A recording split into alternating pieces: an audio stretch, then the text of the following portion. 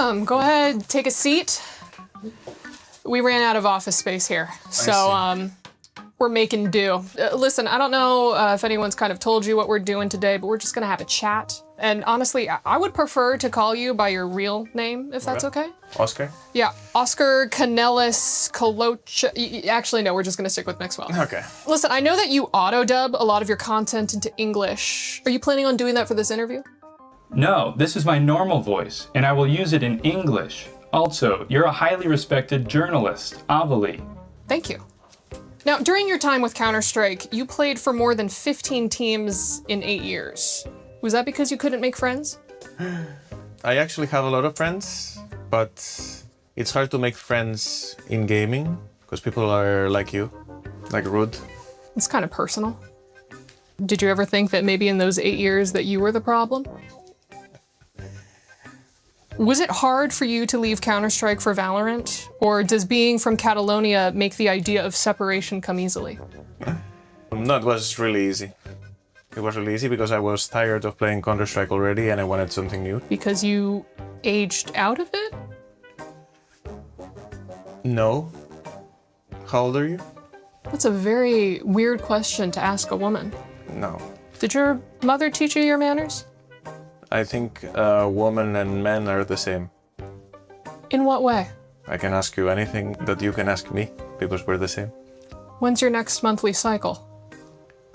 But that doesn't have anything to do with your age. Hold up. We just said that we can ask each other the same questions as man and woman. Okay, I'm gonna answer them. All right, well, let's move on. You recently became sponsored by Red Bull. I can see it on your shirt. Yes. Is that because being over 30, drinking it is the only way that you could stay awake? I'm not gonna get rage baited by that. It's fine. Why do you think that's a rage bait? Your attitude. My attitude? Yes. This is just the way my face looks. Now, Red Bull says that you were, quote, considered by the vast majority of fans to be one of the most charismatic professional players in the esports scene. By majority of fans, did they just mean your mom? It does mean what? Sorry, I didn't auto-dub it. Red Bull says that you were, quote, considered by the vast majority of fans to be one of the most charismatic professional players in the scene. But by majority of fans, did they just mean your mom? Oh. That's a lame one. Your mom is lame? No, my mom is not That's lame. incredibly rude. She gave life to you. Yes. But no. I mean, it's a lame question. It's a very lame question. I'll be sure you can do better. I'll be sure to let our writers know. Yeah. Do it because... Look straight into the camera and tell our writer that you just don't think he's doing a very good job. You probably chat GPT the question or something. You need to, I don't know, do your research. You're the owner of Club Otakar. I'm glad that you could come to EWC, but why didn't you bring your club with you? Because we're starting. We're new. We have only a Valorant team and we need more to compete in the rankings and everything. Is that just your way of saying that you're broke? Yeah. Did you turn to team ownership in the hopes of being less unsuccessful? Less unsuccessful? I mean, can your club beat any team that is not named LK? That's a good one. That's actually a good one. You did your research there. Thank you. We can. We've done it. All right, well, let's talk a little bit more about you. Okay. Right? When you retired from gaming to go into streaming, was it tough to transition from a job playing video games all day to a job playing video games all day poorly?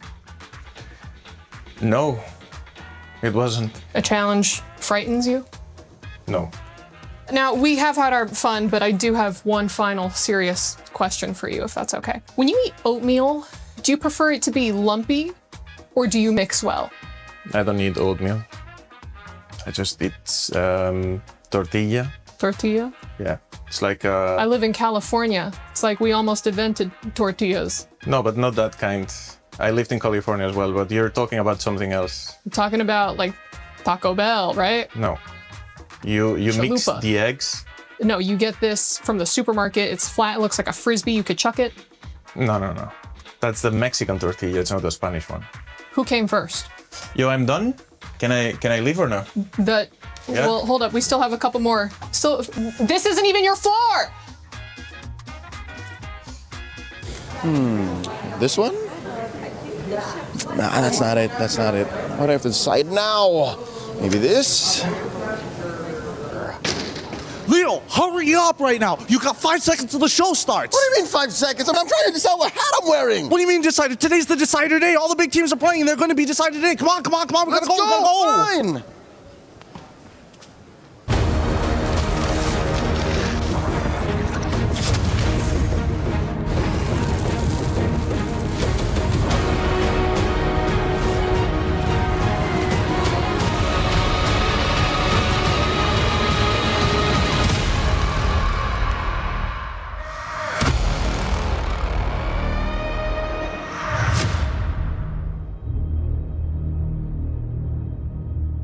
Welcome, ladies and gentlemen, to today's Sports World Cup. Today is day 2 of the MWI. Day 2 is something else. Who'd have thunk that the ladies had it in them to bring out these kinds of moments? Gen G versus Vitality. One moment stuck out. Ashley came in for a kick. It was almost perfect. And then she, weirdly enough, dashed a different direction when it was supposed to be a finish this way. Another moment, I think, that's cool is Galaxy Phoenix versus Falcons Vega Mena. It was an almost perfect Fanny entrance, but I think what made that extra cool was the counterplay, where Ling caught a mid-air Fanny with the shifting skies. It's perfect, right? Shifting skies, and then the Sora came in and served up so many kills to. So we're finally up to day 3. 4 more slots in the knockout stage. I'm definitely excited for Navi versus Gen G. This is a dream match. Also, I'm looking forward to Virtus Pro versus Zeta, because Zeta opened strong. So something tells me there's something more to this team. Day 3 is a must watch, because we're gonna be giving the final 4 slots in the knockout stage to those who earn it.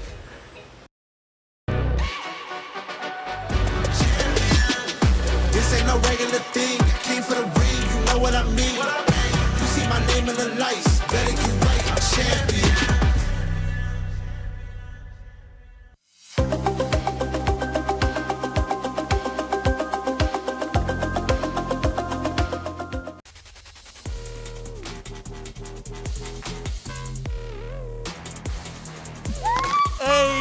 Come on, brother. That's how we do. Let's go.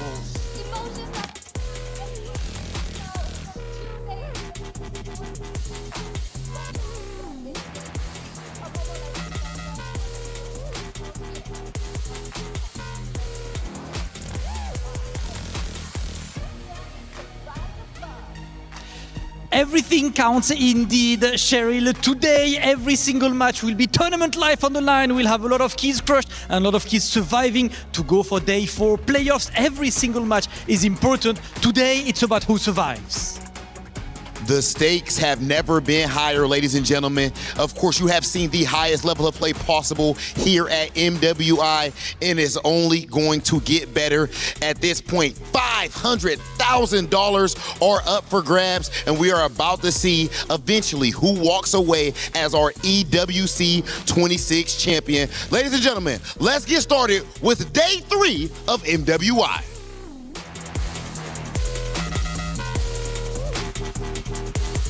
And welcome in, ladies and gentlemen, to the 2026 Esports World Cup. It's day 3 of the MWI. We have a couple more decider matches, and then we move into our knockout stage. Single elimination, 1 life to live, or your key is crushed. You want to be champion, you got to make it through the gauntlet. It's never easy, but being a champion never is. Welcome into the studio. I'm Taylor Reflections Nova, Brigitte, LaFell. Welcome to the desk, LaFell. How you doing? How is Stream B? Oh, I love it, man. Over here, you guys got a lot of cool stuff, I gotta say, in Stream B. Especially yesterday, it was amazing because the ladies played with a lot of heart as well as trust, because every single game went the distance. It went over 20 minutes. Yeah, absolutely. Especially as you consider Stream B to stand for B as the better stream. You started that day 1. I remember that. Day 1, what was up with that, man? Hey, either way, we're now on the same desk. We're bringing it together as a team, and we just watched them, I guess, playing a match over there with the stage host. You know Cheryl won that, okay? Bottom line period, smacked up Rob and Damascus. Today's going to be a great day, though, for sure, even for our first matchup that's going to be starting. But let's recap at least the past couple of days, because we've had some great matches, and I want to start with the biggest one that we had with the biggest storyline. It was Vitality versus Gen G. This matchup was historic. Of course, grand finals from last year. LaFell, it was, of course, Vitality getting the win, and they did so in a convincing fashion. The question now remains, who are the contenders to challenge Vitality? Actually, I feel like that was a very good match for Gen G because I feel like that exposed a lot of the mistakes that Gen G really did. And I feel like they have to go through this for them to eventually become champions because in 2025, they start off very shaky. After a good loss against one of the Na'Vi teams, they started like, you know what? Now we know what's wrong. They fixed it and went all the way to the grand final. So I think that was necessary for them. Ooh, that's tough now that you mentioned that because we're assuming that this was a better spot for Gen G and they are going to go up against Na'Vi later on today. So that puts Na'Vi in a position which is equally as dangerous because they too, I think, have just very recently discovered what really works for them. And we're hoping that we see it continued and maybe not a bit too experimental in this very crucial match. And Bree, obviously, we'll be taking a look at our schedule in just a little bit. A lot of great matches to take place. However, we need to catch you up, especially if you're just joining us for the first time, because there's been a lot going down. Check out the recap. Says magnifique. Bonjour, welcome. This is the morning here in Paris. I'm having coffee alongside with Athena, which by the way, you look amazing. How are you feeling? It is an amazing day. I feel excited, especially it's a day 3 for MWI. Yeah, I'm not gonna lie, this feels like a date. Either ways, yesterday was amazing, at least for Stream B. The girls, they played with heart, with passion, with trust, because every single game of ours, Athena, 3-way elimination, it went over 20 minutes every game. When there's love, there is also heartbreak, right? But onward and over to Stream A, we had quite a few surprises. We were able to finally see the Ling and Fanny showdown from Fa and Nara. Quite an awesome surprise for a few of us who were waiting for that Assassin Jungler matchup. Well, we still have more games for today. We'll see who advances to the knockouts, but for now, we're gonna enjoy our coffee. Au revoir.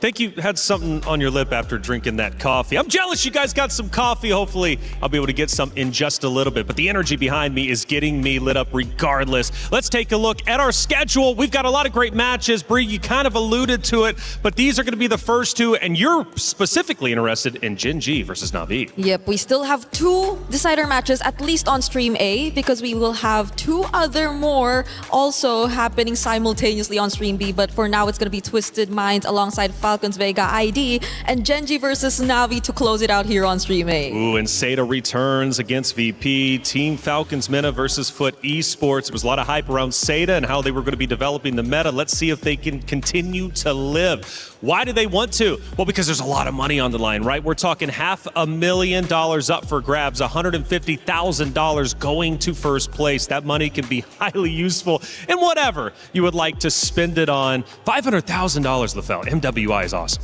That is life-changing money. Basically, every single time we've seen champions came out of EWC, a lot has changed for them, but it's all for the positive. They basically reinvest into themselves just to make sure that they can keep qualifying to EWC every single year. Yep, and on top of that, I feel like even finals MVP awards too and prize money is another topic that we aren't really sure who to expect will eventually get that title anyway, because based on the matches so far, I know we've had a day 1 full of 2-0s. Yesterday, we had some of them too, but it was much closer than we thought, especially on Stream B, when there's tournament life that's on the line. Well, Na'Vi, they're going to be playing today, but they also had a chance to play a mini game called True or False. MWI at EWC26 is what you're watching, and now I got 2 special guests with me. I got Ira and Not Ayanami. We're going to be playing a very fun game, True or False. Let's start with our first statement. Chip is Angela's adoptive sibling. 1, 2, 3. False. Ooh, you guys guessed wrong. It's actually true. Freya is known as the Battle Maiden. 1, 2, 3. False. Okay, not Ayanami. You got it right. MWI at EWC 2026 Grand Finals falls on the 19th of July. 1, 2, 3. True. It's false though. Oh my God. Brute force breastplate is made up of 4 pieces of equipment. 1, 2, 3. True. False. Ira, you are wrong. It's true. Brute force breastplate is made up of 4 pieces, and so not Ayanami is up 2-0. Jusin has the ability to summon Ember Dragonflies. 1, 2, 3. True. It's a tie, but unfortunately you're Give me both points. wrong on this one. No points Still don't have for points. Ira. We're gonna give you a real hammer, and you're gonna have to smash her down, all right? Oh, dang. That's how we do it here at MWI EWC 2026. If you guys want to see them compete, tune in to the matches. We'll see you later. Play is in our DNA. Whenever we let it out, it becomes our superpower. Now imagine an entire city being built to supercharge it. Kadir City, powered by Play. Not gonna lie, that true or false was quite fun. Even Ardess was getting involved and maybe did even better than the players. I'm not so certain, to tell you the truth, but either way, they know what they're talking about, and so does our co-streamer. We got a lot of co-streams taking place, and Rain is one of them. Let's bring him in and talk to him and catch up with everything that's happening at MWI. Rain, what's going on, man? How you doing for day 3? I'm good, man. I think it's such a lovely place, France, in terms of their food, their culture here, their scenery. All good, man. Well, France might be nice in Paris especially, but how's the MWI shaking up for you? There's a lot of unexpected outcome. I never expect that there's certain team from Cambodia and also from Arab that play really good, especially in terms of using mechanical heroes like Fanny, Ling, and giving me a lot of surprise, man. Hey Rain, kapa? Everything okay dekat sana? Rasanya you are over there. Say hi, Rain. Sihat, alhamdulillah. Say hi, alhamdulillah. So Rain, just gotta ask, you know, Team Ray Young, they look amazing. How was that for you? And Arya's playing for Gen G. So how you feel looking at them play for the past 2 days?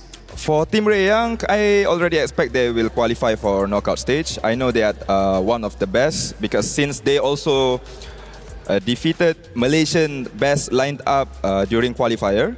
And also for Gen G, I really hope they can go through, man, because knockout stage without Arya, without Gen G, without Ashley is quite weird for me, you know? So I'm hoping they can give like a good draft and also good gameplay for this time.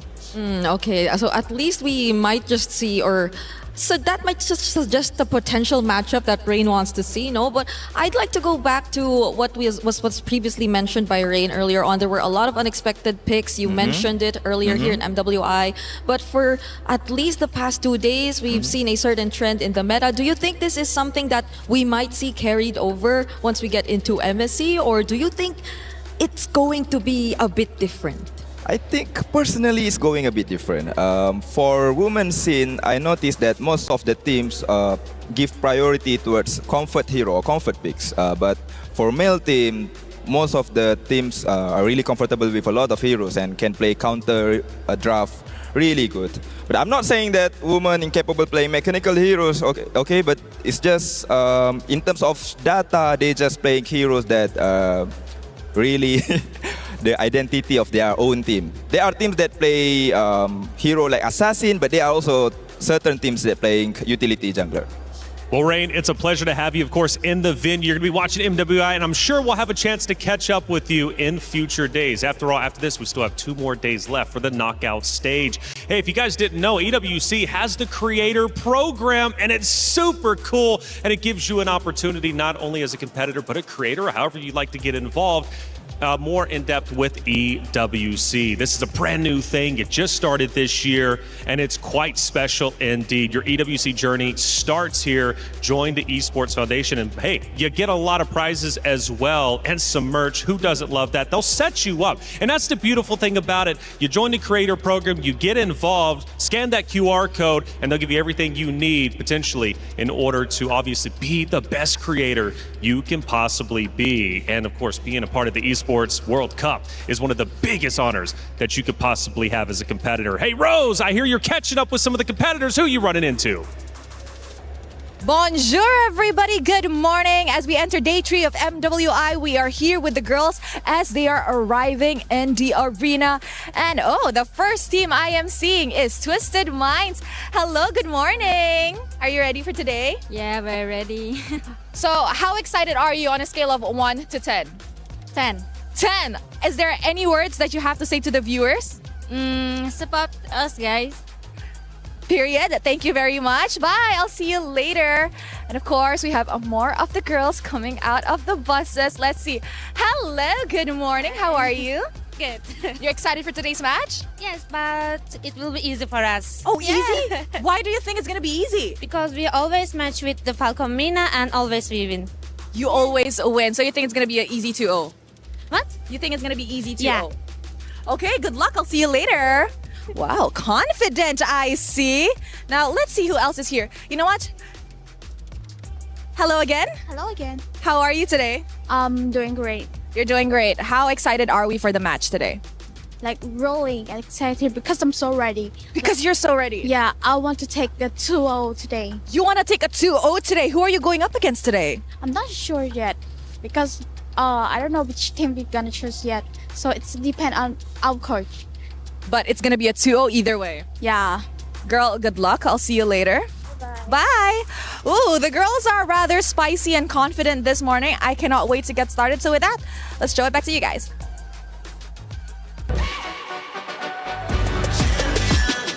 This ain't no regular thing. I came for the ring, you know what I mean. You see my name in the lights, better get right, I'm champion.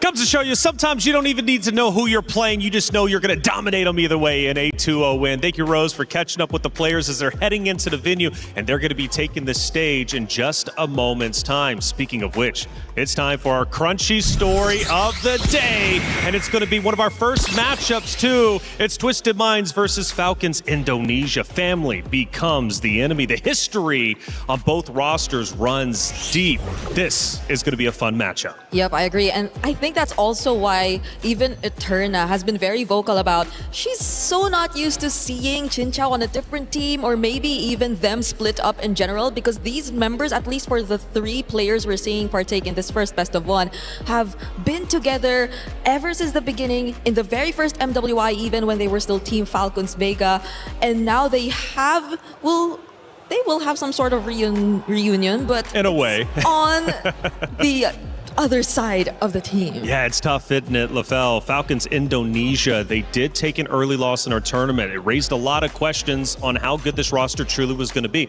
After all, they were considered a contender to Vitality, but they fell short. However, they picked themselves up ever since. And I feel like if they're looking at the matches that Twisted Mind has, they have one common ground, which is Twisted Minds always win, I would say, this first 2 minutes all the way to the 12-minute mark. But then all of a sudden, they give over the map to their opponent. So I feel like for Twisted Mind, they gotta fix that. If not, they're gonna fall against Falcons ID. Yeah, the big story again, when family becomes the enemy. Chinchao versus Maylane, they will face each other and only one side survives. So adds even more layers, right? Only one team can move forward. Who's it gonna be? It's up to them to decide. Not gonna be an easy matchup at all. And Indonesian representation on both rosters. Now here's the thing, honestly, this is something quite interesting for a Twisted Mind because Maylane is known as an assassin player, but so far she's only been using tanks in the jungle. And Chinchao is really moving away from the meta. She has an amazing carry, but she even brought a 1-1 into the game. So I'm really looking forward to see if they will play the same or just against Falcons ID, they'll change it up. Got to change it up, though. Bree, what do you think? Well, Team Falcons ID, for sure, they've already changed their very own play styles. I think in the first day, we got to see them be, I think, a bit more confident with the more high skill ceiling or demanding lineups in terms of execution. But when we saw them come into their second series and simplify things a lot more, that's when execution seemed a lot better for them. That's when they were able to play the better early to mid game. And that's where maybe we see some of the contrast, because if Twisted Minds tend to be shakier towards the mid to late portions of the game, then Twisted Minds or Team Falcons ID, I think, are a team that you should watch out for when it comes to the late game when they get their snowball. And I'm going to add some more layers to that in just a second. But for all of you guys out there, hey, it's Rhino Day. Brand new interactive effect for Rhino Day is available now. Check it out and join the celebration. Get involved. Hey, we got some great stuff coming your way, especially for you MLBB players out there. And again, adding more layers. So Twisted Minds so far in the club championship race have yet to get any points. They're currently sitting at 0. This is a valuable opportunity for them to stay alive and get closer to getting the first club championship points for that roster. Now, for Falcons, obviously, back-to-back champions in the club championship race for EWC 2024 and 2025. But they're a little bit far down than they probably want to be. So for the club championship race, LaFell, this matchup matters. Oh yeah, for sure, because I really feel like for both teams here, Falcons ID as well as Twisted Minds, it's like having seen them backstage, they're really trying to balance out having enough pressure so that you're playing with focus in the game, but at the same time, not too much that you overthink it, because that is something that the players do where it gets too intense that they start to, I would say, have brain fog in the middle of the game. Yeah, fortunately though for Team Falcons, right, in terms of the club championship, they will also have Team Falcons MENA still fighting later on for another qualification match. So I think this is a day where Team Falcons fans really want to pay attention to. Absolutely. Team Falcons fan, you got to send them your energy because they're going to need to build up that spirit bomb because things start to get real. Now, I mentioned that Indonesian pride represented for both rosters. And when we specifically talk about Twisted Mind, they got Coach Nasdux, and he has the understanding of the Indo region. Do you think this is going to be a big buff for Twisted Minds? Not just that. Yes, they have a good idea of what Falcons ID want to bring up, but I got to bring up a name called Sa. She's the mid laner of Twisted Minds, and I feel like she helps the coach so much because her hero pool is so wide. I believe she has 7 to 8 heroes in the bank, so the moment the coach sees a weakness in the draft, Sa is going to be the one to exploit it. So I'm really looking forward to see what kind of hero Sa in the mid lane will be using. I agree, because it's not like she started with the more meta picks and then eventually revealed to us more of the unconventional mid lane picks. She started strong with the likes of a Kagura and the Lilia to introduce the hero pool that seemingly is a huge threat for Twisted Minds. So now that we are in that position where you really don't know what to expect from Sa and the rest of the members, I think there's a slight advantage as well on their side, aside from the Indonesian coach also being familiar with their playstyle. Because again, it's a reunion. So definitely Mei Lane, Chin Chao, they pretty much know how Violet is playing. So if Saw's so good, I believe on the opposite side for mid for Falcons will be Livy, if I'm not mistaken. So how does Livy counter Saw? How does Livy pull herself up and outperform Saw in Twisted Minds? Personally, for me, you got to ignore Sa because Sa will try to catch you, but your target should be someone else. I feel like if Livy is able to take out Chincha, that would be a great help for the team because yesterday at the second turtle, usually the gold lane don't join, but Chincha did, and she immediately almost wiped out her opponent. So you got to look for someone else. Don't look for Sa. Sa is going to be too difficult to handle. What about our jungle battle, though? You got Melon going against Zev. It's past versus present, and it is a little bit deeper than just, okay, I'm going to play my opposite jungle competitor. No, because of the history they both have, I feel they're going to give 150%. Yeah, that's the thing. That's why we're interested to see if they're sticking with the heroes that they've used in their previous matches, because if then so, it's going to be a utility versus assassin matchup that's pretty much going to happen. Only unless the Hirara gets open, because I think it's only the Hirara that Mei Lane has considered in the jungle apart from the tanks. But that's also where we have to talk about the stats here because interestingly enough, Hirara after 2 days have only 1 victory. And funny enough, Hanabi is a marksman that rarely gets picked, but so far, at least in Stream B, only has 1 loss. Overall, I think the Hanabi is on a 40% win rate, which is not as bad as you would expect because in context of a tournament, it's really tough to like stack on those win rates in general as a hero. But I think we've seen multiple approaches to how it's being used as well. Like be it an AG Sanabi, just going up against a Harley and making sure that the Aegis keeps you alive from the deadly magic.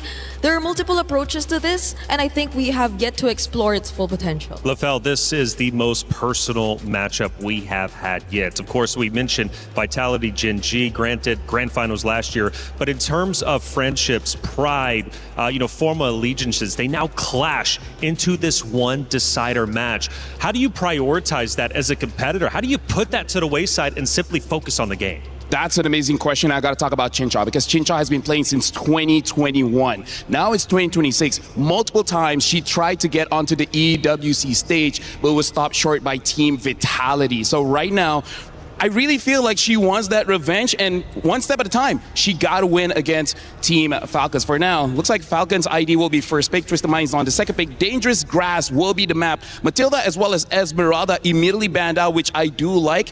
Now the Marcel as well as the Hirara. So this does show that perhaps they just want to fight against a jungler that doesn't want to fight a little bit too early. Yep, probably also full respect onto Kao and the way that they're just able to complement Jin Chao in the gold lane, because the Mathilda has been working wonders for them whenever they do go and stick with utility lineups. So that might tend to alter their decisions by just a bit, but right now, as of the moment, I think there are multiple options out there that are still open for Team Falcons. They haven't been using the Atlas recently though, so maybe some of the mid lane options could be considered here. I mean, like Belleric also has to come into the conversation because in Group B, only 1 or 2 losses for the Belleric. Belleric has been winning a lot, but looks like they will prioritize the Eve here. And I feel like Twisted Mind, they're still okay with it because Sa has a map in her head. You pick A, I have a different kind of option. Usually she would pick up something like the Kagura to burst out this immobile mages. I don't know if she will go for that because sometimes, even if it doesn't make sense, she will go for something like the Valentina or the Lilia. Yep, but something that makes sense though is the Claude, which I think Chin Chao will be using for the first time here in MWI, a direct answer to the Eve that they've already decided to pick up. And now Twisted Minds, that's the thing, if you mentioned Saw, they could probably save that for Red 3 and pick up a different priority here, which is the Atlas that we previously mentioned. Something that we have to check out here, they prioritize the Eve, so perhaps they do want a carry, which has been performing very, very well in Stream B, and part of the reason why Claude hasn't been prioritized so much. Another pick later on could be something like the Hive. I would not like a Hana Beam, maybe blue 4, blue 5 is fine for now. I think they got to pick a jungler. I mean, they did ban out the Esmeralda. I don't know if that has something to do with it, but carry, I think, definitely the better option, since Twisted Minds usually does go for the utility junglers. So you're expecting the more beefy heroes to eventually come out here in the draft, but they instead prioritize the Sora first, and there you go, they lock in the carry. I feel like the Sora was to deny a potential Gort pick, and I feel like the carry was to potentially deny a Barats. And like I said, they're going to pick up the Valentina here, going to have a lot.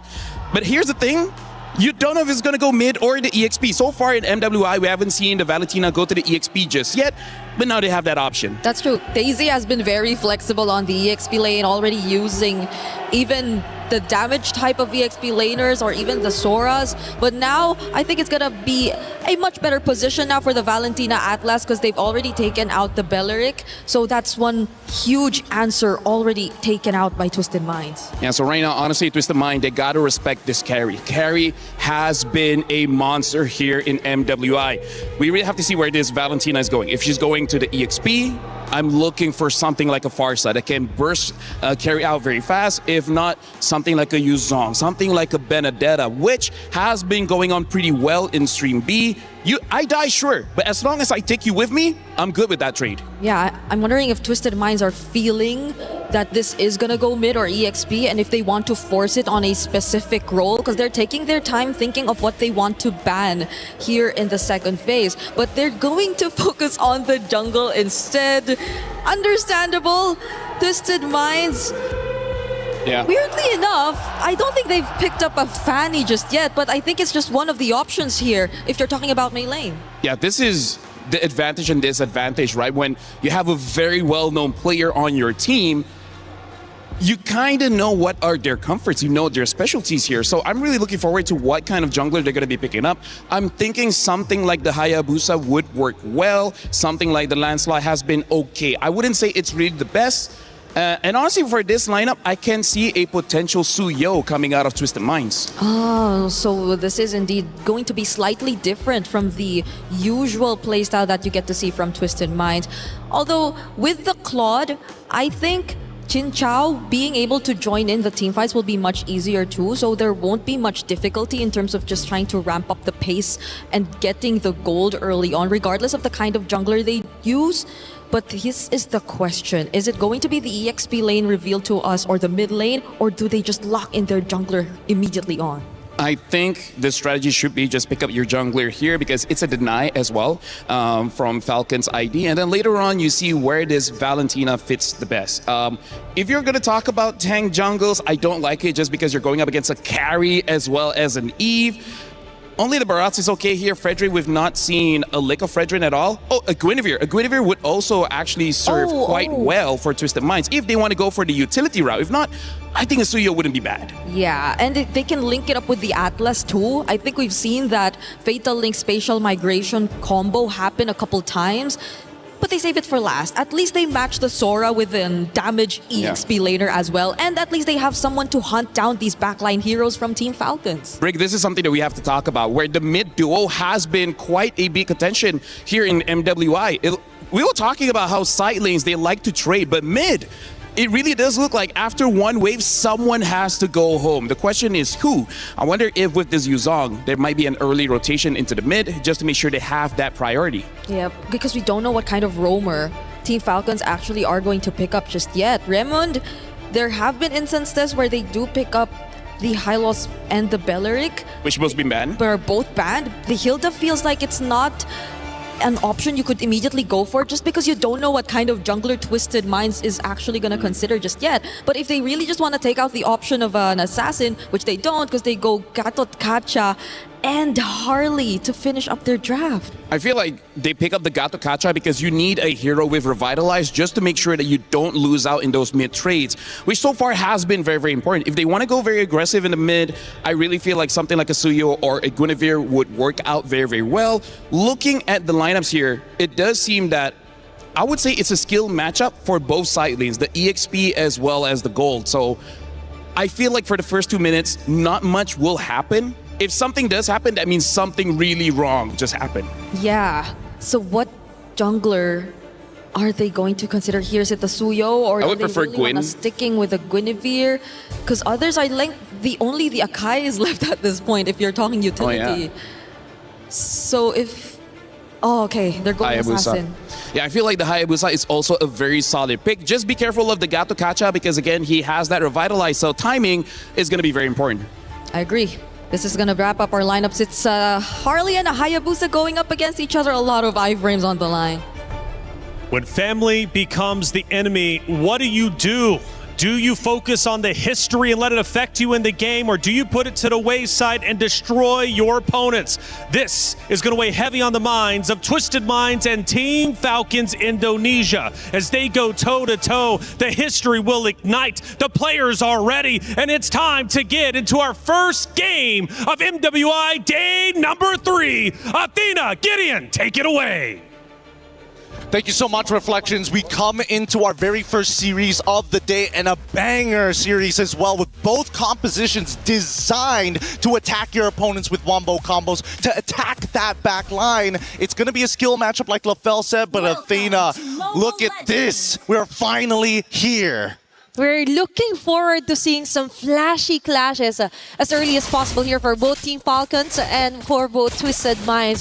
And looking back, we've mentioned that this is kind of a mini reunion, right? But that reunion wouldn't be stretched so far because this is still a lower bracket matchup between them and also a deciding match. It's really important that any one of these teams are going to be closing out the series 2-0. But for now, let's see how this early game is going to progress with so much on the line. The pressure is on, especially when we start looking down at the gold lane. Jin Chao versus Liv. So far, we're already seeing Bargain Hunter being taken by Liv, confident that, hey, I'm going to get my 3 items faster than you. So far, we've seen a lot of teams do this as well on the gold laners. It's all about balancing out as much as they can. Plus, they want to compensate that fast aggression that Twisted Minds might do against Team Falcons this morning. But now, for Raimundo, it's all about protecting the jungle for Seb as well. But that wouldn't be the case, as Maylin will still be able to pick up some of those jungle creeps in the process. Beautifully done. Beautifully done. When you have first rotation and priority from the EXP lane, you can make these aggressive motions. With a small camp already done, Zev just hits level 4 just on time. But if you look on the opposite side, Maylin just has a lot more EXP and gold to work with in her own jungle. So we need to see the response from Falcons, because it looks like it's on towards Daisy's side. Okay, there's kind of a bit of a reaction here for Sev and Violet, but it looks like for Twisted, you're just waiting for an objective to actually spawn out. And it's all about maintaining the tempo, not yet really the diving in here for Twisted Minds. But still, it's a Raimundo and Sev in the vicinity of the neutral objective. Let's see what Sa is going to take. It's really important to have the correct ults for the right situation. And so far, it's a 50-50 with both sides controlling 2 opposite ends of the turtle pit. Maybe it's best if she could copy or be in the vicinity where Liv is at. And that is exactly what she's doing. But no, she is going to copy Violet's ultimate rather. But still, it doesn't make sense. She slowly backs away. Maybe it's all because Melee is still not ready yet. Falcons here still focusing onto the turtle. Seb will be securing that one. The box is here.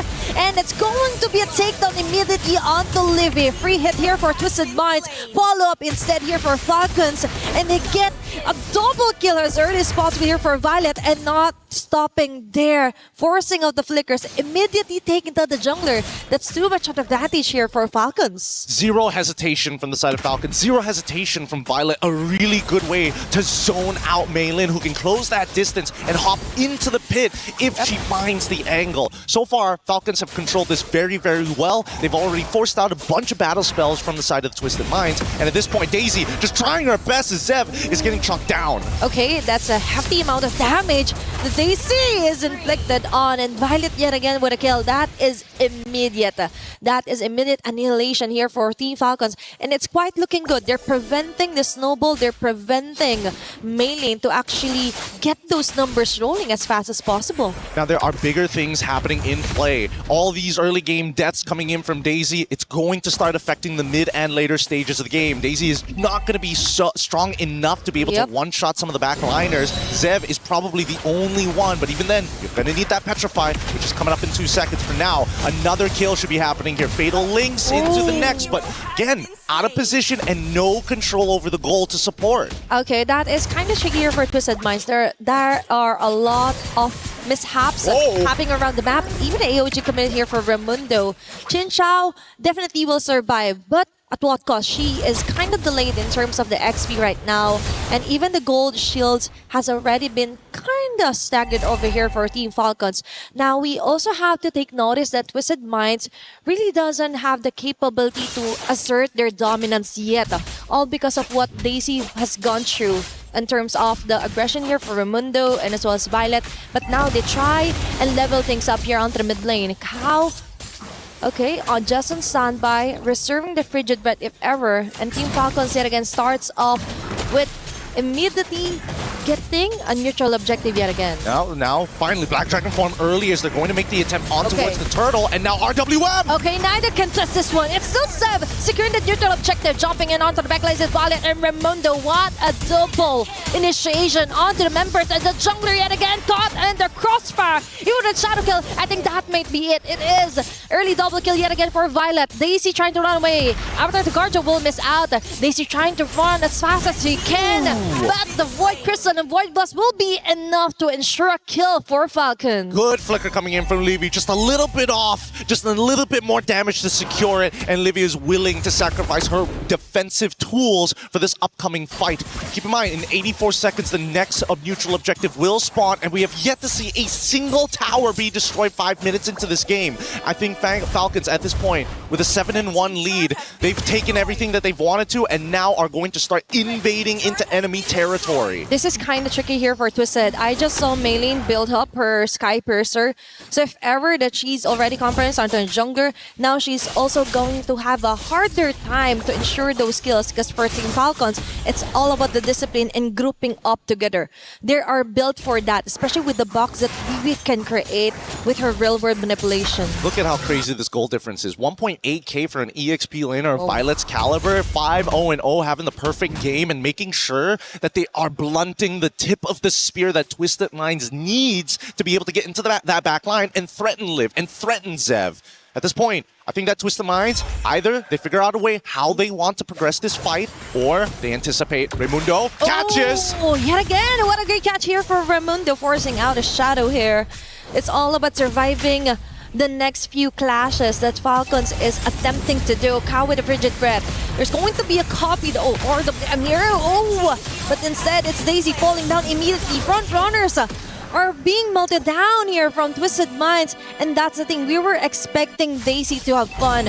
We were expecting her to get access to the back laners for Falcons, but instead, it's Falcons getting easy access to her. Oh! Besides here for Violet, it's Sad trying to run away with a copied version, and instead, it's a turret being taken down. It's Falcons getting most of those advantages. They know. Oh, and Jin Chao gets caught by this. Unfortunately, not enough damage. Really good timing from Jin Chao. So far, out of all the members of Twisted Minds, it seems that Daisy is the most jumpy in these types of situations. Everybody else is just a little bit calmer. I think that's stuck in one more auto attack after that cloud shift. She can almost guarantee herself a double kill underneath that tier 2. But for now, Twisted Minds, they've made 2 back-to-back mistakes here, and so far the pressure is surmounting as Falcons now creating a mountain of gold. 5.9k hovering around that area as Jin Chao cannot deal with just the raw economy of Zev.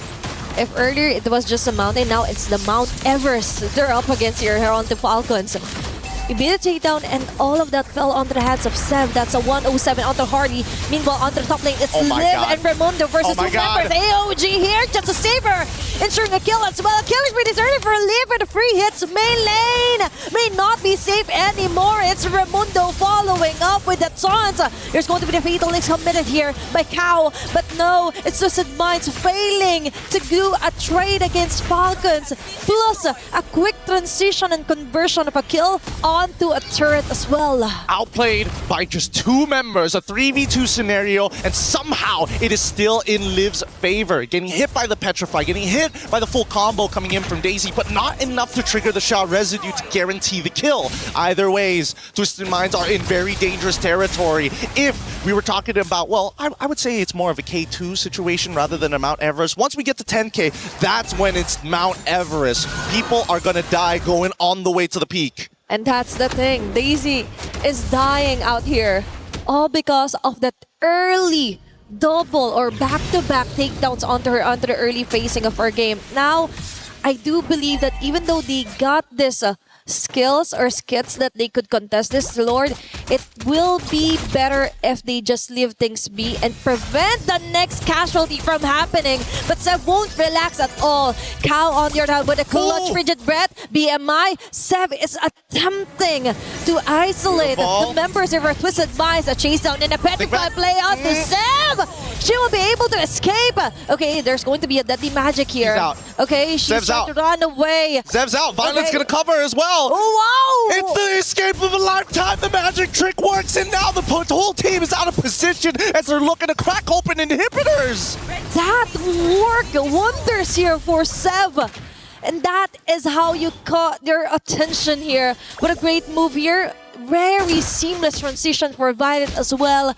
And all of that, they just wasted a lot of time here against Twisted Minds. So much because of that. And now we are here at the peak of Mount Everest. You better bring your oxygen tanks because not everybody can breathe this high up with that much gold in the bank. 11K lead so far, or a minimum of 10. We know what that means. The GG angle is here, and I think that Twisted Minds, I see Chin Zhao only getting the golden staff right now. We're currently at 23.9K. I'm going to assume that it's only 2 items complete as they engage with a cloud shift. Okay, that's a very nice combination here for Violet and the rest of the gang. Leafy with an RWM to ensure things will be inside the box. Liv with a double kill as well. Members of Twisted falling hand by hand here. And that's going to be a 4 women down. Eventually a wipeout and a game 1 win for Team Falcons. Beautifully done by the Falcons. They knew exactly what they wanted to do. First turtle, if we punish this Yuzong, we get it, and we can go even further. We're going to double down on the Yuzong, and once Yuzong's completely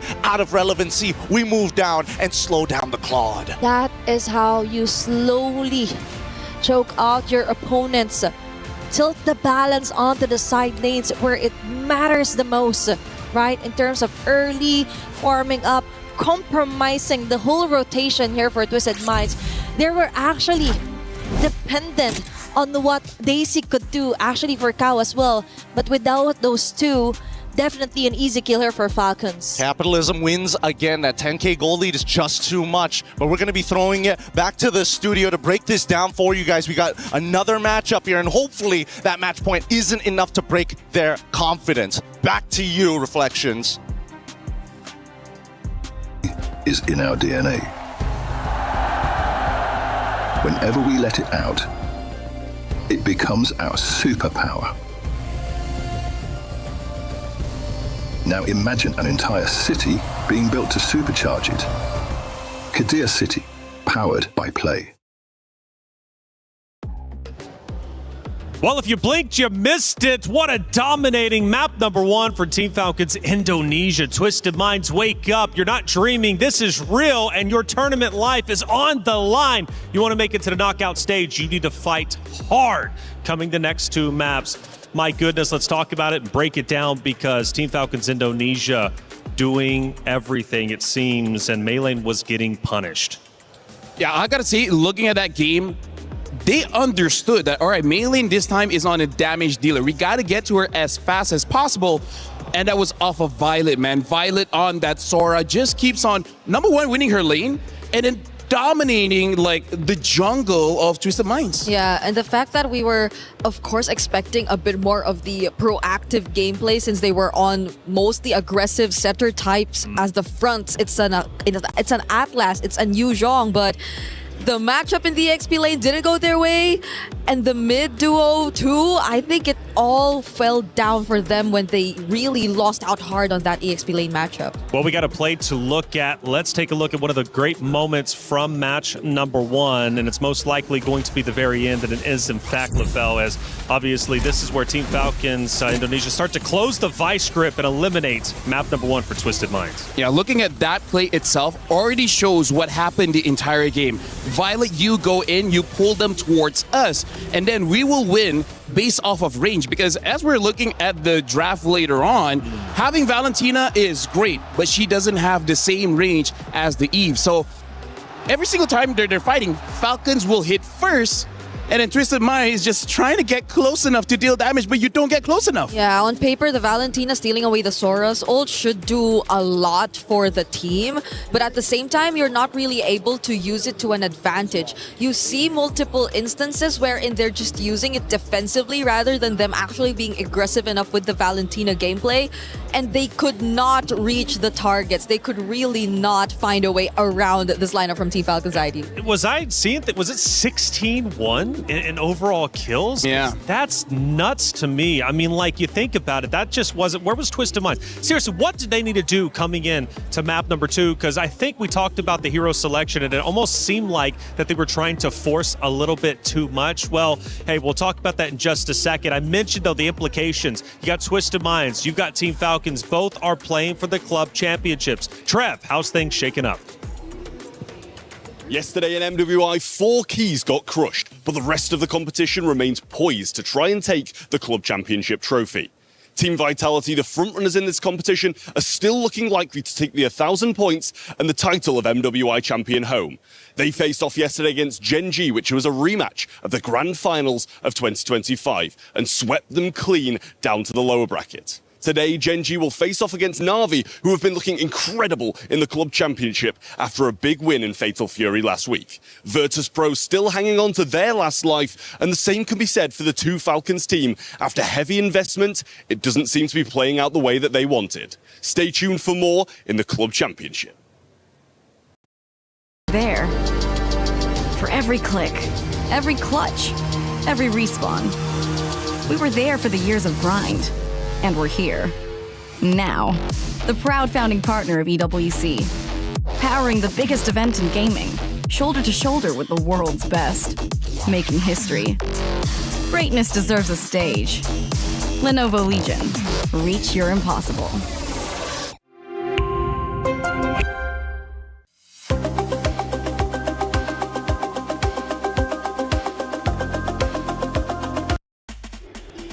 Well, Trev mentioned it. For some of these orgs, it's a heavy investment into the games that their competitors are playing. This is no different, right? Twisted Minds, Team Falcons, both tried to gain the club championship points. And for Twisted Minds, again, they currently sit at 0. Twisted Minds need to stay alive here for the hopes of a Twisted Minds club championship race moving forward. It's only week 2, it's early, but you fall too far behind, you'll just simply never catch up. Now, going back to the hero discussion, you mentioned something that I found quite interesting. For some of the hero picks, you mentioned it was an expression of skill. Yes, honestly, coming in from both teams, this is one of those high-risk, high-rewards kind of draft where if you die 2 times, that's it. That's the end of the game, because this is a very punishing meta now that the jungle gives more gold. Because what happened in that game was Falcons ID won so much that Twisted Minds could not farm up so that they didn't have the item. So it was like trying to chop down a tree with nail clippers. You will never have enough damage to do anything against Falcons ID. That will take some time if you do it with nail clippers. But that's, I think, also on top of the fact that we felt a bit more of an adjustment from Twisted Minds, because we're more used to seeing them play the utility type of approach. But I think Falcons ID just did their homework so well too. The Mathilda ban hurt them so much in a sense that it kind of made them hesitant to just prioritize their utility jungler overall. And at the same time, them picking it for last, resorting to an assassin, and having to also pay attention to Chin Chao, I think they had to do some certain significant adjustments from their end. And I got a key talking point I want to bring up to both of you out there. But for all of you at home and also in the venue as well, check it out. My Champion Pick. It's here. 2 champions, 1 game. My Champions Pick event is now live. From July 27th, submit your predictions for the MSC and MWI champions for a chance to win 50,000 in-game diamonds and MSC 2021 and 2025 tournament skins. Don't forget to leave your picks under at MLBB Esports for even more chances to win. Lock in your champions now and cheer for your favorite teams. My Champion Pick now live. Get involved. It's some good stuff coming your way. Now, again, going back to the hero selection, again, it was a bit drastic. I mentioned the coach, though, for Twisted Minds, knowing the Indonesian playstyle, coming from Indonesian himself, of course, players also represented on both sides. Do you think he tried to get a little bit too tricky, thinking like, okay, I know the mindset of the Indonesian team on the opposite side for Falcons Indonesia, but maybe he just did a little bit too much? Indonesia as a region, they're a very fight-heavy region where it really is very, very short games just because you win the first 3 minutes. After those 3 minutes, it's very hard for you to make a comeback. So I think that's why both coaches tried to draft a little bit more risky and kind of hope for the best. I want to see them pull that back just a little bit and try to help out Chin Chao just a little bit more. I feel like she can get more help.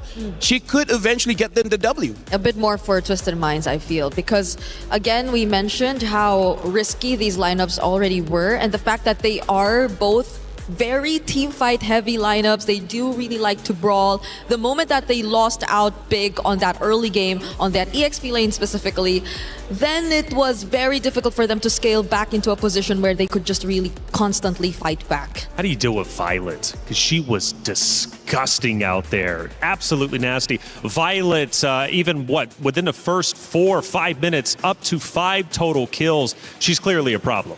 I feel like they're going to change just a little bit on the strategy, because what happened in that game was that the mid duo tried to make sure that the mid duo of Falcons ID does not move. I think this time they're like, you know what? Let's help out the EXP lane. How about 3 people go there? How about 4 people go there? If they can shut down Violet early, maybe the game would have looked different. Yeah, maybe give the more Sa type of heroes that would just really catch them off guard. Have more range at least. Have more range, movement around the map, because with the Valentina, range given, it's not so good as the other mid lane picks out there, but I think also movement really restricted, because she really wasn't able to get the advantage in the mid lane up against the counterpart, up against the Eve. My biggest concern, though, for Twisted Minds, they lost that so quickly. Now they're immediately going into map number 2. The regain is going to be so hard. This is something that I have to talk about, because in Stream B, even after losses, Chincha was smiling, having fun, same as Maylin, and this shows their veterancy, right? They've been here since 2021. They've suffered losses before. They know how to recover, and looks like part of that recovery is banning out that Sora. So quite unorthodox. We haven't seen a Sora ban for quite a while. Speaking of, Twisted Mind is going to be the first pick, and then Falcons ID on the second one. They're playing Flying Clouds for this one. Sora as well as Atlas banned out. But you know, Sora was also used by Daisy on Twisted Minds, and she had a phenomenal job with it. So wouldn't you think maybe, even though banning it out is a bit risky, why not try to risk the fact that you might be able to get Sora yourself? I doubt that they'd prioritize it for first pick though, so there will be a greater chance that Team Falcons ID will get their hands on it all over again if they don't take it out here, because they prioritize it the same, even knowing that the Valentina's open in game number 1. The other possible answer might be this time, maybe Daisy has to go for a tank, like a proper tank, so that you can actually have an assassin in the jungle. Because again, the EXP needed farm, right? The mid needed farm, jungle needed farm, gold needed farm. So losing 1,000 gold kind of feels like losing 10,000 gold. And because they went with an Atlas, which is a setter type, which is more like a bruiser rather than someone who could... Less of a bruiser rather than someone who could just keep standing in front of your way. He doesn't slow down their rotation. No, if he tries, he'll die. Yeah, so that's why I think there has to be some adjustments, because the EXP and the Roamer definitely are the anchors of the team if they just really want to spread out the gold that way. And by the way, you mentioned over on Stream B, they were smiling after a loss. I just saw a smile there. So Twisted Minds is coming back into this. They're feeling good. They are not fazed by that early loss. Because I feel like they understood why they lost, right? Like that's part of the reason why they're still okay. It's like, it's something you can solve. It's not something that they're too strong. It was just our mistake. Yeah. So now the Marcel gets open. Oh, Marcel. Okay. This is gonna change things quite a bit, because we barely see it open here in Stream A. But the fact that Falcons ID have already secured the carry yet again, I feel like this is gonna be a staple in their lineup up against Twisted Minds. And now you might want to think twice about what the option in the jungle is going to be again. Brigitte, I really feel like carry is going to be a big priority in MWI, maybe even MSC, because carry counters so many meta picks right now in the EXP as well in the jungle, where before this, we hope for Gord to be that tank killer. Now the job goes back to carry, which, you know, is why she was designed the way she was designed. Yep. Oh, the Paquito gets picked up. So Twisted Minds are still going for a... This is going to be Esme. Okay, this is going to be Esmeralda fighting against Paquito, wins the lane, as well as the counter is not there anymore. I don't see why not pick up an Esmeralda here. Yeah, at least for Twisted Minds, though, they revert to something that's more common to them. It's the utility lineup and a damage EXP. So maybe, just maybe, Daisy gets a bit more comfortable here. But again, the presence and possibility of a direct counter to her lane. That's what we have to watch out for here in Red 3. Does Falcons ID do finally pick it up? Or do they just really want to play confident and show us something else? Yeah, I feel like the correct answer is going to be Esmeralda, but hey, like you said, maybe they want to go for a very different direction, because maybe they want to pick up the jungler now before it gets banned out. So yes, they do pick up the Esmeralda. So now let's talk about what Twisted Minds really need. They have burst, they have crowd control, now they need consistent amount of damage. Something that Chinchao used before was the 1-1, but I do not think that will be a very good pick here. Yeah, I think on paper you would want to go for the Claude, since you already have to answer the Eve, not directly winning against the carry, but that's pretty much a given considering the way the meta works right now. And you need a bit more of shred and DPS, as you mentioned, because you have an Esmeralda on the other side. Yeah, and now look at this. They're batting out the shred. They're batting out the gourd. So this Esmeralda will eventually become a very big problem because even though the Claude builds Demon Hunter Sword, it's going to take some time for you to take out the shields of Esmeralda, especially because you have a Paquito, you have an Akai. They're going to give shields over to this. In fact, even a Marcel, right? Every member of Twisted Mind has a shield that Esmeralda can absorb. So the likes of a Claude might not have enough damage to even break the shield. How deep can Sa's hero pool go too? Because we've seen like attempts to even use a Lunox to answer against these kinds of tanky heroes, but does she have it in her pool and will she be comfortable enough to play it? Arguably so though, I think she will have enough space. She's paired up with a Marcel. They also have the Akai on their side. She will have the Brilliance to temporarily keep herself safe. But range might be another issue for Twisted Minds if they do decide to go for the Lunox route. I've seen a Lunox in Group B, but that's from Foot Esports playing it in the gold lane. Sorry, not Foot. MIB are lost. Oh, yeah. Yeah, so now, are they going to fully commit on banning out catch heroes like the Cho as well? Oh. The Kimi gets banned. I was thinking of the Kimi as well. Not an amazing pick against the Eve, but if you commit to maybe second item Sky Piercer after 3 stacks, you should have enough damage to deal with the Esmeralda. But I wonder if the Kaja was banned out here because we're already assuming it's an Akai jungle. Part of the strength of Kaja. Remember how game number 1, Falcons completely control the jungle? Yeah. Kaja is amazing at that. You know, the passive as well as the basic attack can steal many camps away. Oh, yeah. And again, there's a carry. Cho is a good partner with carry, same as Kalia, same as Kaja. Anyone that can catch, carry's happy with them. That's true. That's why they probably took a bunch of the pick-off-centric roamers out. They don't reveal to us the roamer just yet, though. They go ahead with the Harley. That's a lot of magic damage we're starting to see from Falcon's ID. I feel like Harif will have enough burst, actually, and ironically enough, to deal with Esme, but again, it's so risky. But that's the problem right now. Every single pick for Twisted Mind is pretty risky, so they still go with the Claude. They're going to try to roll with this again. The mid is going to be the most important one. You need some kind of burst so that your early game is not as difficult compared to game number 1, because again, this is tournament life. Yeah. Lose here, you're gonna go home. Someone who's not as easily caught, someone who can probably also kite because you're expected to run around a lot of times. It's a Harley, it's an Esmeralda in your face, apart from the fact that you have to deal with the range from the Eve. So Sa is really taking her time thinking about this, but she will default back into her Kagura. Because I asked her in an interview, your Kagura was amazing. Do you feel anyone else will use the Kagura? And she's like, maybe, but I'm the best. I'm the best Kagura. So I feel like this is do or die. This is her telling her coach, I don't care if it's not good on paper, I want to use my best hero. Yeah, and maybe just be very specific with your targets too, because the Kagura, once it's actually farmed up, can deal decent amounts of damage, especially to the likes of the Harley and the carry altogether. So maybe they will just really try to focus fire majority of their burst damage onto one. We also don't know what the Paquito is actually going to try to build from this point onwards. So that can be another layer to the burst damage that we're expecting from Twisted Minds. But Falcon's ID, the roamer, is it a Cho? I feel like a glue will be fine here. They don't have the damage profile to take down a glue. But looks like they're going to go for the Hilda. So the Hilda is just to match the Marcel. We're going to have a woman-on-woman defense, making sure that the Marcel is always marked. I got to say, Brigida, looking at Twisted Mind, they're drafting like their life depended on it. And now Falcon's ID, they're trying their best to counter every single pick of Twisted Minds. But will it pay off? That's the question. For Team Falcons Indonesia, they struck hard in map number 1, and Twisted Minds are forced to come back to protect their heart in the tournament. The key, will it get crushed after this map, or will we go the distance to a map number 3? It's up to them to decide. Athena, Gideon, let's get it started.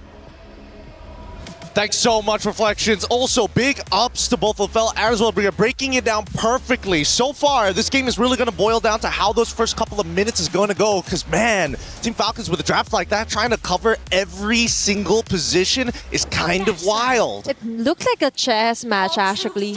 Answering each and every move that we've seen Twisted Mind try and take. Actually, for the Kagura, I'm a bit concerned. Although, it's all about the mechanics and the pilot, right? That's true. It's all about who uses the perfect timing as well here for Twisted. Immediate interception here for Twisted Minds and a punish onto Zeb. First blood here for Cow and Daisy. Violet might fall as well. It's Daisy right up front. They're so with smart. an early double kill. They're so smart! They're so smart! This is the first time we're finally seeing the counter jungle actually happen. You're predicting your opponents, giving them no information, walk up to try and invade, and instantly body slammed into them. And you've got a Paquito who's strong at level 1 to make that happen. That was great. And now Litho for free. Great minds do think alike. And now it's Cal on to Levy and Raimundo. Now we see some action.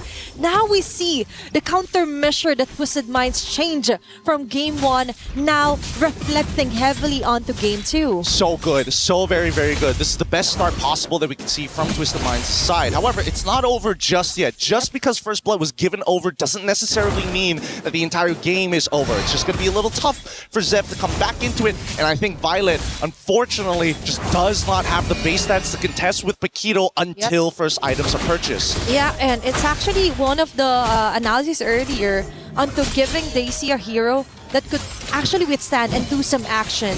And now it's up to main lane to actually try and bear some of the responsibility to setting up bigger and better team fights here for Twisted Minds. And now onto the top lane is going to be Chin Chow yet again being targeted. There's Seva onto the side lanes. Very nice BMI out here just to disengage. Yeah, they didn't see the BMI, unfortunately.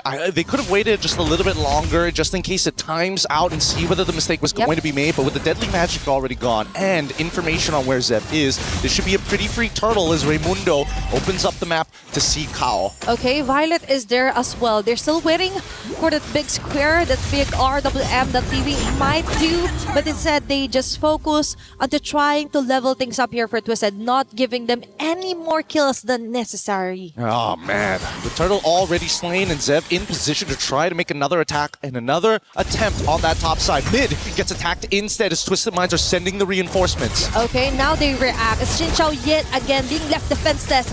Even the Deadly Magic committed. BMI just enough of a shield to get back and survive. And now it's Cow living some of those free moments with a chucking shot, but all is still good.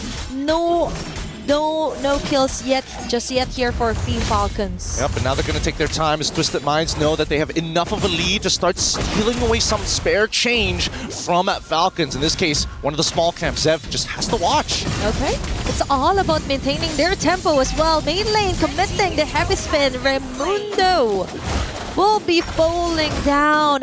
What a smooth transition for game 2 here for Twisted. Yeah, Raimundo, a little should be careful here because at this point, Twisted Minds, they don't mind just ripping the ult.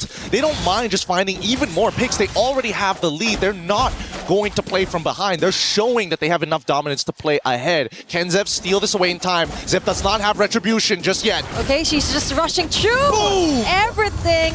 And it looks like it's still main lane here. Possible punish? Okay, onto the top lane. They go for the counter punish. Raimundo onto the back, targeting Cow. It's it again, going in with the golden orb, but no one is caught here onto the side of Team Falcons. But yet again, what a great answer. Trying to push back a little against Twisted. A slight adaptation. Oh, the ENG overturn connects, and now the Blazing Duet in the back line! Chin Chow does a great job to committing a damage, but still isn't enough to actually turn it into a kill. Now, across the map, there was also an attempt here for Team Falcons, but unfortunately, though, it doesn't succeed. It doesn't still equate onto any kills.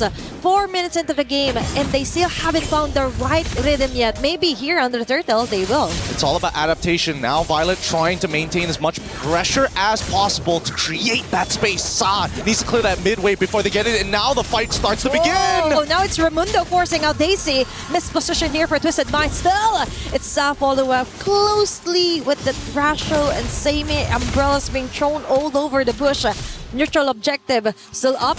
They might not reset this one as Twisted continues their dominance here onto the top lane. Raimundo and the rest of Team Falcons will disengage and not contest the turtle anymore. Sa, and again with Yin yung overturn. Liv trying to run away. Golden Aura as well, looking for the side steps just to try and survive. And she will not, even with the flying clouds, still isn't enough time to actually help her.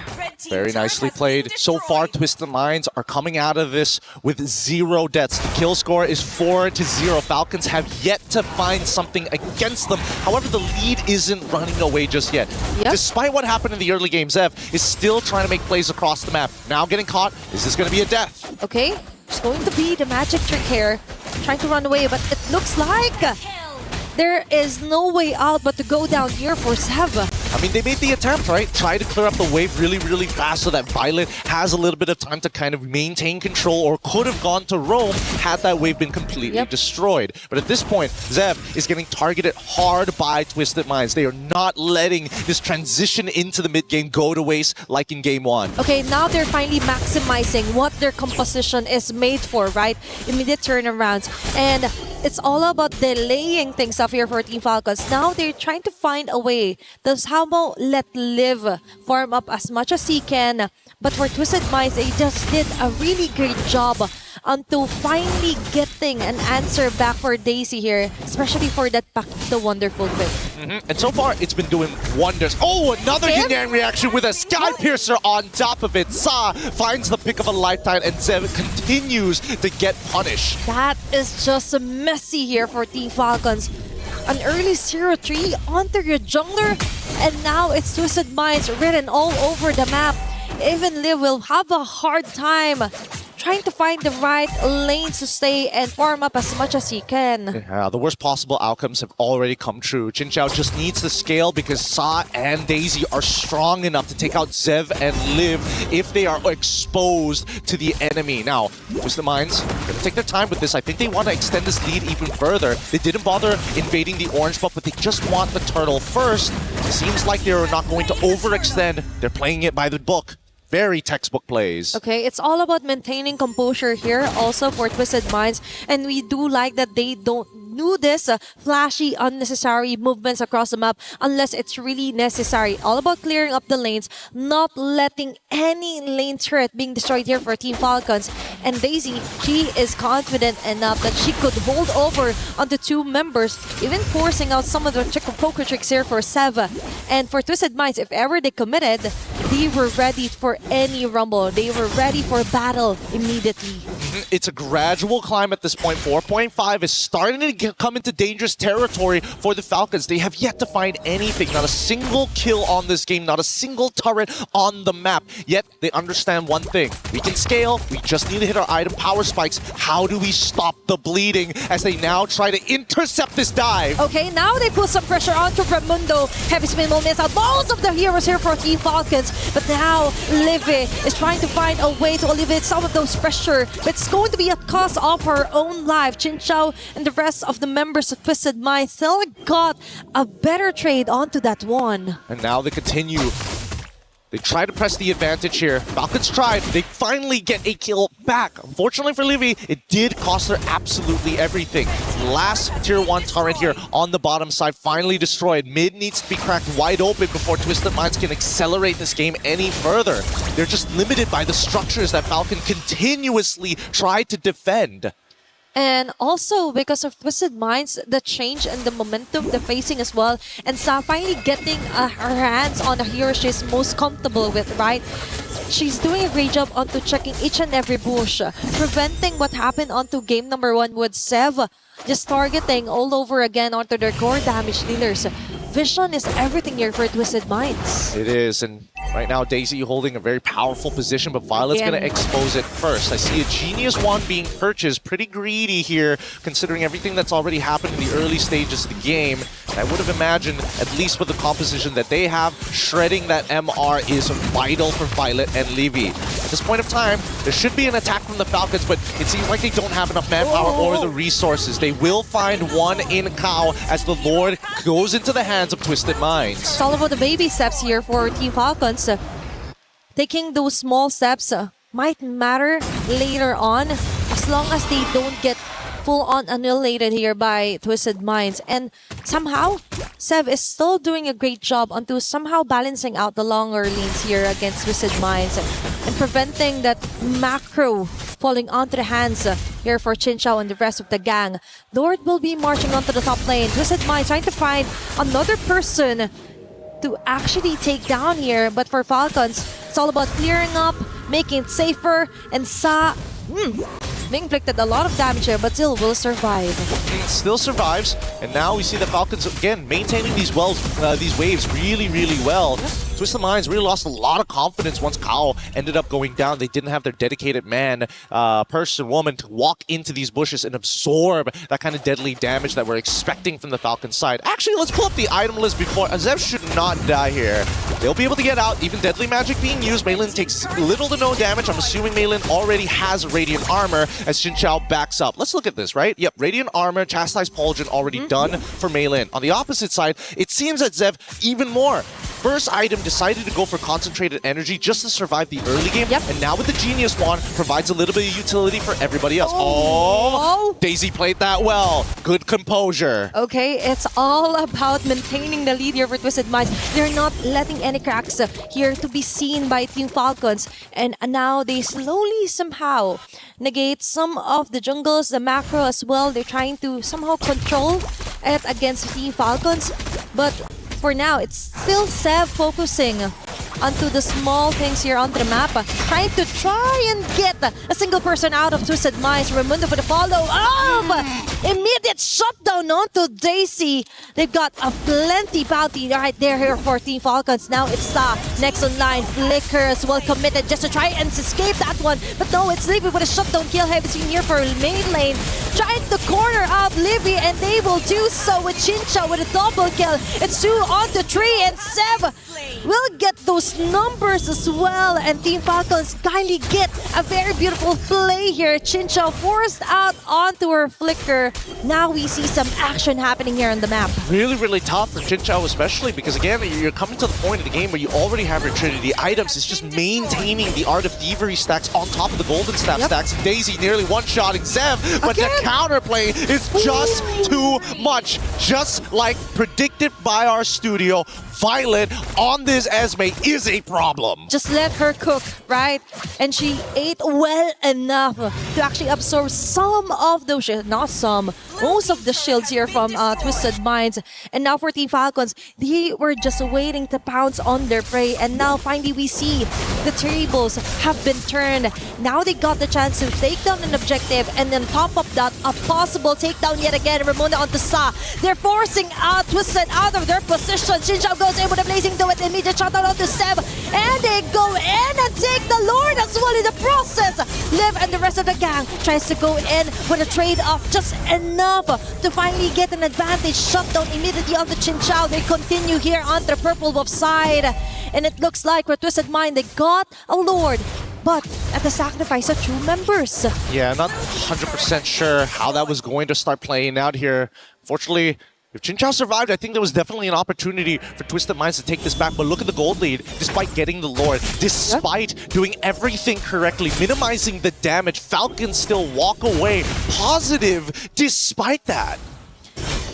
That was a very smart move actually here for Team Falcons, just waiting. And then Raimundo focusing solely on Tusa, preventing the burst from ever happening. She was just so far.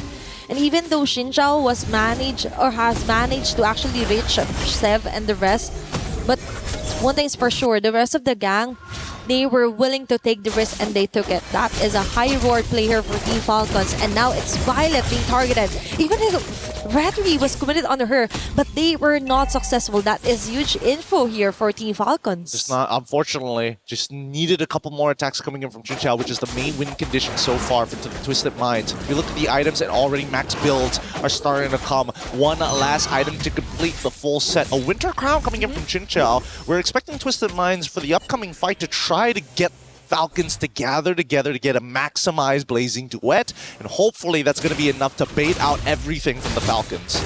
That's the thing. Now we have to solely focus onto when and where Chinchao could possibly come from, because she is the most crucial piece alongside with Saa. And Raimundo is just doing a great job onto spotting out those two critical members here for Twisted Minds. And looking at the Dabijet ranking, she is the key to all the fights that Twisted Minds would be able to win onto this clash. They're really struggling. Again, only Chin Chao can technically do relevant damage to this Esme, but now they're trying to defend themselves as the Conceal comes out. All this for a tier 2. You can see how the tables have shifted from a dominating early game from the side of Twisted Minds into the mid game, where Falcons use their experience to hold on to the economy and stop the bleeding. This is a really great showing of veterancy, not only by the Falcons, but creative adaptive plays from Twisted Minds, because now they've hit the second roadblock. The first one was preset from game number 1.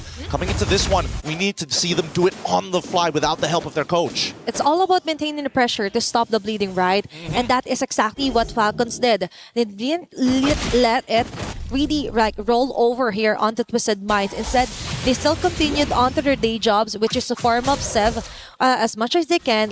Let Liv take most of the farms as well when it comes to the minion waves, and now they focus onto getting Daisy out of position. That was a really close call here for Sev. Now they come back.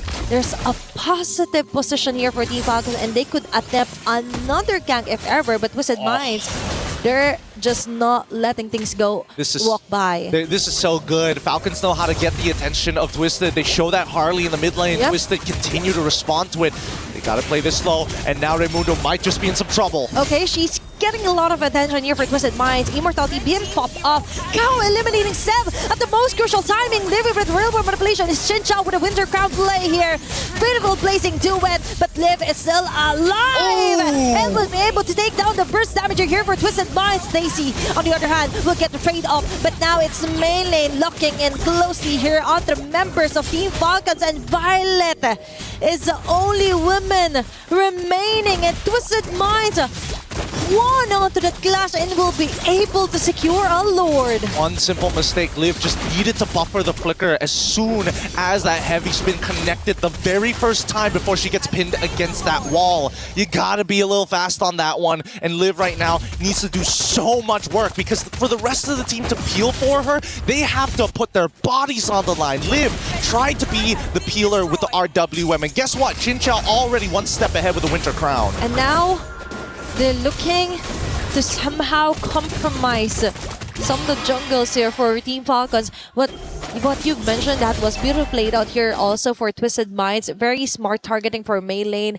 and Cow directly assassinating Sev started everything, and it all fell onto the hands of Twisted Minds. Now the Lord will be marching onto the bottom side. Now this is where it's going to get a little difficult here, because Twisted Minds don't exactly have the greatest ways to zone their players off without having to commit really big ultimates. And in this case, it's that heavy spin, unless we see Daisy flicker, which isn't up for another 36 seconds. Yep. But they're making it worth it, right? For Raimundo. Oh my god.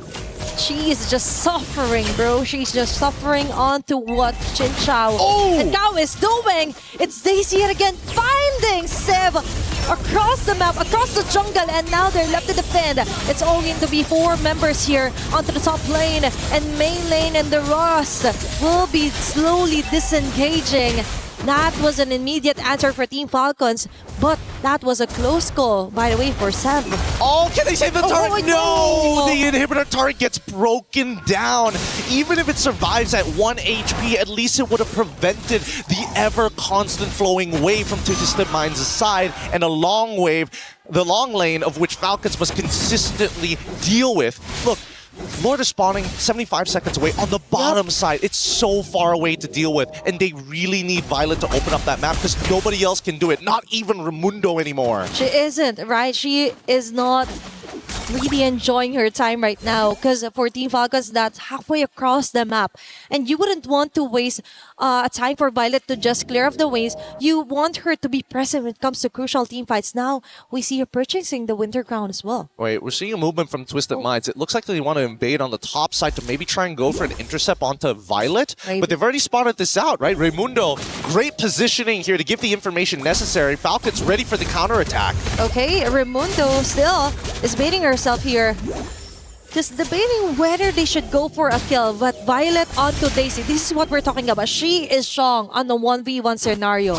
But if there were multiple members, that is a different case. So Team Falcons needs to be really careful onto sending Violet alone across the map.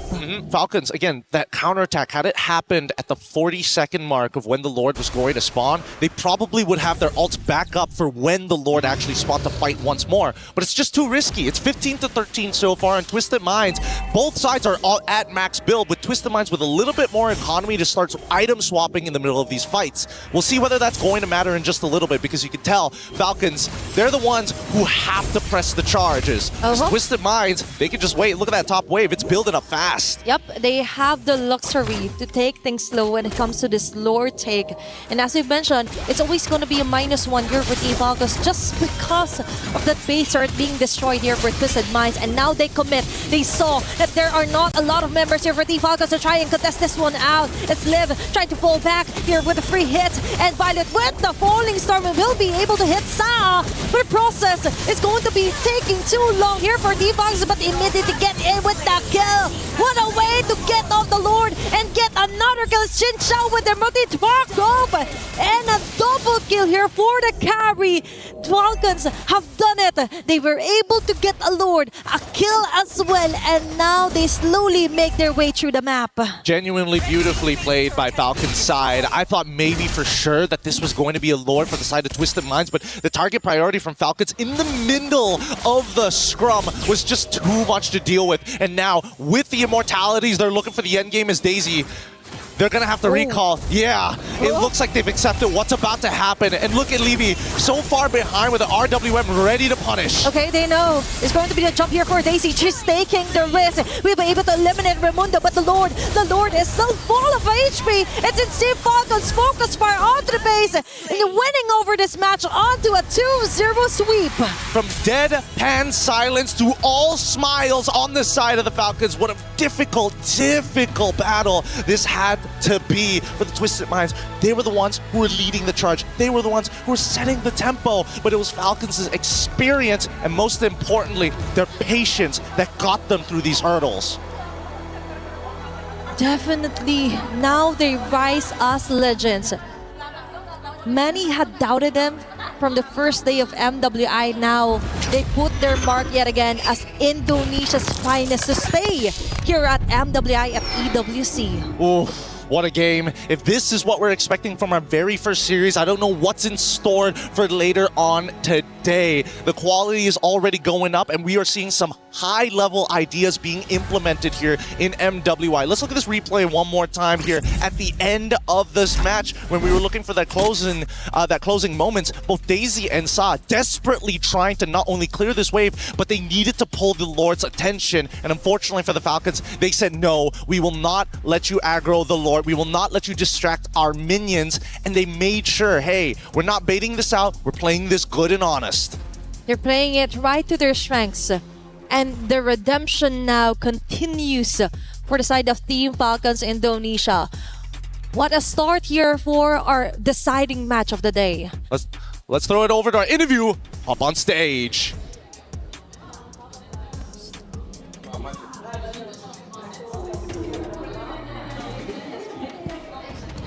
From your former teammates?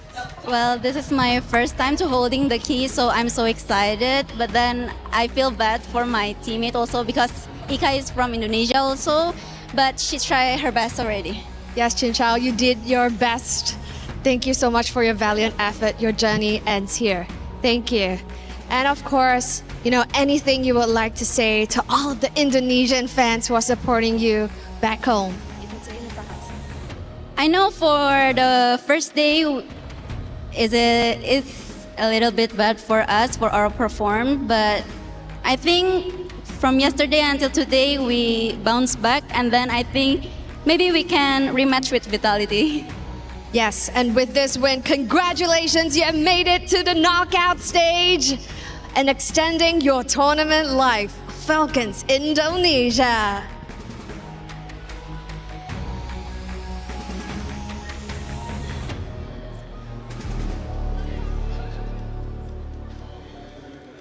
is time for that very important moment. We have a tradition here at the Esports World Cup.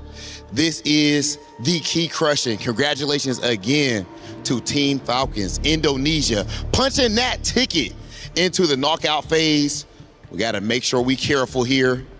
Stuff get real serious, making sure that our key master lets you know exactly how it's done. Okay, we've seen the respect on stage, but at the end of the day, ladies and gentlemen, there can only be one when it comes to competition. Nothing is given, everything is earned. Oh my gosh. Yes, sir. Oh my. You see the reaction there. Congratulations again. Ladies and gentlemen, they are officially qualified for our knockout stages. Let's go ahead and take a look at the match highlights.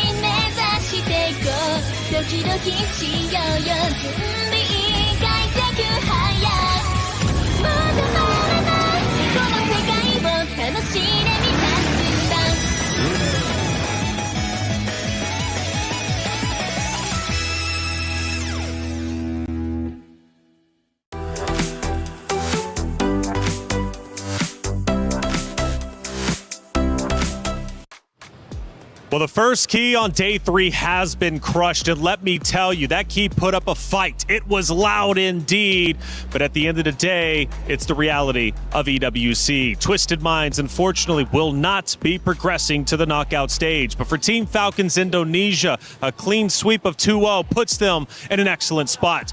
During the match, though, Rose had a chance to catch up with some interesting people out in our audience. We're having fun here in Paris, but I do have a few questions because it is an interesting match right now. We know that Falcons ID is going up against Twisted Mind. Now, I'm pretty sure Funi is split because if you guys remember, Funi used to play in Falcons ID, but her sister is in Twisted Mind. So how are we feeling about this matchup? Actually, right now, I'm very nervous. I'm trembling nonstop. Oh my God, I almost cried. Oh my God. Okay. Yeah, I can feel you're nervous. Yeah, but yeah, Funi, does this match makes you feel sentimental? Yeah, I mean, on one side, it's my sister, and on the other side, it's my ex-teammate. So, of course, I feel a bit sad. Yeah, either Twisted or Team Falcons lose, I will end up crying. Pretty sure. Oh no, please don't cry. Please don't cry, girl. Now, of course, we also want to ask Sabila. Now, Sabila, as the Indonesian reporter here on ground, I want to ask you, how do you think, or what do you think is happening with the Indonesian representatives here in MWI? Okay, it's a hard question because you know what? As we see from the Falcon ID, their play on their first match is not that good. They lose 0-2 from Seita, but now we can see their step up from yesterday until today. I'm sorry, Funi, because as we know in the first game, we saw Falcon ID playing so good, playing so well, but on the second game, we don't know. But Falcon ID, you have to reset. You have to do your best because this is your last chance to go at the knockout stage. You know what? I feel the Indo pride really strong right here. Sabila, I know you have a question for Funi, right? Yes, Funi. Is there anything you want to say to Chinchao, your sister? Good luck. I love you. Whatever happens, either you're winning or you're losing, you're still the best gold laner for me. Oh, she's tearing up. Oh my God, so sentimental. Thank you so much, girl. Sabila, anything for the Indonesian viewers? Of course. Can I say in Bahasa, right? Yeah, go ahead. Alright. Teman-teman semua, satukan dukungan kalian untuk tim ataupun player Indonesia yang sedang berjuang di MWI at EWC 2026. Thank you very much, girls. That's it from us, and we'll see you guys next time. Play is in our DNA. Whenever we let it out, it becomes our superpower. Now imagine an entire city being built to supercharge it. Kadir City, powered by play. Thank you, Rose and Sevilla, for catching up with some of the players out there in the audience. Funi, what a tough spot to be in. The tears were flowing. My heart breaks. The story that she has being out in the audience, having to watch those two teams. What's the story behind that? It's so tough to be in her spot because, again, as previously mentioned by her, on one side, it's her sister who's fighting. That's why you see her tearing up just a little bit when she had to give her final message. But on the other side, she had former teammates. So she's very much familiar with the competitive scene. She's been playing in Indonesia for a while now. She knows for a fact how competitive it can be and how much of an achievement it is to be here in MWI at EWC. So I can only imagine how she feels for her sister because she's already made it to this point where you only need to win one series to make it to knockouts, but you have to witness her lose it out in such an unfortunate manner after dominating the game for so long. That's why we framed it family versus the enemy. It's tough. It is for some of these matchups. I mean, it goes deep, especially with the history between certain rosters and teams and maybe even some people on our desk with some upcoming matchups. Let's talk about some actions throughout, though. Game number 2. Man, it was tough to watch. It really was, because Twisted Minds, at least at the start, were at the 4-minute mark, LaFell, and I felt like Twisted Minds were off to an excellent start. It was perfect. And honestly, Taylor, that's why it hurts. Imagine playing perfectly for 19 minutes.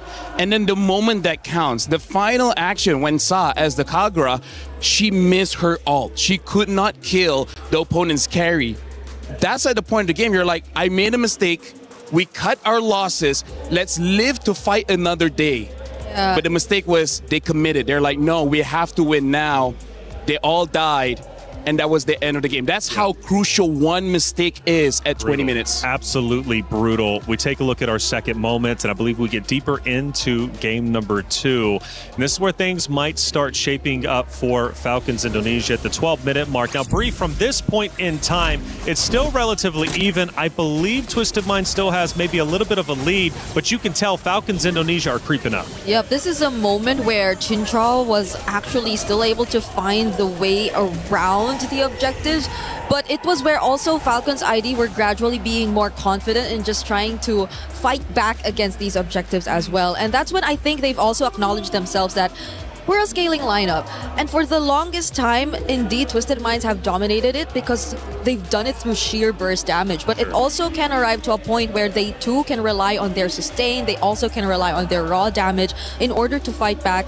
And that's where I think we got to see them on a much more equal footing, where decisions really made a huge difference in the latter portions of the game. And LaFell, we take a look at our third moment of the game. We get deeper in, and I think this is when you really start to notice and showcase Falcons Indonesia could pull this off. And this is where the mistakes really start to show. If there were 5 women there, they could have protected their base. They could have extended this and then maybe end in the next fight. But the fact that they committed earlier on, at that point, once they die, I think every player from Twisted Mind, they knew it was over. But even one mistake, right, which can catapult and snowball into ultimately a loss. During the hero selection, though, we did notice that Falcons quite literally picked just to counter the Twisted Mind setup. Do you think that late game setup with their picks ended up playing more of a role than we thought? Oh yes, 100%. And especially because Falcon slowed the game down. Because Twisted Mind, they had a good advantage to just end the game early, but Falcon denied that. Eventually, Falcons got the items needed to finally fight back against Twisted Mind. So yes, Twisted Mind made a mistake, but we gotta give credit where credit is due. Falcons slowed it down so much, they came back. They did not be as reactive to what Twisted Minds were already doing across the map, and that's despite the Paquito leading up or actually having such a great time, even despite the matchup against an Esmeralda. That's why it also feels so frustrating for Daisy, because I believe it was unfavorable setup for her. She had a But perfect game. It was a perfect game for her nonetheless. Yeah, well, I got to say, it is heartbreaking for Twisted Minds, but that's how these tournaments go. Again, like I always love to say, making it to this stage is a massive accomplishment in its own right. Shout out to Twisted Minds for being one of the best teams out there when it comes to the MWI. Now, the question is, how do you be cool? I actually don't know, and Damascus, from what I'm hearing, you're going to teach me? What do you got? Au revoir, gentlemen. I heard that today you guys have been a banger, so I'm gonna teach you how to be cool in MLBB. So make sure you guys get this correct. Y'all ready? Y'all ready? How you feeling? I'm feeling phenomenal. I don't care how you're feeling. All right. This is the first question. Vengeance. What's a vengeance? A vengeance? Revenge? No, it's when you get killed at the beginning and then you just kill them back. Bro, what are you talking about? No, it's a skill. It's a skill. You know. Oh, like a flicker. Exactly. It's flicker. Stop. He pretends he knows words. He does not. You don't know what a flicker is. Bro, I know MLB. Bro, what are you talking about? I'm gonna forgive you. I'm gonna forgive you this. Okay, what's an inspire? It's easy. What's an inspire? An inspire? Yeah. Martin Luther King. You're not wrong. See what I'm saying? Yeah. It's a character's trait. Like there are tanks and there are inspired characters. They inspire the others. You know what? You're the They kind of give people buffs. that make my mom cry. All Oh right? This is not being sorry, cool. Mom. Okay, you know what? Last one. You guys have to get this because you guys have been hosts, right? Yeah. After a passionate game, you see the players standing up and then shouting to the opponents. What do they say? Bang, bang. No. Why are you laughing?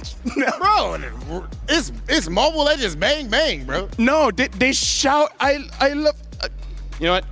I'm done. You guys are hopeless. You know, I hope someone else can do this because I'm out. Bro, we want to See me on the goal lane, bro. see us in the gold lane, brother. Yeah. We gonna remember this when it's time for vengeance and we inspire on the gold lane.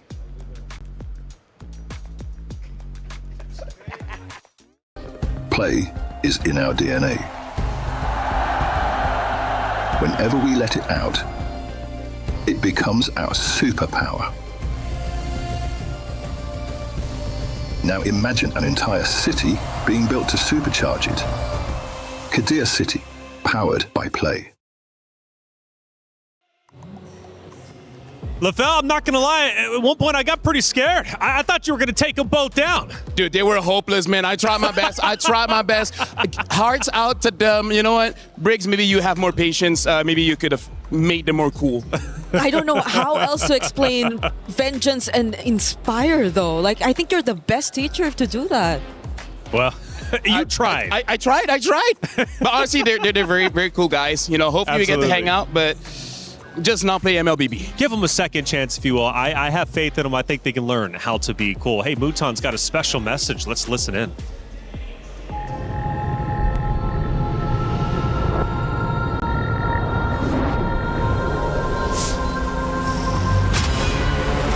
In the past, we were always in Asia. This year, we came to Paris.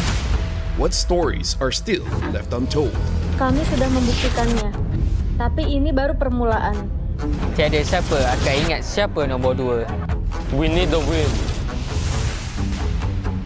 Bukan sekadar keinginan, tapi tekad. Hindi ang pag-abot sa top ang pinakamahirap. Ang corona ang mahirap ipagtanggol. What happened last year became fuel for us this year. This time, we bring it to Paris and finish it. A new lineup, new chemistry, new fire. Once champions, not settling for podium finishes. World champions, defending MSC champions. As the final boss of MLBB, can anyone stop them? Names have been made, stars have risen, but now they need to show the world what it takes to rise above. This time, the world is bigger than ever. Like every year, new challengers step on to the world stage. Some carry the ambitions of 2 continents. Some fight for the pride of home turf. Some have never stopped chasing the throne. So who will finally rise to clinch the title? This is where unresolved stories find their ending. A new shot at glory. one more chance at redemption. We are back. Kali ini, sekali lagi. Mula na tidak. Pareho lang ang tsansa namin. No one is untouchable. Let's fight. Bigyan ako kalau bisa. Two champions, one game. Paris breaks through limitless possibilities.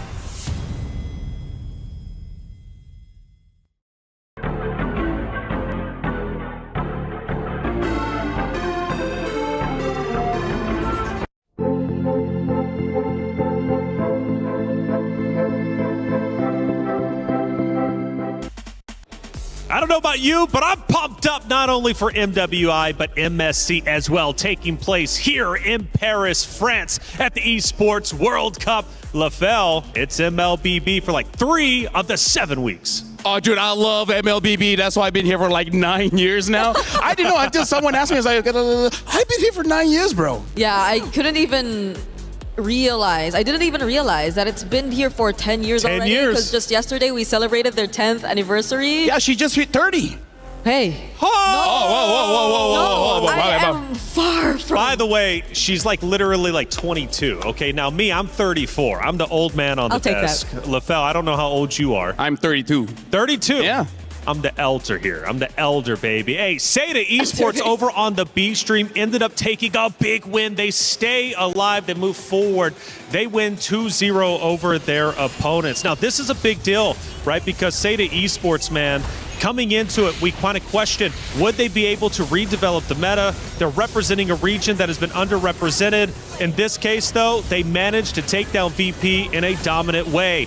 We'll keep you updated with all Stream B. One more matchup to go there, but we need to head to the stage with Cheryl and Rob. Ladies and gentlemen, it is time for a true clash of titans. On one side, you have Team Gen G, who is last year's second place finisher at MWI. On the other, you have Team Navi, which of course was the champions in 2024 for MWI. Two amazing teams, two titans, but at the end, only one is gonna qualify to the knockout stage. That's right. Now Gen G is hungry for that do-over opportunity, so they are going to do everything they can to secure this win. Whereas Navi PH is on their journey to redemption. But who stands in their way? Gen G, the very team that sent them home last year. Two powerhouses that is seen here on stage, but only one ticket to the knockouts. Let's do it. Thank you, Cheryl in Hollywood. Rob TV, let's get it going. It's Gen G versus Navi, our second elimination match to move into the knockout stage. And this is a big one. It's a blockbuster matchup. You've got the 2025 EWC MWI runner-up of Gen G taking on the 2024 EWC MWI champions of Navi. This one means a lot, not only for the club championship race, but also for the history they both hold when it comes to the MWI. Yep, I cannot believe we might just see a replication of last year take place here in another elimination series simply because they meet yet again in the lower bracket where life is at stake. What if it just so happens to repeat? Because yesterday we saw that Vitality swept Gen G all over again, similar to last year's grand finals. And now could they be the ones to send back Vitality or Navi home again? That's right, and you're obviously alluding to last year in the knockout stages. Navi ends up losing to then Gaming Gladiators, but now Gen G. This is a matchup of epic proportions. And for Gen G, they might not want revenge on Navi. They don't need it. They've already beat them before. However, they want revenge on Vitality. They want the championship. They fell just short last year. They want the main stage. But did they show enough yesterday to prove that they could beat this Navi roster? I gotta say, I'm pretty nervous for this one. I'm guessing Brigida as well. You know, it's her home country, and for me, my sister's playing on Gen G, so hopefully they do very well. I feel like Gen G, they have this pride. They have this ego where they're really like, I don't care who you are. I just want to be the best. And the fact that they lost against Vitality might be dangerous for Na'Vi because Na'Vi is the one that has to go through their wrath. Yeah, and I think even in interviews, it reflects so much that they had a change in mindset even. Because even Ashley, in terms of her character, she no longer really wants to compete for the title Mother of Tanks. It's more of her being want to be known for something else. And I think every single time they go up on stage, you tend to just realize how much they've matured because they're just after the wins. Now, as we get into our pick and bans, something to note, Na'Vi has an extremely deep hero pick pool. 22 unique heroes in this tournament. We're talking debut picks of, Chip, Masha, Bauman. They know how to play around different team comps, and we're about to see a little bit of that now. It's a deep hero pool, but I think very limited have worked for them. There seem to have been more strategies that fit best of one type of situations rather than best of threes. Honestly, like their hero pool is deep, honestly, because of that. They could not figure out what works. So they tried this, didn't work out. Now they try something else, didn't work out. I gotta tell you, Brigitte, Mirai is kind of like a talent manager. Right? Because we want to get into the studio, right? Imagine if we didn't have our tags, right? She has to be the one showing her tags so that we can all go in. A lot of teams have defeated Na'Vi by taking Mirai out first. So without her, no one from Na'Vi could advance forward. So I wonder if Gen G will use this information to take her out. I believe that's one of the reasons why they pick up the Belleric first. Because with the Belleric, Na'Vi won their very first game yesterday. And now, I gotta say, Bricks, this is already an anti-tank meta, anti-tank lineup coming in from Gen G. Bring out the Lilia as well as the carry. Yep, and it's great ways to punish. If ever Na'Vi do overextend or put themselves in positions that are not favorable for them, but could they be playing it differently this time? It's a Freya XP and a Granger that might just want to be a bit more safe because you have distance, you have range, but the Granger isn't the most meta of gold laners currently. In this situation, it's not too bad because out of every mage in the game, Lilia has one of the lowest HP pools, so it's easier for you to stack up on the Sky Piercer. Yeah, and it seems like they just want a different route in the gold lane matchup. I'm not so sure the route is okay or not. Let me be very clear because Na'Vi, every single game they play, they change the strategy. They play global ban without playing global ban. Yeah, this is why I think even a lot of us are really searching for that identity of what does really comprise of Na'Vi. What does Na'Vi I have the answer. establish in terms of their identity? Honestly, their identity is number one, help out the mid duo first. That's step number one. They need to survive. Mirai is such a playmaker. And then number two, get not Ayanami on a hero like a Masha, like a Benedetta, like an Esmeralda, someone that can dive all the way deep into enemy territories and take down their damage dealer. She might die. Honestly, she might die. Okay. But the team is okay with that. So it's more of a glass cannon situation for Kamikaze all the way. All right. Because I think a lot of times too, whenever we see Na'Vi on the defense, it's not like their gold laner or mid laner really goes down. It's just that they're forced to play from behind because their frontliners are always being punished or taken out every single time, which in this scenario hopefully is not just Mirai, because Keishi did pick up the Baksha anyway. Yep, let's look at the bans here, by the way.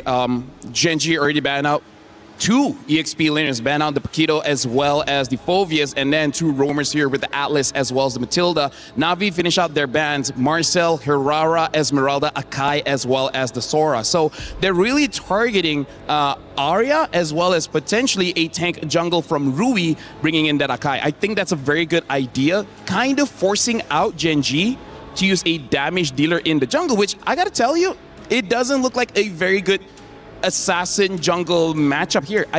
If they have a Bellman, Gen G might survive this draft. Yeah. And at least so far, Genji and their mid duo have been also picking up some of the more unconventional mid duos, I'd say, because yesterday I think we already got to see the Selena from them as well. But you might not really want to consider that if Navi just really want to go all in. You do have the Belleric, yes, and the Lilia, but at the same time, backline access showing that the Granger might just be a very vulnerable target could also be one of the considerations for Genji in this draft. Right now, when it comes to elimination, I want teams to draft simple, right? Make a composition that has very little room for error. Even if you make a mistake, it's not that big of a deal. So I'm just worried on the EXP pick here. And now, Navi, they committed onto this Eve. If they want a tank, something like an Alice might still be able to work out. Heck, maybe even a Uranus. Maybe not the best because you're going up against the Baxia, but that is one of the comforts of Genji. Yep.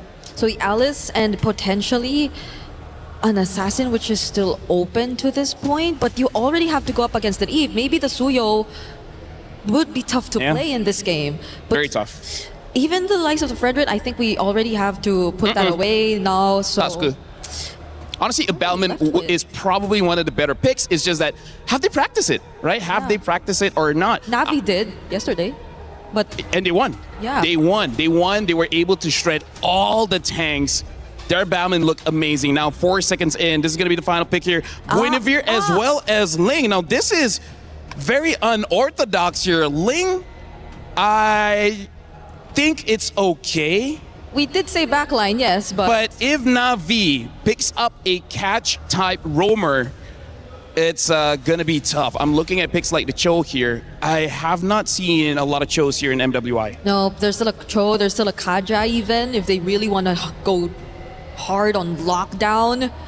But is this a Guinevere EXP? This should be the EXP, right? The Belleric is going to go in Rome, so... There's a chance the Belleric could go EXP, actually. You think so? I've heard rumors from, let's be real, credible sources, right? So I'm thinking the wise choice, Belleric Rome, Guinevere there, and then the chip. They're showing the chip again.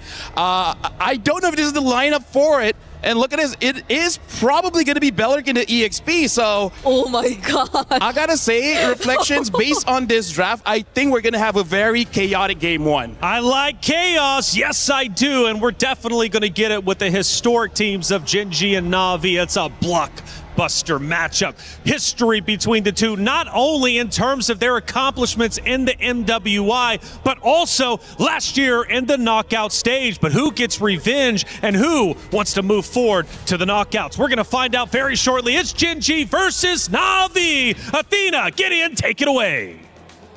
Thank you so much. Once again, we come into our second best of three here today. And this one's going to be a little spicy. We got Ling already showing back up here on day 3 of MWI. But this is going to be a make it or break it for either one of these teams. Momentum starts here. First team to get that match point so far, based on how the MWI schedule has been going. The sweeps are prominent.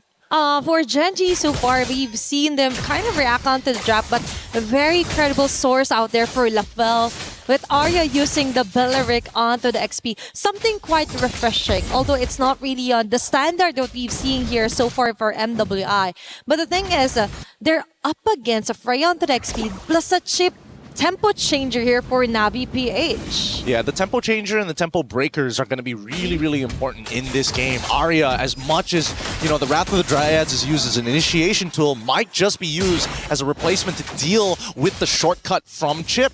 And now, I think I'm most worried about, it's going to be that Granger, right? Because Granger, the only situation that they want to have is, yes, I am winning from the get-go in lane, and then once I get out of the lane, I can clean it up easy when Ayanami does a majority of that work. Not only does Ayanami need to win this lane, but as you can see, patrolling along enemy territory just to give that info back.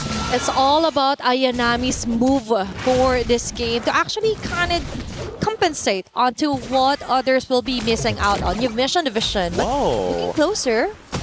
Actually, looking closer to this, the pathing coming in from Rui is very interesting. Starting on the bottom side, small camps, taking another small camp, and then instantly going to purple buff before coming back to orange. Oh, and it will be... Ashley's fine, right? She always had her spatial migration. Also, still had that flicker as well, expecting nothing. And now look at this. They invade once more, and they see 0. All they see is one small camp, and Ling is nowhere to be found and already at level 4. And that's the thing. That is how you somehow improvise a plan if you're the Ling, right? Because it's always going to be you invaded all over again. But the thing is that the neutral objective will be safely secured here by Navi PH. They didn't want to go for the contestation. They don't want to put anybody's lives at stake here. As long as nobody dies, it's totally fine. But the invade from Kenshi, as the small camps are the first to actually spawn. Look at the opposite side of the map. This is a set play from Gen G so that they can set up and not let Rui get disturbed. But now Navi, they figured it out, and now they've adapted. One camp down unless Retribution is used here by Rui. Oh, that's a Retri activated here for Keishi. We're trying to run away, but as you've mentioned, it's all about navigating the jungle safely for now, right? For Gen G. It's preventing Mirai from finding the right target, which is actually Rui. And right on cue, it's going to be shortcut activated. And as I mentioned, it's going to be forcing out the Tempest of Blades here for Rui. Tempest of Blades right there going in.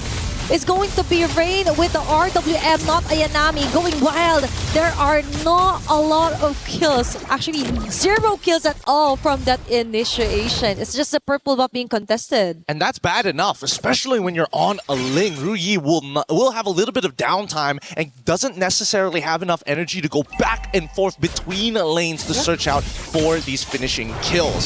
However, not Ayanami has done a very good job of relaying the information. A great play from Navi PH, finding the little pockets of space in enemy territory, figuring out what Gen G were trying to do with the jungle path. Plus, it's a good idea also to kind of brute force her way, especially as she didn't get her ulti at time, right? When the purple buff was kind of contested. Now we see some reactions all over the map here, some visions for Mirai as well.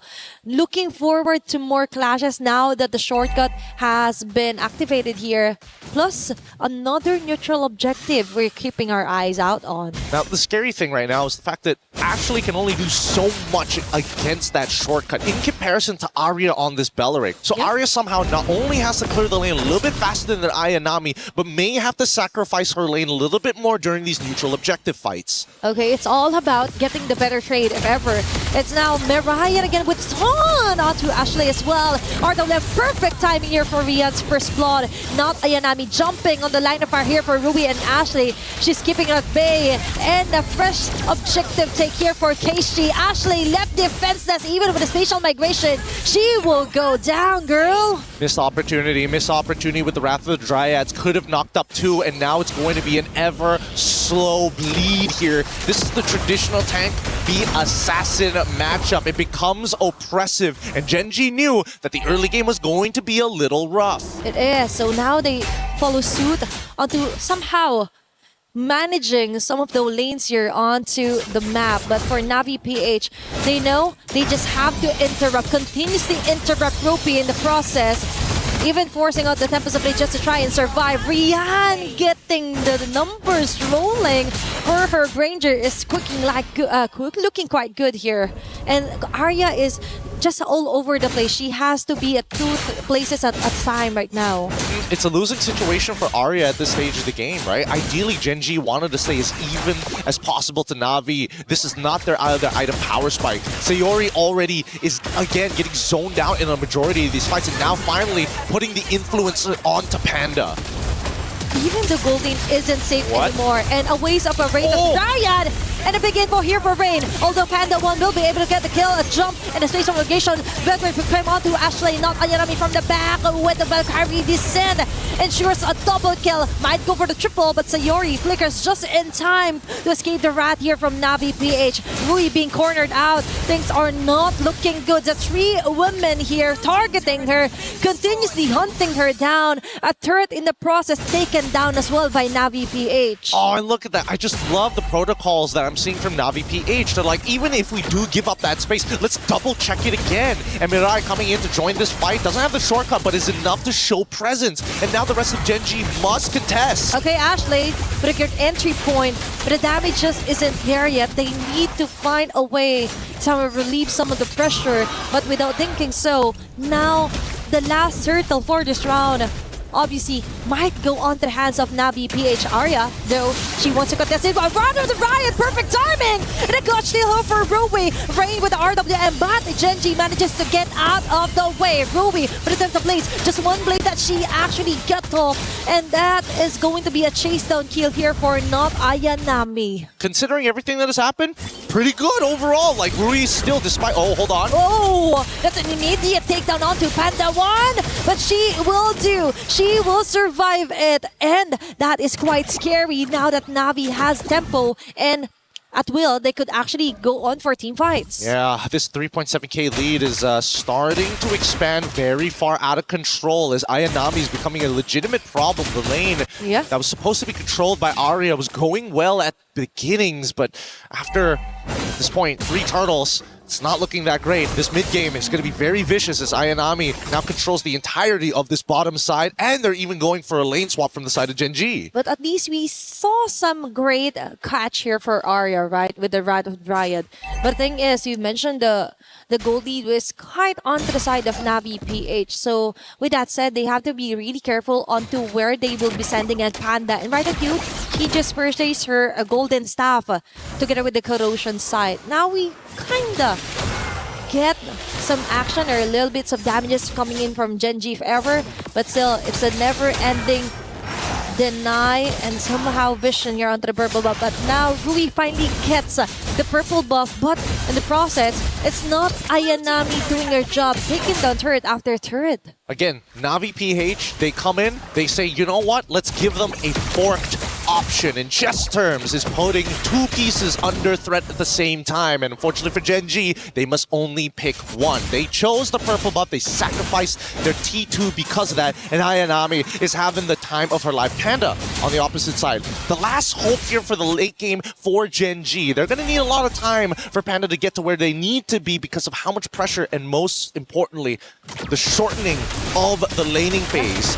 It's all about stretching out the game here for Gen G, just enough to try and give enough time here for Panda 1. A failed attempt there for Ashley. It's like a go here for Mirai, going in with a shortcut. It's only not Ayanami being called in. Very nice action though for Gen G here. Just try and negate, cut their losses as early as possible, but no, it's Arya taking the risk again. A Rain with the early RWM, and Wrath of Dryad will be catching up 3 members, but not long enough for Arya to stay alive. Not Ayanami out to Ashley, focus fire. Panda 1 with the free hits, now they finally do it, but at what cost? It's too expensive of a mistake to overstay their welcome there as Navi PH slowly backs away. It's going to be a catch onto not Ayanami and Keishi. 2-4-2 trade-off there, right on cue onto the Lord Jungle. Oh my goodness, Ryu honestly could have maybe cleaned up the rest of this. And they got the Haas Claw in time. Unfortunately, just didn't want to give another Sky Piercer stack over to Riance. They need to find this shutdown onto Riance somehow. If they can, that extends the game for them and it doesn't allow them to actually snowball out of control, and they can focus all of their attention back onto Ayanami, who so far has been the big chunker. Even with Arya flickering in with the Wrath of the Dryads, bringing some members to a quarter depending on lifesteal or spell vamp, some of the squishier targets, man, even Rain taking a good chunk of damage. It's all about not Ayanami and Mirai doing a hell of a job here for game number 1. And as you mentioned, this is the kind of scenario that she really wanted, right? To give her a hero that could deal a lot of damage plus sustain the hell out of Gen G. Now, we're noticing that Panda 1 actually has some of the items that she needed. Now, it's all about positioning. And the position here on the Lord is actually more so onto the side of Navi PH, but for Gen G, they're not letting go of this long push onto the mid lane. Nope, they don't have to do much. They're gonna try and threaten the T1, but Navi is still trying to set up this fork. getting a good push on the long lane is going to force Rui, the fastest rotator they have on that team, to go and respond. And that's going to be quite a sacrifice here because Navi now knows that it will be possible to try and catch a member here for Gen.G. Nice touch onto Ashley, but not Ayanami again with a chase down. Ashley's down, KG with a follow-up. Panda 1 already taken down. Ria with those bullets hitting on the right target. 3 women down immediately for Gen.G. And that was so worth it on the side of Navi PH and not yet finished. Sayori will fall down as well. It's only Rui left here to try and get the Lord, but no, it's too risky as Mirai will also call for backups. What a way to assert their dominance here for Navi. I don't know if the secondary motion was necessary, but I think that at the end of the day, they're trading ults for ults, and honestly, the fact that Gen.G is losing some of these fatter ults is way better for Navi because they're not going to quote-unquote need the shortcut in enemy territory unless they are at all full fighting strength. And since all of them basically control the entire map, trying to go for that shortcut underneath towers at this stage by inhibitors is not going to be as worth it. I think Navi understand this. They're going to go into their siege tactics. They're going to use Rain. They're going to use the RWM to control everything. Yeah, it's all about reserving the right skill sets and combos here for Navi PH. Looking at the items are quite looking good, and a huge chunk of it is onto the hands of Rian and not Ayanami. Yeah, and the worst part, Ayanami, with these 3 items already looking to get some anti-heal on top of that, like the sustain is looking super good. It is. Fortunately, if they keep on chunking Ashley out, they're not going to have a secondary anti-heal user other than Sayori. And even then, Sayori can't deal with Ayanami alone. She can find the right angles as of the moment because Mirai and Keishi could actually pin her out of the crowd. Aurora WM ready again for Rain. A perfect opportunity for them to annihilate members here for Gen.G. There's going to be an answer back here for Sayori. Double kill for Rian, making it a triple. Now they're chasing at Sayori and Rian with a maniac. What a way to open up the base here for Gen.G. Yep, now looking to close out this game. They've got a mid-wave to work with, and Panda, the only one alive. Unfortunately for Panda, she can't use any AoE other than the spinning light wheels. She will try, but the Lord-powered minions are just too much, with Rian zoning her out single-handedly. With each Rhapsody, this game closes out 17-5 in favor of Navi PH. A shot at Navi's redemption. That is exactly what they have in mind, what they have in store. And they finally did it here onto their first game on a very crucial deciding matchup. Really, really difficult to deal with overall, man. I mean, when you're playing Ling into these types of tanks, it's you're hoping to stay even, if not get a little bit ahead of this Boxia. But these set plays coming in from Navi, the fact that they understood that the importance is not about how many camps that this Ling steals, it's about that purple buff from early to mid. It's all about limiting the lifeline here, right, for Gen.G. And they hella check out all the objectives here for Navi PH. Yeah, but that being said, a lot to think about, but we're gonna go on a short break, and when we come back, more Mobile Legends action.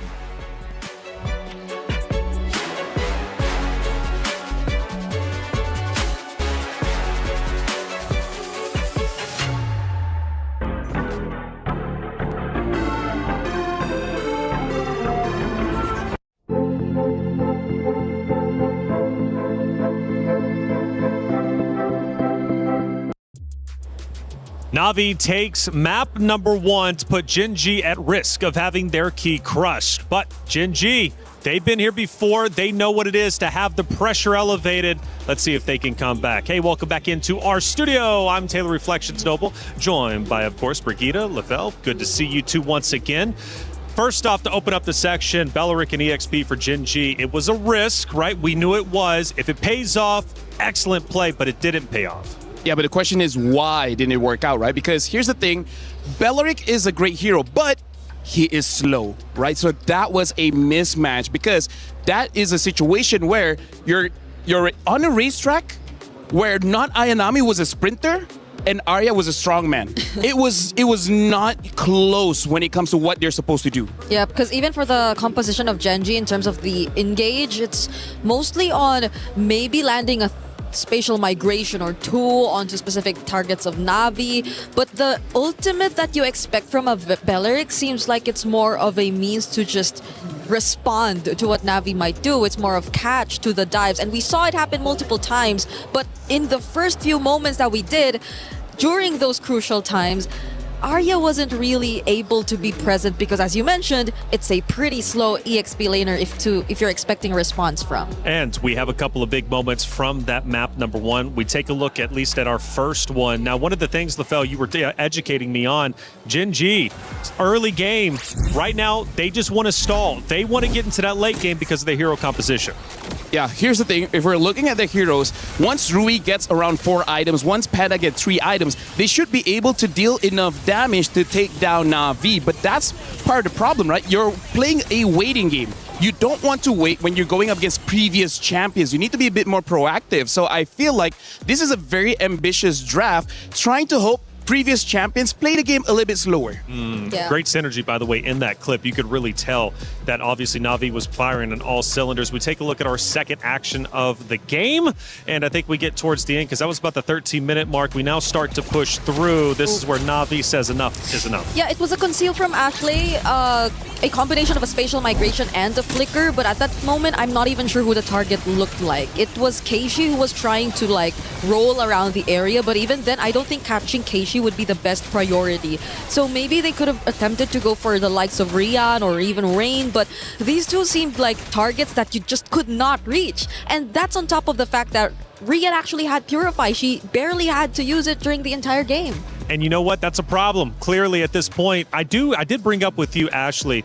Last year, she didn't have as deep of a hero selection. This year, she's switching things up. She's trying quite a bit. She does go with the squishier hero. She tried that against Vitality yesterday. It didn't end up working out. This day, though, she goes for it again, and it doesn't pay off. Yeah, this is one of those things where a lot of professional players go through, where they're mastering 1 or 2 heroes, but the meta just keeps on shifting is not enough.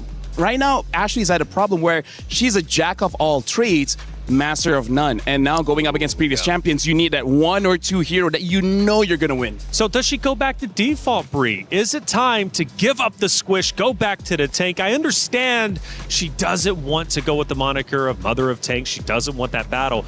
But if it worked before, it didn't get a championship, but it at least got them to grand finals. Yeah, but what does work for them? Because their only wins have been on a Minotaur. The moments she tried a Cho or a Selena, more single target type of roamers, it didn't really work out. So is it really the tanky tank that maybe they have to default back to? I feel like if they want to play a safer game, then maybe they can try to opt for that. Because if we're keeping things simple, then that might just be the way to go. Yeah. Hey, check it out. Esports World Cup is a lot. We're talking 7 weeks, 24 different games, and you all need to keep up with the EWC app.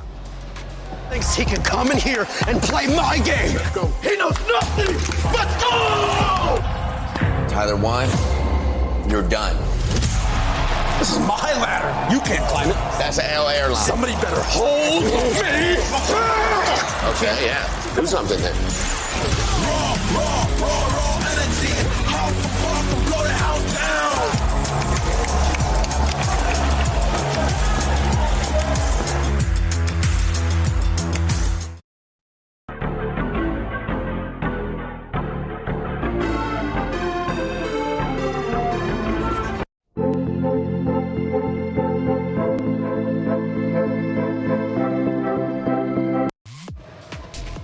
Leaving off into the EWC app, we were discussing Ashley on the tank, going with more of the squishier heroes. I questioned, of course, should she go back to default? Bree, you gave your answer. Lefel, you also want to give your own.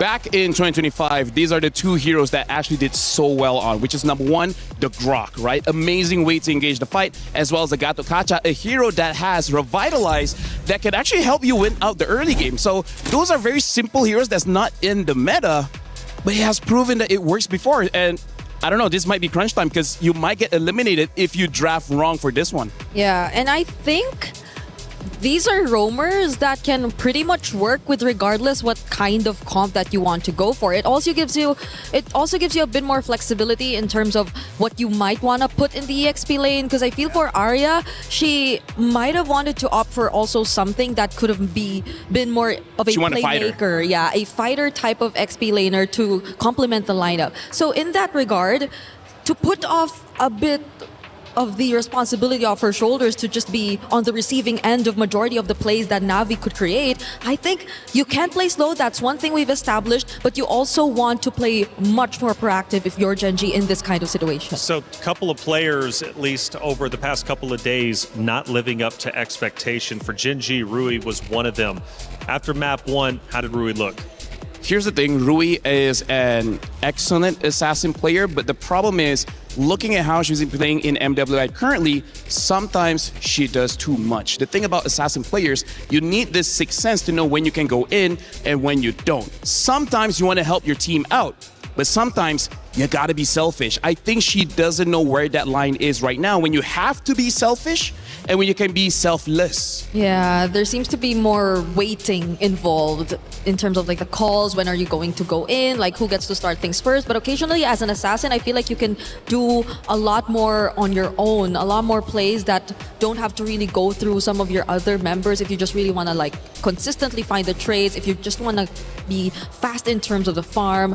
But let's see if they actually try to address that issue heading into game number 2. They're going to have to. I mean, you got 5 players, and sometimes you need a dedicated IGL or a vocal figurehead to let you know when it's time to get aggressive or pull back. And in this case, Rui could clearly benefit from that. Who is the IGL for Gen G, and who should be the shot caller and truly be leading the charge here? Because Ashley gets a lot of attention, but who else could be vocal? Usually it's Arya, because Arya, she is honestly she did the job of Ashley before. She's a roamer, and even on the national team when playing SEA Games, she got the gold medal as a roamer, as a tank main. So part of the reason why she used Bellic on the EXP. So if Ashley is not having a good time, the weight goes over to Arya's shoulders as the one making the calls, making the decisions. Yep. We saw that in game number 1 too. I think there were a couple instances where Arya just decided to go in, try to find a setup with a flicker, Wrath of Dryad on the Belleric, but the question remains of whether or not Gen G were already equipped enough to actually deal the damage, or even have the right amount of ability to just follow up and be there in that moment as well. What does it mean for Na'Vi right now? They're up 1-0. They're about to potentially defeat the very team that knocked them out of MWI last year. Na'Vi hasn't been in the winner's circle since 2024. To now be at the precipice of righting their wrongs, defeating their boogeyman, they got to lock in. I think it means a lot for them, because based on what they've been able to show us in the first 2 days, you could say have not been meeting as much expectations. They have been playing a relatively slower game to what you expect from former champions of the first ever MWI, and they had some changes, yes, but I don't think we're able to see the full potential of these roster changes just yet. I'm gonna dive just a bit more deeper, and I feel like this means so much more specifically to not Ayanami, right? She's been in this roster for the longest time. Back in 24, honestly, she was one of my MVP candidates for that tournament, MWI. And here, starting off this year, she had a very bad start, right? Yeah. She played the tank in the EXP. She could not do anything. The moment she changed back into the fighter, she found her groove. She found her identity. She found the win. So I feel like as much as there's a lot of emotional weight on Na'Vi, I gotta say, not Ayanami, I feel like she feels it the most. We felt it too, not Ayanami. We felt it in that Freya game. The way she just constantly went for the chase against members she just spotted out. Against Ashley, I think, to be exact. That she never let her off whenever she did find her. And I think it's also an upgrade in some way. The way you see that she's not just really dying, even though she just constantly commits to the chase. On the side station for Stream B, it's currently underway. Another elimination match. In fact, these are going to be the last two played out before we head out into our knockout stage. It's Team Falcons Mena going against Foot Esports. Team Falcons Mena take map number 1 in sensational fashion. They also look to move forward, which is a big deal for the Falcons roster, Falcons organization in general. They could have 2 Falcons teams for MLBB for the MWI representing for the club championship race and knockouts. And honestly, that's pretty big because we had an interview where we start off the day where Foot basically said, we always fight against Falcons and then we always win. And this time, Falcons, when it really needs to lock in, they finally defeated Foot. Well, at least for one game. Even in the player arrivals, right? I think that was something one of the members from Foot Esports actually mentioned, that, yeah, she's feeling good about today. She's looking at a 2-0, but it seems like it's not as easy as they thought. They have to push it for a game number 3. And I want to go back to the Gen.G Na'Vi conversation because, LaFell, there was something you brought up yesterday to me when we were discussing NA teams in general. It seems like they've got to go through the gauntlet every single event just to make it to the next stage. Honestly, it's a mystery. If it happens for 1 year, fine. It's been like for 5 years now. That's insane. Doesn't matter if it's the open qualifiers, if it's the female qualifiers, every single group that they're in, there has to be champions. There has to be former champions. There's always the favorites. I have no idea what luck that they have for 5 years straight. They're always grouped up with champions. I don't know what's going on. For this year, though. I swear it's not planned. Yeah, for this year, though, shout-outs to Mirko. Shout-outs to Mirko. Gen.G. He was the one drew it, and then you know what? C'est la vie. He's a script writer. He's a script writer. He's a script writer. He just needs to fill us in with the script, right? I think that would help us out a lot here on the desk. But it is tough, right, for Gen.G. Fortunate Fire, though. My goodness. And it only makes, I think, victory, especially, think about it. Gen.G making it to grand finals. They hoist the trophy. They think about their journey to get there here for the 2026 MWI. It'll make victory all that sweeter. I gotta say, Gen.G, they sacrificed a lot. They spent quite a good time flying from North America to boot camp in Malaysia just to train so that you can face off against Indonesia, Philippines, quite strong regions in preparation for MWI. Right now, Gen.G, what they need to do is actually simple, but will they do it or not? Which is play back to their identity. I really feel like, here's the thing about philosophy. You're condemned when you are alive, because when you are alive, you have freedom. When you have freedom, you will have to face your own consequences. It's not on other people. So with with a lot of options for Gen.G, they got to strip some freedom away and just be like, this is what we're good at. We're going to stick to it. We're not going to go too crazy. Brother, I'm going back into VOD. I'm writing that down. I'm putting it on the wall, okay? We're talking bars from LaFell. We got our pick a band starting back up. It's a big moment for Gen.G. This hero selection is going to mean quite a bit. And the big question I have is, Ashley, where is she going to decide to go? Swish she one more time? Does she go back to what we know works, which is the tank? Let's find out. I would also be on that same page of hopefully Ashley just goes tanky frontline setup kind of roamer for the team. The Guinevere is, yes, a setup type, but it's not the tankiest of roamers available out there. And that particular lineup demanded them to have one because it's an assassin. They had a marksman in the gold lane and they had the tank in the EXP lane. I gotta say, Taylor as well as Briggs, one of the reasons why IGLs or whoever's making the call, they gotta use comfort hero is because the more you know about your hero, the less you have to think about your hero, right? It frees up a lot of brain space, making it so that you make the right decisions. When you're using something unfamiliar, you're overthinking, how do I create my combos? How do I find an opening? But if you use something that you're familiar with, you don't have to think about it. Your hands just move naturally. Yep.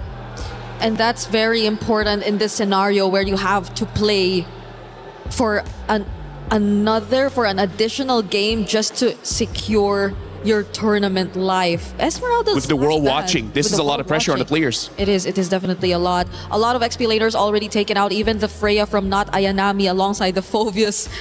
Look at how much Arya and Not Ayanami. Let's see, 1, 2, 3, 4 EXP laners already out of the picture. I would say the strong ones now is like Arlet, Yuzong. Yeah. But Sora. Does Ashley consider the Atlas here? It's the first time I think we see it open. Atlas is good. Belleric is good. One, honestly, squishy hero that is meta is Matilda. Oh, but right. we'll see whether they pick it up. They go for the Valentina. This is, in my opinion, Briggs, very risky. I think they're picking up this Valentina to potentially deny an early Sora pick coming in from Na'Vi. But this gives Na'Vi that Belleric, and Mirai has been able to use the Belleric very well. I agree.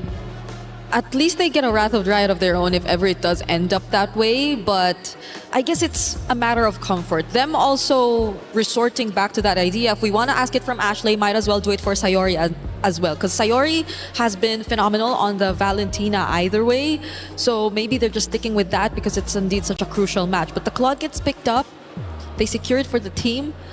So the carry option is still going to be open for Genji. They already also see the glue on the other side if they want to match that. Personally, for me, I would go Baxia carry.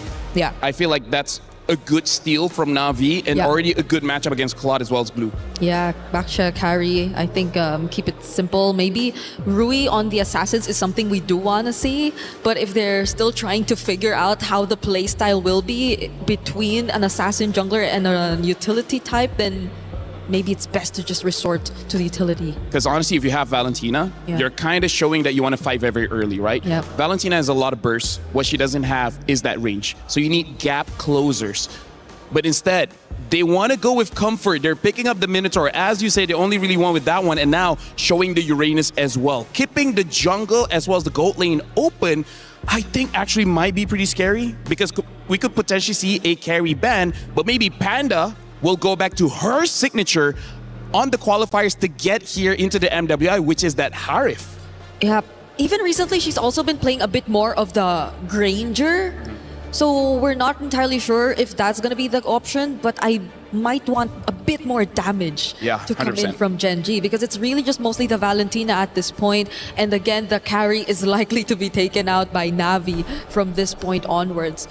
This is one of those games, because there's a glue, it's not bad for a Lancelot. Because even if the glue was able to get on top of you, you have many dashes, you'll be fine either way. Because now the Arya is using a tank in the EXP, it means there's going to be a damage dealer. The real question is what? And I want an assassin that can fight at level 4, not at level 15. Yeah, and I don't know if they're considering it, but I've seen like MWI teams play a Hanabi into the glue too.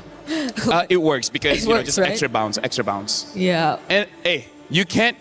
Stream B, we only have one loss. Okay. I don't know about Stream A, but Stream B, we only have one loss. So it's a viable pick. Carry gets banned out here because Briggs, the only problem I have is they don't have the damage profile for the glue. That's it. This glue can make or break Genji here. And now even the Bruno gets banned out. So they're really... What they're showing here... Claude wants to win the lane. They want to make sure that all the counters are out of the picture. You still have one, actually you have two, which is the Leslie as well as the Clint. Yeah. Which, because they have a Minotaur, maybe not be a bad idea. Yeah, maybe not, but it's just the spread of damage I feel that could be a problem. Nice ban. That was a perfect ban. Oof. So much XP laner is taken out. But I feel like a CC is going to come for Na'Vi. She did use it recently. She did use it, yes. Yeah, she can. And it was also against the Uranus, if I'm not mistaken. I could be wrong, but she definitely has a CC in her pocket. Yeah, because she has a lot of like XP laners brought out. The Masha, but that was last paired with a chip, so maybe not, because you see the glue instead this time. So it's up to not Ayanami as well as their mid laner Rain to pick up their heroes at this point. Honestly, if they want, Izushi would be not bad. There you go. Izushi is picked up. It's a good counter towards the Minotaur as well as the Uranus. And it's an okay ult for the Valentina to steal, but not the most game-changing. It's not. So the question remains, do they want to go Leslie Clint and more linear type of damage for EXP or for gold lane here and Panda? Or do they consider some of the more unorthodox? Because this Uranus Minotaur, just by looking at them, feels like you're meant to be safe, right? Genji has a lineup that says we will live forever. Yeah. Right? It will take us 1 week to die. Yeah. Right? They have a lot of heal. They're going to build Flask of the Oasis. If they haven't Hanabi, actually it makes a lot of sense. It makes a lot of sense, right? Makes a lot of sense. But the same as the Clint, same as the Leslie, heck, maybe even the Moskov. So they pick up a Suyo here. And now they pick up a Harif. So right now, Briggs, this is 100% comfort. Yep. This is less about the strategy and more about trust. Yep, we're not even looking at hero synergy anymore, I guess. It's just really them individually doing their thing and being comfortable in the heroes that they use. So it's just the EXP lane for not Ayanami that we're looking at. Majority have been taken out. CC is still there. The Fove is also gone. Technically, you can go for something like a Lapu as well. There are a few options. I feel like CC is the most right. But if you want to dive, there's still the Lapu. Maybe not the Yuzhong because there's a Valentina, but... I think she would be brave enough to try, honestly. So they pick up an Alice. So it's going to be a dead lane in the EXP. But during the team fights, look at all the AoE coming in from Na'Vi. Na'Vi is looking pretty good. I gotta say, Taylor, Gen G, they're putting a lot of trust on the individual players here. And I'm okay with that. You know, you just took a heavy loss. You know that your key is at risk of being crushed. What do? Go back to your comfort picks. So, like you said, LaFell, look, you don't have to think about playing. You already know what your hero is capable of and what it can do. Now you can just focus on the game itself. Gen G, going with the comfort picks, will it pay off? That's the big question because Na'Vi is knocking on the door of the knockout bracket. They want to reclaim gold. They want the championship. But will Gen G shut them down one more time? Let's find out. Athena, Gideon, take it away. Match point here, and Gen G trying to find the equalizer to turn it into the game 3. So far, Na'Vi PH has been playing real good, but this draft has been interesting. When you thought they were not going to give a good ultimate to Valentina, right at the very end, they get the Throne of Ruin. Okay, that took quite a U-turn here for the draft for Na'Vi. But for Gen G, that is quite fortunate, right? You finally get something that is very useful in terms of flashes for Sayori. And speaking of the comfort as well, sticking to what you know best, even with your eyes closed. Let's see if that will reflect heavily as well here for the playstyle for Gen G. I want to see how this is going to play out, especially after level 4. I feel like there's going to be kind of nothing burgers in the laning phase, especially both sides. And I mean, look at even Ayanami as well as Arya having, you know, a wet noodle fight here over a Lethal Wanderer as they lose EXP on the top side. One minion already gone here for the Alice. Yep. It's all about who's going to find the perfect first blood here. And as you mentioned, we're not gonna be seeing a lot of team fights yet, or even 1v1s here for not Ayanami and Arya. It's all about roaming around and giving vision and assistance if whenever needed here for Na'Vi and Gen G. It's about controlling the wave, but most importantly, it's about maintaining the tempo. Both compositions kind of want to play the fights really, really slow. They're looking for the high-impact engages. And early rapid boots here from Mariah as we see the gank on top. Okay, that's going to be somewhat of a vision, but not really enough to get the first blood. We might see that on the body of Panda, but great assistance there for Ashley. Now, in a few seconds, it's going to be the turtle up in the mix, and it's Mirai finding her way already here to try and predict things on where members of Gen G will be focusing their lots for. They did lose a little bit of tempo off of this. Mirai had to reposition as they are looking for the right targets. And in this case, it's going to be Rui. Mirai did this the last time, right? Made Rui's life really, really difficult. But now that Rain is level 4, look at the positions. Okay, it's Arya onto the backside. That took too much. And it gave Keishi the perfect first blood. Rain with a Force Crimson Beacon. And assistance with a not Ayanami, resulting onto a kill. That's 2 members down. XP and Room immediate takedown for Gen G. The chain CC was just a little too good. Arya couldn't even get her ult off in time. And now you see Rain down on the bottom side, getting hit by the gank. Okay, Rui, go for the follow-up. Rian dashes out right in time. Now it's 4 members chasing them down. It's Rui being cornered out. What a commitment here for Na'Vi. And even with a slam down spread and a grab, it all interconnects and results onto a kill for Na'Vi. They weren't able to find the trade. This is great for Mirai. Again, the battle spell difference creating this tempo, and now the dive. Okay, they're forcing out a way to shut down Panda 1 as fast as they can. It's Mirai. Even tanking up most of the turret damages. Oh boy, the shield from downtown right fight at max distance as well, and Sayori finally gets the Throne of Ruin as Arya looks to maintain control over that top side, but there's an interception about to happen. Keishi could punish this, and that concentration isn't going to be enough. Look, the anti-heal, Arya cannot tank the damage. Oh my gosh. This is kind of heartbreaking, especially for Arya. To be punished like this onto the early parts of the game. Could you imagine that? She still survived though. She played it as well as she possibly could. Waited till the very last second, waited for Ayanami to try and commit to the Throne of Ruin before committing to her mobility skill, knowing that at any point Keishi could try to go for another shield unity. Either way is played perfectly well despite the scenario. It's all about surviving first. Then we see a plan formulating for Genji. And as you've mentioned, it's all about the mechanics too on what Arya could maximize with a hero such as Uranus. This is quite different with what we're used to seeing for her. But let's see, for now, for Navi PH, also taking their time before the turtle responds, and Arya just goes in with a cut, same as not Ayanami. Now, they slowly make their way downwards towards where the turtle will be respawning. Look at this.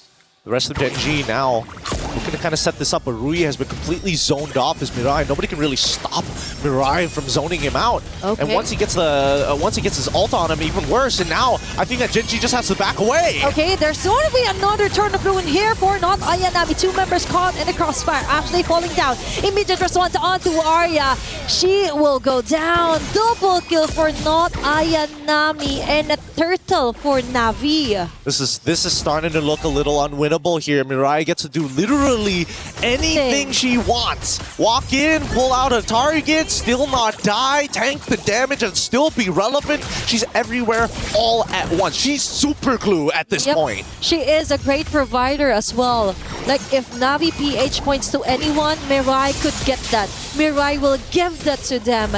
And even onto their own purple buff for Genji, they're not even able to even get that. They're gonna have to pray here a little bit.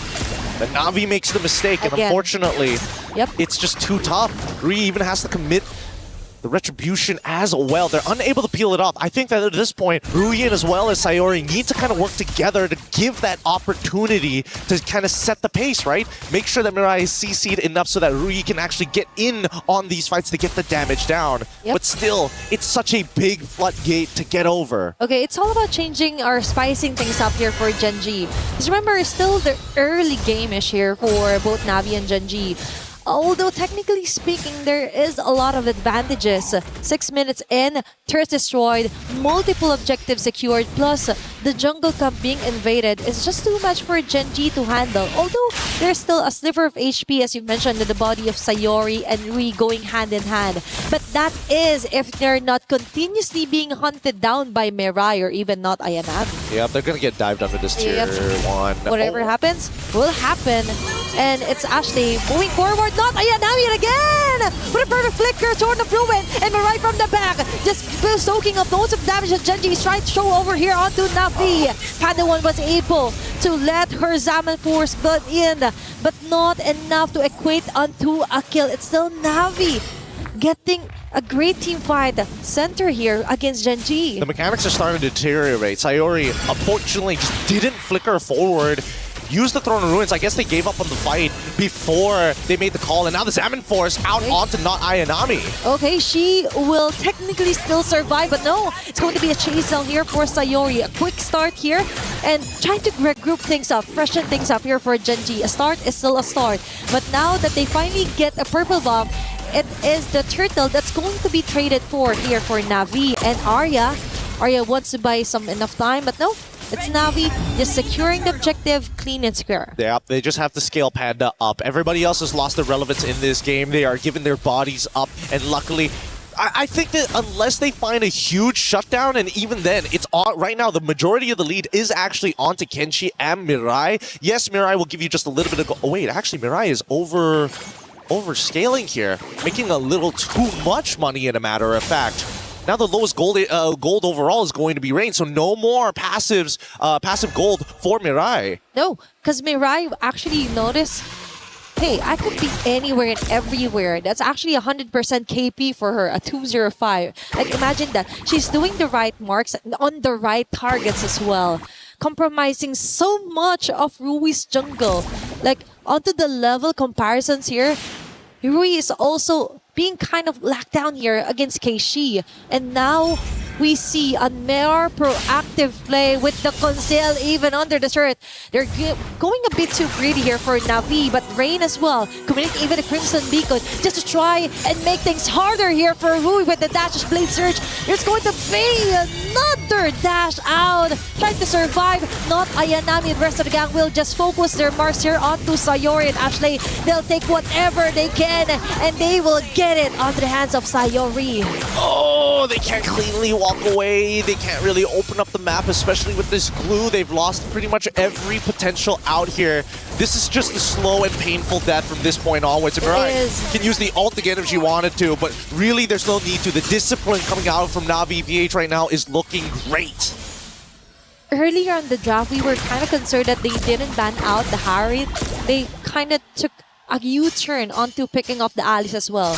Now we do understand, even though Sayori has a wonderful ulti that she could copy, but she has to technically go in the front lines, find not Ayanami on this sort of a mess, and then commit to go for a setup. But that's not happening at all, because the moment that they're being shown on the map, that's an immediate kill here for Navi and an immediate takedown of an objective as well.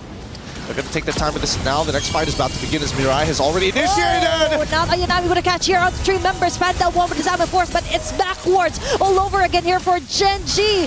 And it's Ashley right now trying to find a way to escape, and she will. Mirai might be the sacrifice, and Rui finally gets a kill onto her hands. Now that was a quite bit of a messy impact here for Navi PH, and Gen G got 1 out of the 5. At least they were able to get 1, and honestly, that's a pretty big win for Gen G at the very least. At this stage of the game, 10 minutes and we still have some Holy Shieldings to work with. So at least for Gen G, if they can just minimize the damage and protect this long lane, they might have a chance. Okay, it's all about Arya right now, doing a lot of the heavy lifting here against Navi PH. The Holy Shield just might pop off. It's going to be a risk here for Gen G. And right on cue, they were able to melt down the Lord, but a costly advantage here for Navi PH. Oh, no, it's not over just yet. There's still the second wave of Lord and Power minions, and you can see Mirai on Patrick's skin showing off why she is not just glue, but super glue here as they conceal and force the play underneath their turrets. Okay, that is quite scary for Patrick, going in with the conceal play as well. They just wanted to scare off some of the members, then finally get a base turret out of Gen G.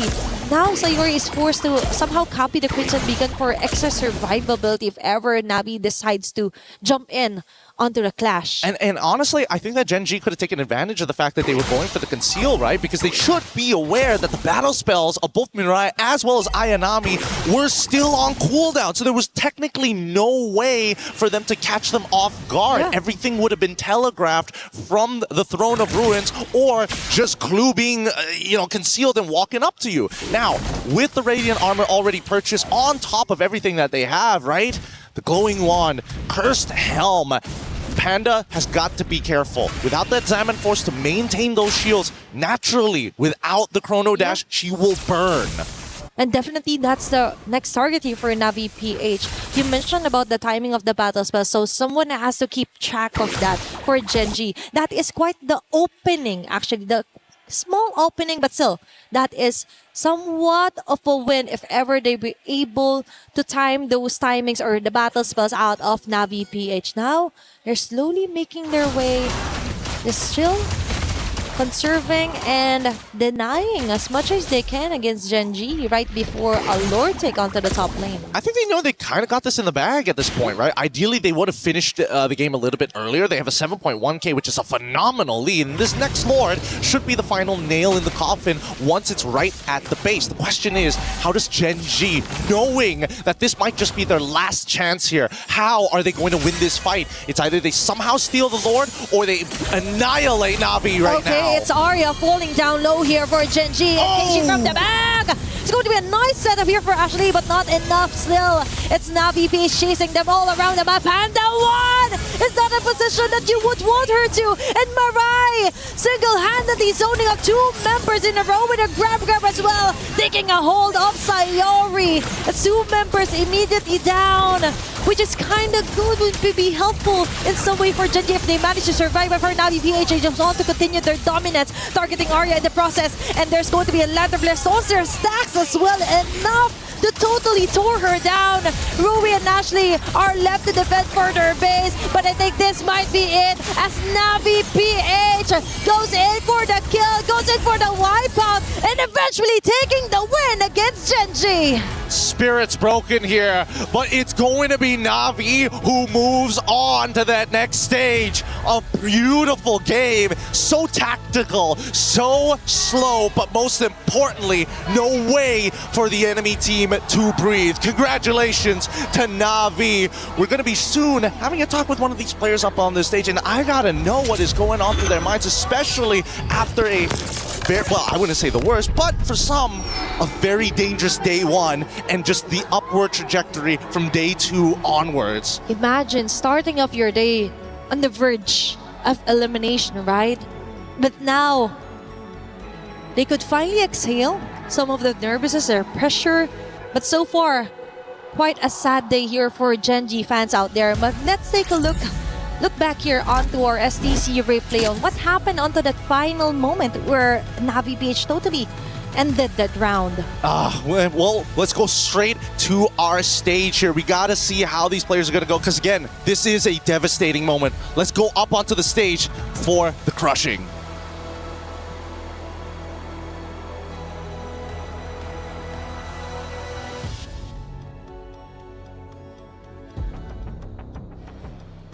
Now, Ashley, hand on over your tournament key over to Navi. Thank you so much. You fought valiantly, and your journey ends here at MWI. Thank you. Ladies and gentlemen, and that was the exit right here for Gen G. Now, heartiest congratulations to Navi Philippines. You guys have clocked that ticket to the knockout stage.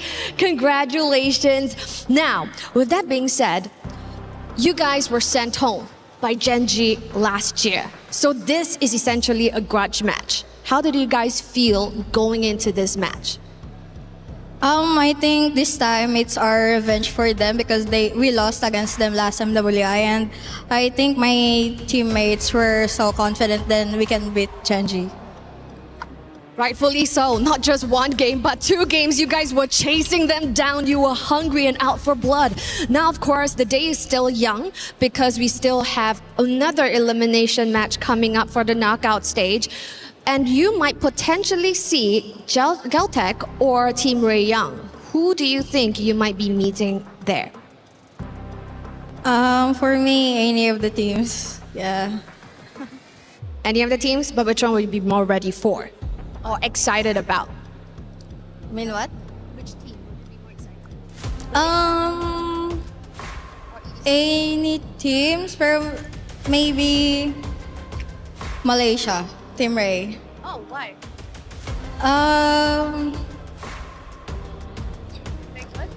I think we play good against them.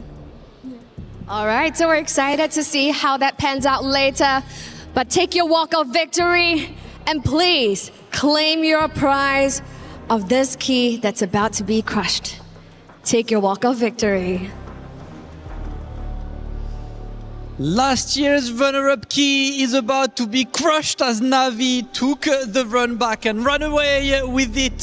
It is time for another key-crushing moment as the dreams of the NA region are getting shattered and evaporated. As always, you know the drill. Or can I call this a drill if it's not a crushing moment itself? It is time for the key to be set and to be absolutely destroyed. Unfortunate for last year's runner-up, but Genji out of the tournament in the hands of Navi. It is time to go for the security check as always, as the key is now ready to be absolutely punched up. 1 key less in this tournament as we're getting close to our knockout rounds. Ooh, this actually sends shreds left, right, and center. Another team out of the tournament. And of course, once again, congratulations to Team Navi. You guys will be back later in the tournament. We wish you the best of luck. And of course, after a brilliant victory, it's time for you guys to celebrate, take a rest, and be back after with hopefully another shattered key between your hands. Without further ado, let's take a look at the highlights.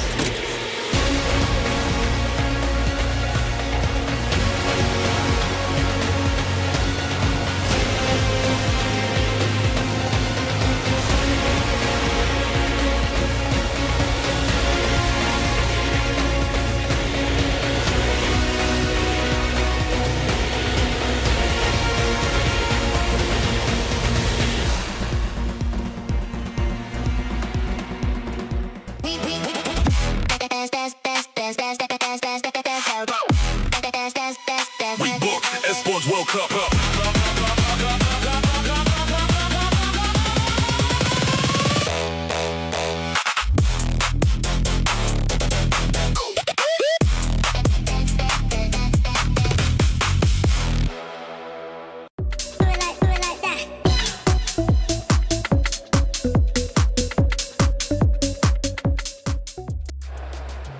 The hope of NA has fallen. Gen G, unfortunately, will no longer have a chance to go back into grand finals and reclaim what they narrowly lost last year to Vitality, which opens up a spot in grand finals. Who's it going to be?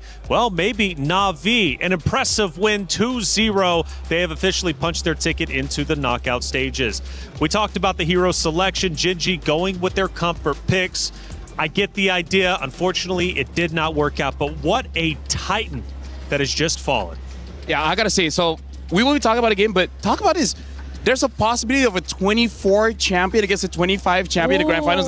Now that is crazy. But talking about that game just now, we discussed how the previous series, that one mistake at the late game cost you the game. Unfortunately for Gen G, that one mistake in the early game where Arya was just in too deep in Na'Vi territory, and Na'Vi having that Boxia denied Uranus of that heal. That was the mistake that gave everything to Na'Vi. Yeah, it's understandable. You expect the Uranus to just be very aggressive in the lane, potentially go for those early cuts, but it's different. Now you look at Na'Vi and their lineup, they're also very tanky dudes who are just prepared to fight you on in the early stages of the game. And it just snowballed into more and more kills to the most unfortunate targets. I think Rui followed next after that kill onto Arya. So these two anchors already falling down meant a lot for Gen G. It was Na'Vi taking the win. Let's take a look at their path to victory through our first moment. And we're deep into the game at this point now, 10 minutes in. You can already see a goal disparity between the two. Na'Vi at this point already has a severe lead. I would say this is actually very impressive by Gen G. I honestly thought they would have been wiped out, but somehow, some way, they were able to kite long enough that they're able to kill Mirai. And honestly, I think at that point, they were like, hey, maybe we can win this, but 7,000 gold is just too hard to keep up. Yeah, Gen G had multiple instances wherein they just really worked together to keep each other safe. It's surprising, although that's not the kind of mid to late game you want to see from them, because again, evidently they were on a Suyo, they also had a Harith, which I think they also really thought hard about, because that's where their main carries are going to revolve around. But the fact that the ones who were supposed to protect their carries already fell in the early stages, it hurt them a lot and it was hard to come back from. We have one more key moment to victory. Let's take a look, obviously, as Na'Vi starts to again close that vice grip, taking down Gen G. Ultimately, we're now 13 minutes in and the troops are pushing forward. This is where Na'Vi was being very patient. They understood the intentions of Gen G, which is Gen G tried to take a surprise fight against Na'Vi around that Lord. Na'Vi smelled it a mile away and just waited for Gen G to expose themselves and then go in and then fight, because they know they had the advantage. At that point, there was nothing Gen G could do. Yeah, it was a very honest lineup too for Gen G. You could see the kind of plays they would go from for a mile away. You know that it just should be typically starting from Ashley. Sayori, most of the time, did get the Throne of Ruin a couple times, but it was just mostly just keep her teammates safe. And we didn't really get to see her play the aggressive type of Valentina that she successfully did in Dame number 1. It was a blockbuster matchup for sure. Long-standing history between the two, not only in MWI, but also here, or excuse me, last year, whenever it comes to the knockout stages. And it is the revenge arc now for Na'Vi. They've already won 3/5 of the roster in 2024. They're looking to do it again. Did they show to you, LaFell, a lot of strengths during this matchup? Because, again, you mentioned their hero selection, their hero pool, right? They have a plethora of heroes that they can use. With that deep amount of hero selection, I mean, for me, versatility, that mentions, for me, I think a champion. I think Na'Vi could very well make a deep run. They showed improvement, and that's very important because they started off looking very shaky. A lot of their fans showed doubts, like, are we sure this is the Na'Vi that we thought could be champions? This is nothing that we hoped for. But then, day 2 of MWI, they started slow, but they got there. And today against Gen G, they look like they're in 2024 prime position to win it again. Man, and also, too, for Gen G, losing out on this means they don't get club championship points for that organization. But Na'Vi potentially does, and they need them because last year they had a storied run. This year, they want to do the same, and this is one step forward in the right direction for this Na'Vi organization. If you had to give an MVP to one of the Na'Vi members from those two maps, easy. Who would you give it to? Easy, not Ayanami. Game 1 on that Freya, always give pressure towards the damage dealers. And then on that Alice, how many of those setups was like highlight-worthy, TikTok-worthy highlights? Those were amazing engages by not Ayanami. Plus the game-deciding play also, which happened in the first few minutes of the game, was all because of not Ayanami. It happened in her lane. It happened towards her counterpart, which was Arya. So I think it's very well-deserved of her to get the MVP of the series, if ever we did have any. Not Ayanami getting a lot of attention, not only in our content pieces, but also out there on the stage. And now things start to get real. Up until this point, it's been double elimination. But now we're moving into the knockout stages. What does that mean? In the knockout stage, the stakes escalate with every single step. Teams start in a best-of-3 quarterfinal before advancing to an unforgiving best-of-5 semifinal. Teams who fall short of the grand finals will be granted the opportunity for a podium finish in the third-place match. Finally, the top 2 teams battling for the title in the best-of-7 grand finals. In this single elimination format, every match is do or die. On the world stage where dreams are shattered and history is made, a monumental $500,000 prize pool and crucial club championship points are on the line. But only one team will rise above. In the first of 2 MLBB championships at EWC, who will be crowned the queens of MLBB? 2 champions, 1 game. This is MWI at EWC 2026.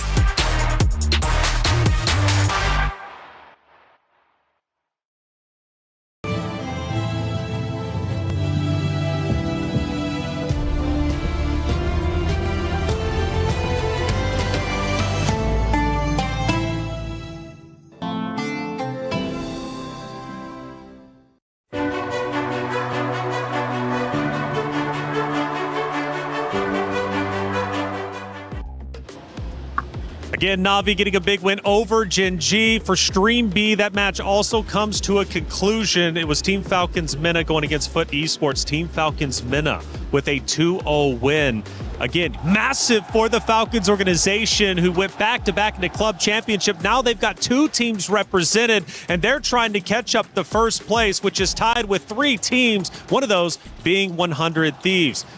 Falcons Mena, strong team making it through, defeating Foot Esports. Is this an upset, a surprise, or should we have expected that result? Honestly, I expected it because despite Foot having the upper hand or the upper foot against Falcons for quite a long time, I believe that after seeing their game in Stream B, I'm like, you know what? They're kind of like Na'Vi. They started off slow. They were trying to figure out their identity, but once they figure it out, it's game over. There's nothing you can do to stop them. I was supposed to say it's very similar, not because of just the slow starts, but also because of the veterancy, which I think took a bit of download time before they eventually were able to flesh it out and really guide the other members of the team. Because again, if you would remember, in Team Falcons Mena, they are really very experienced players when it comes to the international competitive scene. Absolutely. Well, Falcons Mena get that big win, which means our knockout bracket is about to be at least drawn up. But until then, we have Rose with an interview with one of the players from Na'Vi. Hey guys, Keshi here from Navi. First of all, congratulations on qualifying to the knockout stages. We feeling good? Yeah, thank you. Now, let's talk a little bit about your journey in MWI this year, because as we can see from the first 2 days of MWI, Navi's performance shocked everybody else because it looked rather shaky. So tell me, what did you guys fix in order to get a very clean win today? I think we just adjusted our communication because the first 2 days it was not clear, and I think it's because of pressure. Pressure as the only sole representative of the Philippines, right? Okay, now I gotta ask you, would you consider this a statement match? Because we know, first of all, there is history. Genji ended your journey in the last year, MWI. And second, a lot of people started doubting you guys as the title contenders. So what do you think? I think it's a statement, yeah. Are you happy with the statement you put out today? Yeah. Proud of Very your happy, performance? yeah. How would you rate your performance today?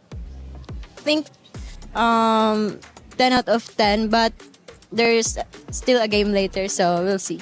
All right, we'll see. And you know what, Keshi, since the Filipinos are in the knockout stages, is there perhaps anything you'd like to say to the Filipino supporters back at home? Thank you for supporting us and continue supporting us for our game later. Thank you, Keshi.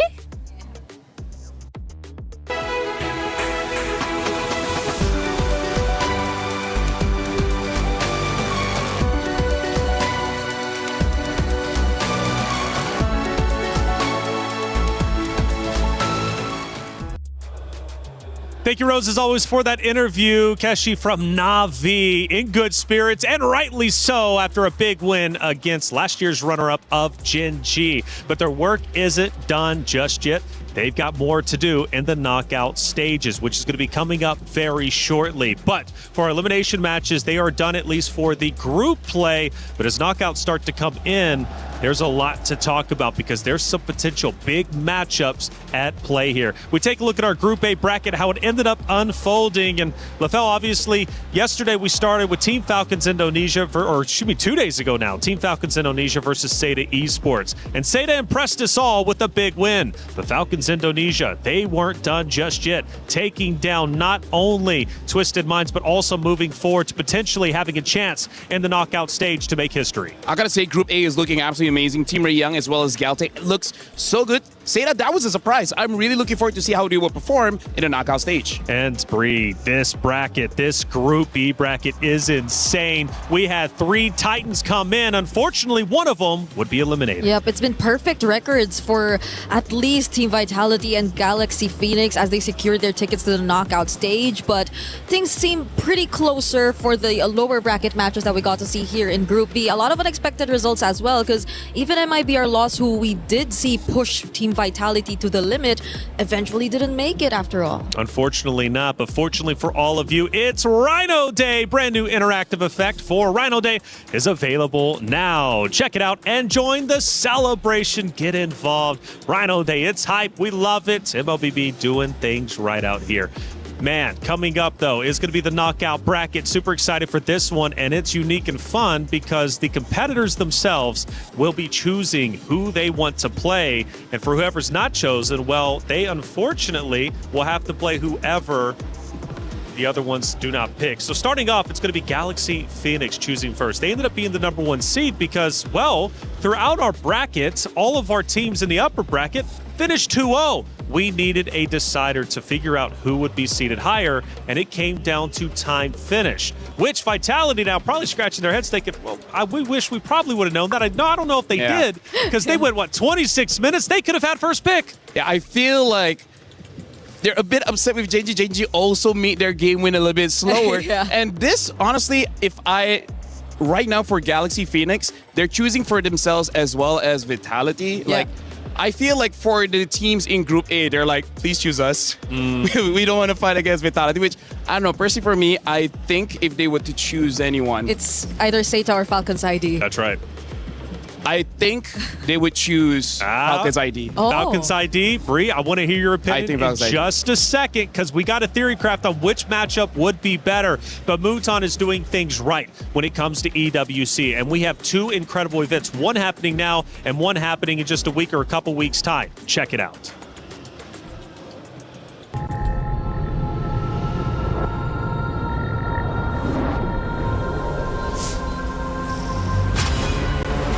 In the past, we were always in Asia. This year, we came to Paris. What stories are still left untold? Kami sudah membuktikannya. Tapi ini baru permulaan. Tiada siapa akan ingat siapa nombor 2. We need the win. Bukan sekadar keinginan, tapi tekad. Hindi ang pag-abot sa tuktok ang pinakamahirap. Ang corona ang mahirap ipagtanggol. What happened last year became fuel for us this year. This time, we bring it to Paris and finish it. A new lineup, new chemistry, new fire. Once champions, not settling for podium finishes. World champions, defending MSC champions. As the final boss of MLBB, can anyone stop them?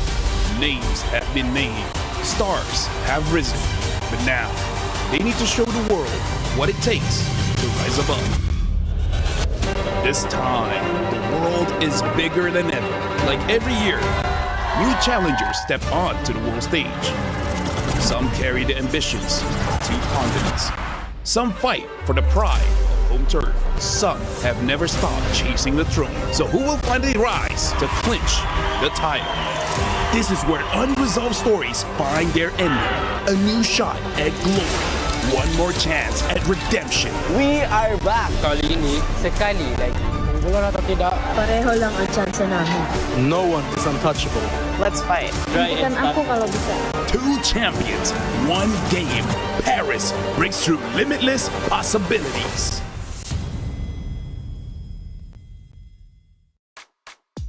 It's MLBB for the next 3 weeks, and we love it, and I know you at home love it as well. MWI, we're moving on. Groups are done, and now it's all about the knockout stage. Single elimination, and I'm ready to theory craft. You kind of highlighted it, brought it up a little bit. Let's revisit it. Now, for the seeding, based upon timing, because they all had the same 2-0 record, Galaxy Phoenix will be the #1 seed. Team Vitality will follow. Geltec Cyber Team just behind them, and then Team Ray Young will be #4, which means Galaxy Phoenix is going to have the first choice, and they have a choice either between Falcons Indonesia or Seda Esports. Now, the scary thing is, the one not chosen by Galaxy Phoenix has to play Vitality. Actually, now that I think about it, it's better for them to go up against Seda because Falcons ID, Vitality, they're from the same region. They have a lot of information with each other. So I feel like the smart move would just let them play because you would get so much information out of that. Oh, that's true. And I believe it could be somewhat of a double-edged sword if you have very limited information about Seda overall. But at the same time, you might just want to risk the edge of having more experience compared to a newly coming region to the competitive stage of MWI. And you got to think for Falcons Indonesia, though, if they are chosen, one of the things, Galaxy Phoenix matchup will be taking place first. Oh. So Falcons Indonesia goes from matchup straight into matchup. Now, talking such a short time period, Lefel, how do you prep in that such a short time span? Because, man, you're going from a match on B stream straight in to the main stream. Honestly, it's quite weird, but some players actually prefer it just for one simple fact, which is you got your warm-up. Because some players, if they play and then 2 hours, 3 hours of doing nothing, they just start to slow down. So some players is like, yes, we are good now, let's just go now. And instead of thinking about what your opponent is doing, just focus on what you're doing. And then after game 1, hopefully your coach can figure out what to do game number 2. Yeah, at first it does not seem as favorable. It comes along with being in the lower bracket and having to survive through all those elimination matches. But at the same time, especially if it happens in the same day, might as well just keep the ball rolling because you've already started playing anyway.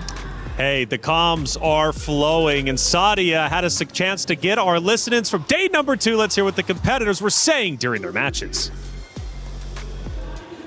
Hey guys, Sayori here from Gen G, and she looks rather upset after the loss up against Navi. So let's talk a little bit about the game first of all. I know you guys came in rather confident, especially because you guys were the one that sent Navi home last year. What happened? What fell short in today's match?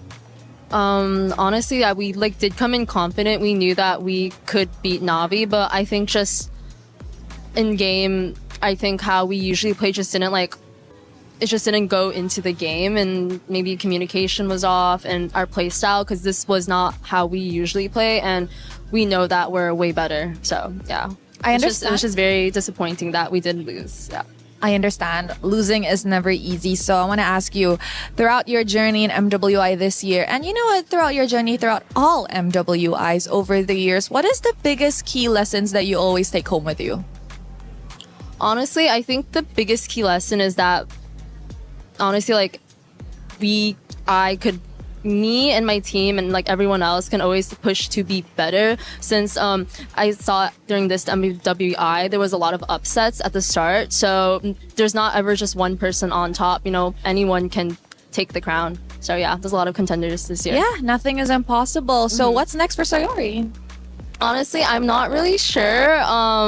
We have to stay tuned. I'm very confident with my team. We are very close. We've been playing for a while, and with the addition of Rui as for this year, but it just really depends on the direction of everyone else. So yeah, I'm just gonna follow. And you know what? I think to wrap this up, since a lot of people were definitely rooting on you guys as a title contenders, is there anything at all you want to say to your fans out there? I just want to say thank you for supporting, and hopefully you'll see us next year playing other tournaments. But yeah, we'll come back way stronger. I hope to see you guys come back stronger next year. Yes. All right, guys. Thank you so much, Sayori. Thank you. Thank you, Rose, as always, for the great interviews, getting the coverage out there with the players where they matter most. Gen G on their exit interview, still in high spirits, it seems. They want to come back even stronger next year. Yeah, I always feel sad when I see teams have to exit without them playing their best game, or without them being able to play the kind of play style that you know they're used to playing. And it's unfortunate it happened to Gen G, but I'm glad to hear that they're just looking to come back stronger the next time we see them. Yeah, we don't want to lose them, right? We definitely want to see them come back. NA needs a solid representation, and Gen G is that good representation. Hey, like I said, throughout day 2, there was a lot of great comms, and Sadia had a chance to listen in. Main carry guys, nice. Carry no flick. Satu Jod. Dadah guys. Jessica. Sakit.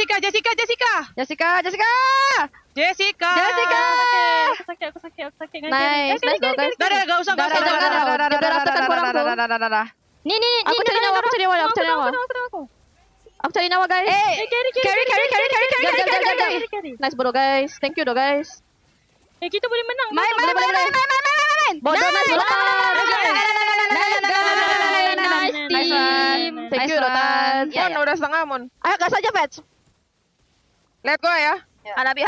Udah IG Hanabi. Sabar ulti 13. Let go nih. Gua ke Hanabi.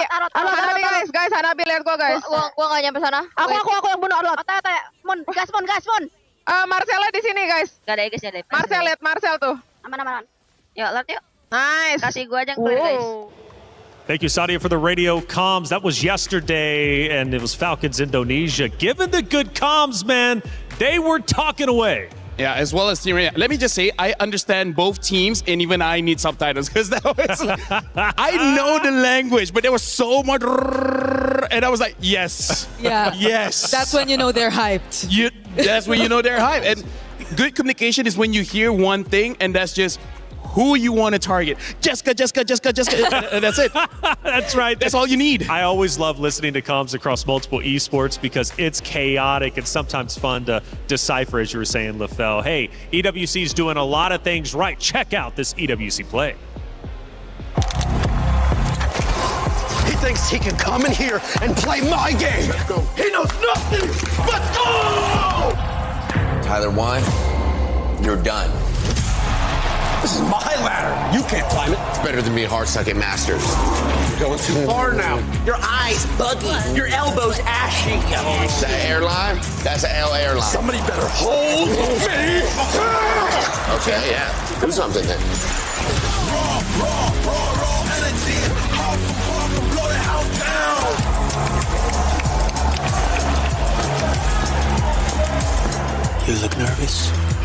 short. Everything's good? Mm-hmm. Fight.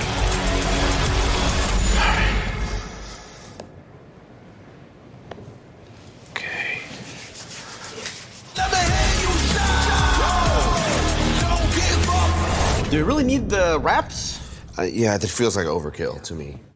Body was built to move. Not trapped at a desk in one singular posture for 12 hours a day. It's time your chair evolved. This is Secret Lab Titan Evo. Ergonomically engineered for you. Gamers, hybrid workers, artists. Backing your every move.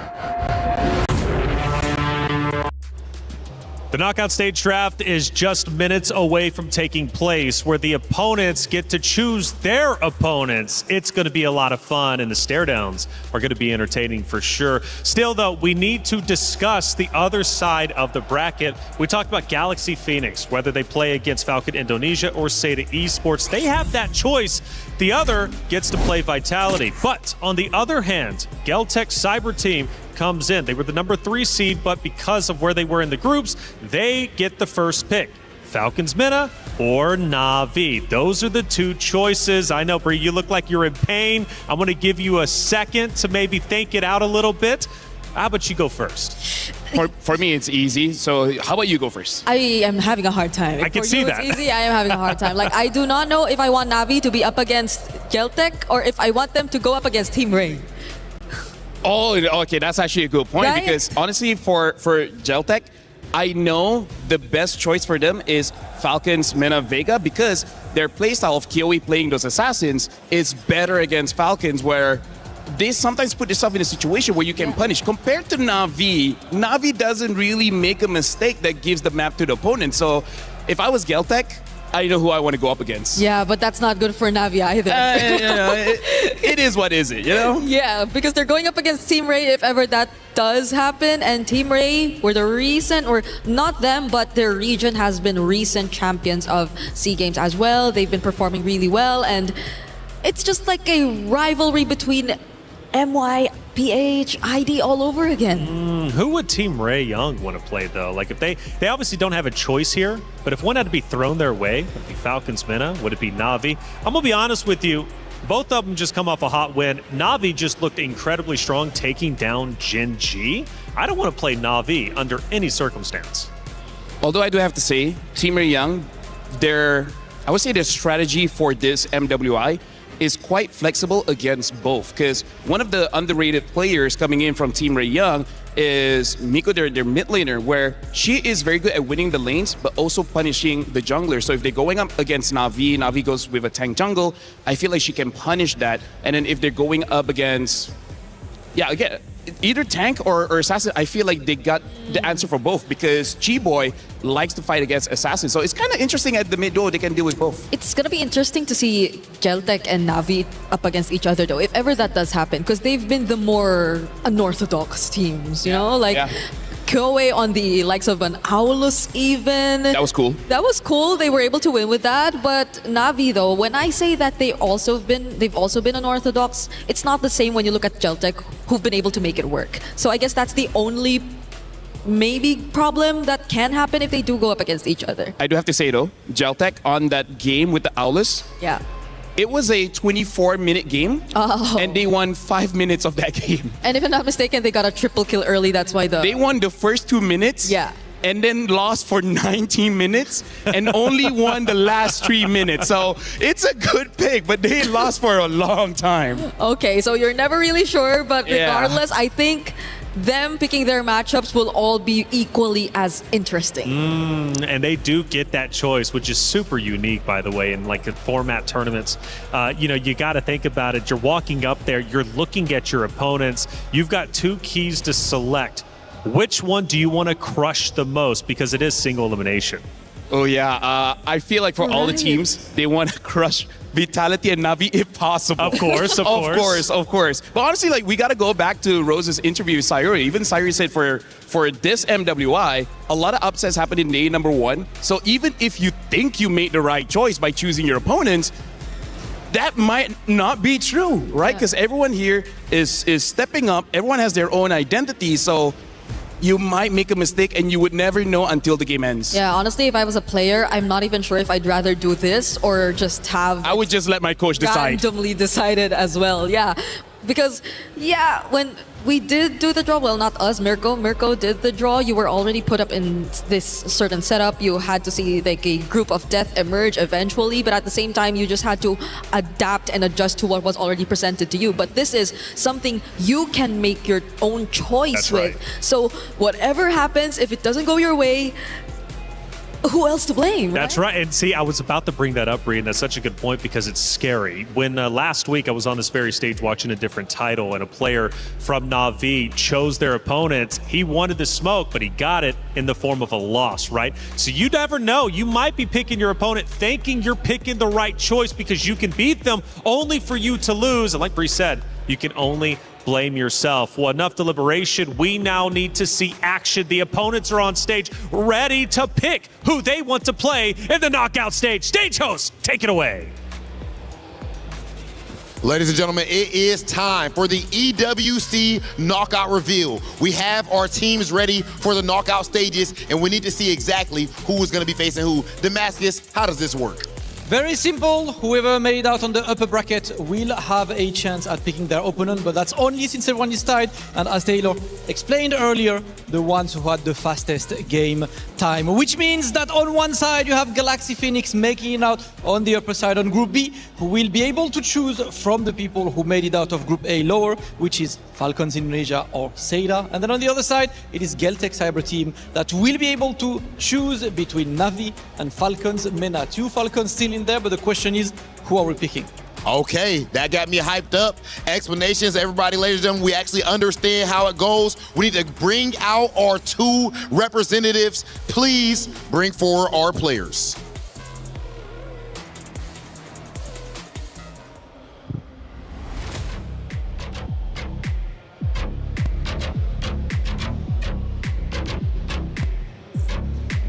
Okay, first, Team Falcons coming to the stage.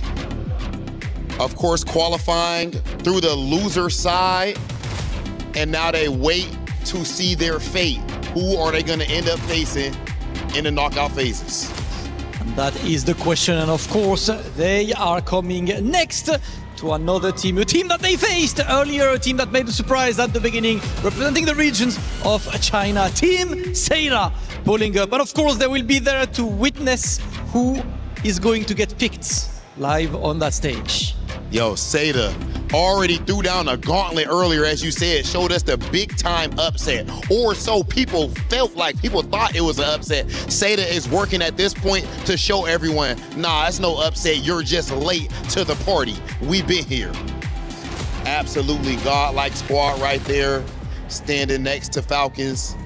That said, I believe we do have our next team ready.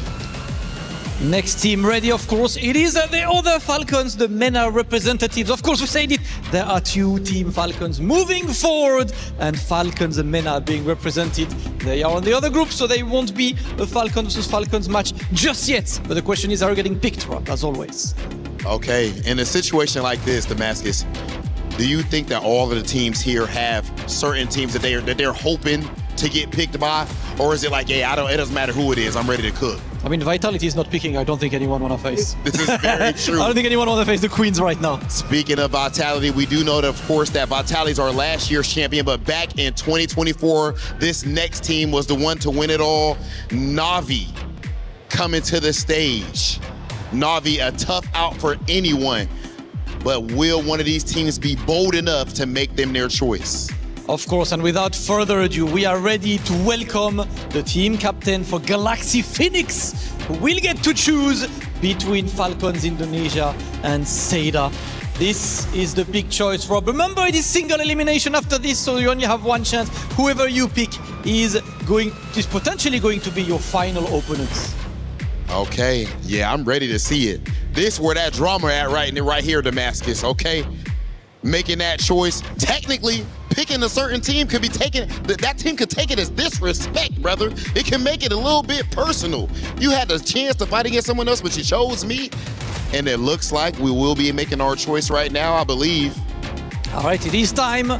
Okay. Get a pick. Is it Seda? Is it Team Falcons? We take a moment to think. And actually, no thinking. It looks like the pick immediately is Seda, picked by Galaxy Phoenix, which means Vitality inherits Falcon Indonesia. Cheryl, what do the players have to say? What an unexpected matchup. This means that there will be an Indonesia versus Indonesia in the quarterfinals. So, please tell us, why did Galaxy Phoenix pick Seda, even though Seda actually won Team Falcons Indonesia? Maybe I like them. Oh, you got your eyes on them. Now, how is China feeling about this matchup? 现在你们感想如何？这次的赛？我们现在的感想就是非常开心。然后，因为我觉得对我们来说，比比赛输赢更重要的是享受比赛本身。They're very happy about this pick, but win or lose, they are very happy to be here for the competition, to experience as an experience. So yes, this is your first matchup for the quarterfinals of the knockout stage. We have Galaxy Phoenix going up with Seda. Oh, that's a banger. That's an absolute banger right there, Damascus. And I like the interview as well. Wholesome answer coming from the side of Seda. But we've seen a whole lot of confidence in that pick. I love to see that. Stingy with words, but the confidence definitely shows. And on the other side, as Cheryl said, it's a full Indonesian match with Vitality taking on Falcons Indonesia. But on that side, it is enough as we have to move to the other side. And it's now Team Geltec Cyber Team going to pull up to select between Navi and Falcons. Mena and Rob, I've got to say, you and I love the drip. I absolutely love the Geltec drip. Oh yeah, I need one of those fits desperately after this. That is an elite fit. I've ever seen one. Yes, and we are immediately picking Team Falcons Mena. We do not want to face Navi just yet. Geltec picking Falcons Mena. Team Ray Young will be the one to face Navi. And Cheryl is with our players on the stage. Now this is going to be a very exciting matchup. Now I have to ask Team Falcons Mena, is there any comments about this matchup? Are you guys excited about heading into this match? Yeah, of course we are excited and good luck for you guys. Anything you want to say to them? Nana. Nana, okay. Fist bump, and we will lay it all over at the Land of Dawn. Fist bump. And let's go. Our next team for the knockout stage of quarterfinals. We have a Geltec Cyber Team going up against Team Falcons Mena. This is what we want to see, and with these picks being done, all 4 matches of our quarterfinals are now set with the big bracket on display. And to take a look at this bracket in detail, I would like to send it to the studio. Taylor with our experts in there. What are you guys thinking of that bracket? Ooh, it's looking spicy. Hollywood Rob TV, Damascus, Cheryl, thank you so much for settling the score with the competitors. Now we know what our knockout stage looks like officially. And it's a spicy one for sure. Let's start with the first matchup, Galaxy Phoenix versus Seda. It's going to be coming up first. What do we think about the opponents? Well, first of all, called it. Yeah. Second of all, it's like, wow, we're so surprised this happened. But yeah, I really feel like this is good on both ends because Seda also showed quite a lot, and I believe Galaxy Phoenix have gotten enough information to know what kind of draft they want to use against Seda, but also because they force Vitality as well as Falcons ID to fight against each other, they need all that information to know potentially when they meet what they're gonna do. Yeah, but it's an early Indo matchup that we're gonna see, and again, only one of the few, if not only representatives, to send out at least 2 teams from a single region, and that's gonna be, I think, one of the closest we could possibly see ever because they know each other so well, and that is something that they could not really control. So talking Galaxy Phoenix, they are about to play an opponent that they know, but they haven't played just yet, at least on the stage for MWI. And this team is incredibly talented, have gone through the gauntlet. They did, in fact, have some early struggles as a roster, but they ended up as Queen's Legend Season 3 champions. They also have competed in other leagues for the first time as an all-female roster. So they've got a lot going for them, including, of course, winning out their group. I gotta say, Galaxy Phoenix, it's like they're masters of rock, paper, scissors because their jungler is able to play tanks, able to play assassins. So when they know who they're going up against, they're able to change either rock, paper, or scissors, and it's on to the opponents if they can fight back on their lineup. Yeah, they have so much heroes too that not necessarily are out of the meta. So I think that's one really good strength that you can look at when you talk about Galaxy Phoenix is the fact that they have such great mastery over the heroes that are actually relevant in our current time. But strength versus strength in this matchup, because let's not forget, Seda Esports was developed specifically for the MWI stage, which means they've done their research. So when you talk about a deep hero pool for the side of Galaxy Phoenix, Seda equally also has the same. Yeah, but I feel like watching how Seda has been playing, once Galaxy Phoenix is able to control the first 4 minutes of the game, that's where they start to use their advantage, which is their experience. They know how to play from a lead, and they will maintain that. Compared to Seda doesn't always look that well when they're losing by 1,500 gold, 2,000 gold. So if they can get onto that first win condition, they're already looking pretty good. You know who Galaxy Phoenix has, though, that Seda Esports doesn't have? Is Fa. And we were screaming her name. Fa was going off just a couple days ago. She's incredible, and Seda's got to deal with her. Yep, Seda, especially as mentioned here by Lavelle, may not seem the cleanest in terms of the executions when we get into the mid portions of the game. So I think it's crucial that in this matchup against a team like Galaxy Phoenix, they're always remind themselves of housekeeping. Like they cannot let go of the most basic fundamentals when it comes to the game. Let me just say, Fa is a mercenary. She is precision as a person because going up against Na'Vi, she only targeted Mirai until there's nothing Na'Vi could do. So as long as they know who's the right target for Seda, I will feel bad for whoever that is because no matter the pick, either Guinevere, either Ling, Hayabusa, Yisashi, I really don't care. I think she will get her target. Let's find out if she does. She's a serious competitor. I love that you call her a mercenary, and she absolutely is a mercenary. Look, Seda, though, again, not to be messed around with. They are truly phenomenal and absolutely insane. Obviously, that matchup is going to be coming up relatively soon and first, but the Vitality was just shown on screen just a second ago, and Vitality has to go against Falcons Indonesia, another big matchup. Gotta say, man, I'm a big fan of Falcons Indonesia and the way that they continue to play and face adversity. But Vitality, come on, they are the queens after all. I mean, like, not only are they great mechanically, but they can get into the heads of Falcons ID. Yeah, and if I'm not mistaken, I think the revenge storyline continues because Falcons ID in the recent qualifiers that they had for MWI 2026, I think barely got to get a game against Team Vitality. They went up against each other in the upper bracket semifinals only to get dropped down to the lower. But the moment they meet again in the grand finals, they got the exact same result. You know, I'm so encouraged, though, from Falcons Indonesia to improve from day one. When I was watching them as a contender, we set them up as the top dogs. And while they finished 0-2 defeat, I was like, well, that's not what I was expecting. But they've come back stronger than ever. But there have been questions about Vitality and if they still look as strong as they did last year. And a lot of that comes from that MIBR loss matchup.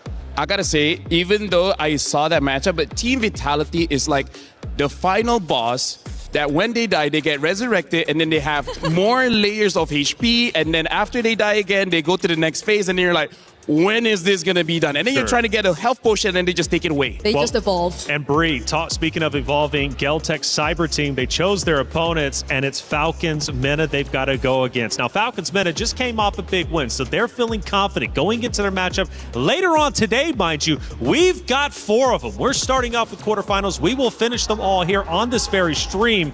Falcons Mena is going to have a long day. The Geltech Cyber Team has been a big surprise in our tournament and they have looked stellar. I agree. The way that people have been awaiting this comeback, again, we have to remind everyone that Kyoe, I think one of the star players that we've constantly been highlighting, took a bit of a break from the competitive scene. I think that was exactly 3 seasons of Lady MVP before she eventually got back. And it took her exactly 3 seasons as well to get back here to the MWI stage. But that showed significant growth from these players. I gotta say, Kyoe's Hero Pool is amazing, but this is where I want to talk about their coach, Osprey, because Osprey has been in the MLBB scene for both the men's division as well as the women's division for a very long time. If there's a Mount Rushmore in ECA, he's gonna be there. His picks are unorthodox, but on paper, they always make sense because he's like, this hero can counter this hero. Even though it looks like it's a funny pick, but when you see it in action, you're like, wait, that makes sense. I like unorthodox, though. I mean, it's tough to obviously plan around that. I think being unpredictable is definitely the way to go. Now, Team Ray Young, this team, I think, surprised the desk, at least on day one, based off their performances. Brie, I think you were also surprised. Like, Team Ray Young playing incredibly well, but Team Ray Young's got to go against Na'Vi. Now, that's not going to be easy, especially after watching Na'Vi dominate Gen G, beating them 2-0. This matchup is stacked. Yep, and if you have personally felt like a fan for Falcons ID and their story that they've been able to build here in MWI, I think I've been drawn to Team Ray more so because of their personality. Like, they're such a fun bunch to look at, and even their interviews just stand out every single time. I think I'll have my eyes on Chiboy just simply because of the way she just presents herself, and I think that helps boost her team's energy and confidence so much. I would say part of that is because of Queen's experience back in the SEA Games, where I believe during that grand finals, she's seen her team when they are like so stressed, so worried about losing. And at that moment, they're like, you know what? Let's just have fun so that we can actually go into the game fresh. And I think that's the experience that she's telling her team. Like, yes, most of you guys are new here in the international scene, but if you're so worried, if you're so anxious, you're not going to be able to play your game. So let's have fun. Let's play rock, paper, scissors, and then let's actually play the game. Which I think they were playing rock, paper, scissors. Yes, they did. Point, which is actually pretty incredible. And we had a chance to actually catch the action. Now, the thing is, though, in that matchup, Na'Vi, they know what it is to be a champion. And sometimes you really have to get that feeling in order to get it again. For Team Ray Young, they haven't, at least on the MWI stage. I think that's going to give Na'Vi a big advantage. Na'Vi hopefully get to really carry over what we get to see from, or what we got to see from them in this recent match that they just did up against Gen G.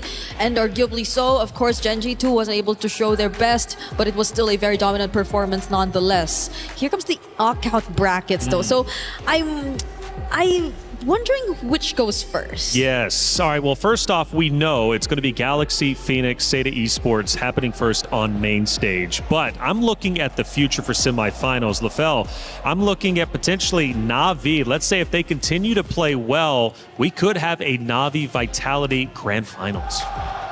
Actually, hold on. Looking at this, there's a chance that Na'Vi could go up against Galaxy, Phoenix, actually. And if that's the case, I think Na'Vi really wanted that one because Galaxy Phoenix had their number, and I feel like that matchup is going to be very personal. It's like you made it look humiliating day one. I want that revenge. Oh, more and more revenge storylines happening here, and we might just see one that will eventually replace one of the biggest revenge storylines that we actually had last year, because the underdogs then, Gaming Gladiators, no longer part of the tournament, just recently eliminated by Na'Vi. So now who is next to actually possibly be that seeker of revenge? That's a great question. Ashley, she has been a big conversation. Unfortunately, her team was eliminated. However, her knowledge is still incredibly valuable, and she teaches you how to be a roamer.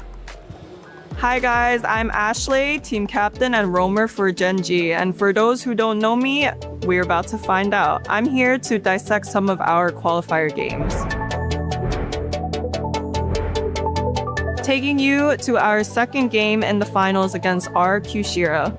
So if you take a look at what's going on the screen right now, we have control of the H bush on the bottom side area, which we're winning, by the way. If you take a look at our lanes, both mid and bot are winning. The Claude is segregated from the rest of the team, and you're about to see the Hilda walk up with no support from her whatsoever. And our comp has a lot of poke, a lot of freezes, and a lot of rolling. So here we were able to burn the Hilda's flicker, and that was going to be useful for us since the Lord is coming up in 4 seconds.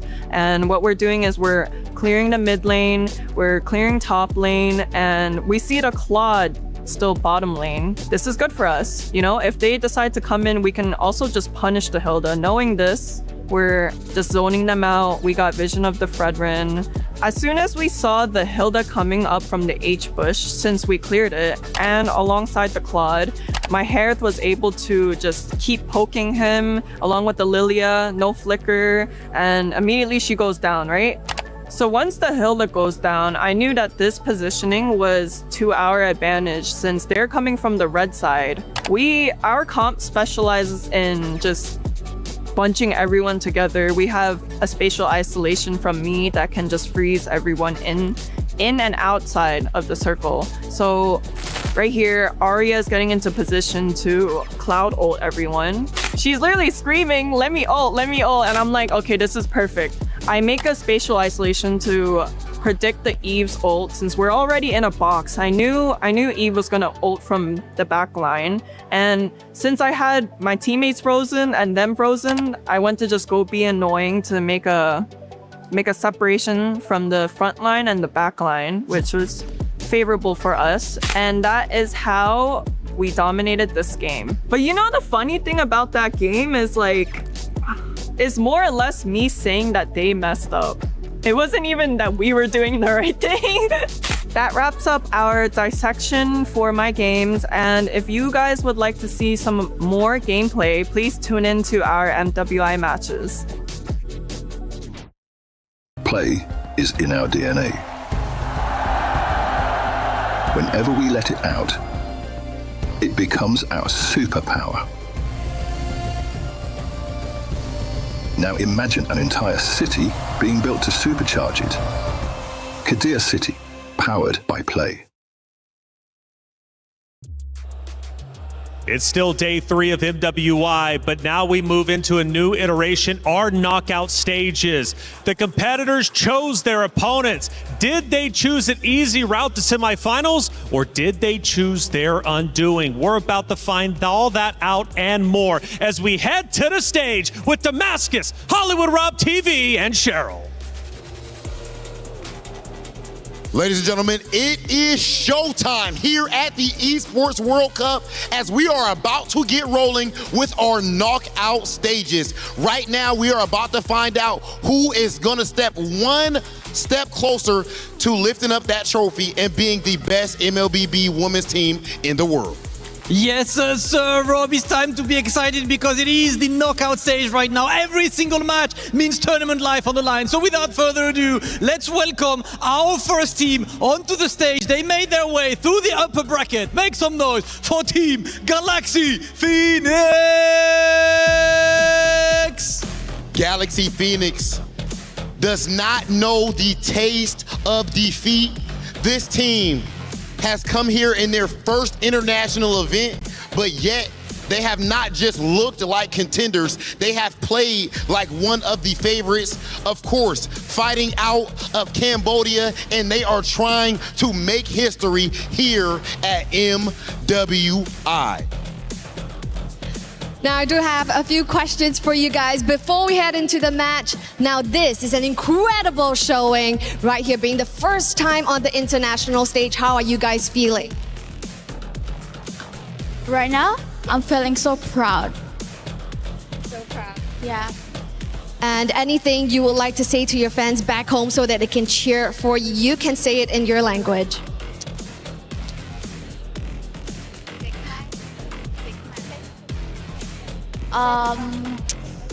Yeah, nothing else. Like, I don't have nothing. Like, I don't have a lot to say, but I'll try to fight for the nation. National pride is on the line. Is there anything you would like to say to your opponents before we head on over to the battle station? I just want to say that good luck with your match. All right, good luck, and we will have another exciting match, so please head on over to your battle stations. Thank you.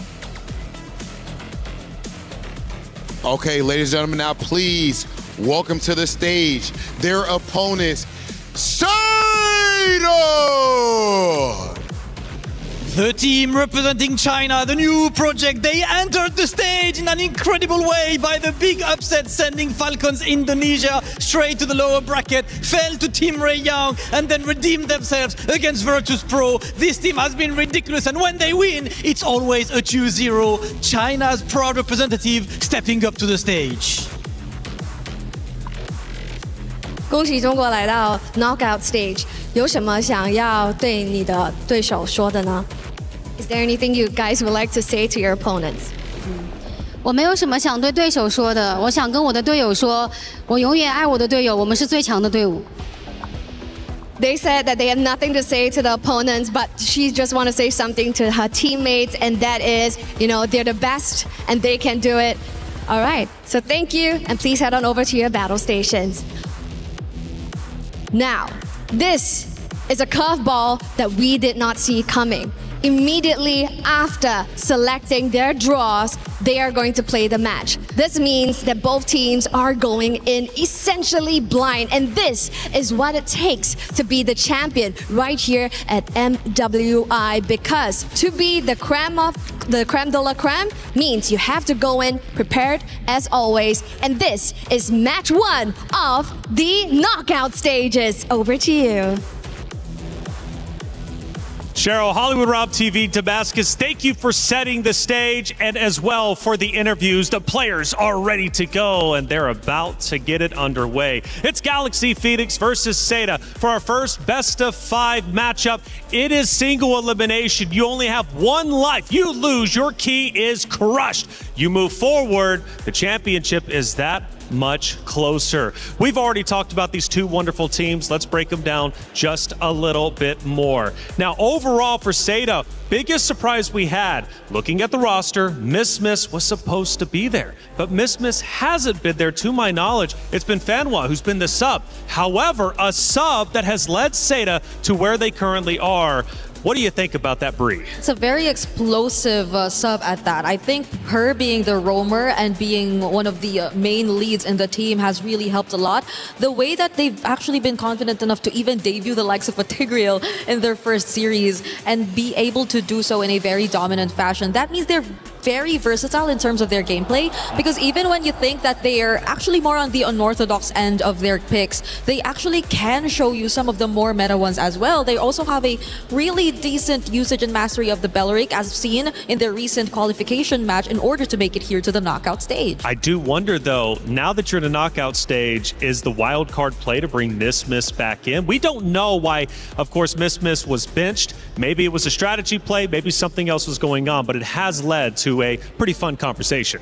I mean, like, because of the meta change, perhaps her hero pool just didn't suit the current meta. Good point. And by the way, can we just say this might be the start of a legacy coming in from both organizations, because they haven't really had much success so far in MLBB, but now they're in the knockout stage. Winning this one, every single win each organization has after this just cements their position in MLBB lore. That's an excellent point. I mean, for both, right? Really the first time showcasing what they're made of as an org, as well as players here on the international stage. And this is a big moment, and I love that you set the stage with that very statement, because that's what the MWI is all about. And in fact, what the Esports World Cup is about in its entirety. It's about making history. It's about cementing your name, not only in the history books for the Esports World Cup, but the history books of esports as a whole. And Galaxy Phoenix and Seda could very well do that. This is just one of those road stops that they have to get through to the grand finals.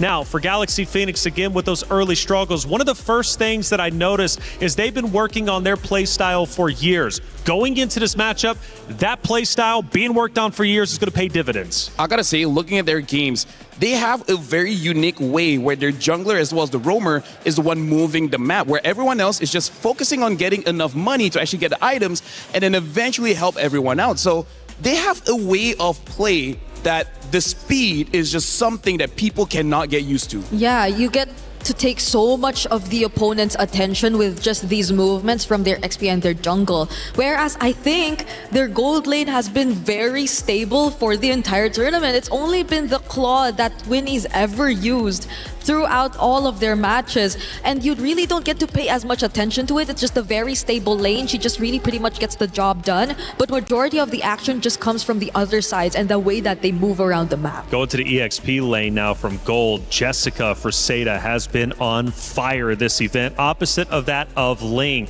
A power matchup for sure. Jessica, I mean, talk to me about her, LaFell. She has brought so much to this competition for the side of Seda, not only from the hero selection, but just from the slayability.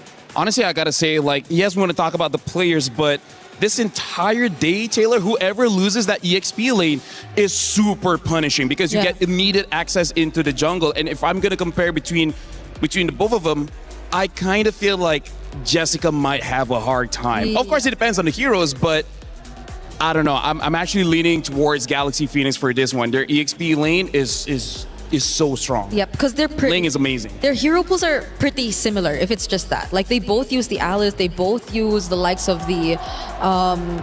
No, it's actually just the Alice, I think, that they use both. It's their shared hero pool. But other than that, we see more flexibility from Ling in terms of how they're able to utilize it. Because if there's one observation we got to see from Jessica yesterday when they lost, it's the fact that she probably does shine a bit more on playmaking or heroes that just play for the team. There tend to be more miscalculations whenever you give her those less flashy kinds of EXP lanes. It's 5 players per team. All of them have to work together to win. But Fa is an absolute powerhouse. We mentioned her earlier. And from what I'm hearing, Lefelt, she might be just one of the strongest junglers in our entire MWI event. Honestly, I'm willing to put money on that one because honestly, Fa is an absolute mercenary. It's one thing when you're good at one hero.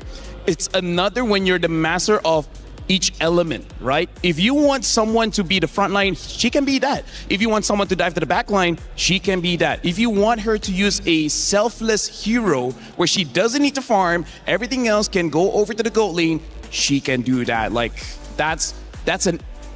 I would say that's one of the kind of players that each organization after MWI might start emailing her. It's like, hey, are you willing to relocate? That's true, that's true. It's also because she's just very firm on these heroes that either the Guinevere, either the Ling, whichever she uses, it just feels like the mastery is on point because I think we've observed that, especially from teams like, let's say, Twisted Minds earlier on. When you try to change a bit of what you're used to seeing in the jungle, then the dimensions of your gameplay, there are a lot of things that tend to shift. But when it comes to Galaxy Phoenix, it's just really them dictating majority of it through the EXP and the jungle. One thing I do have to say before the draft starts, something about Galaxy Phoenix, they make it look easy. Yeah. And that's pure talent. It's not, well, actually, it's incredibly hard to make it look easy, funny enough. You would think going in there and just making it look easy is easy. It's not. It's one of the most difficult things to do. And Guy, speaking of difficulties, Guy from Seda, even through defeat, she finds a way to still perform well. She's the anchor, if you will, for this Seda roster. Guy is going to be the one I at least think that Jessica, Zhao, Name, Miss, or Fanwa, whoever decides to come in for this matchup, is going to be looking towards when things get rough. I'm starting to worry for her, though. Like, if it does so happen that Galaxy Phoenix tried to go for the assassin route and we see another Ling gameplay, wait, is she taking a selfie? Yes, and I actually saw them checking the heroes out as well. But I think it's less about the draft and more like, which skin do I want to use for this one? Well, you have to really pick the best skins. Yes. You're already in the knockout stage. Yeah, I'm not going to lie. Some of the skins, though, are incredibly funny. Like Patrick, for example, running around. Oh, yeah. Imagine losing to a Patrick. Yes. Guy would be furious. I got to say, Patrick running towards you at light speed is one of the most terrifying things you could ever imagine. And it's made a lot of Glue users happy because Glue is actually one of the heroes with very few skins. Yes. And you get surprised because he suddenly receives a Patrick skin. Yeah, I can't remember if it was Vivian, I think, from Vitality uses Patrick's skin, which is like she already talks her trash and she's beating you with the Patrick. Just so disrespectful on so many different Only levels. in MLBB can you see Sasuke being afraid of Patrick. That's only in MLBB. The logic is a bit different here. Even AOT characters like Eren Yeager, I'm pretty sure he doesn't want to face against Patrick. I know. It's not like we get to see the Yin also played as much in competitive gameplay, but it's weird here looking at Patrick just dominating over everyone. But that's just MLBB, isn't it? It gives flexibility and the opportunity for you at home to pick your favorite skins and play the game how you want to play. Regional pride was mentioned during the interview with Cheryl and the Galaxy Phoenix ladies. Regional pride so incredibly important here. And, one of the players from Galaxy Phoenix saying during that interview, like, I'm just so proud to represent my nation, to be on this stage. I know it's not enough for her. She wants to be a champion, obviously, but making it to the knockout stages, representing your nation, Lefel, that is such a big accomplishment. Because if you ask any player here, their motivation for playing, their motivation to become champions, there's many different layers. You have layers on. They want to change their family situation back at home. They want to make a name for themselves in their own country in this game. They want to help out their friends. In fact, some people here, they're not here for themselves. They're here for other people. So no matter who you talk to, there's many different motivations, and every single one of them is valid. And that's why when we see losses, all of those hopes get crushed. But that's the reality of becoming a champion. You don't win by necessarily making a lot of friends. You get to win by crushing someone else's dreams. And at the same time, they had to crush the dreams of, I think, also one of the longest running representatives, if it's regional pride that we're talking about, because we're seeing a different lineup fielded here as representatives of Cambodia, and they definitely want to be exceeding whatever they were previously able to achieve. It hasn't been a significant finish in any of their previous MWI records, but now they're so close to exceeding all of that. Building a home, helping your family out, $500,000 goes a long way, and $150,000 for first place. That's what is up for grabs. We start our first matchup, our first pick and ban between Galaxy Phoenix and Seda Esports. Yeah, right now, honestly, this is a very interesting start here, break, where Seda is first pick, and yet they're banning out the Marcel. Yeah. That's kind of not a great ban, because you would want your opponents, Galaxy Phoenix, to ban that out. And now this is already a very big tell. They're banning out this carry. So expect a lot of front lines. I really feel like they're already building the draft just so that Link can have a good time in lane. Oh, but Seda too. This is a smart ban. Yeah, 100% smart ban. Respecting so much of what Galaxy Phoenix have already previously shown us too. I think the Guinevere is just a bit too flexible of a jungler to hand over to GXP at this point.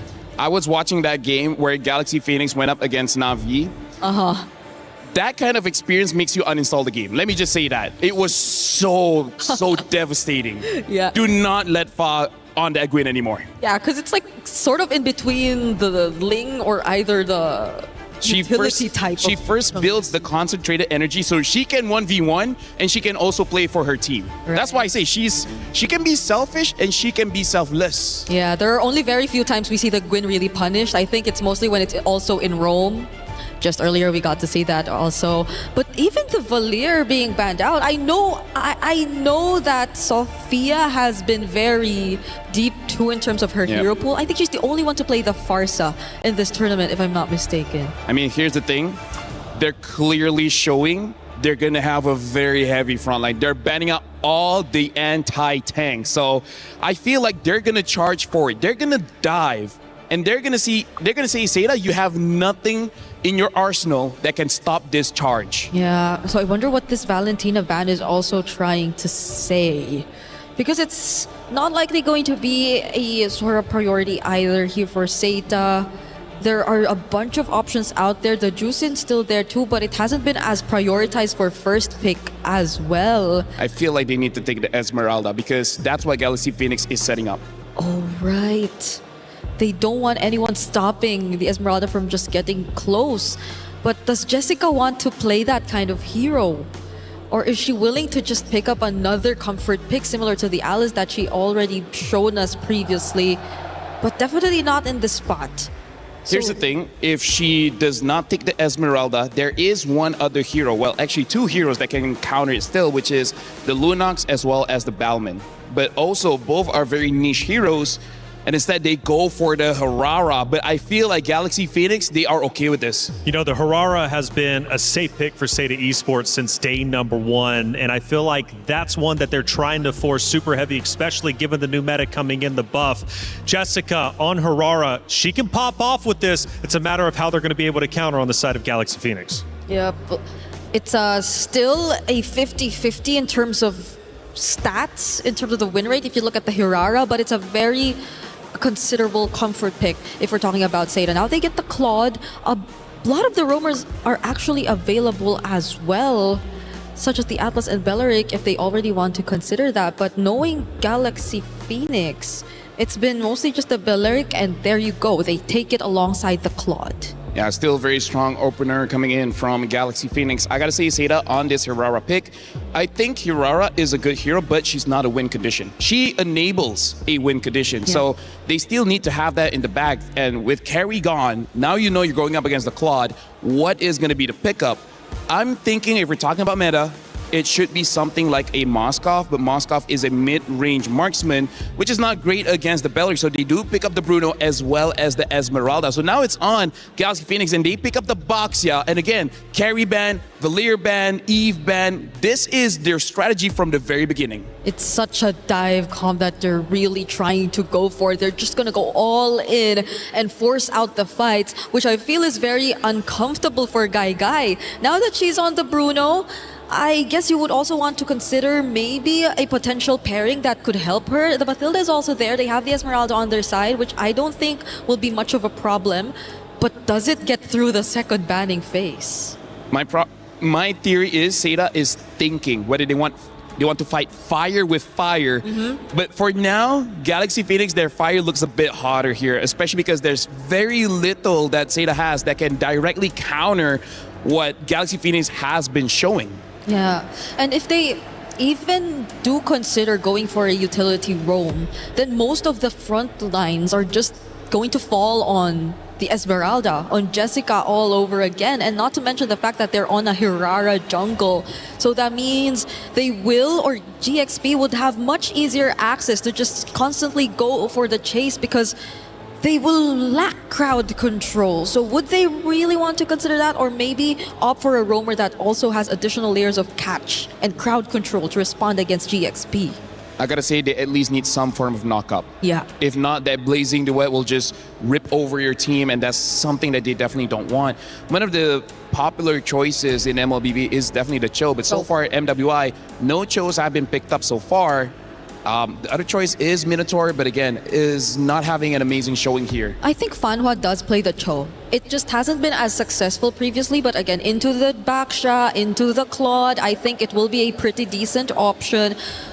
It's not like you get to pair it with immediate burst, but you don't know what the mid lane pick is for Seda anyway. There might just be a chance you still get to see them pick up a burst mage. Here's the thing, Galaxy Phoenix can pick up something like a Kimi and just force out the early game because we see Farsa as well as Selena and the Valentina being banned. All three early game mages have been taken off the table. Kimi is still there. If they want scale, they have the Zetian still available, but actually no, it's actually still a pretty good pick, but instead they pick up the Gord. Haven't seen the Gord for a while here. So now Seda, if they want to go loco, they could go for something like an Estes and just go for an Ube strat. But, you know, there's a Boxia there, so you're kind of already countered in that sense. Yeah, the Mathildas, the Estes, they are, again, considerable options. But the lack of crowd control might be a bit of a problem here for Seda because there's nothing that's just going to lock down and hold down GXP once they just keep trying. Atlas is still there, so that should be the pick, no? Oh, right. Right, Atlas is still there. So it should be the Atlas. They go for a Tigreal. I was thinking for a Tigreal for some reason, but I don't think that's the pick. Lilia is picked up so that she can fight the tanks. This Tigreal is, I would say, must be some kind of comfort because wow wow wee wow. Wow wow wee wow. Wow wow wee wow. We're just waiting for the XP lane, I guess. There is an Alice still. I think it's okay, but I think they might be better with damage, maybe like a Lapu, maybe like a Bennett. Paquito is still up also. But the Esmeralda, a bit of damage, yeah, I'd agree. Okay, they lock in the Sora. And the Sora is amazing going up against Lilia. Lilia does not have a lot of HP. He can burst her down.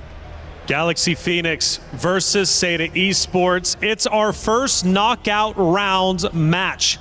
It means so much. Single elimination, you lose, your key is crushed. You will no longer have the chance of glory to earn the trophy over on that very stage. Of course, though, if you win, it's only a couple more series before you lift the trophy yourself and earn $150,000 for first place. It's Galaxy Phoenix versus Seda Esports to start our knockout round. Athena, Gideon, take it away.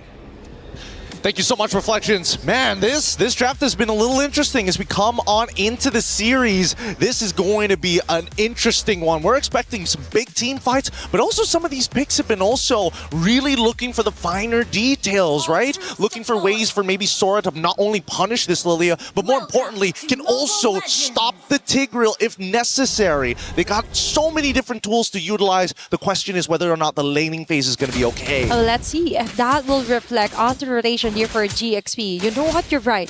They are kind of doing the research here onto what fit or works best for Sera. Remember from their first ever matchup against Falcons ID, they actually used this Hirara. And then for the second game, they locked in the 2-0 with the Tigreal. Fantastic job, by the way, by Fanwa. So let's see if Galaxy Phoenix has something in store for that duo as well. Now, considering that we are also locking in the Bruno for Gaiga, which is somewhat new today for today's meta. We have seen a couple of teams actually, banning it out, but this might be first blood here as Fanhua forced the flicker away, losing an important battle spell prior to the very first turtle of this game. But coming back to the marksmans here, it's interesting because even Winnie recognizes, Gaiga is currently on a lane bully. Not only do I need to get the hybrid defense, oh my goodness, but also the tenacity. Even so finding first blood is already great here. Okay, that's a great start. So Sarita is actually starting off things with another rolling around kill here for Joe, and for GXP, it's all about the timings as well. Remember, for the Balearic, there are certain conditions that has to be met before you actually go in with the Wrath of Dryad, and all of that will be possible as well if Ling is able to back up right before a turtle take, and which in this case is going to be cornered or circled around by Zeta Division, and Joe is still keeps on farming and relaxes their stance. No asserted dominance yet, or no clashes being initiated yet here for Galaxy Phoenix. And it's very understandable. After finding that first blood, they know for a fact that Fa is unfortunately not at level 4 at the right time. So this is pretty uncontestable, assuming Soul is able to find just a couple more camps to get to level 5. Even so, we're already seeing the first few movements, and Cloud Chip's out. Okay, Ling is risking it all. It's Fanboy yet again being targeted, and this time it's Galaxy Phoenix taking in the kill. Joe with a counter setup kill here, but Ling when you take it down. Meanwhile, that's too messy. Jessica was beautiful somewhere onto the back lanes. They just have different targets here for Sera. Sophia, beautiful three-point shot with a Mystic Projectile over the wall to not only make Fa's job easier, but now this is a winning position. They just need to deal with Jessica. Okay, now they're hovering over here onto the turtle. It's Fanwa again with the position. She doesn't have her ultimate yet, so it's going to be GXP cornering most of the members here for Sera, and Jessica with a jump will hit no one, but instead it's Ling hitting in the face here for Joe with a double kill, plus a perfect Mystic Gush to top things off here for GXP. They might as well just grab the turtle while they're at it. Yeah, you can tell that GXP is kind of nervous, and even Seda, both of them are playing very anxious this game. The turtle contest was also a little weird. It was a little 50-50, and honestly, I think it's technically in Zoe's favor in the earlier stages of the game, having so many abilities and high base damages, out base damaging, unfortunately, the Boxia. It's 600 to 800, and now we're going to see Name in trouble. Okay, that's a forced Black Shoes onto Name. GXP knows there's no pure fight yet. Meanwhile, for Sera, the plan B in motion right now. Just let Guy play her lane. But it's Fanboy yet again. It's a continuous harassment onto her that makes Sera Division, Sera rather, had a hard time to actually initiate some of those fights. But look at this, both sides are not wasting too much time. So made this similar invasion early on, netting them first blood. She's back here again just to slow down Fa even further. Okay, now for Galaxy Phoenix, all they have to do is somehow continue this kind of dominance into the map. And speaking of which, it's going to be Jessica66 being targeted here. That's two women onto her. And Fa will get the last hit.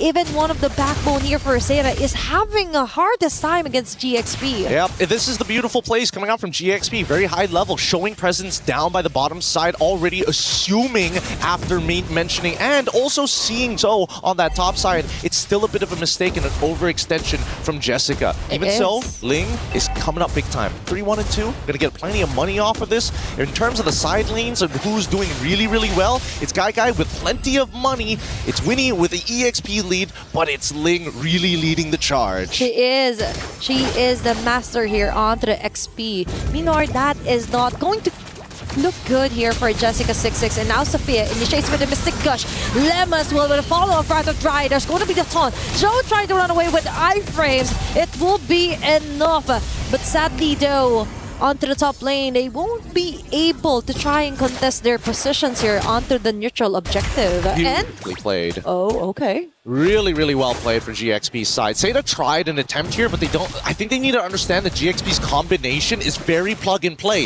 It doesn't matter what order it comes out in, as long as you get CC'd, you are going to die to the Gush. Simultaneously happening here onto the map. There's going to be a kill. Solo kill here. Still Ling on top of everyone else. They're really transitioning quite well here for Galaxy Phoenix.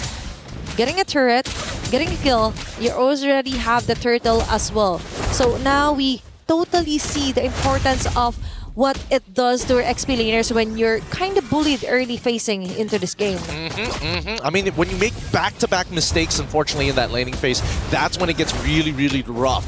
Especially when you go over to these neutral objectives and not find some kind of gold back for all of your contributions. Even so, GXP not going to completely let them go. Look at that, 1.6 to 700. But if we look at Guy's side, Guy, unfortunately, only 71. Not enough of a lead to become lethal just yet. Yep, and that full responsibility of the damage will fall onto her shoulders later on. But it's also Galaxy Phoenix to actually try and corner her out. They're trying to choke out most of the damage or impending damage as Seda could actually go in against Galaxy Phoenix. But for now, Silpha on to Fanwa. We haven't seen a great implosion play yet because she is just continuously being harassed here by GXP. She's actually getting targeted quite a lot by the poking damage. Oh, wait, Conceal coming through, targeting towards Ling. Probably not going to be a good idea, but here comes the cavalry as Fa going to initiate. Okay, it's Sophia yet again. A very great Mystic Projectile plus a follow-up Mystic Gush. Okay, falling down low air is Fanghua. No frontliners here for Seda Division. Both are kept busy here by GXP. Meal for Joe going in for another plan in action, which is to somehow push off some of the lanes against GXP. Overall, it's still a winning matchup here, but GXP, they got to be careful. Seda, they already found their set play as they look for the second kill. Okay, Flicker was exhausted here by Sophia, but still, for Seda Division, that might have been quite an opening or a small window that they could totally maximize before they try and contest this big objective. But it looks like Ling already has it covered. It's Fanwa yet again that she sees Jessica from the back. Will they be patient enough to wait for the perfect timing? Conceal play. But meanwhile, it's Ling taking down Guy. And now GXP finally gets a chance to actually shut down most of the damage dealers are supposed to be. It's going to be 3 members down. Chase down onto Jessica26. Meanwhile, it's Fa and Ling jumping onto Name. During the triple kill. Will he go for the Maniac? Yeah, indeed. That's going to be a Maniac kill for Ling. It's a queen for this game. This is starting to get out of control as GXP have found their stride, and unfortunately for Seda, communication is breaking down. Lilia did not have enough mana to have a sustained fight. The fact that you already saw Ling walking up into your backline should be the signal to back off. With that being said, the economy lead is going to be clear, 4.4k, and Seda unfortunately can't make any invades happen to equal it out. Just when he thought that Guy will be one of the last resort for Seda, she's also been targeted here for GXP, and you're right about that. You have to be more aware on where Ling, even Lama, is actually going around here onto the map of Seda Division, Seda rather, and it's kind of a bit sad to see that 9 minutes in the game, jungle's already been compromised, and now Joe has to resort to somehow just clearing up the bits of the waves onto the sides just so she could slowly build up her stacks. Well, I mean, honestly, I think Nami should have just said, guys, we need to, it's either we delay this or I recall back and get my mana, because unfortunately, even if she does decide to use the black shoes, it's too late to get all of that health and mana back. But now, Rapid Grinds the into commit. combo. Okay, that is just too much of a burst here for Galaxy Phoenix. Now they go in far onto Fun1. Name tried to run away. There's no black shoes at all to save her. And it transferred back onto the damage onto Guy. She will be backing away. But Galaxy Phoenix got most of those kills. The Shui women down.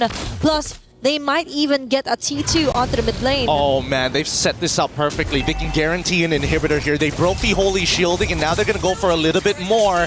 With this next Holy Shielding about to fall, they have perfectly set up the next potential fight. And it's going to be, I guarantee you, they're going to get this Lord. If Seda can steal this somehow, that would buy them a guaranteed 6 minutes into this game. They've waited for this moment. For Galaxy Phoenix, it took years for them to actually perfect, to actually try and get the super team that they wanted, to put their faces, their team, and the MWI map. And there they have it. Very dominating win against Seda. One of the teams who fought a way to actually win a fight against Falcons ID. And now it's GXP asserting their dominance.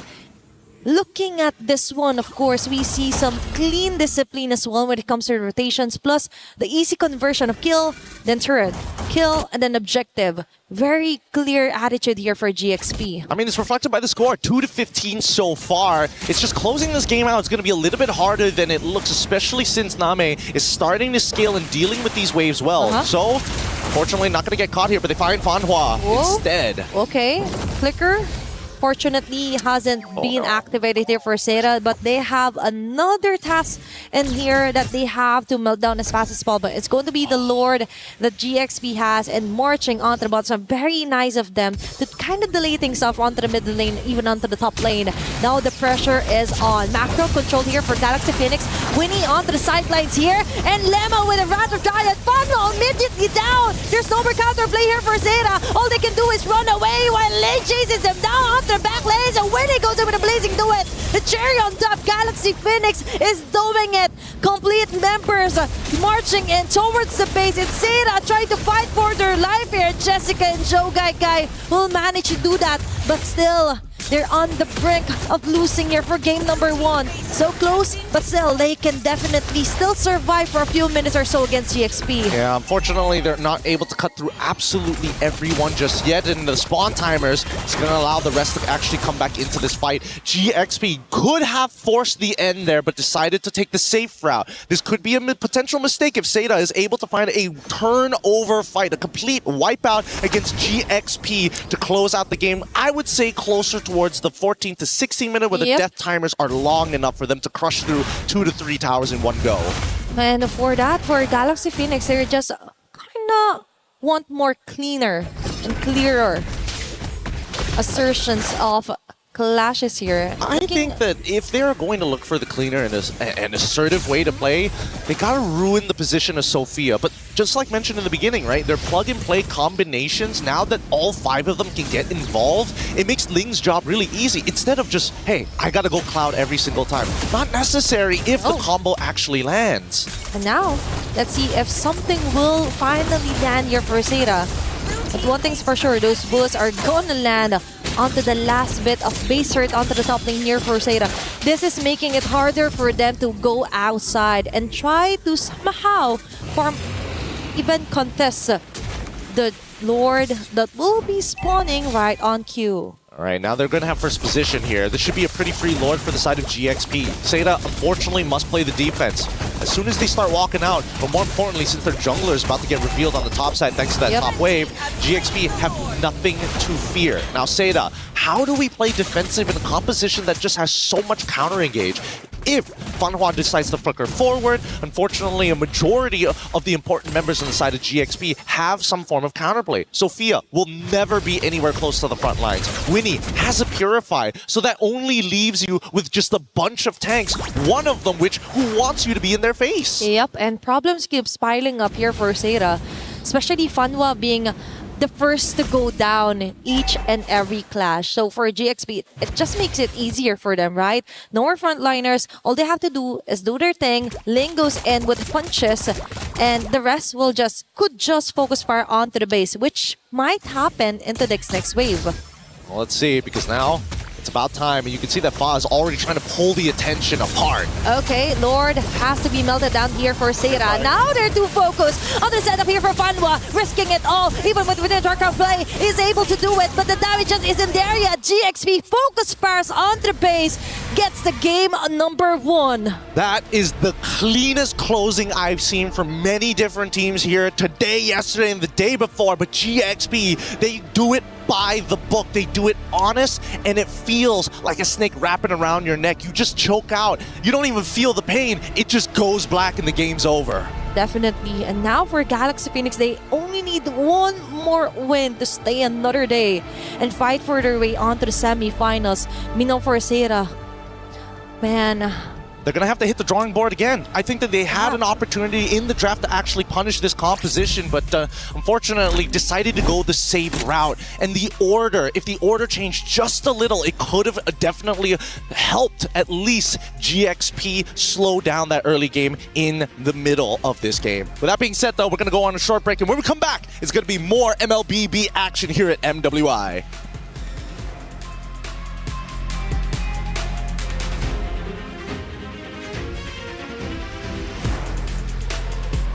A quick round indeed. We might get a 3-0. I'm kind of feeling it, but then again, Seda Esports has been known to come back and fight viciously in the future rounds after taking a loss. Hey, welcome back into our studio. I'm Taylor Reflections, Noble, Lafelle, Brigida. Let's break it down, because from what I'm seeing and from what I'm hearing, Lafelle, it's Sora Day.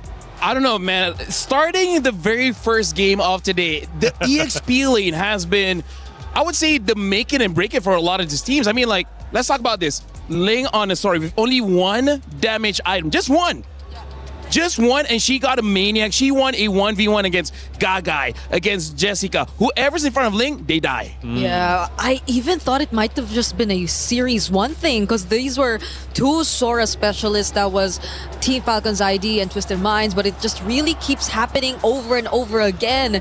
And that's on top of the fact that there was barely anyone to stop her from just going in. I notice it's all smiles on the side of Galaxy Phoenix. For the side of Seda, as we look in, it almost looks like misery and disappointment from that game number 1. Nothing seemed to have went well for them. Nothing went right. They did have a moment in time towards the very end before the final push onto the base where they managed to at least stop Galaxy Phoenix at the 1-yard line. However, it only extended the time just a little bit longer.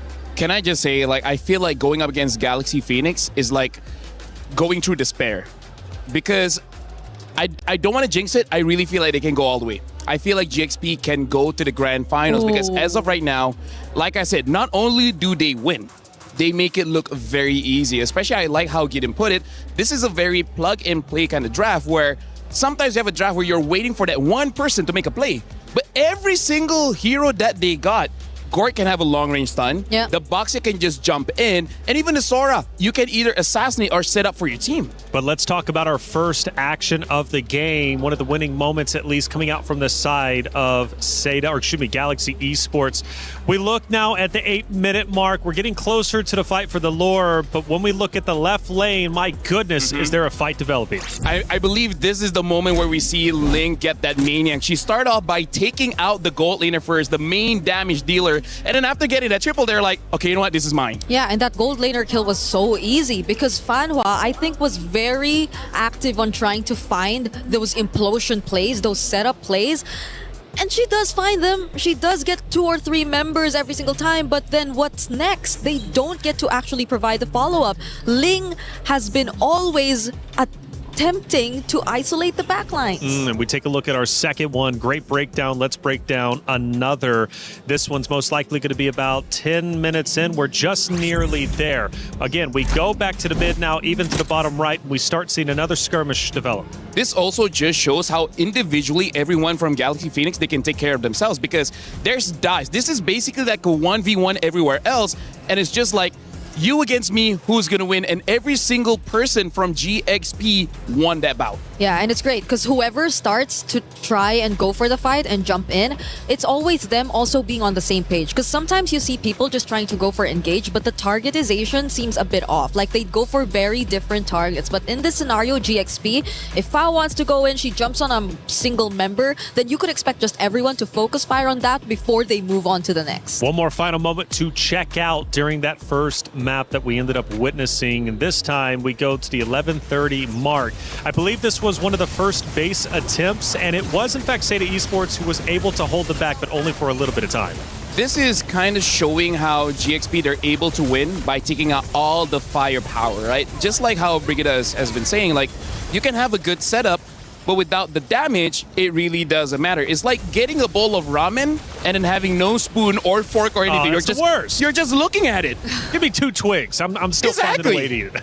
Imagine having ramen, just nothing. At most, you can just get the soup. That's it. I'll figure it out, though. LaFell, me and you will figure it out, okay? Bree, that final moment, though, casters were even saying it was one of the cleanest attacks onto a base they've seen. In a way, I agree. But also, it's partly Seta putting themselves in that position because Fanhua again tried to go for something, and that's with the knowledge that the Belleric still had the Wrath of Dryad. You just always have to be aware that this is such a great catch. This is such a great way to just intercept whatever you want to do.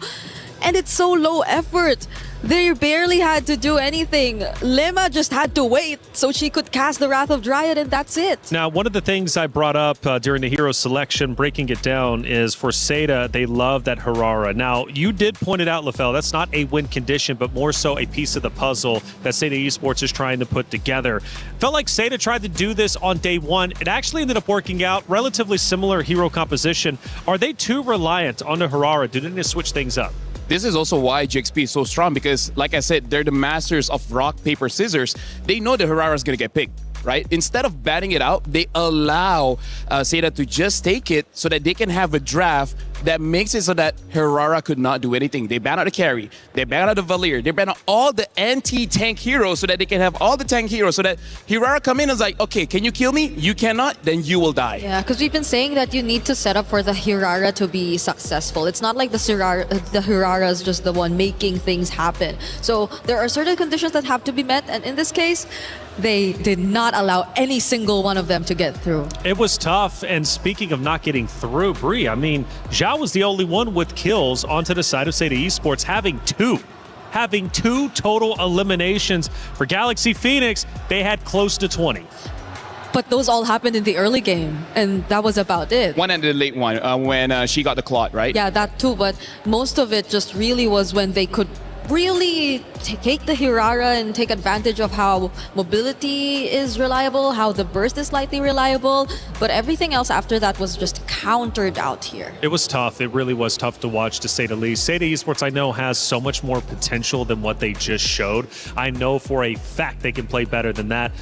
But speaking of playing better than that, what's the game plan? You lost that so quickly, it's even hard to get upset about it. Granted, we did see the player emotions, LaFell, and they were clearly feeling that loss. Because I really feel like they understood that there was not much that they can do in that game. That was the phases of saying that they knew what we were going to do before we did it. So how do we outplay that? Because let's talk about the bans.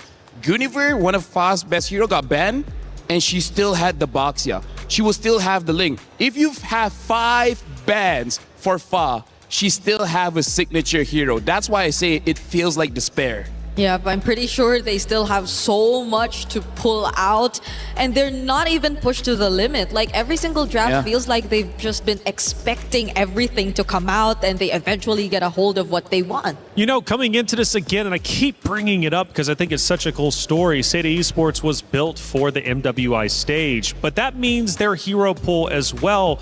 Do you think they're maybe overextending past their comfort zone and they're finding themselves trying to counter the heroes on the opposite team, but not really understanding fully how to play those very heroes? I mean, we're talking about how both organizations is trying to make a name for themselves because this is new. This is a new lineup built for MWI, and because of that, they don't have the experience of being pressured this hard. So I feel like Have they stretched themselves too thin? Honestly, maybe, just because now that you're in this situation, what do you do? This is scary, Bree. We go back to Flying Cloud, and Seda cannot afford to go with the same hero composition because we know what Galaxy Phoenix is going to do. They're just going to choose their own that just defeated them, and after such a heavy loss, going back to the same map, this could have devastating effects for Seda. It's tough though, because if they don't really want to overstretch their possibilities in terms of hero pool, then does reverting back to comfort also help them? Because their comforts seem to be really countered out well by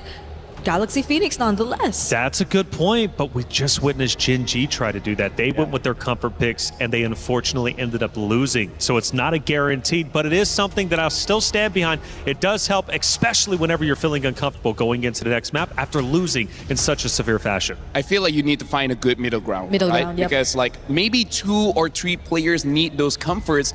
The other ones need to be a win condition, right? They need to be meta here, because right now for Galaxy Phoenix, they kind of know the comforts of Seda and they're just taking it all out. And this time, look at the difference here. They're not betting out anti-tanks. Now they're betting out burst heroes. So maybe they just want to show off more heroes. Just be like, hey, we got more in the tank. Hey, what if it's an assassin game this time for I Galaxy think it might Phoenix, be. right? Because if they don't want these annoying XP laners to just come in, well, the carry makes you think twice just a little bit, because there is also a chance they took it out. But these are mind games. Like, Seda are probably not sure what the game plan is for Galaxy Phoenix at this point. Just give it the first 3 bans that they decided to show us. I feel like Belleric is a pretty safe pick because, again, that's one of the heroes that Lima really likes to play. Other than that, everyone else has been so good. Belleric has been picked up, so now for Seda, the problem is they don't have a carry to really fight against this Belleric, so I don't know.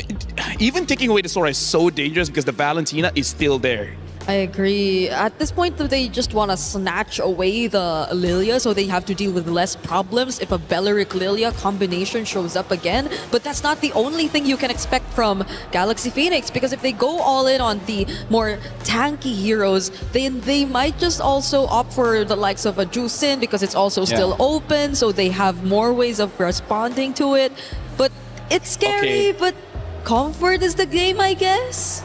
They're showing comfort with the Sicilian pick, but that Sora early pick.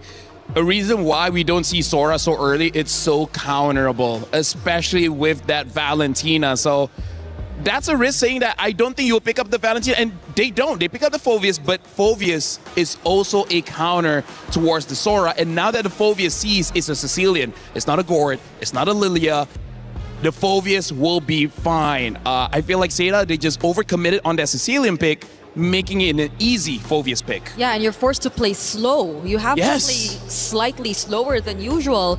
You do have a Sora, but the fact that it's already countered out, then you have much limited movement across the map. And now they get the next best option, I guess, which is also the Claude. So not even the Sicilian is safe. You'd have to be worried about sudden entries from the Blazing Duet. The way that the draft has been shaping up, they even got the combo Carmilla as well as Cecilia. The way it's been shaping up is like Seda is running in one direction, and then Galaxy Phoenix is taking brick by brick, making a wall, making sure that you're gonna run into that wall. Because as of right now, Seda said, you know what?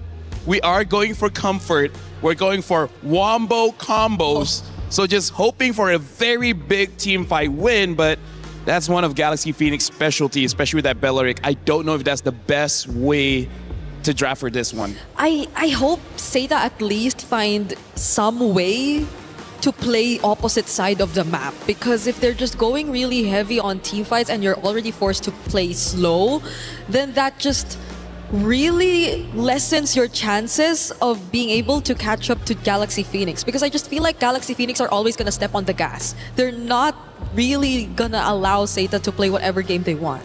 At this point, Galaxy Phoenix is riding an electric vehicle. It's so instant. You just can't stop it, right? After the game, they'll charge it up. But during the game, it's all speed. Seda now banning out the Boxia. Very good ban, because as of right now, it seems like a different kind of dive comp coming in from Galaxy Phoenix. And Seda, I guess the flex here is Carmilla, I guess. We've seen it in the jungle. It could be Roam. What I think Seda needs is wave clear. If they have wave clear, they can slow the game. Exactly. No minions, no turrets destroyed. But what other good wave clears is there, right? They already showed their mid. They kind of showed their EXP. So now it's gold lane. Yeah, that's why maybe there's no quad. The Moskov, if they just really want someone to take charge of the lanes.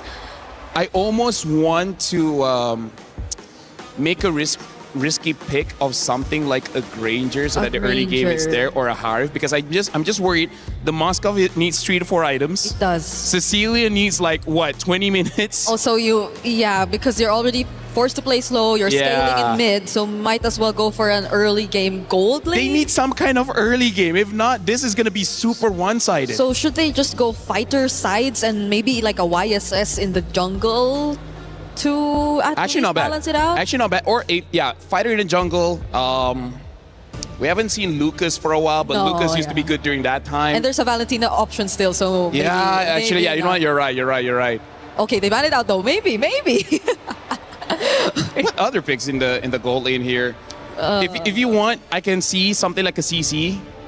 A CC. Wait, hold on. The Freya's actually still open. What the heck? I was looking, wait, something's missing here. Freya's still open. Okay. Which is not bad if Seda wants it. It's not bad. It's good. It's wombo combo everywhere. Phoveus kind of counters that Freya as well. Yeah. So like I said, Seda is walking straight, and Galaxy Phoenix is building a wall directly in front of them. Yes. That wall is looking a bit too sturdy now, because Seda is just limited in options. A Bruno will be the option. It's very scaling right now for Seda. And not a lot of wave clear. This is one of those games that either ends by 9 minutes or ends by 30. There's rarely any in between. Okay, shoutouts to our casters who are casting this game. Let's see if it does end less than 9 or maybe 30 if they get to successfully defend, because at this point the Juicin option, it's just picked up by Galaxy Phoenix. They pretty much see what to expect. A Suyo maybe? Just so that you can be very, very fast? Honestly, they can pick up anything at this point. Hayabusa or the Nolan as well, I think the Nolan too, just so you could just... Oh, they're the ones who go Yi Sun Shin. So just in case if the game does extend long enough, they do have a double marksman. Honestly, this is a very good respect coming in from Galaxy Phoenix. They see that Seda is investing everything into the late game so that they just get 2 late game heroes. Honestly, that's a lot of respect coming in from Galaxy Phoenix. Yeah, they were able to sense it from a mile away, but Seda are still looking for their jungler. Well, we did float the idea of a Carmilla maybe being flexed, but maybe it's more of a roam pick if you're looking at the current setup for Seda, not unless they just really want to go full support and put all of their eggs in one basket and revolve around the Bruno Sicilian late game and go utility in the jungle. Or wow. Okay. I feel like I want to ask the opinions of Gideon here, because export makes sense against the Phoveus as well as the Belleric. But hey, maybe it can work. Maybe it can work. Well, it's going to have to work for sure. Seda Esports built this roster specifically for MWI, and it's worked out so far. But is this going to be the end of the road? Well, they need to come back in the series. It's a best of 5 after all, and Galaxy Phoenix is already well ahead of the game, winning Game 1 in such a convincing fashion that Seda Esports now has to go for their comfort picks just to feel alive in Game number 2. It's Galaxy Phoenix versus Seda Esports Map 2. Athena, Gideon, take it away. Thank you so much, Reflections. And yes, LaFell, I will explain it in just a bit here, because this is going to be an intense game. Not only were both sides looking for comfort picks, but Seda really going above and beyond in the second half of the draft to shake things up for the mid trios. And I think that's where this game is going to come down to, because level 1 is not in their favor when it comes down to the wave clear. Now, they both lost a concussive blast really, really quick. But that first motion gives Name the advantage that they were looking for and avoid the worst part of the early game, which was level 1. That is just the thing. They just want it to be in their favor when or where they want to decide to engage, right? And for Seda, with the export being shown as well here, Gideon, we have to dive deeper. But before that, for Kwanwa as well, going in with the Revitalize. Now they slowly disengage from that independent team fight. Now, here's the thing. When you have your mid-trios battling it out, it's really a 3v3. However, if you notice GXP's lineup, only Lima, unfortunately, is the tankiest person on their squad. Sophia's not going to walk up too far without Lima, and Fa doesn't want to get close at all. Now, here at level 2, this is where Sophia can get really, really aggressive, but Seda want to punish this. They are taxing the HP pool and also using the waltz so that Fanhua can get really aggressive and still walk out of safety. Plus, the additional shield is really helpful for them when it comes to clutch moments, right? And it's all about surviving, not only here on MWI, but surviving the game first. Okay, one game at a time here for Seda. And now we also have to somehow look at a closer look on how will Jessica fare well against the Phobius of Ling later on. Now she got this huge advantage with the setups with the Cloud Form current term, plus now she actually has damages she could inflict upon GXP whenever needed. And right on cue, it's not going to be, or it's might be going to be onto the objective here, which is a turtle that spawned right on cue. I think step one for either one of these teams, they may want to go for this neutral objective, but they don't necessarily have to take it. Wait, turtle ball hits! Okay, they're turning into the bait. Name almost falling low. It's going to be a Farag armor being pop up here for the last Insanity. So with the first blood, it's Ling being the first blood against of all people. Now Seda semi-standard hard here, but surprisingly, they let go of the turtle. They just focus on to getting that huge first blood kill for Joe. That was actually a pretty insane fight there. Like, Jessica saved the day. Name was meant to die, and Jessica saved 2 lives with a single flicker and cloud shift. Now, we see Fanhua getting aggressive, but at the same time, they notice it. They don't mind if she dies, only because Kai is going to be their late game insurance policy next to Name. Yep. At this stage of the game, I would say that Seda, again, they're going to contest basically everything, but there's no real commitment to it. Maybe for now, because Seda just has to be really careful. It's all about digging in onto the lane and going for the free hits. Is going to be Name. Perfect bat speeds there, getting a kill onto Sophia. Now the numbers are quite rolling and going onto the side of Name and Fanhua. And this is exactly what you want to see. Some sacrifices from the side lanes that isn't in your late game scalers. Yep. The Phobius knows that later in the game, he's going to be a lot less relevant. So at this point of time, you see that Jessica is going to take advantage of that. You know what? I'll miss out one wave, but if I can set up 2 beautiful kills for Name and speed her up, this game will be free. Who says that you have to play the long game, right, to activate a Sicilian? It's all about making it faster here for Seda. And now they also have this great vision when it comes to Name with the Sanguine Claws as well. When it comes to checking out each and every bush, if ever or whenever necessary. Now, right now, what's really uncomfortable is that both Jessica and Ling are really good at this Sora. They should understand the mechanics well. But unfortunately for Ling, they need to make sure that Jessica doesn't really get out of this lane. Ling needs to keep Jessica here for as long as possible and tax her life total every single time she walks up to that wave. Oh, but that's the thing. Sometimes Jessica just totally lets go and doesn't even put so much attention onto Ling. She just wants to be there when a fight actually occurs here for Seda. And that might actually happen in the next few seconds or so. It's Spa getting an advantage here for the Pixel Bush. But there's the Sanguine Claws that we're talking about. Great advantage here for Name. This position here for GXP.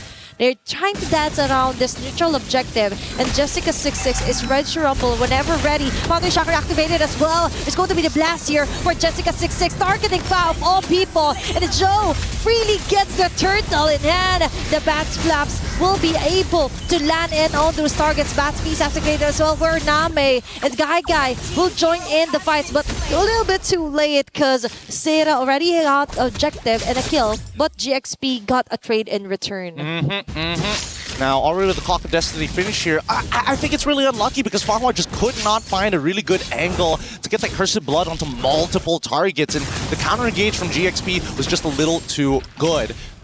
This comes down to execution, and I think that right now, both lineups to a certain degree is going to be very even towards the later half of the game. My biggest concern is whether or not Fa will be able to scale in time, because Fanhua is kind of unstoppable when Name is not too far away from her. They need to find a way to actually like zone out and let Fa do her job, which is to actually farm up as much as you can. So if ever that doesn't happen, what they wanted to do is somehow let Winnie do the talking, let Winnie do the damage if ever Fa doesn't get enough of the resources that she wants. And now Sera here onto the mid lane, they could actually force out some pick-ups here, but no, they're playing it safely for now. Personally, I think that Winnie, once she gets 3 items, she's going to look to Blazing Duet Name as soon as they can.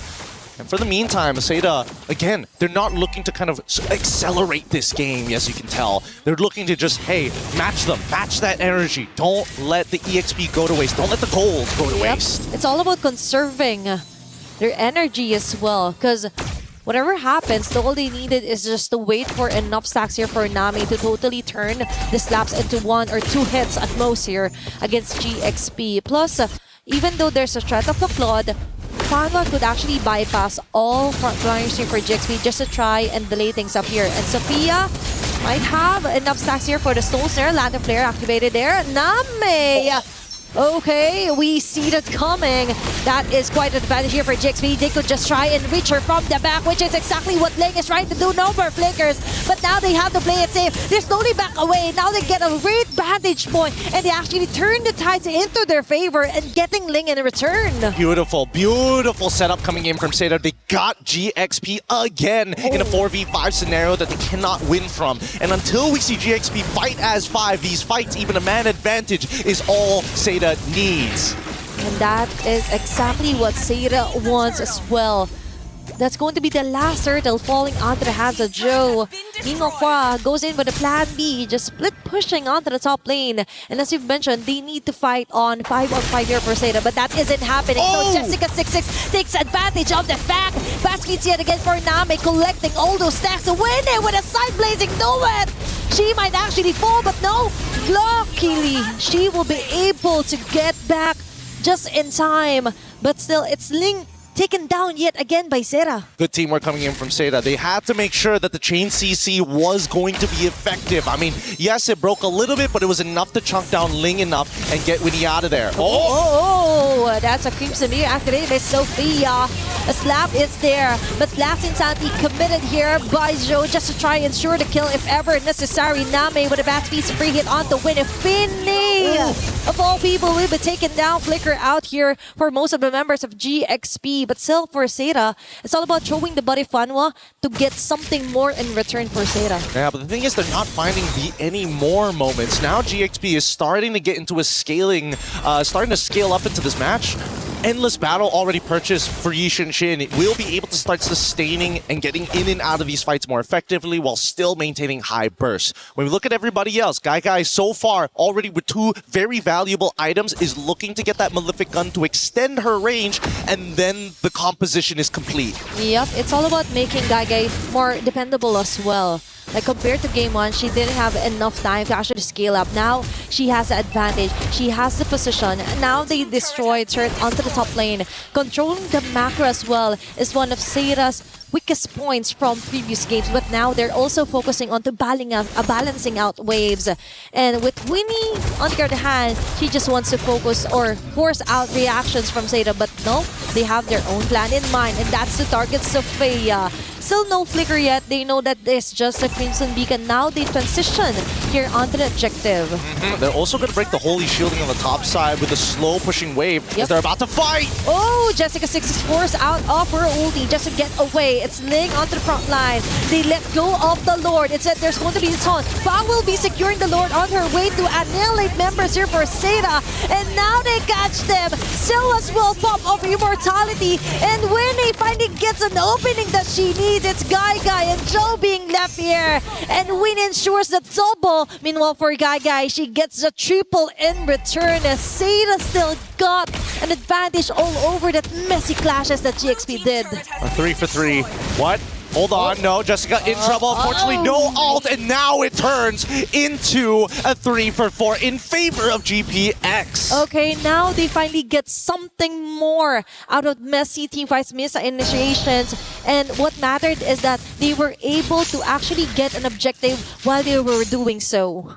They're going to keep on doing this, right? I mean, just look at the way that they're playing it, right? I think that the mistake here is the fact that Ling didn't immediately flicker onto Gai and trigger that passive. They needed that mini stun to happen to allow a cleaner way for Winnie to get in and apply that damage. Not to mention, got to stack it up. So again, communication starting to break down here, but it's not over just yet as they're about to dive. Okay, they're approaching Fanwa with a Dark Right Inferno pursuit, but Jessica26 goes in with a counterplay, but not enough to do so damage. But still, that is a kill here for Seda. Gai onto the front. They were able to take down Ling in the process. That's a 1-for-1. But Winnie just doesn't want that to be a tie. Ensures a turret destroy onto the top lane. They're really good at their macro thing side here for GXP. It's actually really insane how good they are at making these macro decisions, right? They're not wasting any time, and Winnie knows that Zoe's got nothing on her as long as she has BMI. The only problem is Gai, because every one of those auto attacks, while Claude needs to get like 14 in to get that big damage, and oh, hold on! Okay, it's still Jessica26 trying to somehow set up a play. Being forced out of their positions here is GXP, but still, Flicker activated for Sofia just to try and survive. I think at this point, Seda getting a little nervous here. Ice Queen's wand being purchased from Zoe. Now they can play the traditional front to back. The composition is already complete. They just have to fight 5v5, and it's the onus is on GXP to kind of break those boundaries. It might be a little bit hard, right? Because that cursed blood, it's just too dangerous. If any of the squishier targets like Winnie or Fa get caught by it together, I think that's game over. That is super risky here for GXP, and that's why they're really being careful where and when the target. It's being caught in a crossbar here for the members of Jessica26 and Seda. Actually wants to get a kill. Even the flicker for Name, but that is going to be an easy kill here for Fa. He definitely knows there's no more escape here for Name. Beautiful, beautifully played by Fa. Looked for the flank angle, was really, really patient. Unfortunately, Ling might have died there, but they were still going to risk it, especially if they find that shutdown onto Name. The slower Name scales, the better it is for GXP. Yep,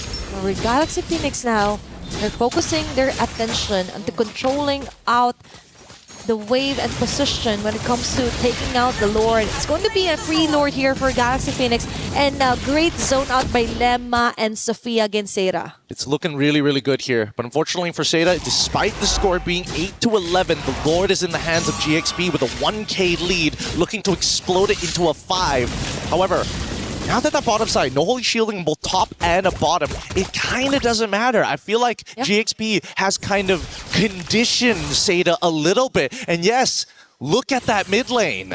Oh, what the... Fan just lost her ult. Okay. Kind of a whoopsie here for Seda, but still, it's Jessica26 with a great initiation. But Satido, members here from GXP, will be taking the 1-by-1. It's still Gai coming up on top. As you've mentioned, it's all about the free hits here from Gai. She is the woman that GXP has to hunt for. I mean, they could have gotten a lot more there, but then again, maybe it's a blessing in disguise. I'm pretty sure GXP saw the random curse of blood being thrown out and thought, we could force this, but they forgot about Jessica. That cloud shift works just as good as the main initiation tool.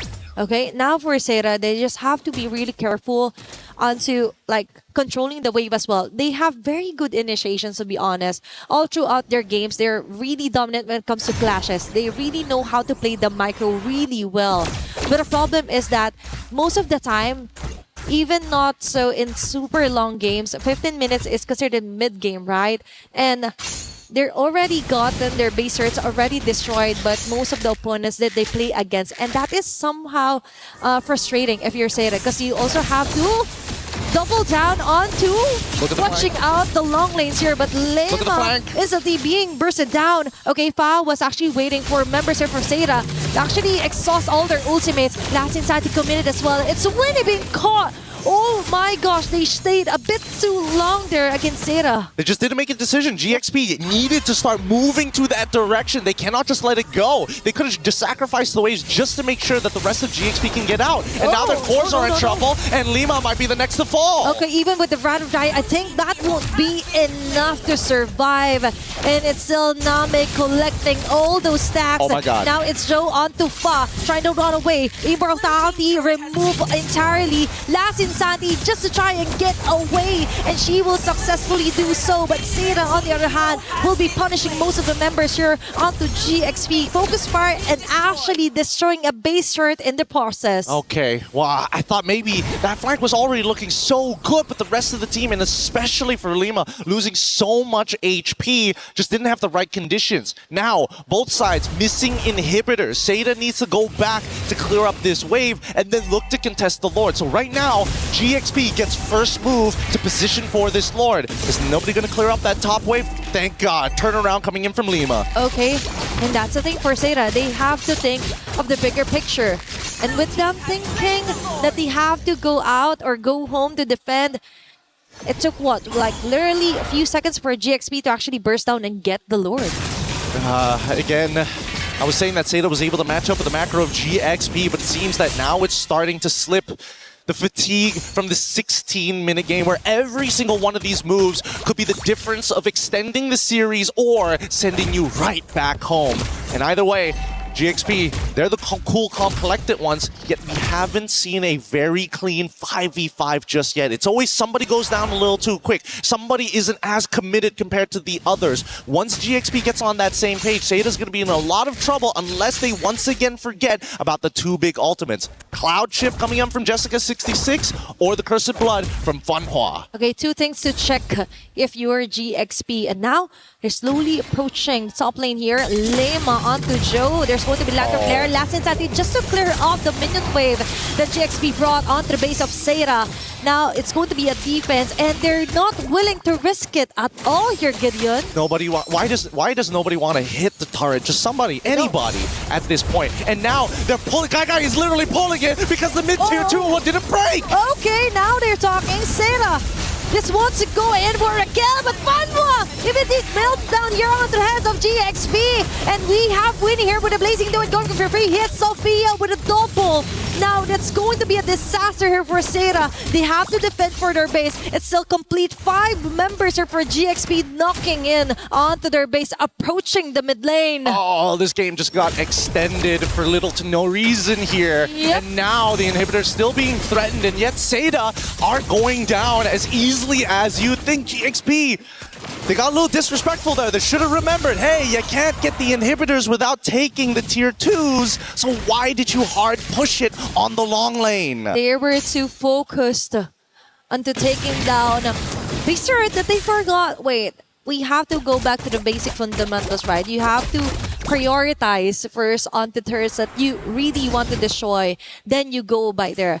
Now, for GXP, game extended. This might be a pro or a con, depending on whether they get the Lord or will Seda even contest this one. Yeah, this is kind of interesting, actually. We see that Fa has decided to go for the War Axe as her last item. Despite everything, usually people make the decision of maybe it's the Malefic or whether we go into the War Axe. Usually the War Axe comes in as your second item over the Endless Battle. But let's see this conceal first before we go any further, because Lima is really out of position and didn't see it in time. And now they rush in.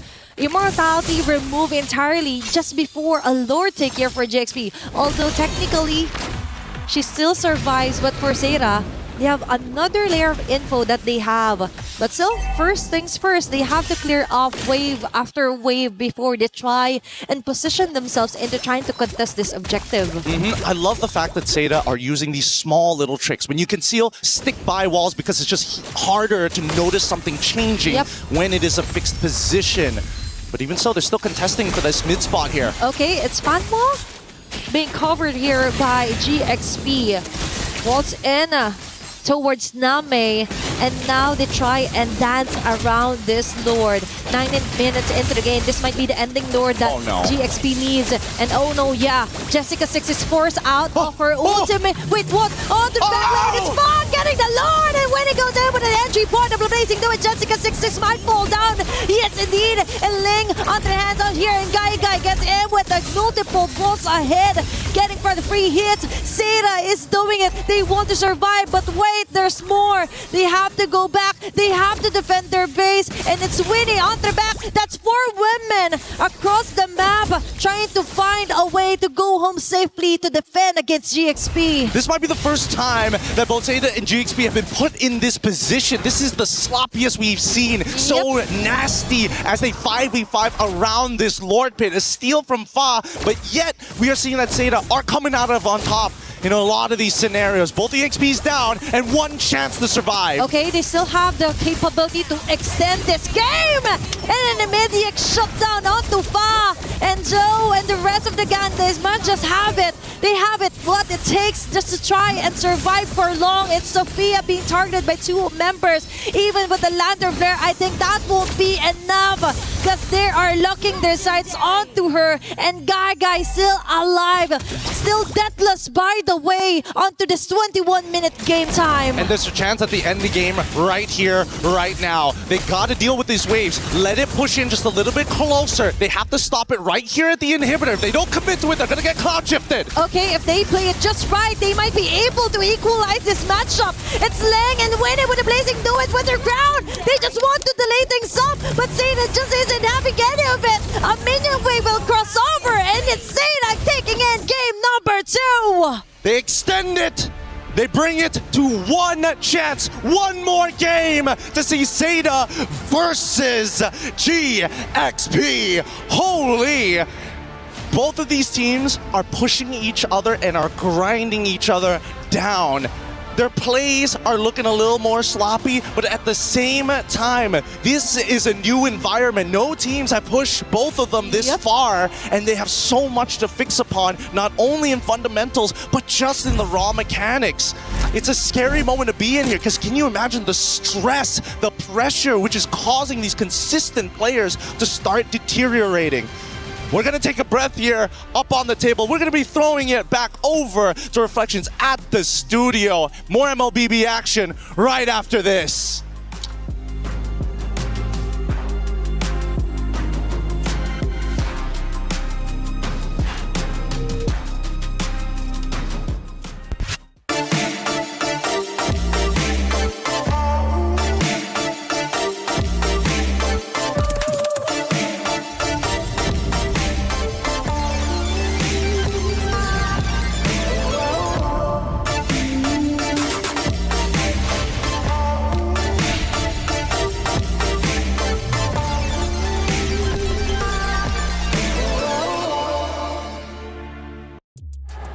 What an unbelievable game with incredible results. It went back and forth for a full 20-plus minutes. In the end, it's Seda tying up the series 1-1.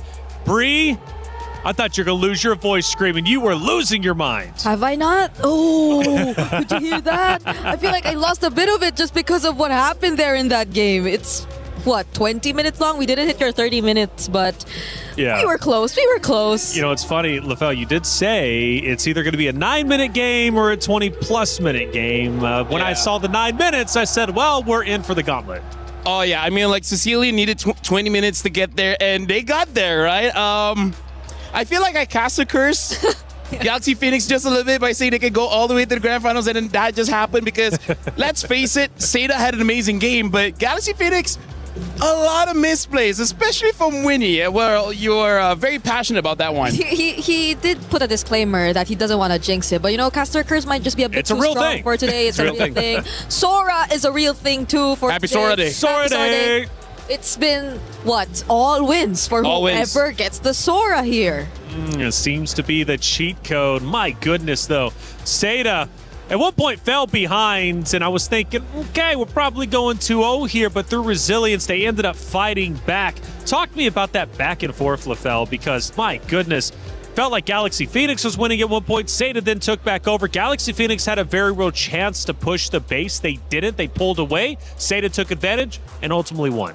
That's a good question, and to answer that, they have different layers of damage that you can't defend against. Number one, big burst magic damage. Fovey is one of the tankiest heroes in the game. One hit, half HP gone. Yep. So that's number one. Gagai, big burst physical damage, right? So that also deals with the likes of the Claude. Yep. And then you have continuous true damage coming in from the X-Borg. So they have ways to deal with the tanks. They have ways to deal with the squishies. And look at Jessica. Even Jessica, after that win, I feel like some tears there because she's like, serious emotions, man. That was a very hard game. Serious emotions. I mean, to lose how they did in map 1 Bree, right? Yeah. I mean, just such a convincing fashion. Zhao was the only one with 2 kills. That was it to like the 17 or 20 on the opposite side.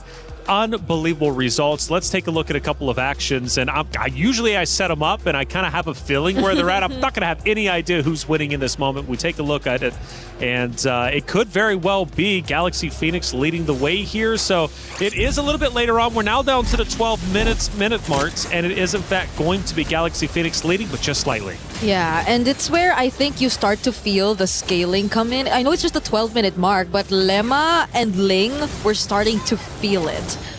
If it weren't for those individual plays, I feel like Seda could have just went all in.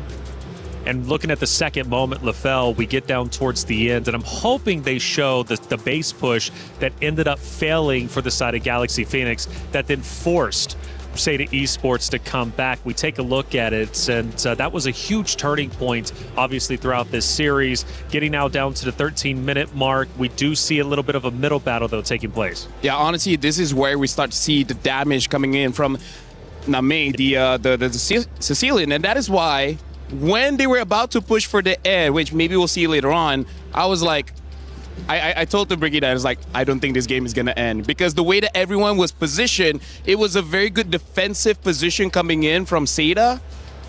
And then it turned out to be true. I got to say, sometimes I wish I'm not right. Yeah, because it all looked like it was towards the end, but then you gotta see the burst, you gotta see the damage, you gotta see the defense from this X-Borg, the Sicilian, and those were their timers. You gotta give it to them. That was a moment where they just could defend until the very end, and they did. They did indeed. Athena and Gideon were giving it their absolute all. We have a caster reaction. Let's listen in and hear how excited they were. The GXP brought onto the base of Seda.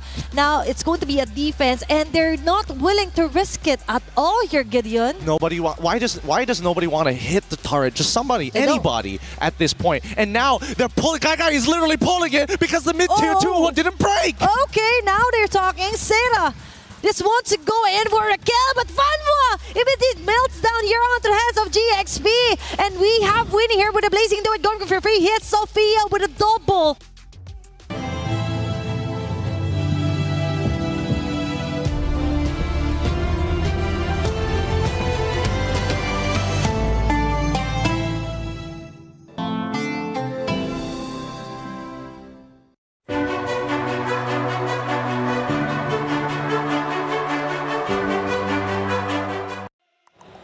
It was Inception for a moment. We're watching the casters react while watching the casters react to the caster react. And Athena, man, she was definitely caught off guard by that one. But you know what? They give it their all. Gideon, let me just say, same.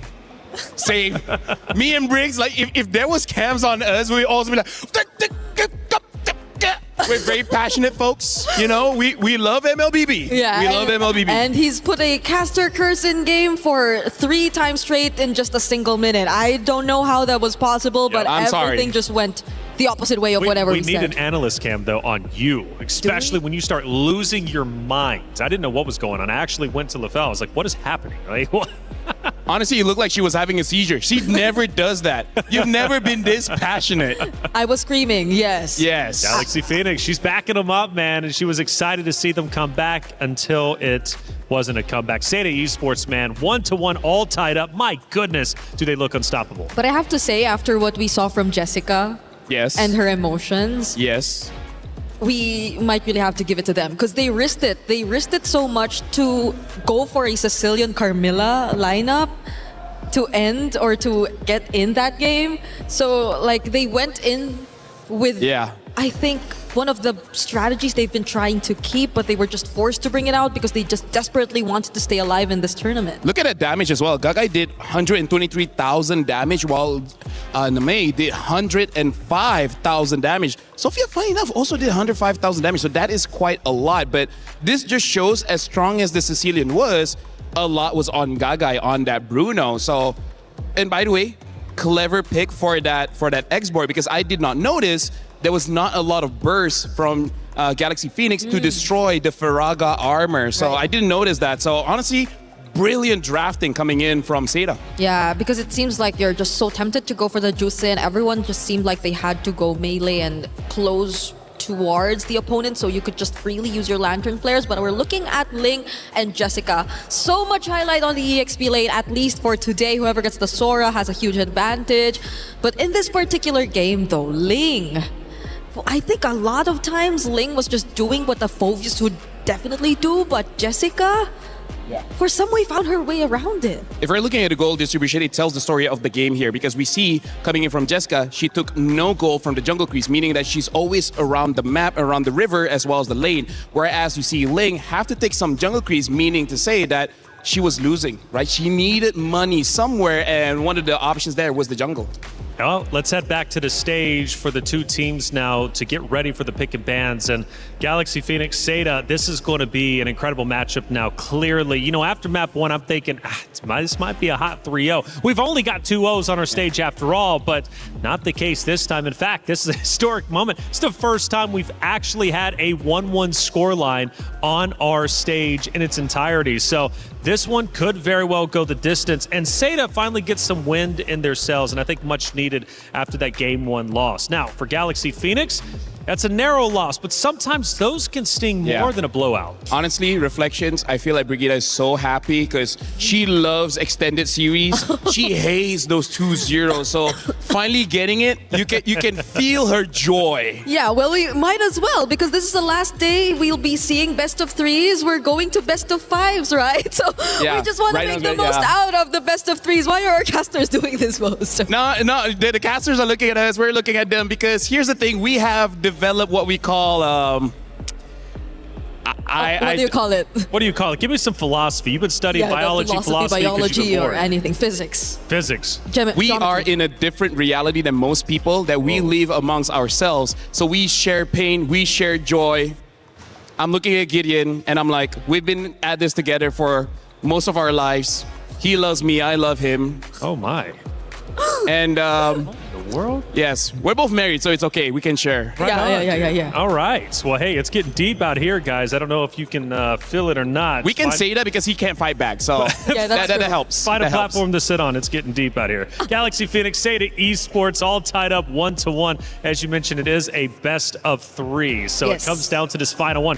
Remember, guys, single elimination in our knockout rounds, okay? So if Seda wins this, Galaxy Phoenix are gone and vice versa, right? So it's tournament life on the line when it matters most. And for Galaxy Phoenix specifically, to win that map 1 in such a convincing fashion allows Seda Esports back into the series.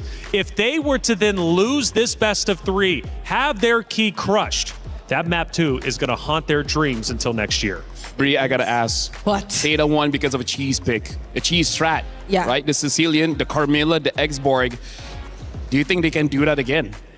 Because for some teams, you had a winning strategy. Sometimes you just want to go for it again, even if it is not the same circumstances. Now you be the analyst. Okay, for GXP though, I think they'll be more careful of how balanced their composition is definitely this time, because the lack of burst earlier definitely hurt them.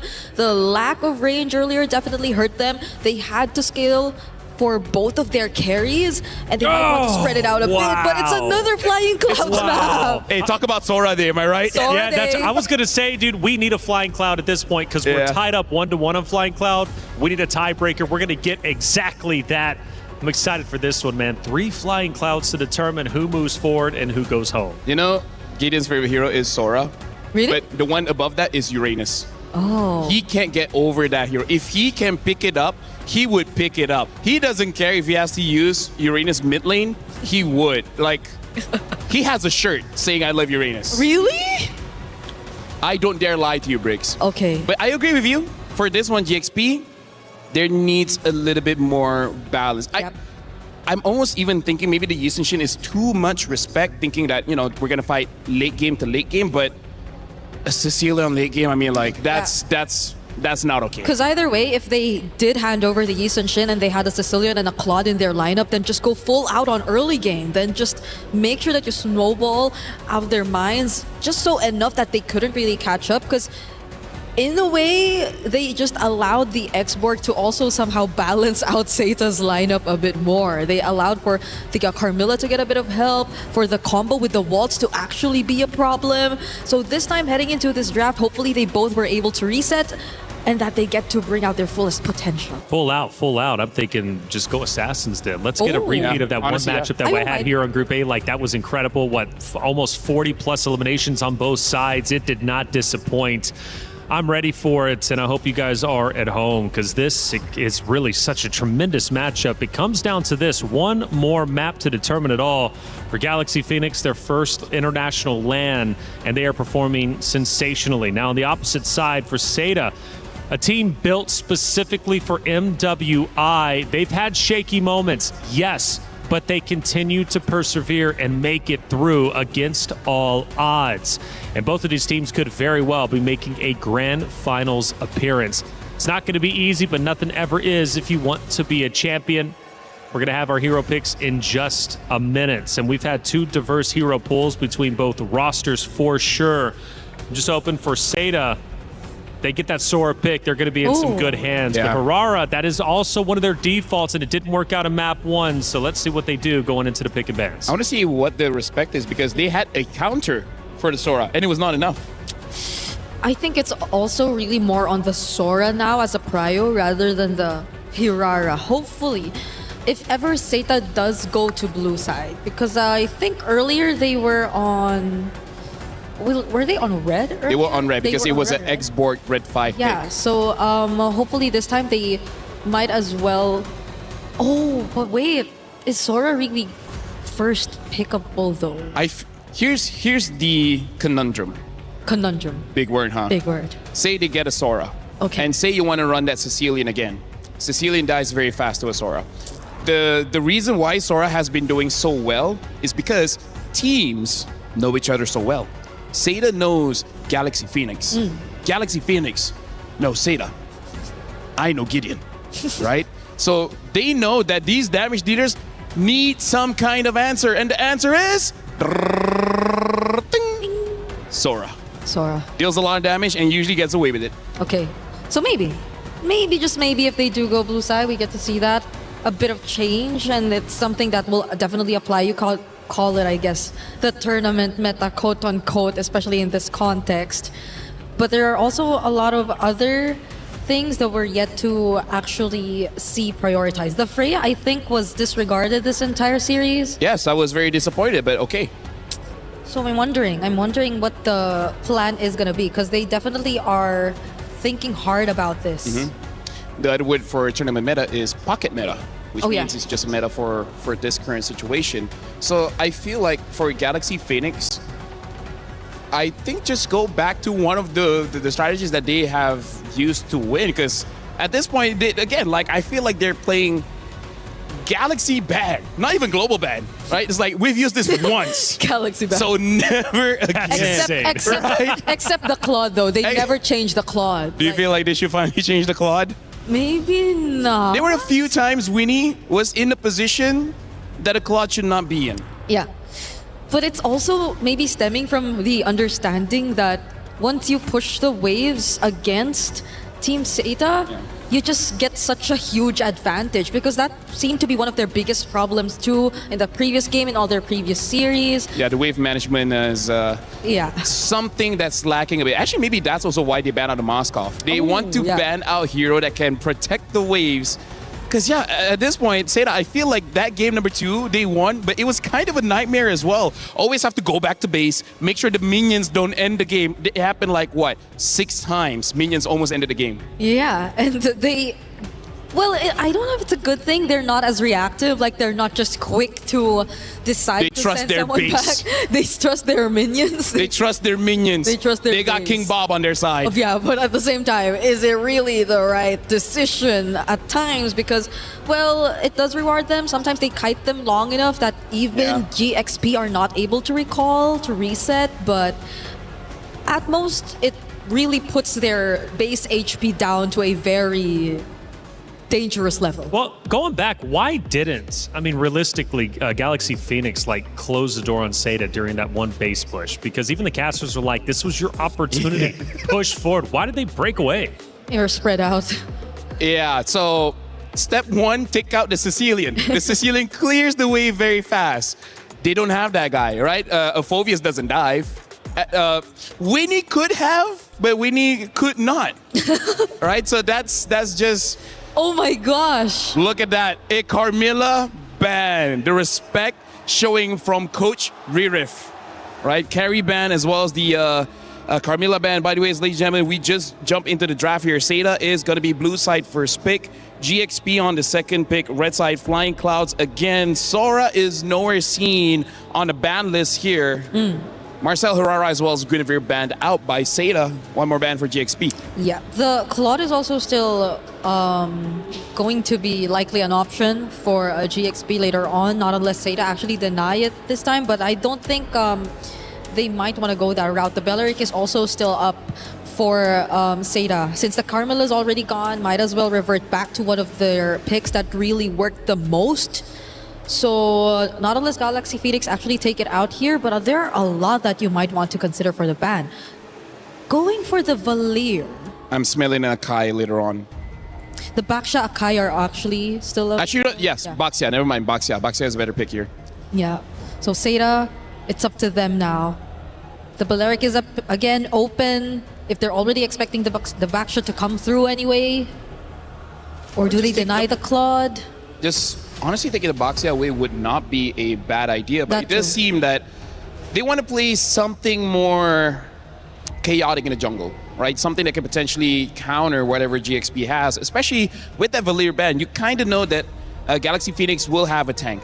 So they're probably thinking like, save the jungle pick to be one of those heroes that can deal with the tank. But instead, there you go. They're like, you know what? We're going to take the Baxia away. So maybe Galaxy Phoenix does have to take the Akai.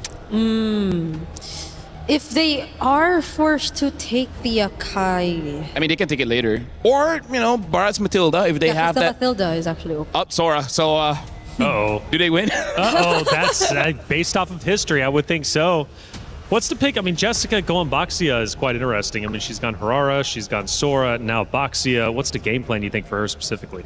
Number one, I feel like to take away from GXP because I think they completely understand that's what they want because the bans are kind of honest here, Brigida. Yeah. So at least they get to deny more of what was similar to GXP's Game 1 draft because that was just really them rampaging through the Land of Dawn, just making sure that they were all over Seda's map. So they do secure the Sora Belleric though, so I'm thinking the matchup. I kind of want Valentina. It's just that we don't know if Jessica can use a Valentina against a Sora.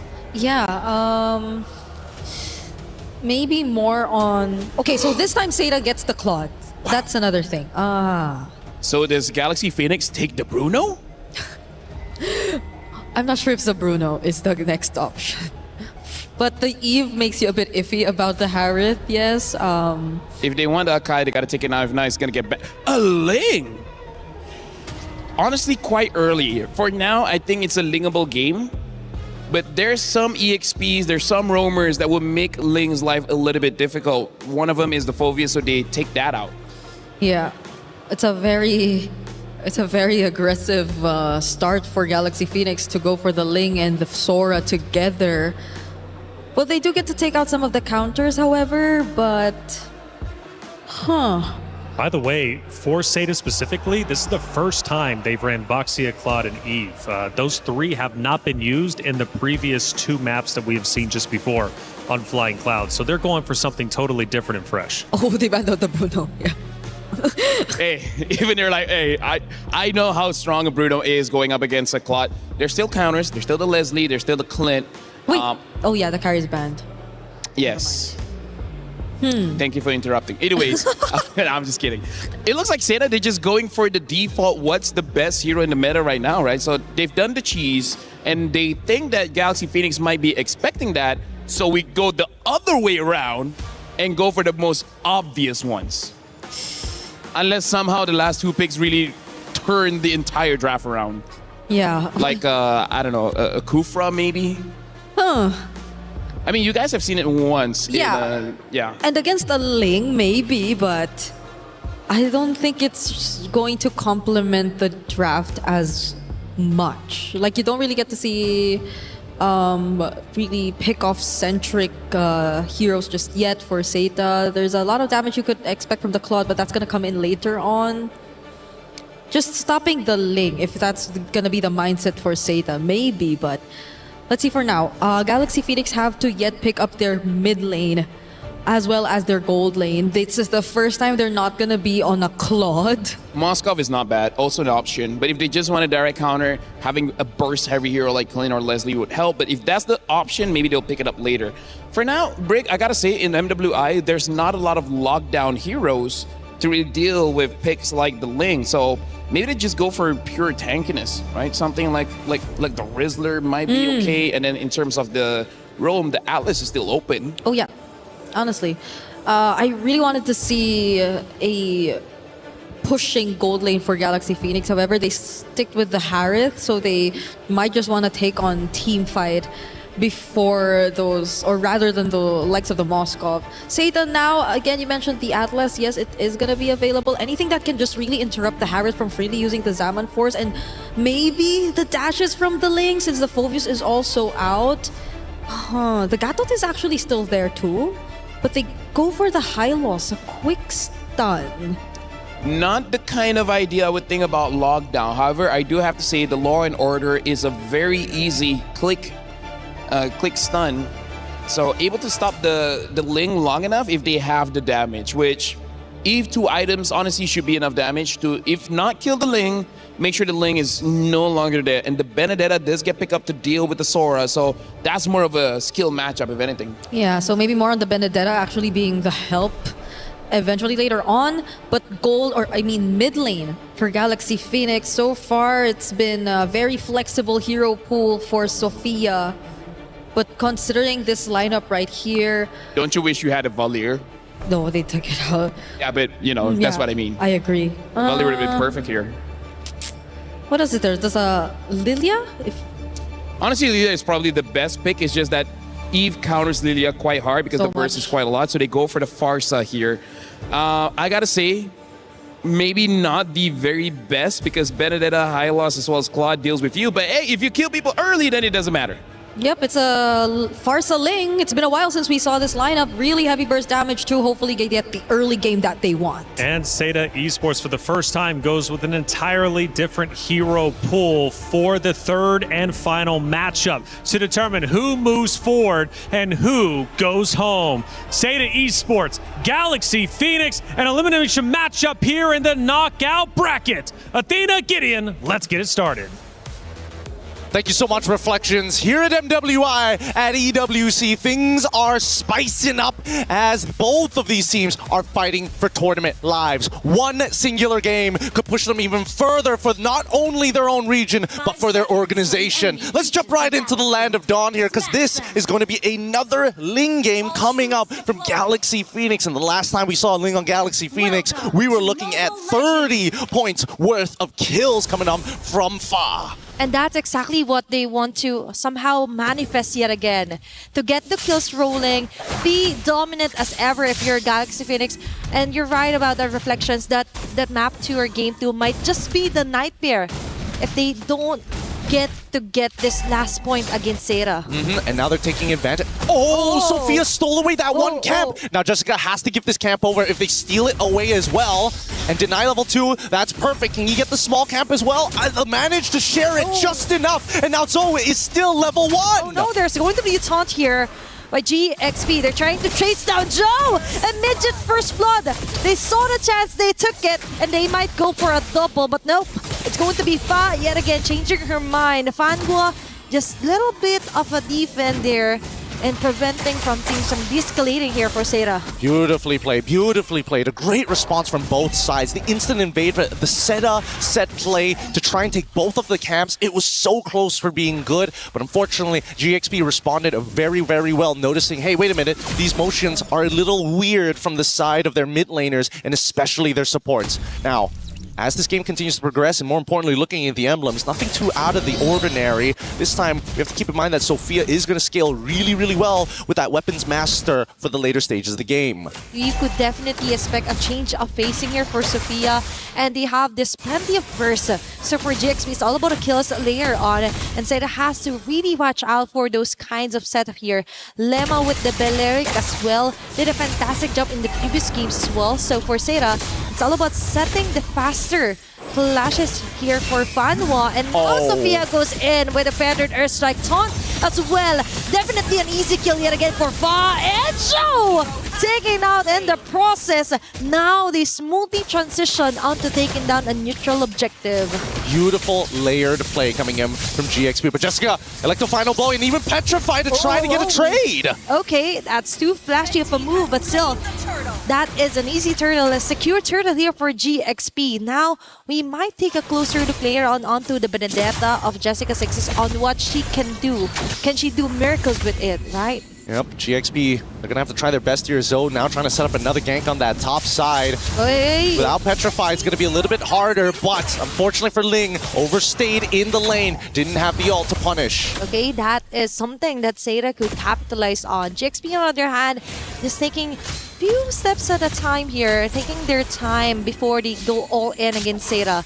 It's all about maintaining composure here for game number 3, because a lot of emotions were included for game on number 2. Sophia carrying up the last bits of minions, just zoning up members here for Seda, and Fa yet again targeting Name. Tempest of Blades, going in for the first blade, second blade, third blade, and Lemma together with the rest of the gang will not be able to finish off and defend here for Fa. Bit of an overstay in my opinion here for GXP. Yeah, I can't understand. Why force it out? You already pushed them out of position, and at that point, you just need to get on out of there. And now looking at how this game is starting to progress, this is not going to be too great. Seda can actually bounce back because of that one mistake, and now the dive here on the bottom side. Okay, Winnie, just enjoying her Zaman Force. Just enough of a tower hug to prevent things from escalating against Seda.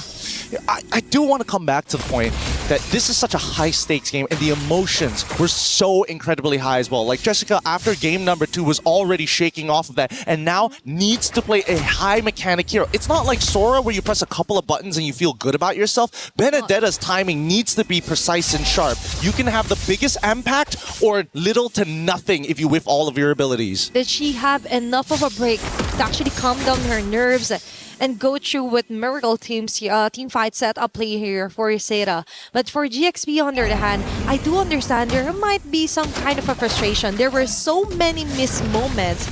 And for game number 2, it's now or never. There's no more turning back, no more lower bracket line up, but now for Seda, they focus far onto the objective, laying onto the front line, targeting Zoe, forcing out the transformation here, while Name plans in the RWM. Most of the GXP members here just try and take their time before they go all in with a feathered Ursak. Ling with a follow-up with Lemma as well.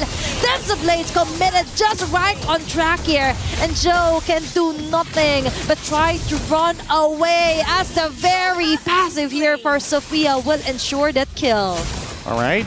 Pretty interesting. There was a couple of moments there that was, I was thinking whether Ling wants to weave in some auto attacks onto the Hylos to build up some charge. Maybe could have turned that around a little bit sooner, but even so, they can't win this per se. They don't have Retribution. Jessica on the chase against Fa might actually get him, but there's no Petrify. Okay, she's risking it all, but Electro she has to run away, but Satido! She runs into Winnie with the rest of the gang giving off their all. It's an immediate alternative and an intervention here for GXP. I think GXP is starting to lose composure here, right? The strength of their bond is that they've got the mechanics, but they don't seem to be talking to each other as much as they need to be. We need to see that teamwork actually come through to get these clean styles of play that we expect from them. Seda, on the other hand, now, despite it being a 2.5k, Seda still has a great opportunity of actually turning this around. Jessica has done good work, and even though Zoe has died 3 times, it was at somebody else's expense. Sometimes even Fa made a mistake in even dying.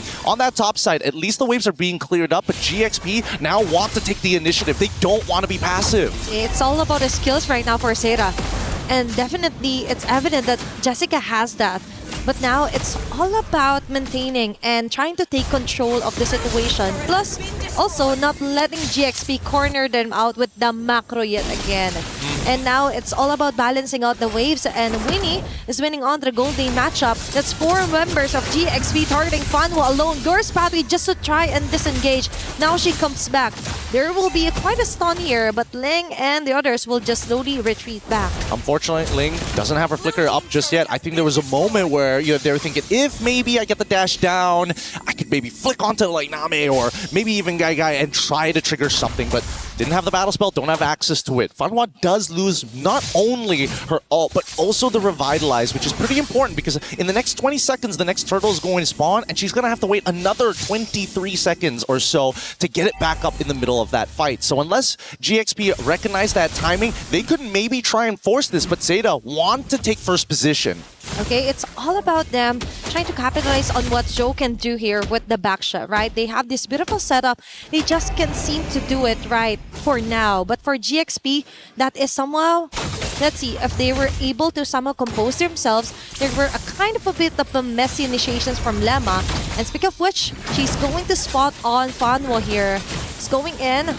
Okay, there's going to be law and order. Sophia with the Feathered Earth Strike forces out Name out of position. Lema with a Fragile Giant. Ling targeting 2 members in a row, and Fa just targeted Name onto the back lanes with the Tempest of Blaze. Beautiful play here, chased down by GXP. Now we're talking. Now they are very disciplined and have this plan in mind, and the plan is to kill before taking down an objective. What an outplay coming in from Ling. The Wrath of the Dryads as a follow-up was already great, but that Wombo combo is what GXP needs to secure this Lord right here, right now, to start a bigger advantage. And they were 5k ahead. Now they're going to turn it closer to 7 to 8k, depending on whether or not Zeta can stop this pressure, stop this momentum. They will lose some outer turrets for this, but how much gold will they bleed? For now, it's looking like too much, right? But for Zeta, they have this Benedetta that could be one of the somehow tricky part here for Zeta that could actually reach the backlines. But the problem is that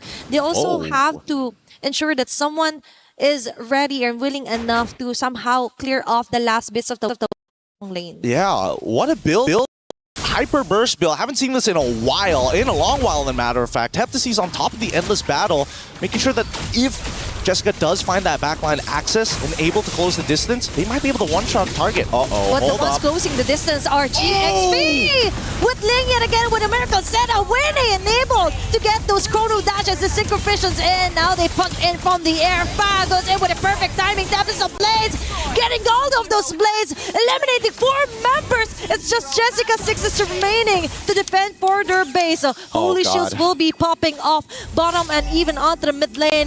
GXP has their eyes on their prize. Clear the wave. They want to clear off the wave. They want to ensure a victory, and Jessica 66 has the proper kits to actually prevent GXP from actually ending up this game number 3. And that's a good thing about Benedetta actually building a lot of damage. It's moments like this, yes, I can actually deal with the waves more effectively rather than having to wait for my War Axe to give me the stats over time. I can clear it right now. And that's what Zeta needs. Instant impact. GXP on the opposite side, they can take their time a little bit because they're still waiting for the big ultimates from the side of Zeta. The RWM, maybe even the Glorious Pathway, but notice that they're putting a lot of their attention onto Zoe and Fanhua. Without that front line, you can tell that Zeta kind of lose direction of who really is the anchor of the team. And keep in mind, it should be Name. And so far, Name is having a really hard time landing those beautiful blocks where she could catch most of the members for GXP. Sophia is actually doing a stellar job. In contrast with her Feathered Earth Strikes, really right on cue, hitting the right marks, plus an additional finishing move from Fa, right? All she needs to do is come at the later time, finish off, get those skills running, and for GXP, it's kind of going more smoothly compared to what happened onto game number 2. Looks like they've got it all together for now. For now. The question is, when is it going to be enough to overtake it? It's 4-14 still with an 8k lead. The economy is in GXP's side. 3rd item already complete from Winnie, so that's her power spike right here. Unless Guy has 3 items, I don't know how they're going to compete. Let's see.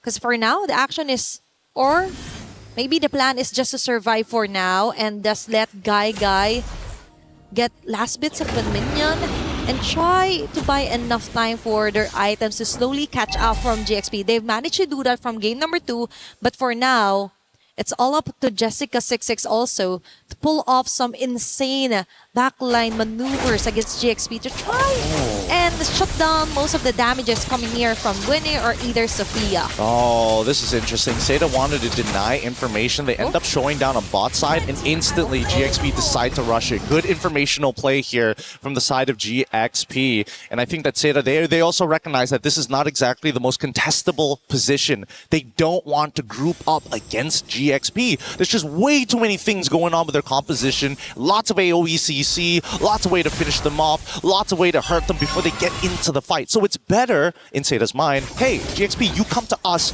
rather than the other way around. Yep, it will save them a lot of time and a lot of heavy mistakes, if ever. Because if they force out and they make a slight mistake, that might be the end of it, right? A 12-minute game time, almost 9k gold lead. Jessica26 being spotted here by Sophia. Now she's forced to back away.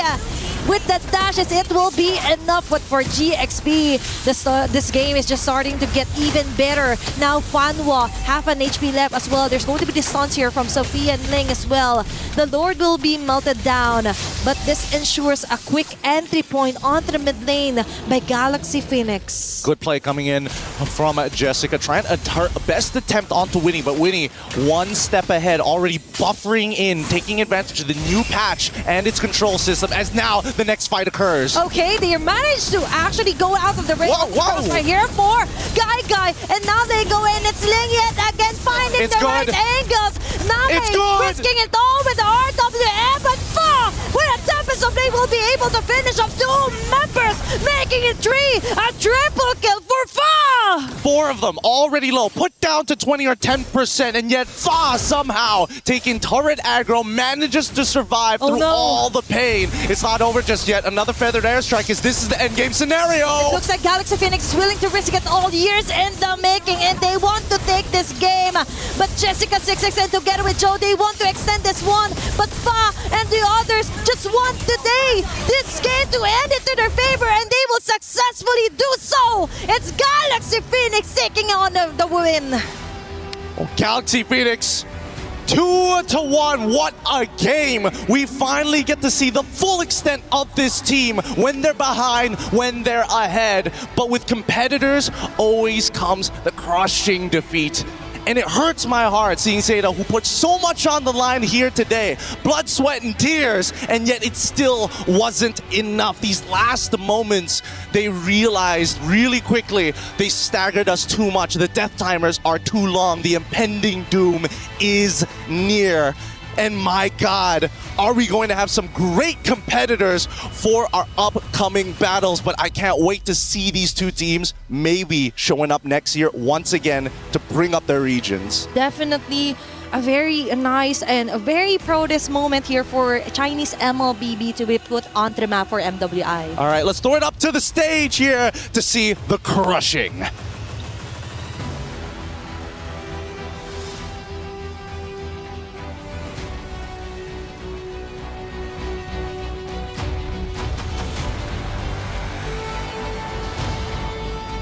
Have our winners of Galaxy Phoenix. Congratulations, and of course Seda. So we will do the key handovers, and thank you so much, Seda. That was an incredible showing. You guys fought valiantly, but your journey ends here. Thank you, Seda.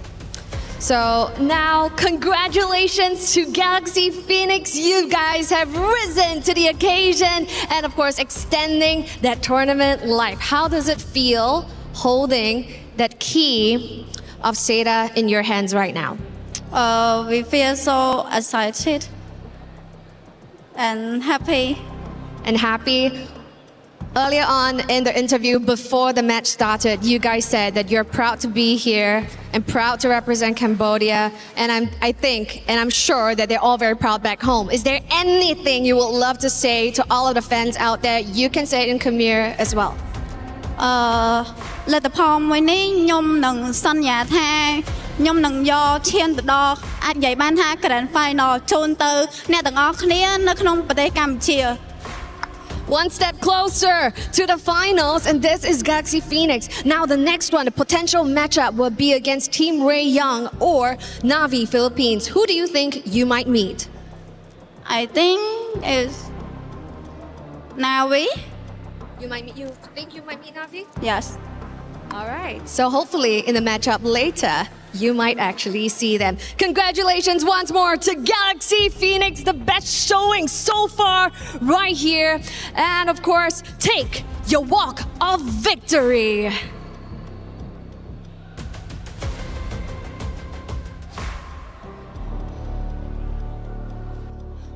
Okay, Galaxy Phoenix, phenomenal performance yet again, their first time at an international event, and this is how they decide to show up.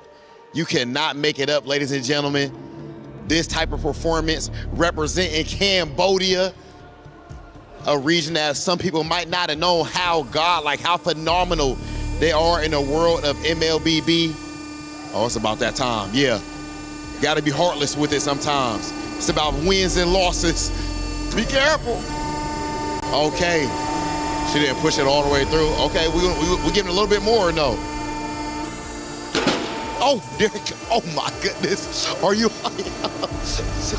It's okay. All right, ladies and gentlemen. The key crusher, it was so much right there.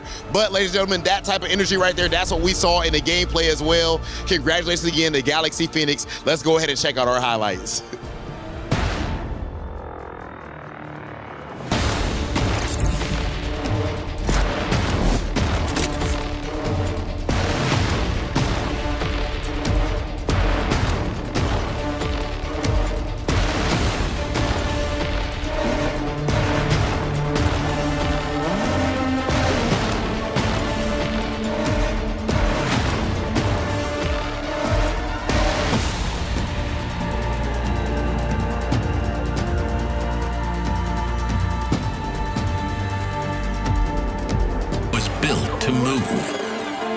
Not trapped at a desk in one singular posture for 12 hours a day.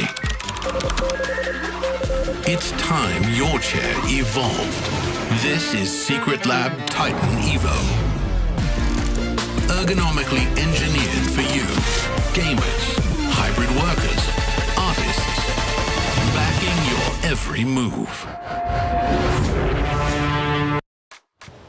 On their very first international stage, Galaxy Phoenix gets the job done. It wasn't easy, however. It was our first ever third match in a best-of-3 here on this very stage, but it was entertaining nonetheless. And one name that was being screamed, Bree, was Fa, the mercenary, making it happen. My boy, Fa. So talented. So talented. This jungler, I am now agreeing with LaFell when we say that she just might be one of the best that you have to watch out for here in this tournament. The mercenary, man. Like, she gets the job done, but shout out to Seda as well.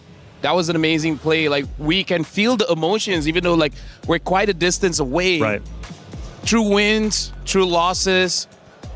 I hope they come back next year. You know, they were built specifically for MWI. They joined the stage. They made it to the knockout stage. That is a huge accomplishment to finish 5th through 8th, and one of their first appearances here on the international stage. You've got to give credit where credit is due. And you, like you said, the emotions, you could feel that from Jessica, especially after that Game 2 win. She really wanted it, but at the end of the day, it wasn't Seda Esports moving forward. But making it to the stage was a massive accomplishment. Shout out to Seda, Galaxy Phoenix, and shout out to Sora. It's Sora Day, and Sora gets the win again. 100%. How crazy that is this? What, almost 5 hours? I know. Of our show, and every single time Sora sees the Land of Dawn, he wins. More and how many flying clouds have we had? That's 3 here in the series. All 3. More than the Esmeralda even, right? You were expecting, like, because of the adjustments, the Esmeralda to be the XP laner that's really gonna shine. I mean, she did a couple times, but today, why has it been always Sora?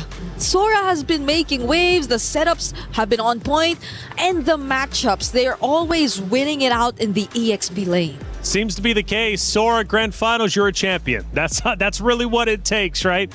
Again, looking at the players' emotions, still feeling so much for the team of Seda. They really gave it their all. And shout out to the ladies, of course, for doing it. And shout out to Fanwall, too, coming in as a sub and playing so incredibly well and getting this roster to the main stage. But Galaxy Phoenix continuing to move forward. They are looking unstoppable. Oh, yeah, for sure. And I feel like even though they lost in game number 2, I think they already took some notes on what worked and what didn't work, right? Because if you want to become champions, honestly, getting 1 or 2 losses here and there is going to be very beneficial, because if you keep on winning by grand finals, if you did lose one game, you have no idea how to recover. There's no better way to discover more of what could be improved than before the grand finals. And they said it themselves. They think it's going to be Na'Vi. They want to go up against Na'Vi in the semifinals before eventually getting there. So that's an interesting pick, because I believe the record has been much smoother for Team Ray Young. Ray Young has definitely been looking great. The record has been a bit smoother. However, it doesn't matter if it's smooth, rocky, choppy, as long as you get there. That's all that matters at the end of the day.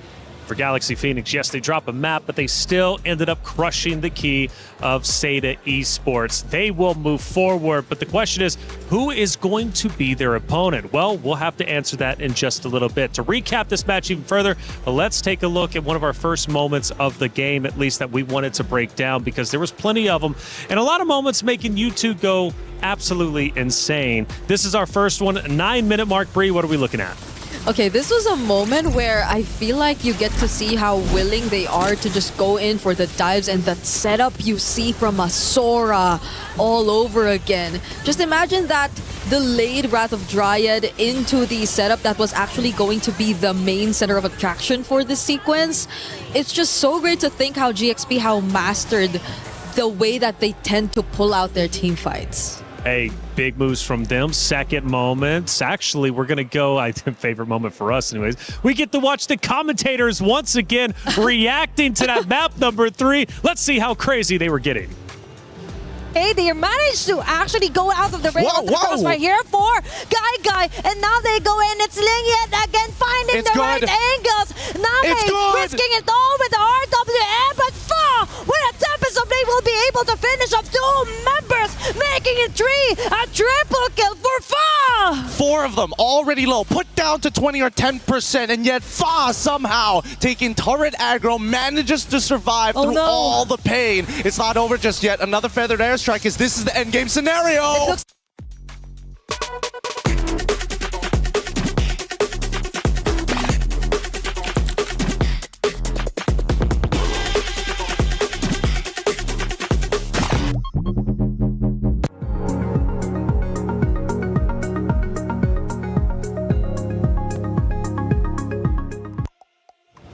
Pure passion, and this time I felt they were ready for the caster count this time around, because notice Athena was standing up. She's like, I'm not getting caught off guard again. I gotta say, Gideon is very expressive. Yeah, that's right. Like, whenever you see him, it's like his thoughts move faster than his brain really can process. Shout outs to Briggs. We don't always get to work together. Yeah, I know. For this MWI. But I miss working with you, man. Yeah, it's been fun. It's been fun. She's my boy. We've been screaming. You see us, you hear us. You guys have been going crazy. You guys have been I think it's not just Gideon who's very expressive. That's right. Yes. That's right. Off cam, we are as expressive as Gideon. Absolutely. And speaking of expressive, Rose ended up grabbing a couple of our players for the post-match interview. Let's listen in. Hey guys, Fanwa here from Aseta. Although a reverse sweep was not granted, we'd still like to have a little chat with her regarding her journey in the MWI. Now, Fanwa, we know that this is the furthest your region has gone in an international tournament. An amazing one, if you ask me, and you guys look extremely strong. But I gotta ask you personally, how has your experience been like this MWI? As you know, our team is first time come up to the international stage, and for our whole team, I think we didn't imagine we can go so far as to get this time. But I'm looking forward maybe next year or next year we can get a better result. Oh, this result to me is amazing. Honestly, I counted on you guys as the underdogs because from match 1 up until now, you guys always had such a great fighting spirit. Now, I gotta ask you, what more can we expect from your region, China, in the upcoming tournaments? I'm expecting like our regions, no matter which is like women MLBB or like men's the game. I expected our score maybe next year will be better and better. Yeah, we just keep on improving. Now, Fanwa, is there any message that you have to give to the Chinese fans watching back at home? Thank you guys for all the support, and I believe next year we'll do better. Jayo, good luck, Fanwa, and I hope to see you again next year. That's it from us.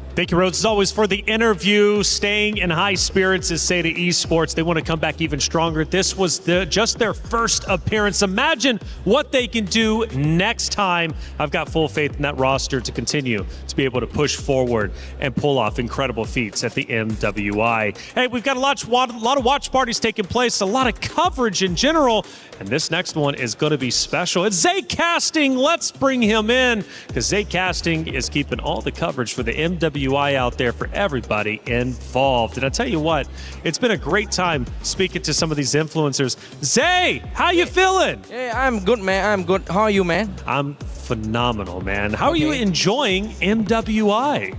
I really enjoy it. This is my first time international experience as a official restreamer. So I really enjoyed it. I'm really thank you so much for this opportunity. Thank you, Mundon. Thank you, EWC. Thank you, man. And thank you, Zay Casting. Let me ask you something. A lot has changed. What do you think about the current meta? Current meta is, they enough Fred Ring like Juriba Jungle, Basha. So I think it's nice. I like this meta. They can use like Link. They play Link like Assassin are really good in this meta. I think So I really like it. And Sora also apparently has been tearing it up. Hey, Zay Casting, thank you so much for all your coverage and everything you do. The MWI will continue, but like I said, shout out to you, Zay, for being who you are as an incredible influencer, and thank you for the coverage and the watch party. Hey, check it out. My champion pick is now live. 2 champions, 1 game. My champions pick is now live from July 27th. You can submit your predictions for the MSC and MWI champions for a chance to win 50,000 in-game diamonds and MSC 2021 through 2025 tournament skins. Don't forget to leave your picks under @MLBB Esports post for even more chances to win. Lock in your champions now and cheer for your favorite teams. My champion pick live now. Get involved. I'm hearing Rose is also set up with yet another interview. Rose, who did you get? 2 Indonesians representatives going up against each other in this elimination match. This is Vival and Liv, and we're gonna have a little chat before we head into the game. Hi girls, how are we doing today? I'm good, very good. Yeah, I'm great too. How did you girls react when you found out it was gonna be an Indo-Indo match just now? I'm in shock, really in shock. Actually, it's as expected.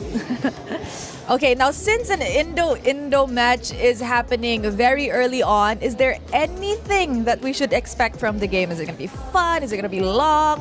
What do you think is going to happen, Vival? I don't think there will be anything special. I think it's going to be pretty much the same showdown like previously, like in Battle of Gamers and like the previous meetings that we had. What about for the sides of Falcons ID? Aren't you guys scared? Because you guys played a game today. Are you scared that they will read your strats and everything? Maybe there will be a new draft, but then I'm hoping for a rematch, but I think it's going to be in grand final, but then we come out like now, today. But then, we'll see on the Line of Dawn. We'll see in the Line of Dawn. It is a very early matchup. So now the question lies on, what do you think the score will be? Let's start with Liv. I'm hoping for 2-1. 2-1. Okay. 2-1. I'm also hoping for that because since we are Indo and Indo are facing each other right now, we want to make this a very fun game for y'all. And yeah. Okay. I think it will be a fun game, definitely one to watch. So any message to each other? Let's have a good match. Yep, good luck, have fun. Good luck, have fun. Very friendly fire over here. Nothing too extreme. Good luck, girls, on this match. And that's it from us. Throwing it back to you guys at the studio.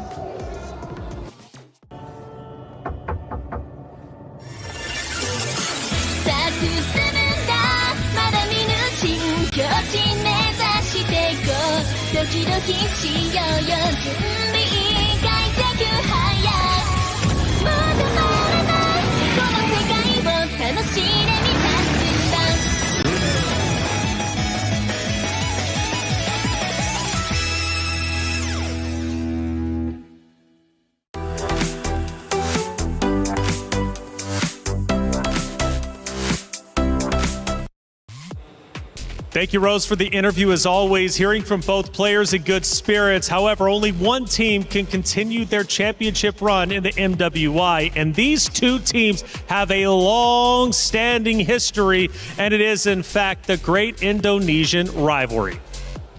First of all, we saw that interview and they were, talking very nicely to each other. Why are we like that, Brig? And when I say we, I mean all of us talents. We are very aggressive against each other, but honestly, one of the things that we heard during the interview where Vival said, I hope it's a 2-1, because I feel like in her hearts of hearts, she's like, not going to be a 2-1. This is going to be a 2-0. Well, I understand why the record has been that way. Very one-sided. For the recent qualifiers. And even if you talk about the rivalry way back, even when they had different names and were under different banners, it seems like that has been the story for them. That's why it's a revenge match again and again for now Team Falcons ID, because they're always yet to get that win against Vitality. It's going to be tough either way you look at it. Falcons Indonesia is going to have to fight hard, but Vitality, they want the championship again. Let's send it to the stage to get the match started. Damascus, Hollywood Rob TV. Cheryl, take it away. And it is time to continue with our knockout stage of the event. We just saw Galaxy Phoenix put on an absolute masterclass, and now we have to see if the ball is gonna keep on rolling in that same direction. Damascus, who are we bringing to the stage first? Hey, listen, Rob, technically they need no introduction, but we need to make some noise, of course, for the Queen. And I see the Vitality fans. Les fans de Vita, je vous vois. Est-ce que vous êtes prêts, s'il vous plaît? Un max de bruit pour Vitality! Team Vitality, simply put, the best in the world. They barely lose games, let alone matches. Last year they won MWI without losing a single game. That is the definition of excellence. That is the definition of professionalism and, of course, of perfection. These are the reigning queens of MLBB, and now we have to see if anyone can overthrow their reign. Now, City, anything you would like to say to the most familiar of foes, your opponent team? Let's both do our best and keep the streaks like before. Exciting. Head on over to your battle station. Keep the streaks like before, évidemment. Du côté de Vita, elles veulent continuer la win streak. Elles ont gagné l'an dernier. Elles cherchent à gagner. But big opponents after that. We've talked about the rivalry. Who are they facing, Rob? Ladies and gentlemen, coming next to the stage, put your hands together for Team Falcon! The Indonesian division of Team Falcons. We got two Falcons still there, and Falcons ID are back, led by Violet. They opened in a difficult match, losing to Seda, but then the redemption was absolutely perfect, destroying both Aurora and then Twisted Minds, and they inherited Vitality because they were not picked by Galaxy earlier. It is time for them to showcase if they can take down the Queens. And now, anything you would like to say to our defending champion? I hope we can have a good match and we can 2-1 you guys. Oh, Okay, let's see. Please head on over to your battle stations. Now, friends, this is a one and done. No more extra chances, no more extra lives. On one hand, our defending champions, Team Vitality, has been having perfect streaks so far. Whereas over on the other hand, Team Falcons has been fighting from day one. One is well rested, one is relentless. But there's a bigger picture at stake. Organizations, club championship points. Can Team Falcons score one for the team? Or will Team Vitality take this win? This is the battle of the familiar foe. Ale, let's go! Cheryl, Hollywood Rob, TV, and Damascus, thank you for setting the stage, and the stage is about to ignite. You have an Indonesian rivalry between two great titans, Team Vitality versus Falcons Indonesia. This is going to be a matchup, potentially an upset, depending on how it ends up unfolding. Now, these guys, these ladies, they have history for the longest time, and it dates back, I'm talking many days. In fact, I'm thinking 719 days in total. Last time they met was or at least for MWI, was at the EWC26 championship. Now, we all know Na'Vi got the victory there, right? It was not Vitality. But either way, for Vitality, they beat Falcons Indonesia. So, LaFell, they meet once again. I don't know. The rematch. Let's see how it goes. I mean, here's the thing. If we're talking about history, Vitality made a name for themselves because they don't just win. They dominate. They make sure when they enter that tournament, they don't drop a single game. So, honestly, for this one, I feel like for the players, for the organization, it's not enough to win. Yeah. It has to be quick. It has to be decisive. It has to send a message to every single team thinking they can get Vitality later on in the grand finals. Yeah, especially as they finally made their return to the MWI stage. Because if you would recall last year, they also weren't here. That's why we saw their last matchup way back. Because it was Onyx for TV, if I'm not mistaken, taking the stage last MWI 2025. And now that they finally made it here, they did reveal their roster. And they've shown up, even though it was quite a bit shaky in day number one. I can only hope that the momentum keeps going because they played earlier this morning, and I hope that carries over. What makes Team Vitality so confident? Why did they continually win? It has to transcend just hero picks, just gameplay. The confidence they have is unmatched by any of the ladies competing in MWI. I would say they went through hardships because the way that they train against professional male players. Right? So even in losing matches, they went up in literal the best of the best that any region can really produce. And that's why they have such a big hero pool. And then in terms of gameplay-wise, how they've always been dominating, we got to talk about the Mother of Tanks, man. The way that she sets up fights. Doesn't matter if it's a Cho, a Grok, a Hylos, it really doesn't matter. Vivian makes life easy for everyone in Vitality. And in the last match, I saw Vitality going up against Gen G. The Arlet of Fumi Echo, bro, that was popping. Yeah, and every single time you see Vitality encounter a slight mishap or a bit of a bump in terms of their road, which is always very dominant, which is always going their way, you just see them come back stronger and stronger. We saw this last happen MWI 2024. They failed to get the championship for themselves, but after that, eventually, they've been on a roll. You saw it happen again recently.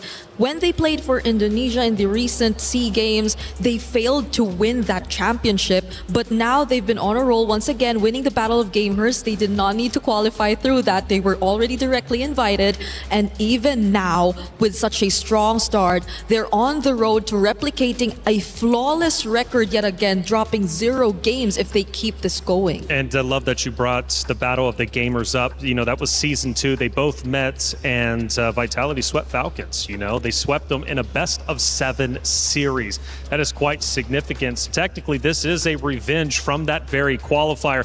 We go into our pick and bans. This is where the story starts to get told. Falcons Indonesia needs to counter Team Vitality because we know when Team Vitality gets rolling, it is so hard to stop them, if not impossible. Yeah, we're starting to draft here. Falcons is going to be blue side first pick. Vitality second pick on the red side. flying clouds again. Today, you know what? You know what? is a very airy kind of day. I wonder if we're going to rain. If today rains, I got to say everything is set up, which, by the way, right now looks like Guinevere, Freya, as well as the Atlas has been banned out by Falcons. And now for Vitality, betting on the Marcel as well as the Hirara. So it looks like Vitality is not specifically going for targeted bans. They just ban the most annoying things in the meta right now. Yeah. So we also have a fun fact right here. Vitality versus Falcons.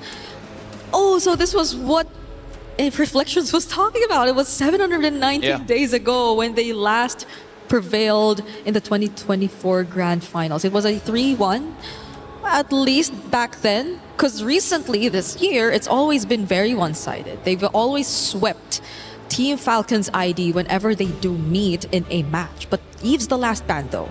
Okay, that leaves...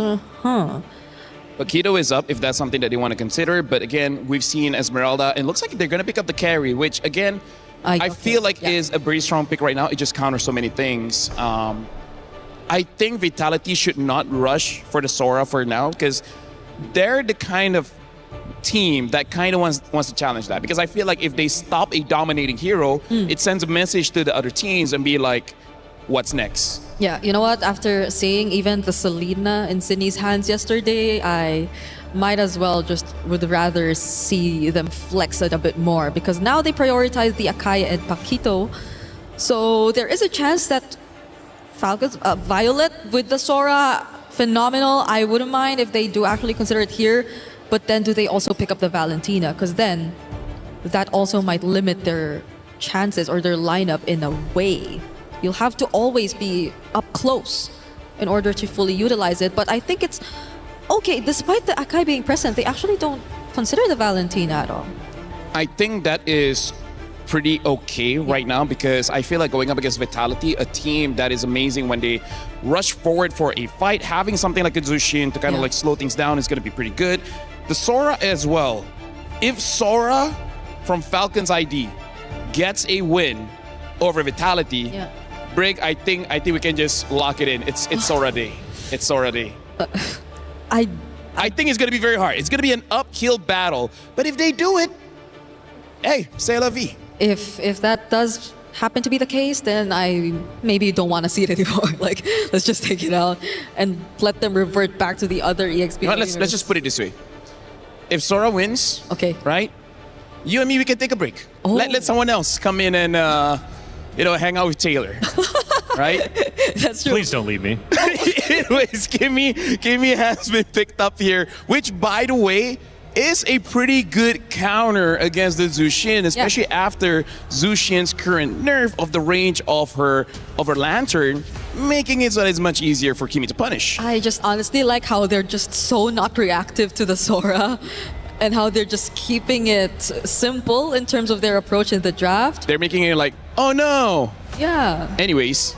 Yeah, that's true. And honestly, in terms of just repositioning overall, I think the Kimmy would have a much easier time doing that compared to the other mages that could have been the option here. I mean, the Valentina definitely has dashes yet, but they might want a bit more of the DPS to come through because we actually don't know what the gold lane is going to be just yet. You don't know what the pick for Chell could be. I think Harvey would be a pretty safe ban. Yeah. Because I feel like the carry can deal with most gold laners.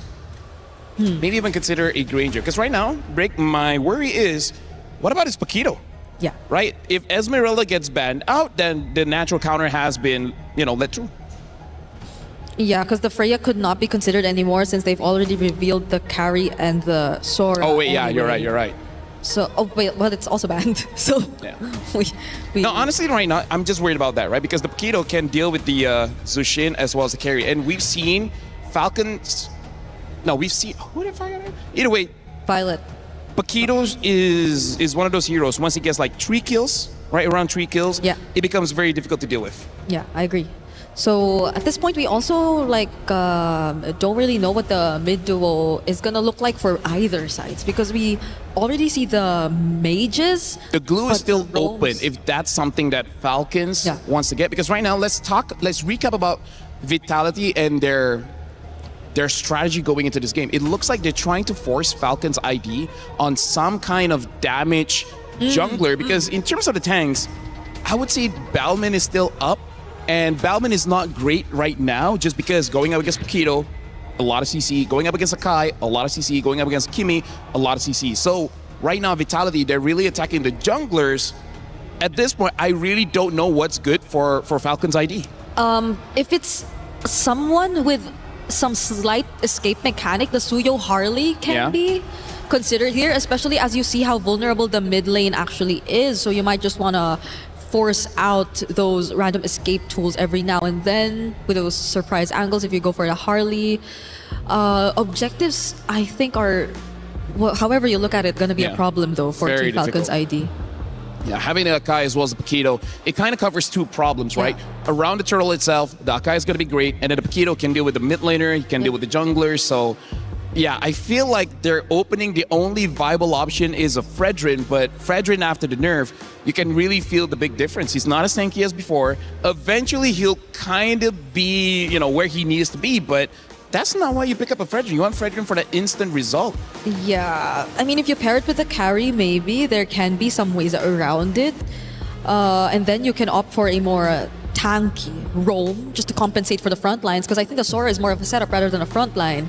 If I'm a jungler, I hate going up against this trio, man. Yeah. The Belleric, the Akai, the Paquito. At this point, I'm like, hey, can I don't know, use a Hanzo or something? Oh, wait. They've used it before. It did not look great. It did not. They've used it before. I know. That's why I brought it up.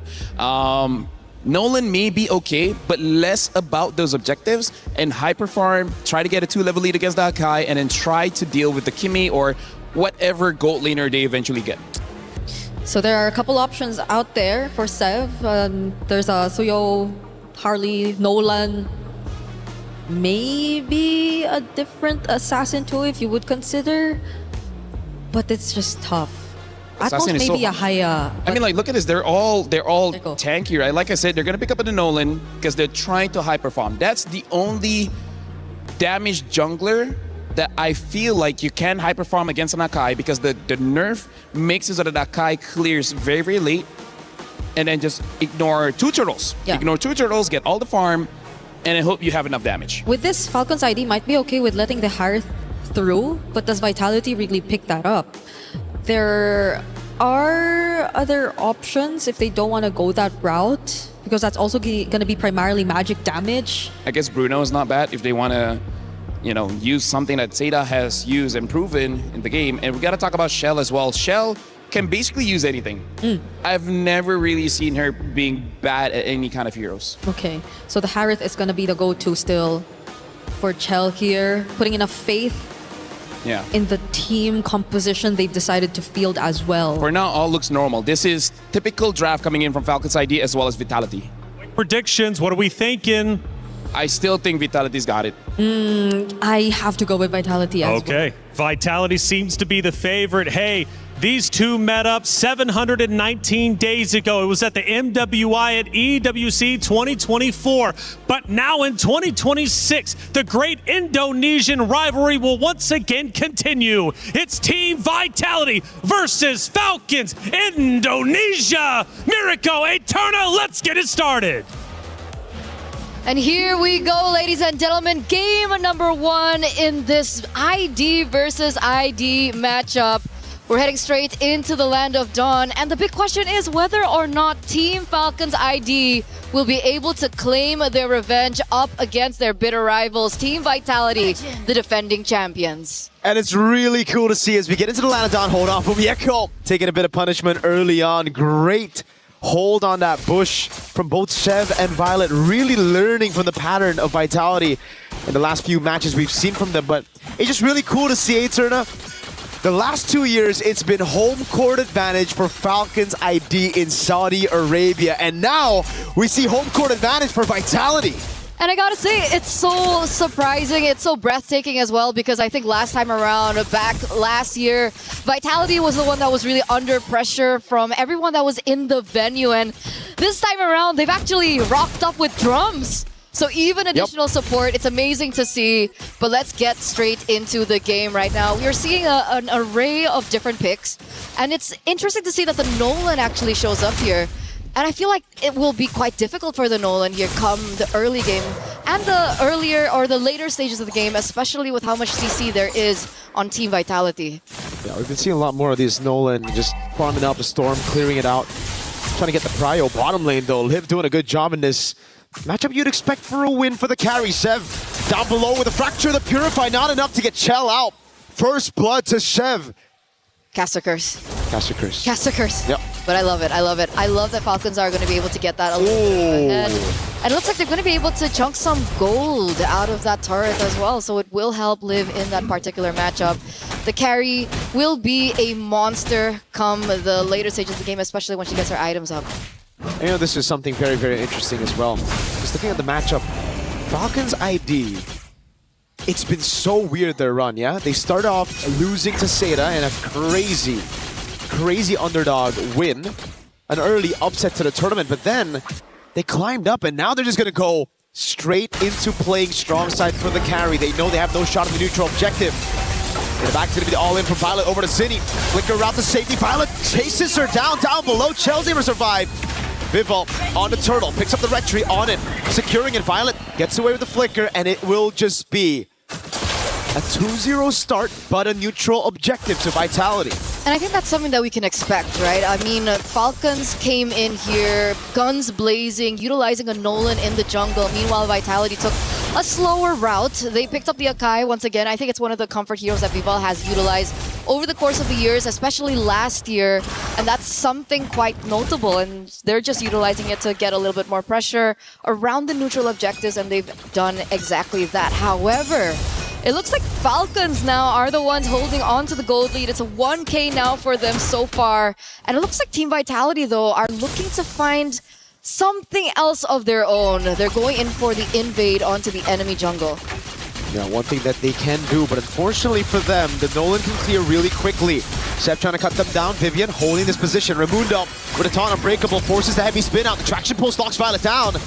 And it will just be to disengage as Fumi Echo on this Paquito. Lethal Ignition will continue to utilize the waves up top. Maybe try to get a few more hits on it. Liv takes the gold crab away from Chell. Forces her back as well. Fumi, though, making quick work out of that turret up top. I haven't seen Shell in this position in quite some time. Wait a second. Vival will be actually able to pick it up. But I mean, Zev, so far, she's been playing the Nolan quite well. Fantastic. She's been clearing it out very, very well. Yes, the turtle went to Vitality, but this is why we expected the Nolans, the Assassins, to come back. It's just that farming speed that you cannot underestimate.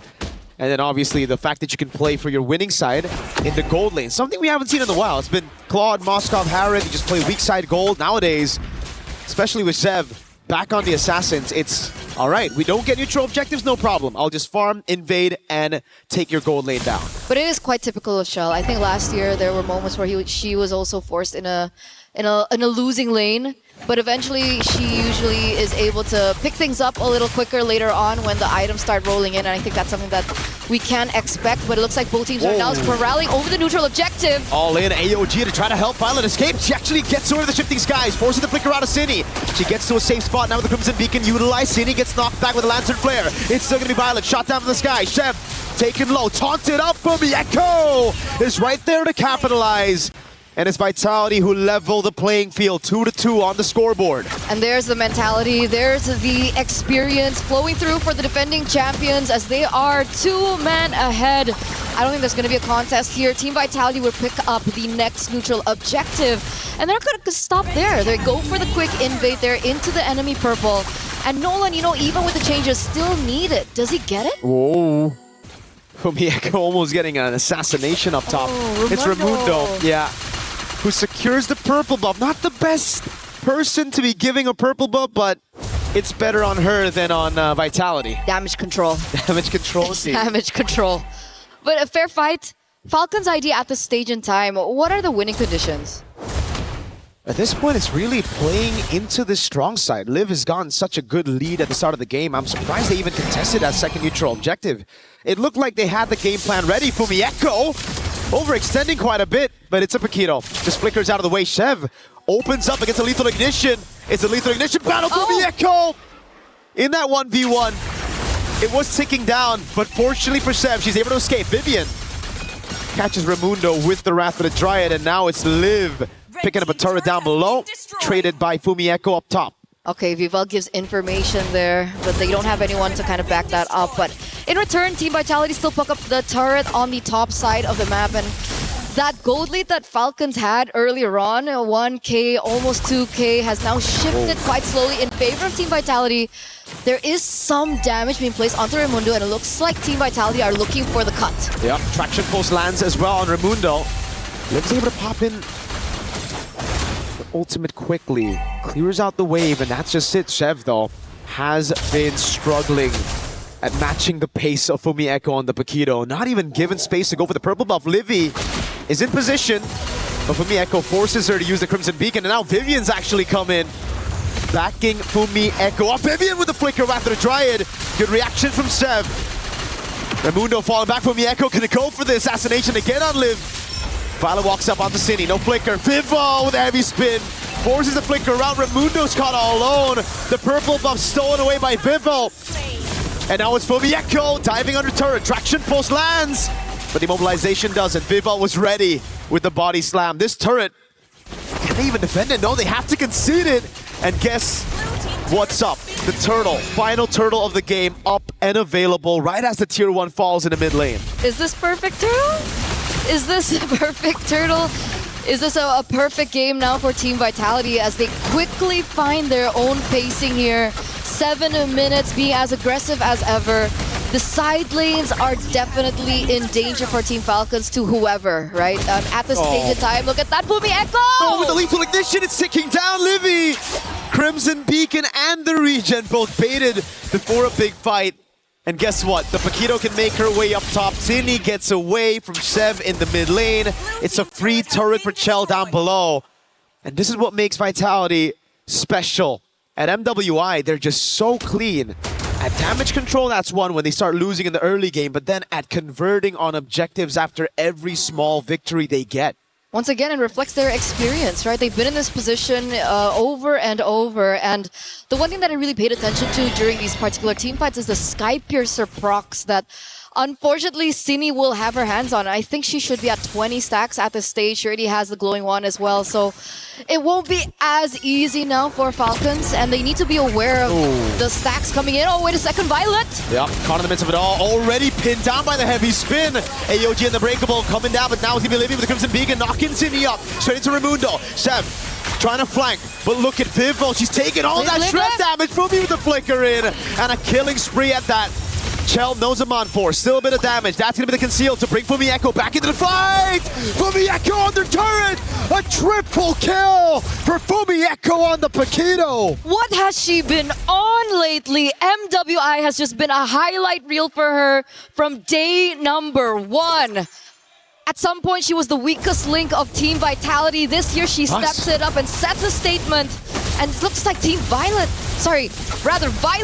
is looking for something of her own. Yeah, can't do much though. It's a heavy spin, rooted in place by Vivian. And yeah, I agree with you. You know, earlier we've had a talk about jungle or XP. You know what? I might have to go back to XP now that Fumieko is pulling this off. 5-0-2 on the Paquito. Vivo's just doing her job on the Akai, right? 007. Just enabling the rest of the team, enabling the damage dealers. Fumieko's, oh god. Oh, 2 jabs, a knockout, sending Sev straight back home. Oh god. Usually it's the person walking into the bush that gets cooked. I don't know. That was rough. Opposite Kumar. Ramuk? Rumak. Oh wait, no, you're right, it's Ramuk. It's Ramuk. It's Ramuk. Well, there you go. 7,000 gold lead still for Team Vitality. And I'm just still so speechless and breathless of the development of Fumieko. Yesterday when she picked up the Lapu Lapu, it was crazy. Arlot was also insane, and now she brings out the Alice and the Paquito. And now Team Vitality are knocking on the base of Team Falcons. They have a Lord on the way. It's only been 10 minutes. And I feel like Team Falcons don't have the best clear. They really don't, no.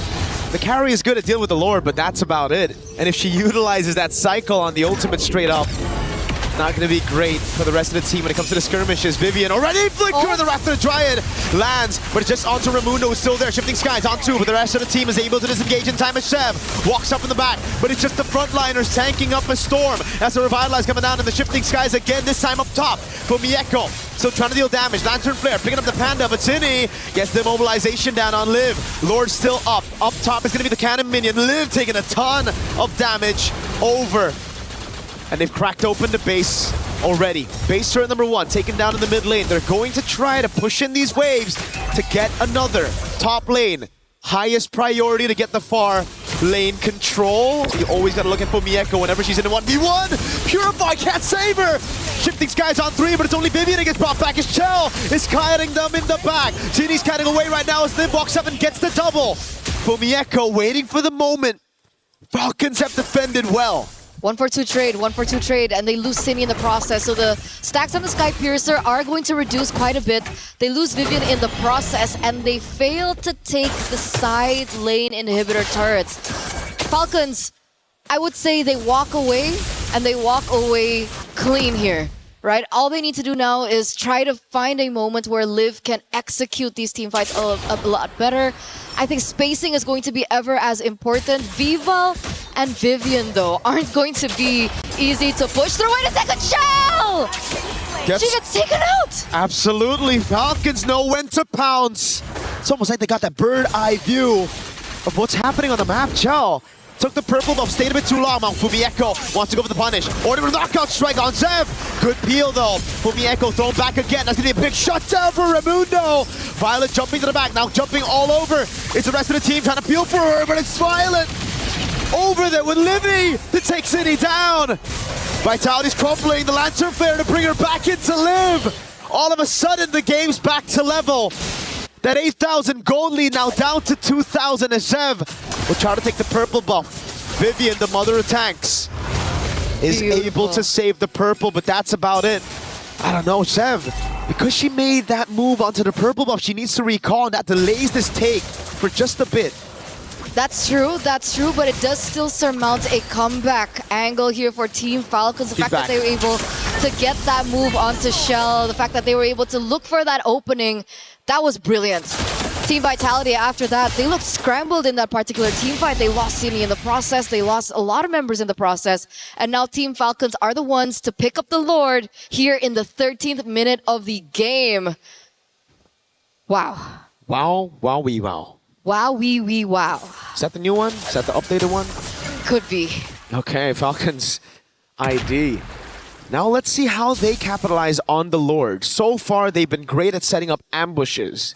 Just like this, just a bit of poke onto Vival. Straight to half HP. Chell's got to be really careful, man. Gank down below for first blood. And the second time around, it's just overextension. Shifting Skies, baiting out the Purify. Good breath for the Dryad to disengage, but now the AOG comes through. Vivian got knocked out with the Lantern Flare, but it's not enough as Fumieko makes her move into the bottom lane. Now let's see how Vitality deal with this. On the base they go. It's Fumieko taking the turret down, and it's a winning trade at the end. Falcons ID though with the Flying Clouds going in, getting the assassination with the help of Livy. So Fumieko here gets a taste of her own medicine, and then she gets ambushed. But she didn't realize, you know, I thought it was going to be a 1v1. It turns out they brought Livy with her. So a little unfair, but obviously they still got the job done. Fumieko, however, despite losing her life, was able to get that inhibitor turret in the bottom side, and that is going to work in favor of Team Vitality come the next Lord that should spawn in under 90 seconds now. The thing is, the carry has her power spike down too. Wait a second, Violet. Shifting Skies, Zinni has to move away. Wrath of the Dryad taunts Violet just a bit. Zinni goes past the wall right now. Zev is able to cut him down. Raimundo picks up the kill. Vivian has to jump away with the flicker. Immortality already down, and now she's going to be caught. Bursted out by Liv. Vitality down just to play it safe. Falcons ID have taken control of the map. But like you mentioned, Eterna, that is true. When the Lord spawns back again, Vitality will still have that far lane control, and it's up to Falcons ID to try to send someone down below and play it quick. So the big question is, who are they going to send, right? I don't think if they... It has to be Chev. And I don't think Chev can be alone. Nope. Because 1v1 against a Paquito, we saw what happened earlier on in the top side. If they send Chev alone, See, this is the overthinking that is going to happen here for Falcons, and Team Vitality are sure to make way of it. You can see how much damage Fumi Echo is actually building here with everything popped up here, the Malefic Roar, the Hunter Strike. So imagine that first burst of damage from the Pito, the first jab that occurs. That is going to be a problem. They're going to have to send maybe one or more than two people down if they want to try and win that 1v1 against Fumi Echo, because at the stage in time, Fumi Echo is the king of the far lane. There's something that has gone downhill, though. The Sky Piercer stacks of Cine. She's just building it up very calm, very steadily, but now it's all gone. So she won't have that execution factor. Chev, this is a very scary position to be holding. Oh my god, Vivel spots her. Chev's gonna have to try to pull off a crazy run right now. She goes for the recall inside of the bush. Vivel's shaking. Goes into the bush. Chev gets read out. Now Fumi Echo with the chase. Chev gets away with a fracture, and that's about it. Great escape. Crazy composure. Now it's Raimundo with a taunt on a no flicker tree. Forces out the Wrath of the Dryad. The rest of the team can't really go and pop in. Flicker up in 10 seconds, but Vivian is already half HP. Has to pop in the region, and now Fumi Echo is gonna collide with Chev again. This time with a knockout strike.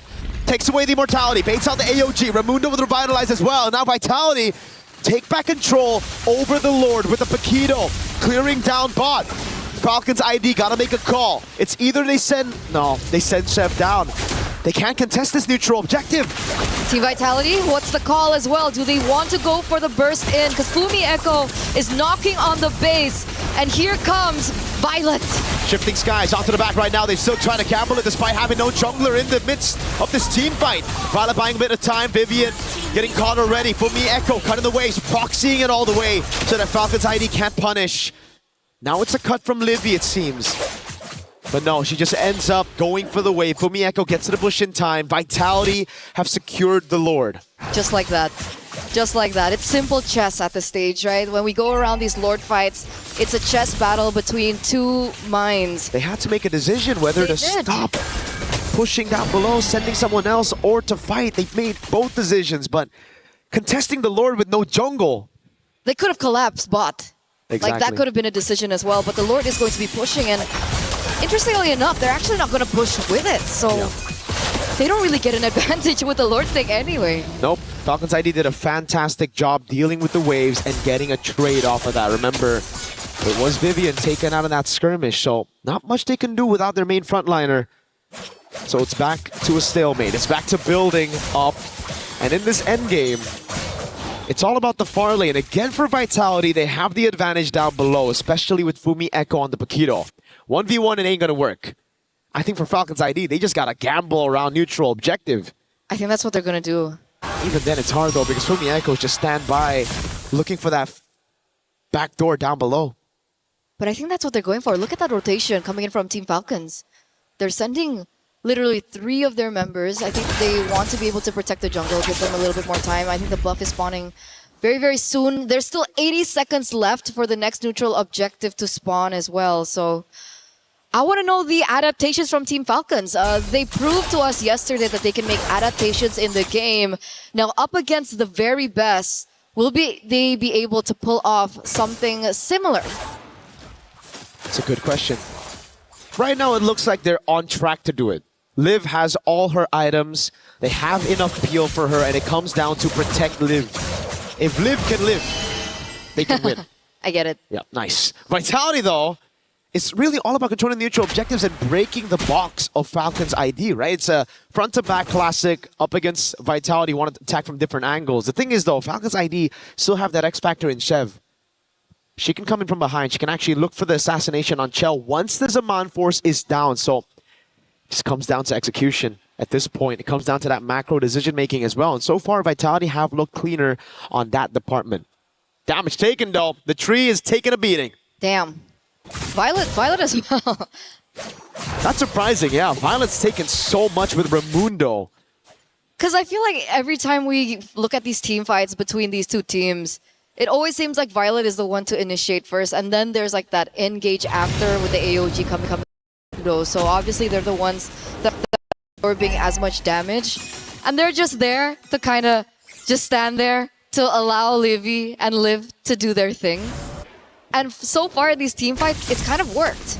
So is it possible for them to force another 5v5? They can force a 5v5, but up top, the minions will take the base turret down, and it'll go straight to the base. Livy shows herself up top.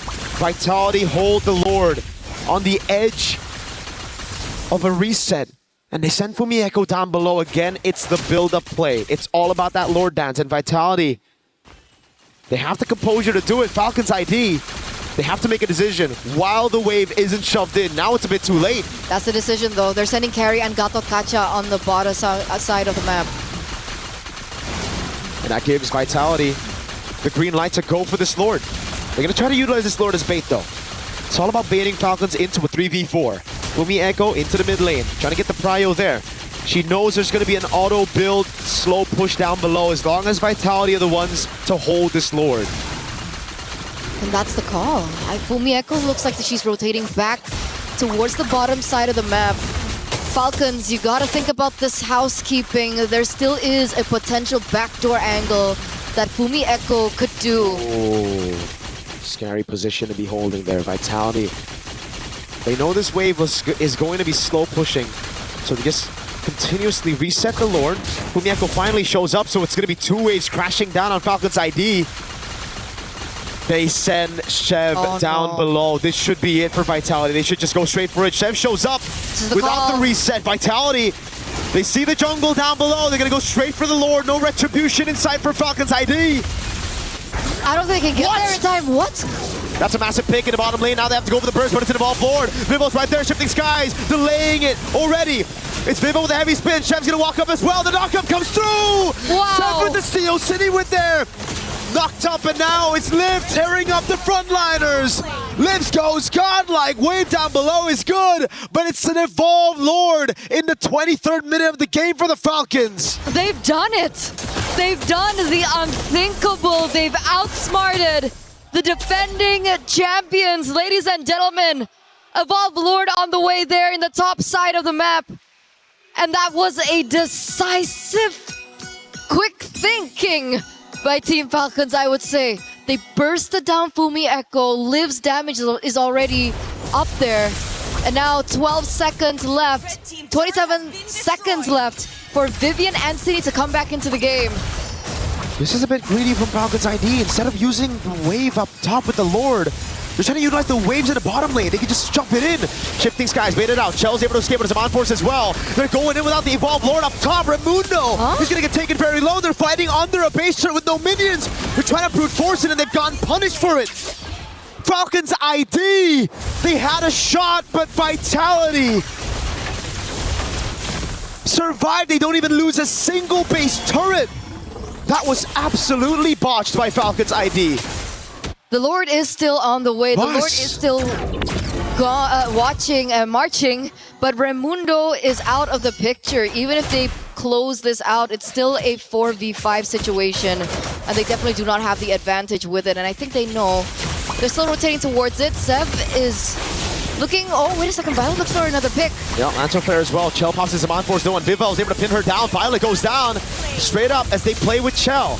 They took this fight 4v5, and it's not looking good as Fumieko goes for the knockout strike.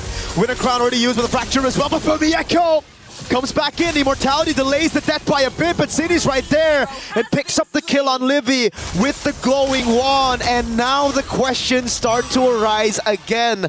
Falcons ID, what was the vision of trying to brute force a base turret Chev? Now in the mid lane. They did it out of haste, and it did not pay off. And opportunities like that don't come twice against a team like Vitality. Fumieko now in a 1v1 against Chev. Chev fighting for her dear life, but she's gonna be sandwiched. Raimundo with the AOG, a desperate one at that. Now it's Liv. 1v3 in a defense. It's everything thrown at her. Just a cannon minion. City takes her down. Vitality take game one after a back and forth and a confusing Falcons ID call that will certainly send everybody in backstage of the locker rooms of Falcons guessing and wondering, what the heck was that call? When you're on a stage like this, when you hear the supporters of the opponents like this, sometimes decision making can go wrong. They had the opportunity.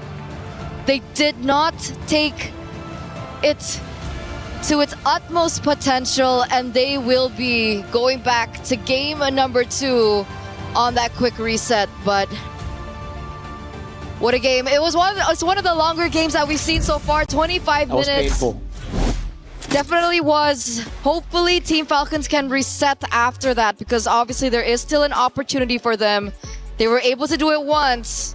Let's see if they can do it twice here in game number 2 to force a game number 3 under their hands. But there it is, ladies and gentlemen. Thank you so much for tuning in for game number 1. It's been me and Miracle. We're throwing it over, and we'll see you for game 2.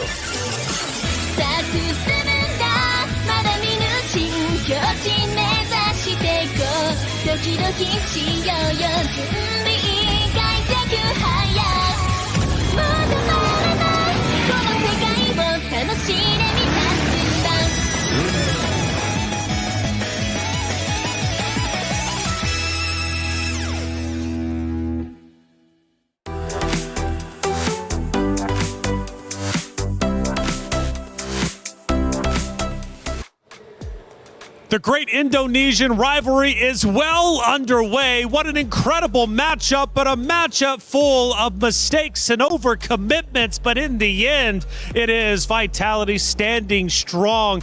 But you could argue maybe they caught a lucky break a couple of different times. What a series, 25 minutes. Mistakes begets mistakes. Bree, I know we were screaming. We were going for it. The fans were also going nuts too. Let's walk me through from start to finish. Let's start at the beginning. Looks like Falcons Indonesia are off to a great start, and I'm thinking to myself, my goodness, we could have an upset. I agree. They had the start which reflected so much of the experience and learnings that they've had throughout the years going up against this team again and again. And it seemed at the beginning that they were already able to adjust enough for it. But it did not stay that way up until the very end. That's right. The decisions that came along with those small wins, or maybe I wouldn't even consider them small, they were wins that could have led to actual victory. So going back to when, of course, Falcons Indonesia, they're leading, they're looking great. All of a sudden, Team Vitality start looking like the champions they are. They start dominating the fights, taking them down. The fans are going nuts. And Team Vitality push towards Falcon Indonesia's base. They get there. They have one turret left on the left-hand side. They leave it. They back away. I'm thinking it's over with. But then all of a sudden, Falcons Indonesia had something else in mind. They flip the script and they take the lead right back. So Taylor, that's basically them riding a bicycle. They took a stick and they put it inside that tire. Like, that was honestly self-sabotage. I can see the vision where you're trying to force and engage, get the kill, and then that will be good. You know what make that look bad? That was over 20 minutes. If you did that at 12, you know what? Sure, right? It's not that punishing. But after 20 minutes, you're telling your opponents, hey, my base is going to be undefended, you know? Have fun with it. It always has to be Vitality, you know, with the longer games. It's weird to think that it's actually the case, because again, they're the team to beat, so you would expect the cleanest of games to come from them. But eventually teams have found ways to extend the matches against them. And in this scenario though, it's just frustrating. It's just frustrating to think about the way that things ended, because it was already such a good one for Team Falcons. Such a good one indeed. LaFell, let's take a look at our first action of the game. And who knows who was leading in this moment. We take a look at it. Looks dead even, actually. Quite literally dead even. But I think this was the point where it was Vitality starting to really heat up and apply that pressure onto Falcons Indonesia. This is where Fumieko really starts showing off just a little bit, because that Paquito from Fumieko, just like we discussed during the draft, if a Paquito gets about 3 kills, he can already start conquering conquering the map, and that's exactly what we saw coming in from Fumi Echo. But then when she gets a little bit confident, which we might see later on, she got caught and then she died. She did. And Bree, let's take a look at our second moment, maybe when Falcons Indonesia are starting to lead once again. Oh, that's the moment. That's exactly, yeah. So go ahead and walk me through it, Bree. Okay, so clearly there could have been a chance that they did take out Sev at that moment, but it's not just actually Fumi Echo who went down in this scenario. It's everyone else following through, and I think it marked the beginning of Team Falcon's ID really turning things around. We were so close to seeing another happy Sora day, but for the first time, it's not going to be the case. Sora falls for the first time. It comes to show you Sora's not a guaranteed win like we were thinking. Let's look at our third and final moment, LaFell, as we get, I believe, towards probably the end where Vitality starts to relinquish control, or not relinquish, but at least take it over for a fact. Taking a look at that moment, I want to say Vitality at this point starting to crowd into the base. That's exactly what they're doing. Actually, no, we go further back to 11:52. So this was the first attempt Vitality was taking onto the base. Exactly what Falcons did, but the timer is different, right? This is why I say if you do it at the 12-minute mark, you might lose, but it's not that devastating. But if you do it on 22-minute mark, that it's such a different thing. That's why Vitality was not punished that hard. Sure. Falcons was. Bree, there was a moment, though, where I felt as if, well, we'll take a look at the stats. I'll bring that up in just a second. I mean, dead even when it comes to overall kills. If we look at the stats, though, what story do you see? Because Fumi Echo was getting a lot of attention from you. All I just see is that it's been a very close, all 16 and 25 minutes. And yes, Fumi Echo, I think she really did stand out in this game. But similar to what we've been saying, there were just moments where it was a bit too much of trying to make the individual plays. But I think every other thing she did across the map somewhat compensated for that. The wave management too, the pressure that they applied towards Falcons, especially during the most crucial objective takes, I think that's also what really mattered throughout this game. Honestly, for me, like, I feel bad for Falcons ID because that was their game to win. How do I describe my disappointment? It's like I'm going to a friend's house bringing pizza and they eat it with a fork. You can do that.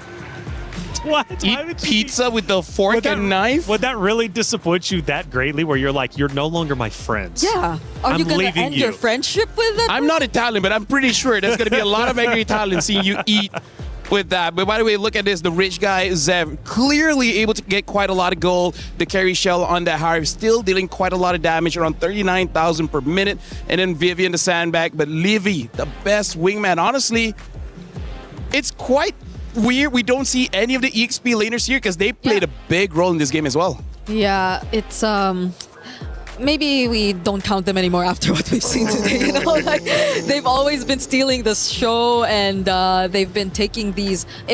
We don't have MVPs, but if we had a choice, like majority of the game MVPs would have been handed over to EXP lanes anyway. Yeah, I want to take a blast to the past, a step into the moment where Falcons Indonesia look as if they are going to win. But walk me through the moment where they get a bit too greedy, because I felt like they shouldn't have overcommitted. They also had the Lord who was behind them. Why not wait for the Lord, pump the brakes a little bit, fill it out, and then push up into the base? They knew that was the right play, but for some reason they didn't make it. Taylor, you're talking like an analyst. You talk like I'm finally made it 3 days in. Like you've casted this game for 2 years, because that's exactly right. Like they had all the opportunities to end the game, just sync up everything, and then just use everything together to end the game. They chose to go in with the disadvantage.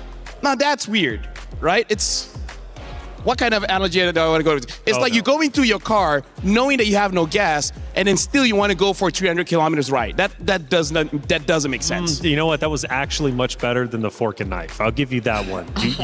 That was a redemption arc. We need a 1 so that we can eventually hit a 10. You know, like, we need to ring it up. That's right. Now, Bree, it was wild though, because it's like Falcons Indonesia, pump the brakes. It's okay. Take your time. It had already at this point been 20 plus minutes, and you had Vitality by the throat. Vitality, in my opinion, I feel like they didn't really outright win that. You know, they got lucky for sure. They got lucky for sure, which makes the next map that exciting. However, for Falcons Indonesia, I always like to talk about the mentality. My goodness, they're going to be hurting after that one because they knew they had it. I was about to get to that because that felt like one of the hardest games to get over that kind of loss is the kind of loss that will take a bit of time to recover from. But again, they've been doing this for so long. Hopefully it doesn't get to them, because losing to Vitality, I guess, is something they've constantly tried to get through. And that's the key point there. And it's kind of akin to what I always say about being a champion. To be a champion, it's better to feel what it means to be a champion in the past. It's easier to win championships when you've already been a champion. It's hard to win your first ever championship. In this case, we're not even talking about the championship. We haven't even got there.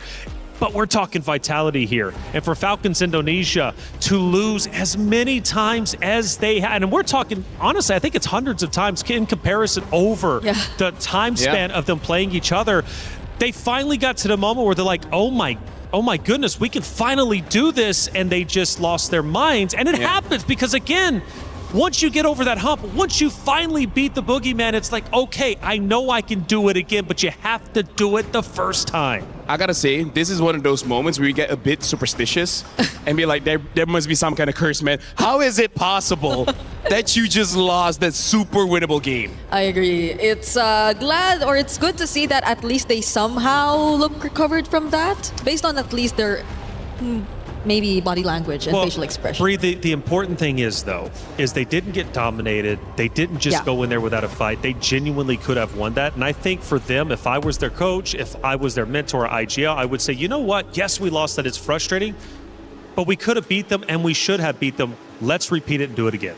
I like the carry ban, because that was a problem. Live on that carry just destroyed everyone from Vitality. So now they got to find a different answer. Yeah, Liv had a really good highlight play in that game, and I feel like you don't want to really hand over that pick to her. I would also like to see Reflections life coach. I think that'll be cool. I got you. Based on the way he's been trying to give some advice. Well, I think LaFell too. Me and him should go into business. He's more of a teacher, no? Yeah, but see, he could teach, and then I'll just be like the life coach, and then we'll figure out the prices. We'll let you know if you want to hire us. Yeah, I mean, like, speaking of philosophy, there was a philosopher in the West that said competition is a healthy way of self-development, because you might think they're your opponents, but they're your friends, because without them, you will never get better. You will always be stuck in limbo. It sounded good, but dude just read that like 5 minutes ago on the back of a cereal box or something.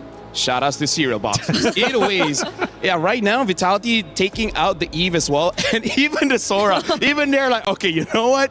Yes, we won, but let's not take the chance. I thought we weren't expecting to see this, but it comes from the most unexpected team. Look at Coach Casey's face. Even he is like, not taking a chance, not taking a chance. So that was so close. So do we see the Marcel open? Oh yeah, that has to be banned. 100% has to be banned. 100%. 100%, but unless you want like a trade of Freya or something, so just, I don't know, ban a Paquito, let go to Marcel. Well, yeah, they go for the Paquito, the Freya ban. All right. Marcel. So the Paquito Marcel, yes. Marcel. It's going to be open. Vivian, does she get her hands on this hero? You know you want it, Vivian. You know you do. Everyone wants Marcel. A good photographer. Who would want that? Yep. Shout out to all the photographers out there. Y'all doing a great job. We have a lot around us here. Some of you aren't great, but the rest of y'all, pretty good. So I guess if they do get the Marcel, the Bellark will also be still there either way. So I'm thinking if they really want to prio Paquito instead? Yeah. Esmeralda is still there as well. Echo was... Oh, well, okay. Esmeralda. Just get the answer. Yeah, because even going up against Marcel gives shields. Esmeralda are like shields. She's like, yes, give me all shields. Especially now that the carry is not there. The viable answer now is something like a Balman, something like a Lunox, which I'm pretty sure Falcons ID have in their back pocket. But I know, girls, your pockets are fake, so I'm not so sure if they can bring that one out. Oh, yeah. What is up with that? It depends. It depends on the style, okay? Sometimes we have functional pockets. I do have one right now. Oh, yeah, you do. Yeah, right? See, it depends on the style. So maybe also one of it would be the Claude if they just really want to... Well, I mean, the Claude Harris trade is still available anyway. So Atlas is the priority alongside the Baksha. I like the Baksha pick, a direct counter towards the Esmeralda, but also picking up the Atlas. I don't know. It's like they're letting go of the Marcel. Are they too yeah. worried that the Marcel shield is going to help the Esmeralda too much? Because now there's an opportunity for Vitality to take it. And Esme Marcel, that's... the thing is, they already picked up the Atlas, so it's not like they're going to counter with an eventual Hilda or something, right? Yeah, so that's a lot of really good picks that could go over to Vitality if that were to be the case, but they just settle with a Claude for now. At least it's not going to go over to Team Falcon's ID. Liv will not get her hands on that, but is it the roamer that they pick up here, or are they also just gonna be okay? Since they already pretty much see that it's an Atlas, they don't have to worry about the matchup. They'll just lock in another Akai for Vival. It's crazy, Brick, but I wouldn't be too upset if they pick up something like a Valir. The Valir to be able to deal with the Esmeralda as well as the Akai, because, well, now they pick up the Moskov. So before the gold laners get targeted, they banned is out. So Vitality and Falcon's ID at this moment, we've seen their game. We know that they both have what it takes, right? So going into game number 2, I feel like the draft right now doesn't scream a clear winner, right? Not from Vitality, not from Falcon's ID. If this trend continues, we might go for another extended game, something like 22 minutes and above. Ooh. Because both have shown Falcon's ID are very close to the level of Vitality. They just got to make sure when you have that lead, you need that discipline, right? You have to be, I know you're excited, adrenaline is pumping, but bring it down a bit. Yeah, and you also don't know what the mid lane option and pairing is going to be just yet. I believe there are still some very go-to mages that are available. The Gourd even might just be one of the options if we're talking about Shred, because you see how tanky these lineups actually are so far. You have Esmeralda, Akai on the other side, you have an Akai and a Baksha, so you might want to deal with it through additional damage, additional burst and Shred, and Gourd could be one of them, but does it get through? It's Vitality picking first after this banning phase, and so far they've just tried to take out more of Vivian's options through the Matilda. Yeah, the Student Master, either the Valir or the Gourd, both would work pretty well here. They're banning out the Arlet. I would say that's a pretty good ban considering they have quite good amount of crowd control, especially because there's a chance they can pick up the Zushin later. So the Arlet could potentially be dangerous. Now that the Matilda has been banned out, in terms of the other roamers, I think Glue could be respected because looking at their lineup right now, they don't have the kind of damage profile to deal with the Glue. But at the same time, this is Vivian. Vivian has a lot. Maybe even ban out the Marcel just to not deal with that. Or still the Balearic, since it's open. Balearic as well, yeah. They could all just go in and just pop the Wrath of Dryad, so you already have direct answers. Plus, you could layer it pretty well. Again, we still don't know what the mage is gonna be. They're not paying attention to that. Oh, but yeah, Team Falcon's ID would not want that to happen. They take out the Balearic and the Matilda too. So the Glue maybe next option. Unless they want something along the lines of a Gadot Gacha? I'm thinking of Falcons now because they have to pick up the mid here. Yeah. I don't think there's much that really answers the Akai right now because I feel like if they go for a Zushin, I think it will work, right? Win it out with both the Atlas as well as the Baxia. There's a very good mid trio. Yep. The only problem is the Zushin doesn't really help that much against the Claude, doesn't really, maybe eventually help out against the Esmeralda. So yeah, I feel like Gourd or Zushin might be the pick here, but picking up a Gourd is very dangerous when there's a Claude and Esmeralda. Yeah, on top of the Akai that could just keep spinning around and potentially push you away, but there goes the Paquito ban. So even despite them having the Esmeralda, they would just rather not hand it over. Benedetta is still available. But the damage XP laners too are still out there, like the Benedetta. I feel like Bennett should be one of the better choices now against Esme. What else? A CC is there if you want to go simple. Lapo too, if they just want to go for... Oh no, that's an Esmeralda. The matchup is not going to work. I mean, it's okay. Just you know, ignore the Esmeralda. Treat her like an X. Actually, no, some people still go for their X. Either way, CC, the simpler option, gets picked up. Yeah. Okay, so the mage is just the last pick for Team Falcons at this point. There are a lot of options available. I think for them, if they want the Gourd, I think it's fine. Yeah, it is. Because in terms of the dive coming in from Falcons, there is dive, but not without them probably sacrificing at least one. They have the Akai as well as the Esmeralda. Yeah. Someone is going to get taken down with them. Yeah, and it's pretty much front to back. You kind of see who you really want to target down first. So I don't mind. It could also really pair up well with the Akai once you get to find a setup. But the roam options for Vivian have also been very limited.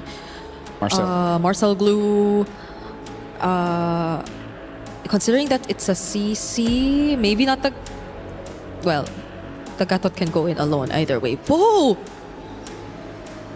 Oh! Wait. Yamete Kudasai, hold on. Is this Akai roam? Because I feel like Balvin should be better off in the jungle, especially because you can deal with the Boxia as well as the Atlas. What? Or I don't want to hear an or. No. Balmain jungle. Okay, Balmain jungle. Okay, Balmain jungle. Let's keep it that way. Falcons, they definitely need the damage to come through. You know what? I'm okay with Gord. Just kill the front line so fast. The cloud will be a problem, but that's a problem for 12-minute Gord later on. 0 to 11-minute Gord would be somewhat okay. But if not, what, huh? There's a... Okay. Yeah, Gord. I mean, like, eventually the cloud will be a problem, but hey, c'est la vie. That's someone else's problem when the time comes. See, I told you. No way. It's not jungle Balmain. Wait, can't be Shell, Goat Lane, Balmain, no? Okay, no. No, wait, no, yeah. You know what? How about we throw that? Well, not only did Game 1 bring surprises, so did our hero pick for Game number 2. Once again, we go toe-to-toe with Team Vitality and Falcons Indonesia. But this time around, Falcons Indonesia, their key is at risk. It might get crushed, and Vitality is looking to do so. Can Falcons Indonesia fight back, or will Team Vitality end it here? Let's find out in map number 2. Mirko Eterna, take it away. Everything is on the line here, Reflections. Thank you so much to the panel as we head over to game number 2 between Team Falcons Indonesia and Team Vitality from the exact same region. Indonesia. The stakes are high.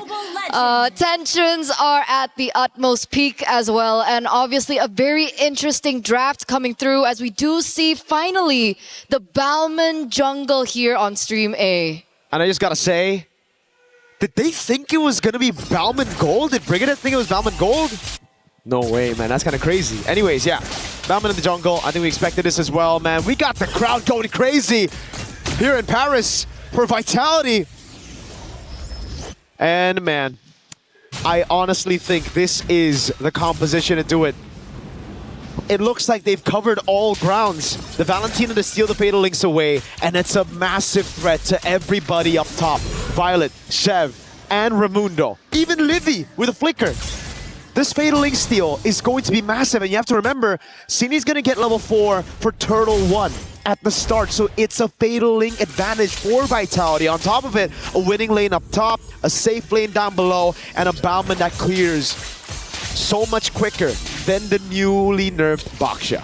Which is why I'm thinking about the winning conditions for Team Falcons Indonesia here, considering they are the ones that would like to force this game number 3. We do see some active rotations here in the mid lane here by Chev. Look. But at this stage in time, there's nothing that they can do. Raimundo. Oh, shove it. Almost taking Raimundo down. Flicker out though. And look. Vivil's already cleared her entire jungle. Chev is only now gone to the orange buff. Great stun. No retribution though. Vivil takes it away. And it's exactly as we mentioned, this clear is ridiculous. That's why Leo, a young man from the Philippines, has been spamming this in the ranked games here in Paris. And he has been destroying everyone. So with that being said, I guess the thing that they can fall for is the fact that they have 2 really strong backliners, right? They have Liv, they have Moskov, they have Levy as well on the board. But wait a second, we do see Cini. Mystic Gush coming down right now. Vival's gonna get taken out. Vivian's right there, gets away, but Cini splashes her with damage. Now Fumieko in the midst of it all, trying to deal some more damage. Vivian with the flicker in. Sev gets ult just right in time. The Mystic Gush comes through as well. And they throw their lead early. Vitality going for a fight, completely disrespecting the strength of Falcon's ID. And here lies the loophole. Herein lies the moment that Team Falcons look for a moment of their own. The neutral objective falls into the hands of Team Falcons as they hold a little bit of gold.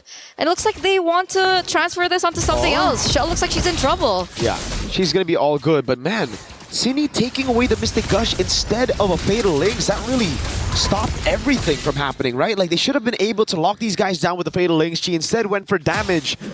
And you gotta understand, when you have Vivian on an Akai level 3, there's no one to set. It's a Bauman as well.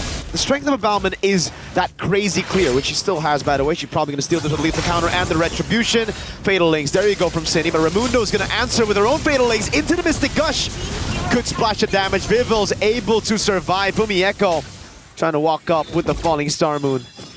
But you can kind of see the idea of the composition coming in from Falcons, right? I know we've been talking about Team Vitality and how it looks like they have a superior draft in comparison. Wait a second, that's gonna have to wait because Liv now is gonna die. Yep, that's what happens when Vivian gets the heavy spin up, right? Before this, they lacked CC. It was up to Cindy to get the Fatal Links, but now it's all good, yo.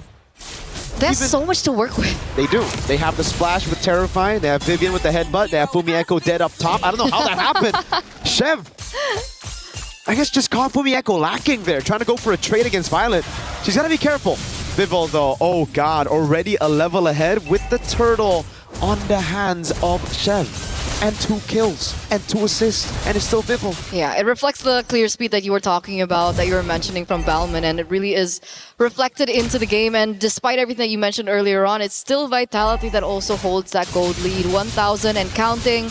The next neutral objective is going to be spawning into the game in under 10 seconds, and you can already see the setup coming through from Team Vitality. Vivian is in position. Raimundo is trying her best to give out information towards the team. But at this state in time, again, Team Vitality have so many resources they can utilize. Let's see the clapback from Falcons. There you go. That's a Fatal Link steal. That'll set them up in this fight. Remember, there's so many vulnerable targets to this Fatal Links. Violet's on a vengeance.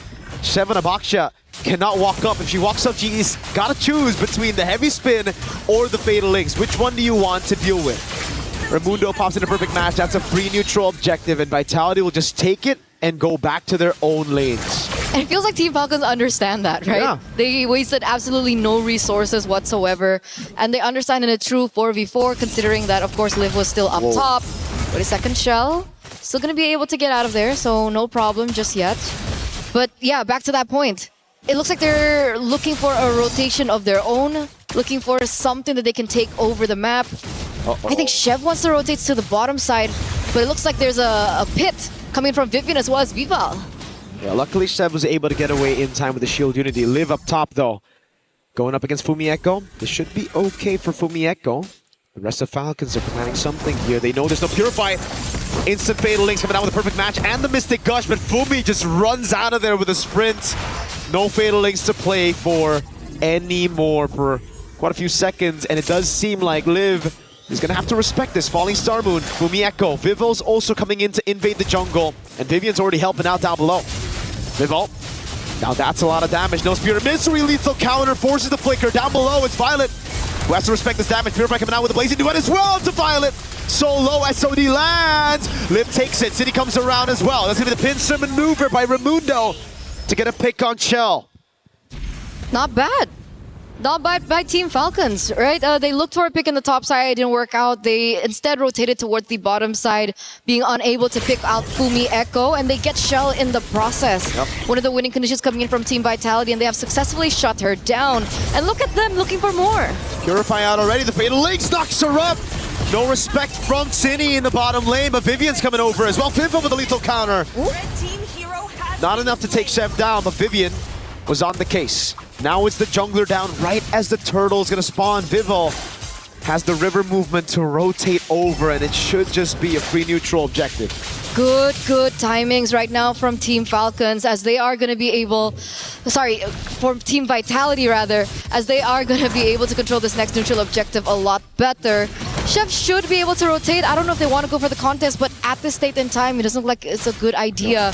Maybe look for a rotation elsewhere. Maybe take a pick down bot, get that turret away from Vitality, slowly but surely.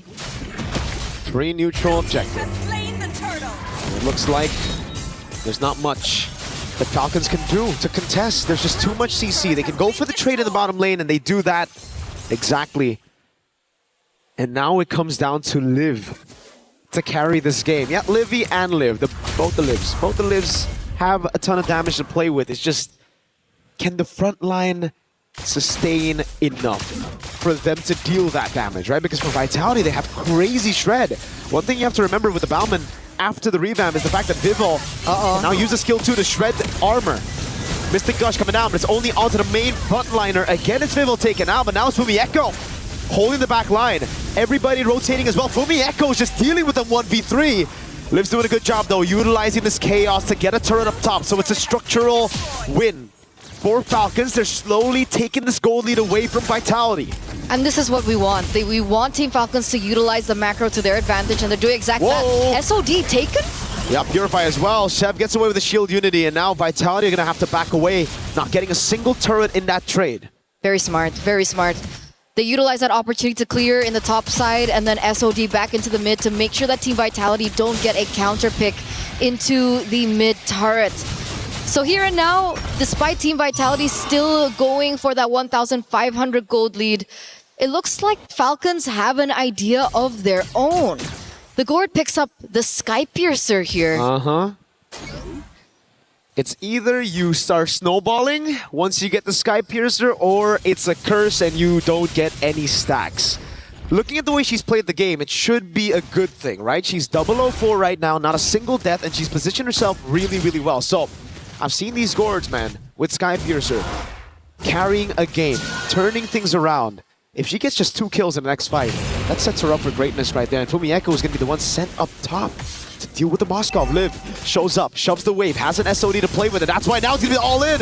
Chell with the Purify, Bauman locked down. That's a Mystic Gush. Vival's able to escape right now with Vivian doing a lot in the backfight. Heavy spinning and bringing her into the Fatal Links of Cine. Livy unable to deal enough damage on Vival. And now with Vitality with a 2-man advantage, straight into the Lord. Vival at level 12. Zev not even in the arena right now. No chance. No chance. It's c'est la vie for Team Falcons at this point, right? They are going to lose that neutral objective to Team Vitality. A 3,000 gold lead once again. Going to be marching down in the bottom side of the map. Team Falcons, though, they do still have that hope, right? Liv is still catching up to her items.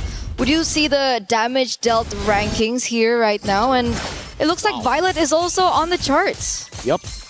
But it's the sisters who are topping the chart right now. Violet's doing a lot of damage at Liv again, waiting for that item power spike that should have hit now, right? That should have been that 3rd item power spike for Liv already. So we'll take a look at the item builds later on to confirm whether or not that's the case. It should be, yeah. Been farming up a Storm the entire game. That is the 3rd item. So now we'll start seeing Liv deal damage. Good clear onto the Lord right now. They also have a Gourd. So now it's up to Vitality to start getting creative. Try to siege this base. Vivian trying to be creative, gets pincered. And the Holy Shield has already been procced. Up top, Tier 2 gonna fall as well. Tier 2 in the mid lane, the final one. Vitality have their sights set on it. And it's Chell sent over. Winter Crown for Fumi Echo to deal with that Mystic Gush if ever she gets caught in the pincer, and is a good take by Sev with the red tree. It looks like the defending champions here are covering all their bases right now. And Team Falcons, do they really want to experience this again? I mean, the qualifiers, right? They lost all their games completely to Team Vitality. And it looks like here and there, we do see moments of brilliance coming in from Team Falcons. We saw it in game number 1, and we do see it here in game number 2. And hopefully they find their moment. Hopefully they work around what's been thrown at them so far by Team Vitality, and they look for a moment of their own. Shell, is this it? Is this the moment that they're looking for? Purify's all up still. Vivian still has a heavy spin as well. That's why Raimundo is hesitant to use the Fatal Links. Now it's Cine with the Fatal Links over on Violet with the Vengeance as well. Fumi Echo, Conan's pincer, now lethal counter. Vival takes her down, a big shove it. Raimundo, perfect match, trying to escape now, but the rest of the team comes over. And it's a big headbutt. But a good disengage by Falcons ID. Again, not the greatest of results for Team Falcons, losing Violet here.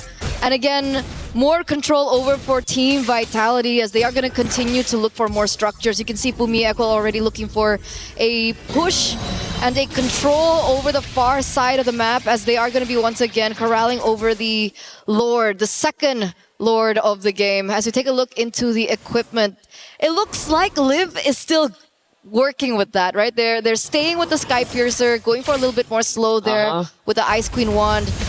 Hopefully it can be enough.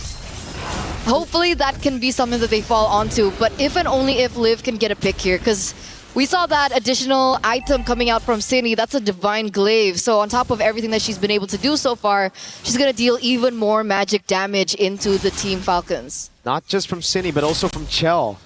She has a Wind of Nature now, which is going to be such a big problem to deal with if you're Falcons. You think right now you'd be in a comfortable spot to try to look for these 5v5s, but Liv, one of the main damage dealers, the main damage dealer when it comes to consistent DPS, she's gonna have to deal with Wind of Nature. She's building towards a Melfic gun, so she's chosen to go a bit more glass cannon, Liv. We'll see how that works out. Violet also with the Sea Halberd. Not much survivability, but a heck of a lot of damage to try to bait out these resources before the skirmish, but it's responded over with Chastised Pauldrons at the same time for Fumi Echo and Vivian.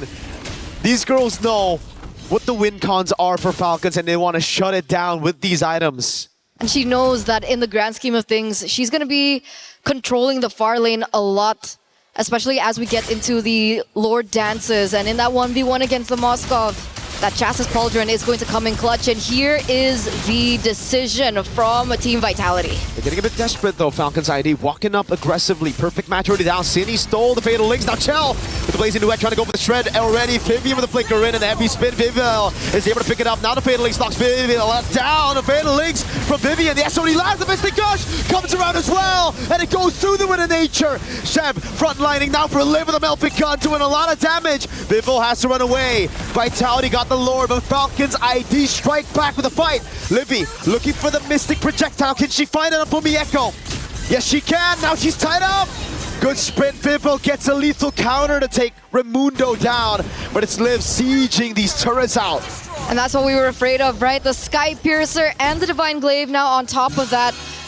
Livy gets a stack finally, and she's going to be able to work with that. Two, rather, in that particular scheme of things.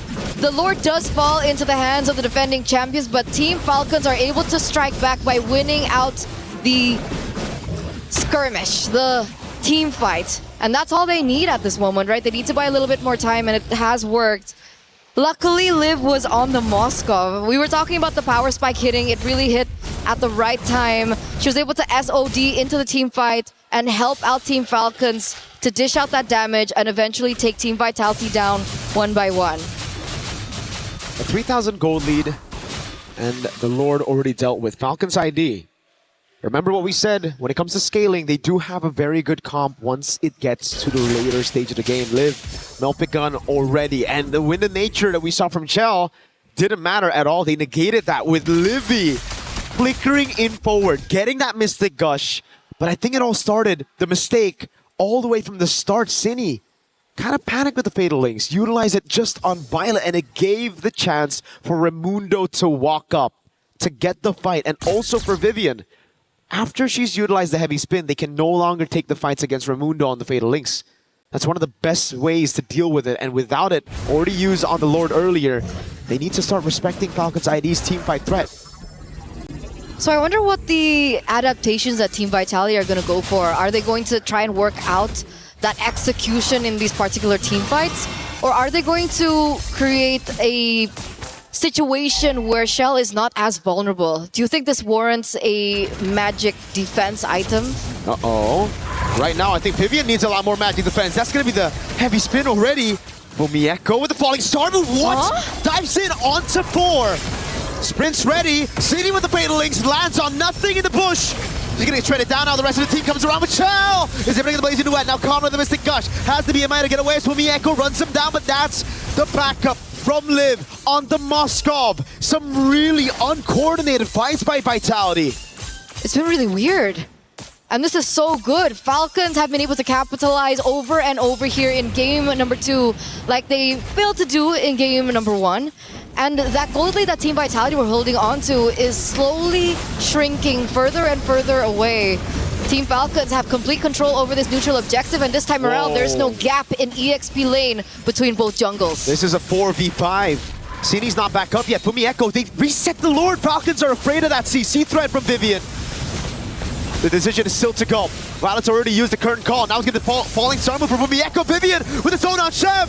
But look at the Battleman also zoned away right now. Vivos looking for the angle right now for the goal for it. It's Chell who seals the Lord away. Out of 2 retributions, it's Chell on the Claude. SOD from Liv. They get the fight again. And it's a crazy save of the game from the Claude with the Art of Thievery. That could have been so bad for Team Vitality. They lose 2 members in the process. You can already feel the damage coming out from Liv because of the items that she's already have under her belt. The Malefic Gun as well with additional range to her kit.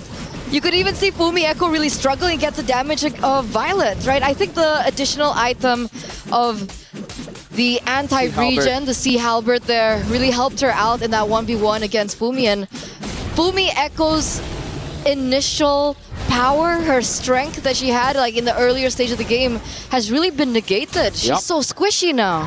Completely neutralized now. She is not... Whoa, Sini stole the SOD. That's an interesting one.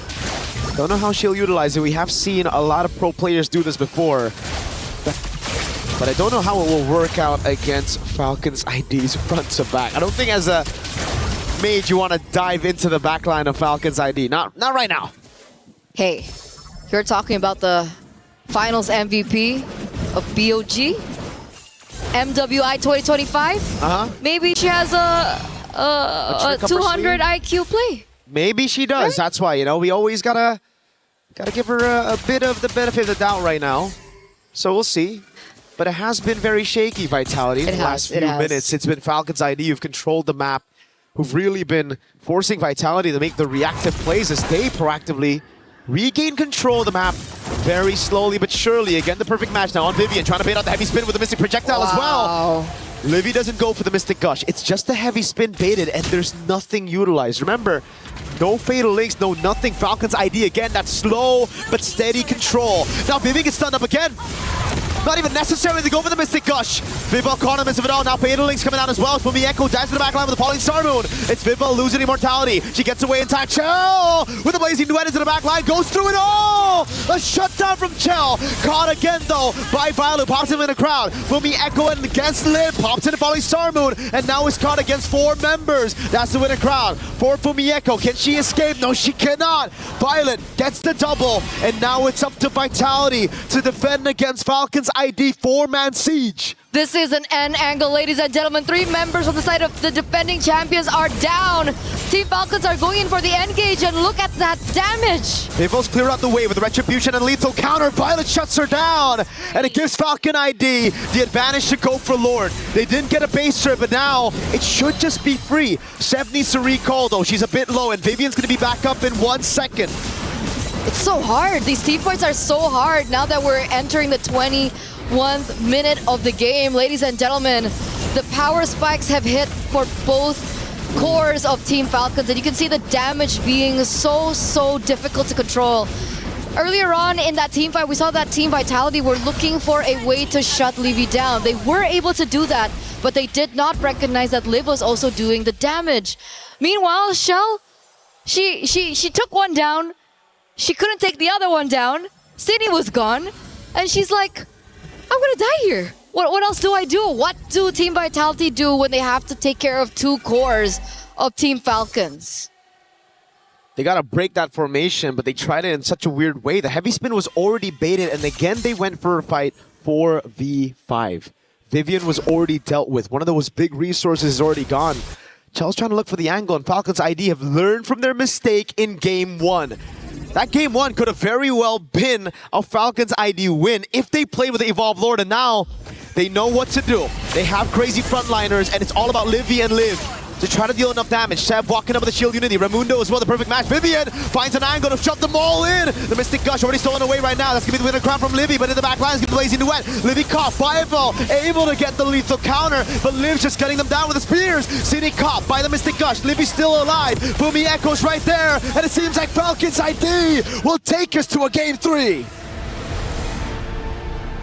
And we wouldn't have it any other way. Ladies and gentlemen, this matchup has been nothing short of fantastic.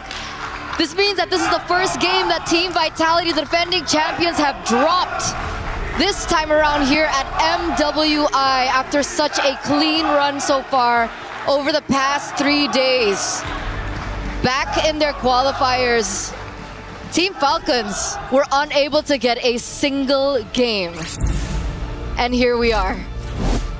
And it's getting hotter and hotter here in the venue with both the Falcons fans and Vitality fans in the building, screaming out, chanting their team names as we get into Game 3. So without further ado, we've tuned into Game 1, we've tuned into Game number 2, and we're gonna throw it over before we get into the third game. It's been me, Mirko. We'll see you after.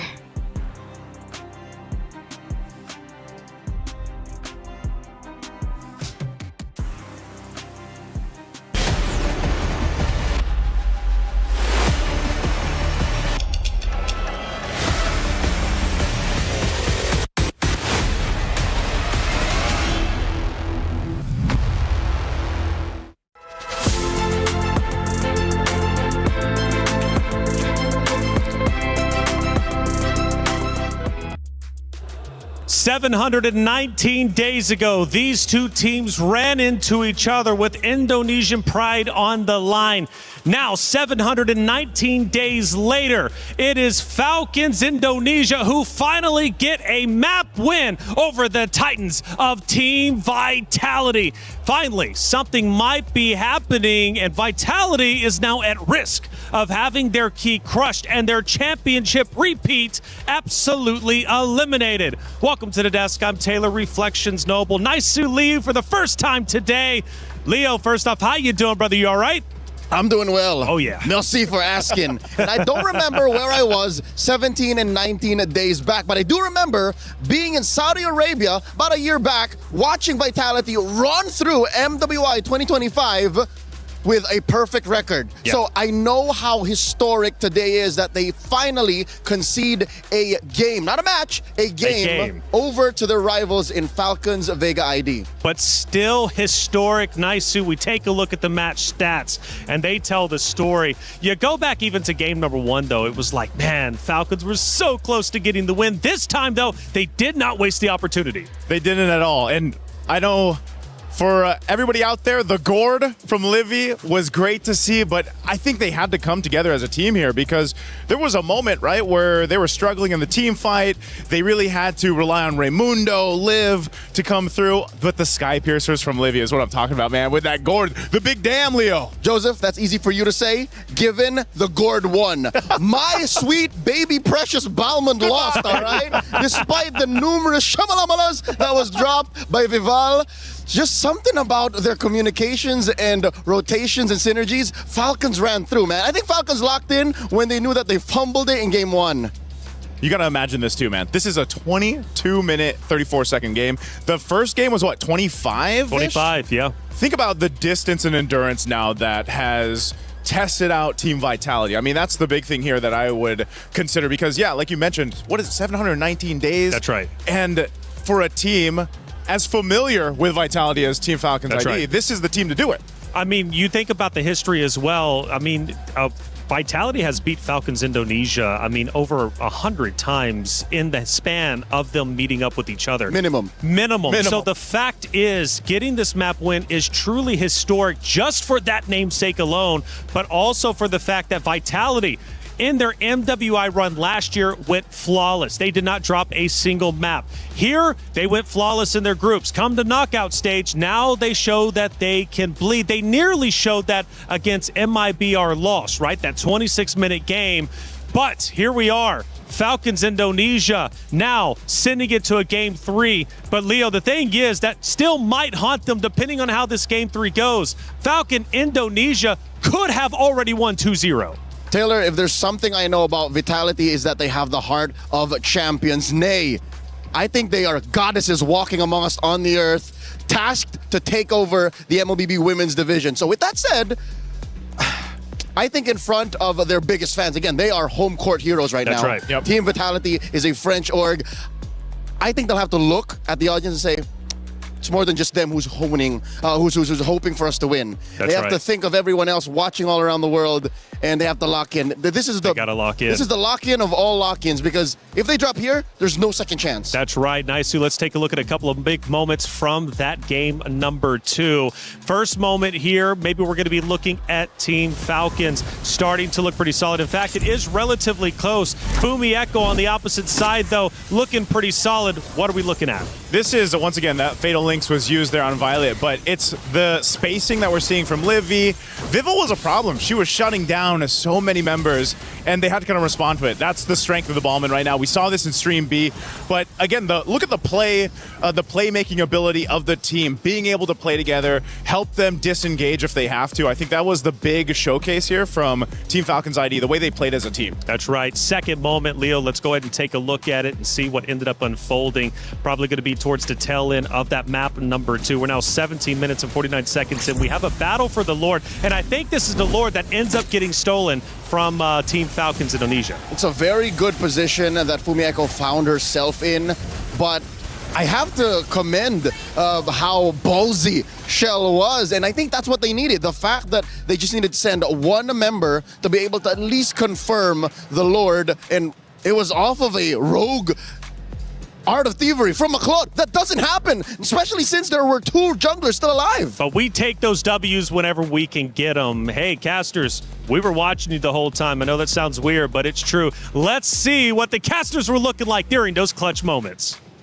There's nothing utilized. Remember, no Fatal Links, no nothing. Falcons ID again, that slow but steady control. Now Vivi gets stunned up again.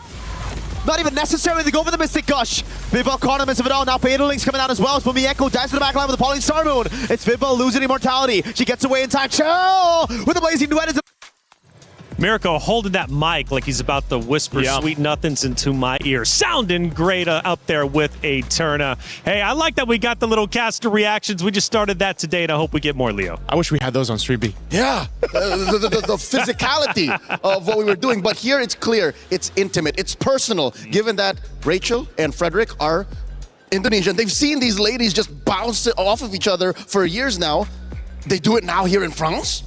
In France, they're doing it big, man. They're looking great too. Hey, this is a big moment. Will the Titans of Vitality fall? Will Falcons Indonesia? And let's go back to day 1, how they started their tournament against Seda Esports, a 2-0 loss. And mind you, it wasn't even a close 2-0 loss. Sometimes you can lose 2-0 and it's like, okay, we'll give them the benefit of the doubt. It was incredibly close. They had a chance to win. No, they did not. They got smacked around, but they returned to the stage, and now all of a sudden, they're going toe-to-toe with Vitality?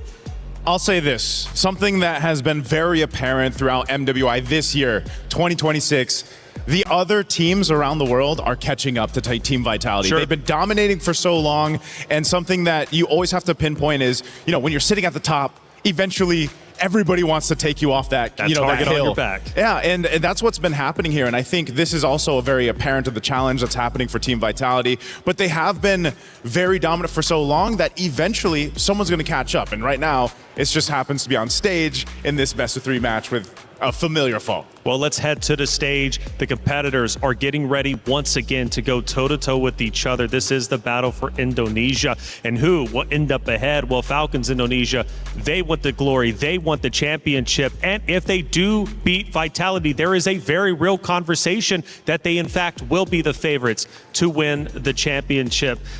Leo, for Vitality, though, this is the first time. Now, I know they are veterans. I know they have a winning history. But let's think about it. Maybe now they're finally rattled. What was that? We just took a loss. We haven't taken a loss in the past 2 MWIs. What just happened? How can they regain? Taylor, it would be more than just a conversation if Falcons ID dropped Team Vitality. It would be a revolution. The world turned upside down. The favorites, the one who everyone swore has already punched their ticket to the grand finals, drops in the quarterfinals. Yep. I'll say this. Team Vitality, their wake-up call happened now, and they had a 5-minute timer to fix it. Team Falcons ID, as you mentioned, it was that Seta sweep. So they had, 48 hours to wake up and get into their playoffs form. Map reveal, dangerous grass. I think this is Team Vitality's chance. Some way, somehow, find an assassin on Vival. Dive a bit deeper. Assassin, why do you think Vitality on dangerous grass is the favorites? The Balmond, as much as I love it, is a very honest hero. It just walks up to you and says, I'm going to stand my ground. It's up to the rest of my team to fix it. That's a 2-step, 3-step plan. In dangerous grass, if you can somehow get, what's the best assassin right now? Nolan? Ling? Ling? Ling? One of those, you can shock your opponents into submission. That's my game plan for Team Vitality. I wonder if that's what's going on in Team Falcon's ID's mind too. Leo, are you telling me a Ballman can't surprise him from dangerous grass and give him the shalom? I'll tell you now, I've tried. This is not the best plan. That's true, that's true. You know, yeah, maybe one of the assassin picks, maybe also the roam, utilizing the dangerous grass map. This says, I'm sure that's not it. The flying clouds are there, but if it is dangerous grass, that's one of the things you can play around. Obviously, the map there, the map space that you have to work on. These bans, though, pretty similar. I mean, the Guinevere has been popping off lately. The Atlas was a utilized tool that Team Falcons actually use in the hands of Raimundo, and she's not going to get that. So what are they planning here for that first pick priority? And by the way, boys, we are in fact playing on Flying Clouds. So we are finishing where we started this best of 3. Okay, that being said, allow me to double back. I was expecting DG, all right? Apparently we're going to FC. Flying Clouds, it's all about fighting. It's not flying, it's fighting. It's fighting. So I'm okay with a fighter. I'm okay with like a Boxia still open. Yep. Belleric, Esmeralda. I take it back. Honesty might actually be the best policy. So maybe there is a room. Honesty is the best policy for this one. First pick is what we're going to find out. The carry being banned out too kind of gives some insight on what Team Vitality might be looking to pick up here. But this is the thing, man. We saw so much variation with first picks over on the teams that competed on Stream B. And over on Stream A, I mean, that's basically what it showed us of the meta. It's very versatile right now, a lot of unique picks, but in this time, again, with 2 opponents who know each other so well, what is the plan? A Moskov early pick. We didn't see this at all in Stream B. It's been months since we've seen a first pick Moskov, and if ever, even in blue. It rarely ever happens, but what this sends over across the red side is, yeah, we're going to play for that mid-game power spike. We want some macro control. We want to split the map if necessary. And we're going to take whatever wins we got from game 1, how we won in game 2, and Vitality, it's up to you to adjust. For Falcons, though, they say, hey, this is our opportunity to strike. If it's been months since we've seen the Moskov, well, it's been years since we've seen Vitality bleed like they are. They're going, they're digging deep, and they want to win this. Goddesses do bleed.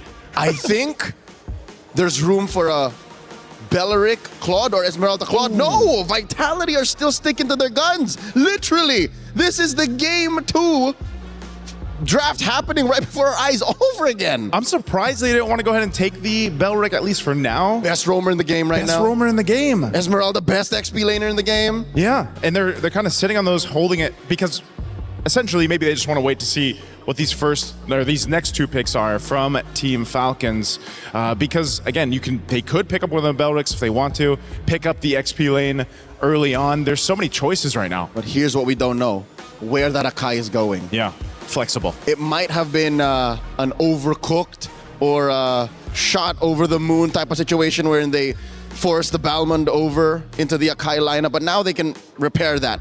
Team Falcons Vega ID pick up the Zushin and the Sora. A lot of good ways to start fights, to disengage, to, again, one of the main strengths of Team Falcons Vega from game 2. You gotta admit, Joseph, they were able to pop that Purify. They popped that Purify. A lot of crowd control, and I think that's what bothered Vitality so much. They did.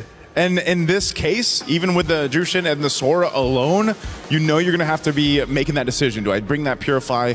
When am I going to go ahead and get that timing correctly? You have to. You have to. The first 3 picks alone are crowd control juggernauts. Yeah, even with a bit of a nerf on Jushin, like, it's still valuable. Yes, she's fallen in terms of pick stocks, but she's still there, right? She's still utilized with the beacon, the lantern, and everything else. The response right now is some crowd control of their own, an Arlot pick.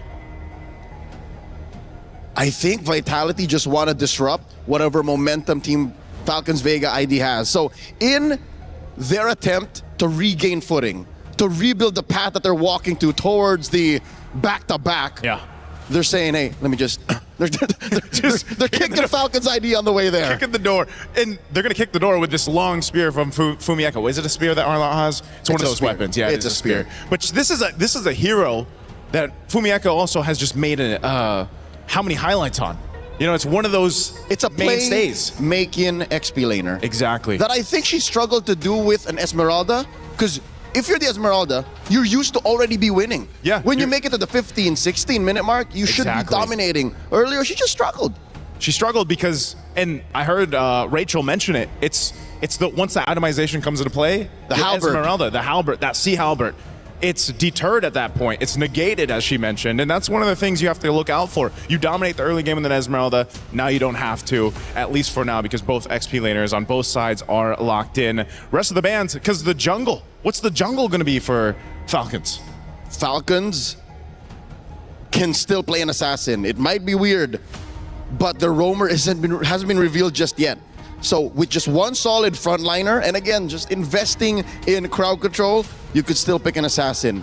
Coach Lucky Boy has Coach Cassius on the back foot in more ways than one, literally and in the draft, but who knows what's going on in this Indonesian mastermind's, well, mind. The one mind here. Now for this last ban coming out from Falcons, this really has to pinpoint potentially the mid lane, or they decide to take another roam option out, just because again you don't know. Keep that Akai where it is honest. going. Exactly. You know what? Oh, it's a Belric. Weirdly enough, I would prefer for that Akai to stay where it is, in Vival's hands. Yeah. Just keep it there. This pick, the red 4, is going to tell us a lot on where Team Vitality is going, and then Falcons will kind of respond to this. So if Vitality wants to, they pick up their mid lane right now. No Eve. Yeah, Eve. Gord is still up. Gord. But the draft that they've started with doesn't spell Gord. How would you feel as a Gord with these three? You wouldn't want it, man. No smokes, because there's too much to be the aggressor on Gordon. Once your Mystic Gush is gone or ended early, Joseph, the Sora alone. The Sora alone. This is great. Lilia, you got some black shoes. You got that built-in Purify. You can pop off enough damage. We've seen how much damage Lilia can do in the early game.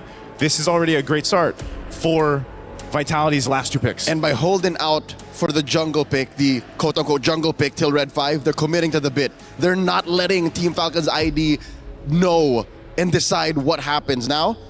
The girls from Vega have to say, that's it. We're showing you our jungle. We're showing you our roam. This doesn't happen, by the way. Not very often. This mid-trio gets fulfilled in the last picks. That second half. That's why the first 3 picks were so interesting. You know, in the pattern that, whoa, with the Hilda. So if this was Dangerous Grass, if this was the DG, I would have expected the Hilda. But in Flying Clouds, I still get it. It still works. Yeah. Even on the back foot, folks, being in Flying Clouds and playing a Hilda is a little bit of a blessing, even when you're losing, because you're able to Flying Clouds into the back line, get into a bush, punch back. Harley is the jungler of choice. That is not what I was expecting. The Harley, once dominant through the previous meta before that patch came out, he's still picked up, but just not as much. It's the burst that they needed. Yeah. Look at a majority of the lineup. None of them can take a life bar from 100 to 0. Harley does exactly that. This is a very strong mid-game power spike team that Team Falcons have gotten themselves. Yeah, now this last pick for Vitality. This, once again, crucial. Down to 1 game. This pick will round out this composition. This is the prestige. This shows us exactly what Coach Cassius has been cooking. Where does this Akai go? Ooh. It's a Cho. So it is confirmed a Jungle Akai. It's a Jungle Akai. You get the Cho. Imagine, it's only been picked 3 times so far for MWI. It's Vitality versus Falcons Indonesia. The great Indonesian rivalry, but it's been one-sided up until this point. Falcons Indonesia have finally shown that they can beat Team Vitality, but that was just one map. Can they win the series? Can they crush their rivals' key, move forward in the tournament, and potentially claim a championship?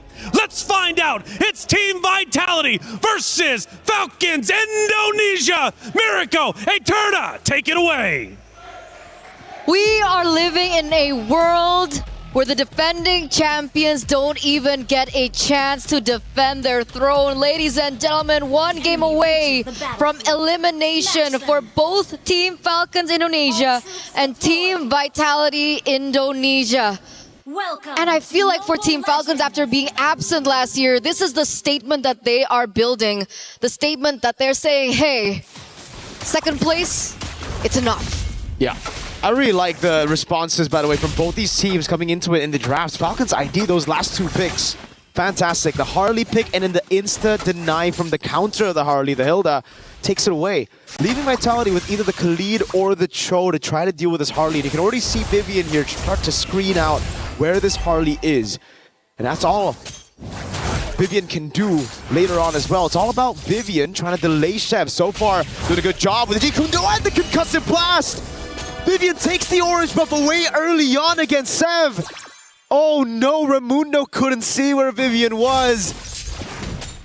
And it's such a big win early against a Harley. That's huge. That's huge with the changes of the battlefield adjustment. God. How much gold you get from the buffs alone, that increase of 20%. The loss of that at that is also going to put Team Falcons in a position to think, you know, hey, where are we going to get that gold elsewhere?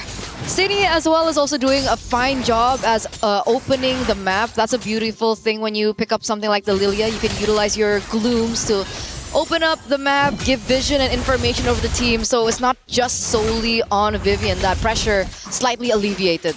You can see the pressure constantly here being placed down by Vivian. It's always about that. You know what? I like the Akai pick from last game, but this screams Vivian, the Cho, right? She can make so many plays, she can be everywhere all at once to cover up any of the missing links that Vitality need to, you know, step up over. The mid-prio already gotten Vival onto the neutral objective. No orange but for Sev, so she's still level 3.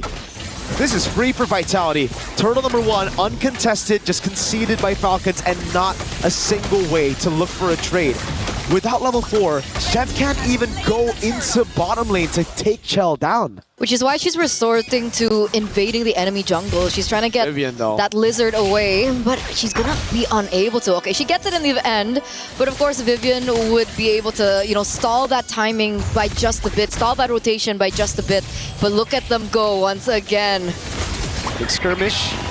Vival just pops in a heavy spin. Zep has already utilized deadly magic, so Vival can actually just constantly go and put in the pressure, try to invade the jungle. She's got to respect Falcons with their damage though. So it will just be the disengage for Vitality. They'll be happy with the first turtle and they'll play their game again. It's so uncanny, right? Because we think that because of how fast the rotations of the Harley is and how fast the wave clear, as well as, you know, the creep clearing is, seeing Zev at level 4 compared to the Akai, who was nerfed quite a bit, by the way, at level 5, it's just something that you don't see every day. But Team Vitality, they know the scopes, they know the limits and how to execute it properly. And this is the situation that we are in right now. As they go for another invade onto Team Falcons, they're not allowing Zev a moment of breath and respite. It's the patience as well from Vivian not to just use that way the dragon straight up onto the first girl she sees. Removing the spin down. The Shifting Skies takes her away from the kick. Way the dragon to onto Livy. The SOD is accurate. Forces Cini with the black shoes now. Vival, no heavy spin. It's an all-in as Fumi Echo is able to dive in the final slash, and now it's going to be Livy with the Crimson Beacon. Cini's already gotten rid of Sev. That's both the junglers down, but look at Vivian and Fumi Echo working in tandem together to get those resets for Fumi Echo. Now again, it's a vengeance over on Livy. Vivian with a dive as well. Fumi Echo wants to dive. The Purified there. The Lantern Flare to bring Fumi Echo inside again. But it's the dive straight up to Cini, picking up a kill. And then the wave shoved in as the turtle will spawn. Perfectly timed for Vivo to respawn back in the game. Essentially, it's a 2-for-3 trade, a 1-for-1 trade earlier on as Fumi Echo gets that kill, but she has to give over her life for it. It looks like Team Vitality are quick on the second turtle of the game. Vival is still ahead by just a bit. Actually, Zev's caught up. So the setup is there. Let's see the retaliation coming in from Team Falcons. Free. The retaliation is a trade up top. Remember the main carry last game, Liv, getting all the free farm and then building up to be an absolute menace in the late game. And so far, so good for Liv. Done a good job against Chell in that lane. Rotates up top, stays away from these fights, and constantly just builds on gold, farm. Let's see if she can do what she did in game 2. And I wonder if Team Vitality want to adjust to the mistakes from game number 2. Do they want to go for more onto Liv? But it looks like Zev. That's a lot of damage. A flicker on himself. Vivian gets away. How? With a sliver of health. That's literally on the brink. And Cine with Fumieko takes the main win con of Falcons ID. Down up top. Raimundo on the hill, they're now going to be caught with a heavy spin. Free resets for the vengeance of Fumieko. Raimundo, very low, taken out by Fumieko.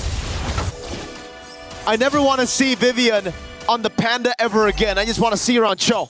And we haven't seen her on the show so far here at MWI, so it's a breath of fresh air for sure, giving her a hero that's a lot more active around the map, allowing her to make a lot more plays, and that's how she was able to secure the title in the first place. Mother of Tanks, being one of the backbones of Team Vitality in these team fights and these skirmishes, and there she goes again! Almost a solo kill against a tank. It's a solo kill for Vivian on the Cho against the Harley. Now she'll die, but she already did what she needed to.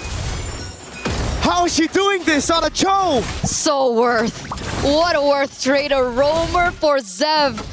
And I bet you Zev is going to be caught quite behind of the Akai again. Wow. What? Aggressive Team Vitality here. A different change of pace for them. Absolutely not the safe Team Vitality that we saw from game number 1 and game number 2. Here, active from the get-go. They get a structure down bot and they completely and straight away collapse onto the final turtle of the game. This is perfect turtle for the defending champions here in game number 3. There was an attempt from Zev on the Harley, who's been sokoliled by Vivian on Cho. Oh my god. The Harley should have an advantage by now at this point of the game, but now without the advantage, and then you take a glance over Vitality's composition, you look at their composition here, and there's no one to target for Zev. The Arlet's too tanky. The Kai for sure. Yep. That's another kick on Zev. Vivian's reading her like a book. Zev gets out. The trick was already used. Vivil's just going to walk her down, and look who's coming. Fumieko with the cut in the final slash. He's forced back to the Panda. Vivel will happily collect that kill. Chell in the mid lane with the Blazing Wind and also the BMI back. Baits them all into the rest of the team. And all this time used by Cine up top to zone Liv from the farm. Fumieko with constant pressure, not letting them back away for free. They're shutting everything down this time around. A 4,000 gold lead. Counting for Team Vitality up until this point in time, and they are collapsing once again. You can see the dive coming in from Vivian, but Team Falcons are quick to read it. Heavy spin utilized already. They are going to get a structure. They don't get a pick, they get a structure. And I think Shell is going to get another one up top. It looks like it's going to be 2. No heavy spin, but it's worth it, man. No retaliation from Falcons at all. Tier 2 up top, Tier 1 in mid falling. And look at Vivel trying to take it away. The purple buff gets taken out by Cine. Violet has to use the Shifting Skies, and again, oh, Vivian! Wait, the dragon kicks her away! Sev cannot move. The final slash finds Sue, and now Vivel is going to collapse under turret. Violet's going to be chain CC'd. It's Fumieko with the dive. Vivian wants a bit more, but cannot find it. They're going to go for the Tier 2 in mid, and I hope they call it a day. It's only been 9 minutes. It's only been 9 minutes, and they're this deep into enemy territory. They've taken structures left and right like it's been nothing. Vivian constantly being able to look for these opportunities from a counter engage off of Violet's initiation. And it worked. And the person that she gets out of everyone there was Zev again. Zev is not having the greatest of times right now. 0-4-2. 1 level below of Vival. It's going to be very difficult for them to go for the contest on the objectives. And once again, they're looking for some revenge onto Vivian. And she just recalls on them. When a Cho can recall on the enemy jungle like that, and everything gets used with Vivian not feeling like it's a threat at all, that's a problem right there. Oh god. She's stickered. Zev, you don't have deadly magic. If Vivian gets a kick on you, I think Vivian knows. I don't think she knows. She would have already walked in the bush and looked for the kick, but Zev desperately wants to hold on to this position. Turret down below, already taken down. Vivian again just corralling over. Zev has a great position so here, nervous. but Vivil's gonna walk up. And she finds her. Vivian doesn't have to flicker, so Zev should be fine.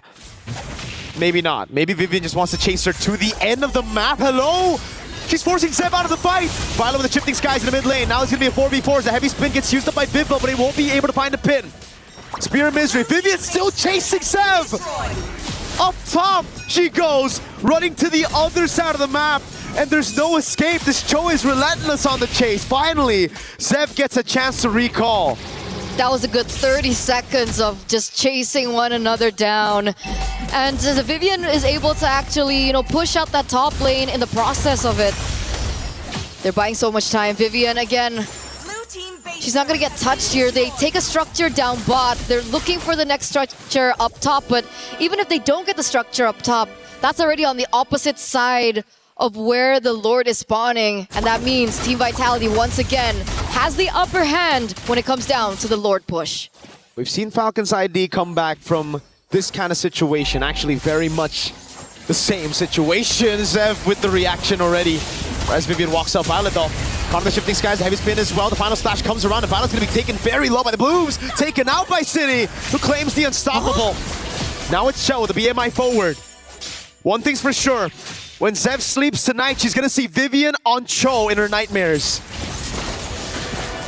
Again, it's Fumi with the stun. Vivian with the kick in the final slash. Just a cherry on top. Vivian gets another kill. The Lantern Flare doesn't deal anything on Vivian. And they're going to strip Falcons ID down to just the crystal. They took everything. They came in and they took everything. A 10,000 gold lead by the defending champions. It's looking bleak here for Team Falcons. And, you know, going back to what you were talking about earlier on, they were in a similar position as they were there in game number 2. But the difference is, Levy was on the Gourd. This time around, Levy's on the Jushin. She doesn't have as much burst damage that she can utilize to the later stage of the game. Perhaps maybe if Levy had the Sky Piercer and she had stacks on it, I do see a world where Team Falcons can go for a comeback. But in this particular scenario, they're only relying on Liv. Vitality only needs to take Liv down. And for Falcons, they have to get everybody. They have a crazy read here. Oh no, Vivian. Hunting stepped away, the dragon lands and it connects Vivian! Trying to get the kill. It's gonna be Cini with the glooms. Oh, Vivian wants it for herself! A flicker and a Jeet Kundo to take Zev down for the 5th time this game.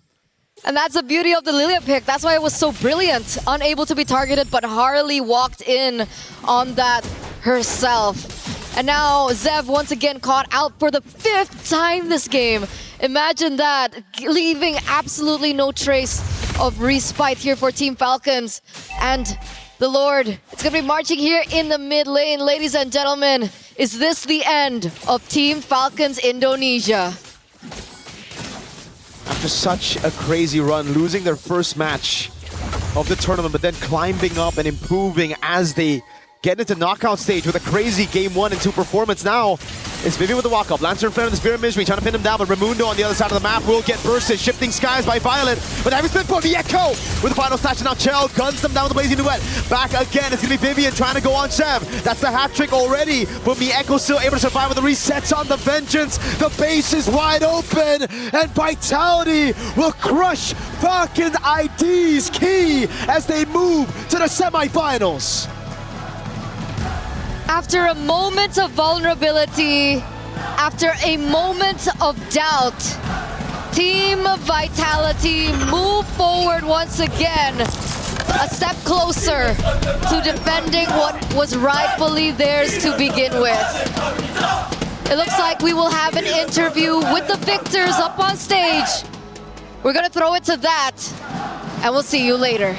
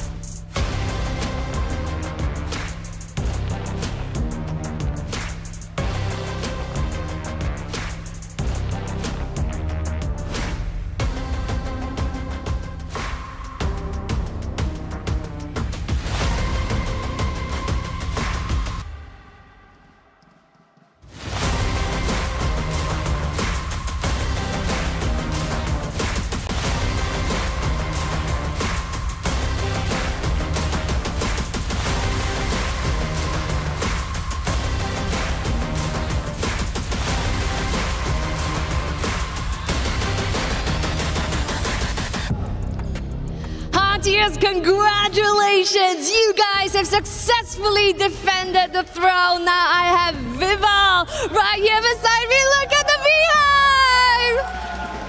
They're all cheering you guys on. Now you guys have faced Falcons Indonesia so many times. So what makes this match different? I think it's just us that we didn't play like our best, where everything was in order and all. We had a lot of blunders, so that's one thing for us to reevaluate. But what makes this match different, given that you met Falcons Indonesia so many times? What makes this particular match, mean more? Maybe it's because we are finally battling out in EWC. This is like the biggest tournament there is for us, so that's what makes it special. Like both sides just now wanted to give it their all. Right, and of course on home turf as well. So yes, of course, a familiar foe indeed. But of course, they didn't go down without a fight. But still, Falcons Indonesia, you guys play valiantly well. Please hand over your tournament key. You fought valiantly, not without a fight. You did spectacular, but your journey ends here, Falcons Indonesia. Thank you. So now, finally, I do have a question. After today, we will see the culmination of 4 of the best teams here at MWI. We will also be seeing 4 of the best junglers at the Land of Dawn. Now, with that being said, what makes you think sets you apart, that makes you potentially the Queen of the Jungle? How do you like that title? Maybe what makes me different, I guess, is maybe experience, and I can say my hero pool. That's right. What I know is you play assassins as well, but right now, someone has been picking meta picks and utility jungles, and then you whipped out a pocket pick, the Balmond earlier. Really, really sexy. Now, congratulations once more, Vival. Potentially, if you secure the throne, Queen of the Jungle. Excited for that? And with that, congratulations! Team Vitality, take your walk of victory!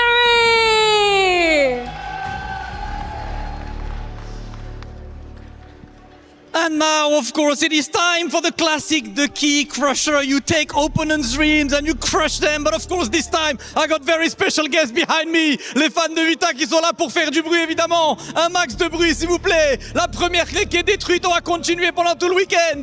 Oh, let's wait for this to be set up. Let's wait for this to be done. Of course, it is time for the security. It is time to take a look. And it is time to hear the noise.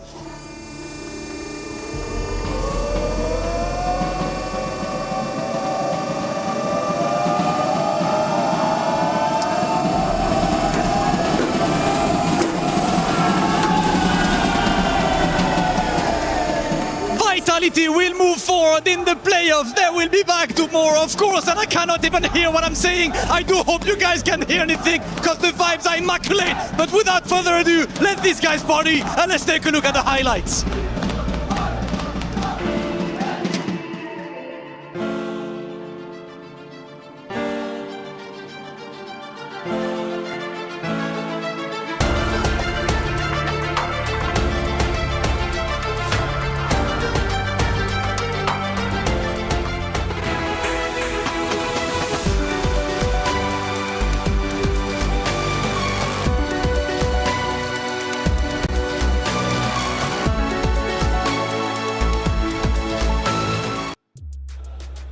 Excitement all around the venue as the home crowd supports the home team of Vitality as they get a tremendous win over their Indonesian rival, Falcons Indonesia. What a matchup it was. It went to a Game 3, but that Game 3 wasn't like the first 2.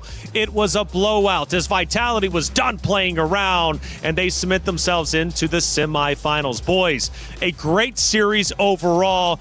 But man, oh man, do we got to go back to that game number 1. If Falcons Indonesia, if they just slow things down, work with the Lord, they win map 1, they win map 2, they are your victors. But that wasn't how it ended up playing out. that didn't happen that way. Unfortunate, for Falcons Indonesia. We usually say, these mistakes lead to objectives. Objectives lead to game losses or game wins, But that tends to be the case, and that's the nature of our game. I wish it was that simple, honestly, because the world we live in now seems to be the world that everyone expects to have been on.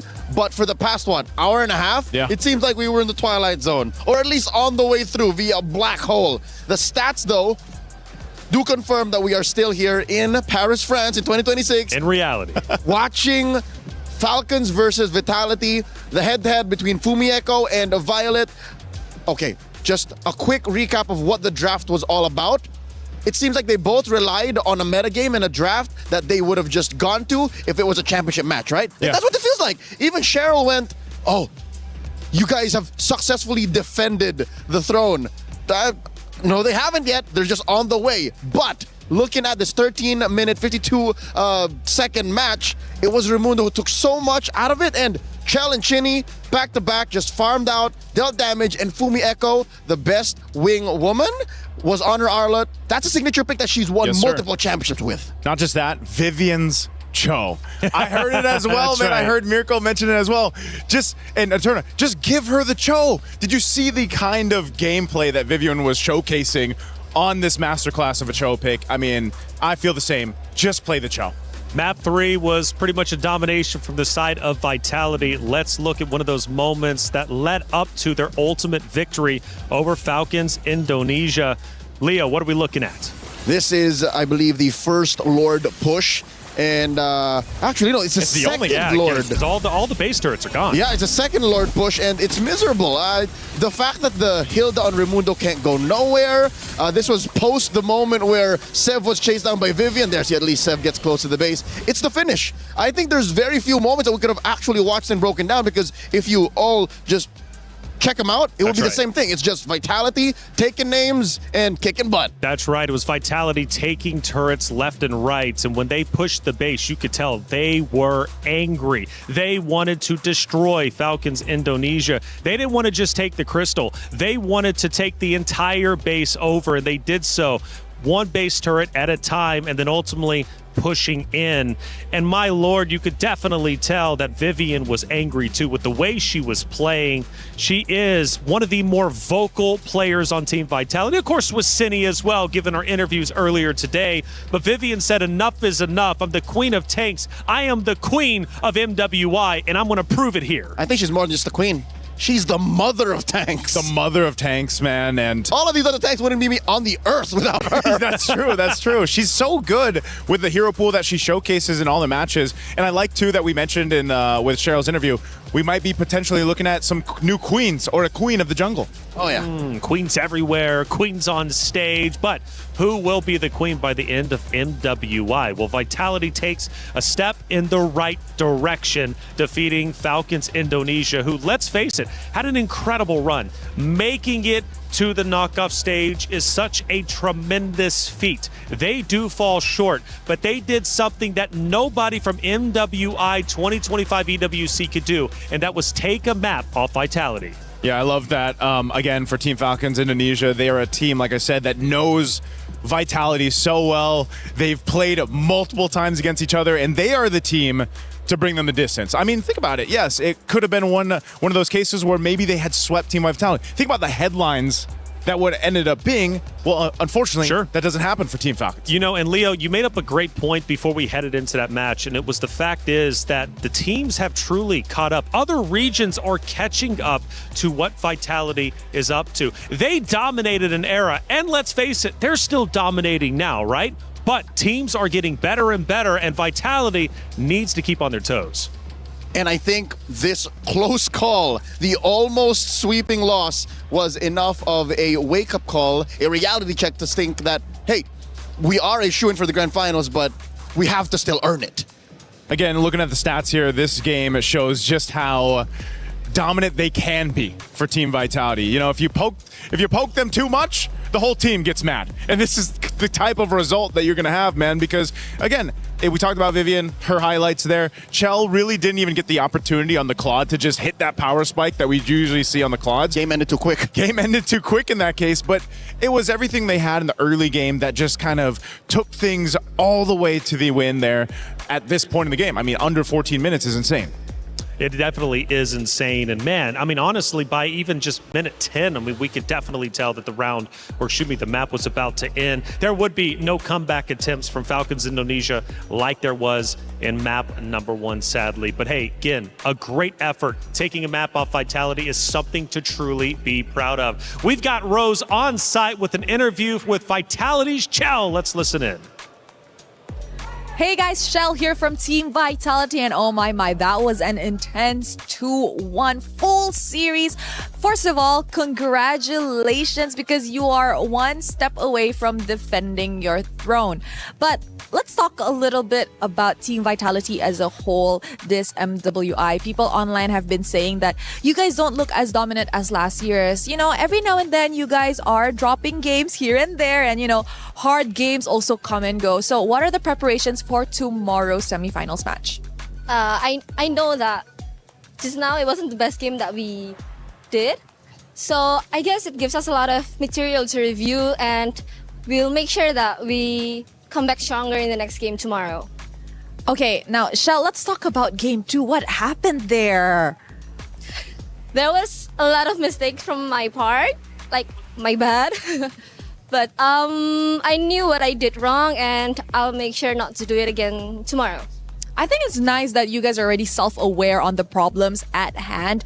Easier for you guys to revise it overnight. Now, I know it's a tough ID match, the first one, you know, as you enter the knockout. So perhaps a message for your fellow Indonesians in the room to Team Falcons ID? I think Falcons ID, they were solid as a team. Their teamwork is great, and they are the best opponent so far. Aw, thank you very much, Shell. Congratulations. We'll see you tomorrow. That's it from us.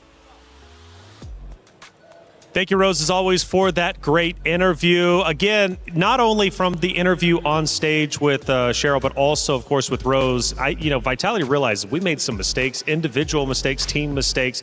We've got to come back bigger and better than ever, especially if we want to win in our semifinal matchup and ultimately, potentially, the grand finals. So recognizing that even though we've seen fire from them, we've seen excitement from them, we've seen trash talk, it is nice to see them humbled every once in a while, realizing that potentially their tournament life could be on the line once again. Shell also mentioned that Falcons Vega ID are actually their toughest opponent yet, and she didn't give a time frame. I think she meant to say in the past 2 years, because they were the first to make them lose a map in that said time frame since MWI 2025. Yeah, and that's why I think, again, hats off to all the teams competing here in MWI, because I feel like they have improved so much. For Team Falcons Indonesia, again, they are the first team to give Team Vitality, I feel like that kind of feeling like, no, we might not be able to move forward. That's right. Well, hey, we know Vival, she knows how to win with Team Vitality, but does she know about all the places around Paris? Let's find out in our Aramco Blind Rankings. Yo, what's up, everybody? We're back at MWI EWC26. It's Mirko, joined here by the defending MWI champion, Vival. How you doing, Vival? I'm great. We are going to be playing a bit of a game, blind rankings of locations here in Paris. There'll be 5 locations. You're going to have to rank it from 1 to 5, and there are no changes, no swaps. Got it. So you have to lock in for this one, all right? Our first location is Disneyland Paris. I gotta rank that at first place because I really like theme parks. Yeah, have you been there? I have been there before. Okay. Eiffel Tower.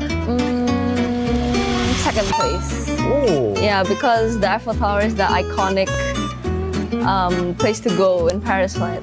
The Louvre Museum is our third location. I think gotta rank that at 4. Oh, not an art person?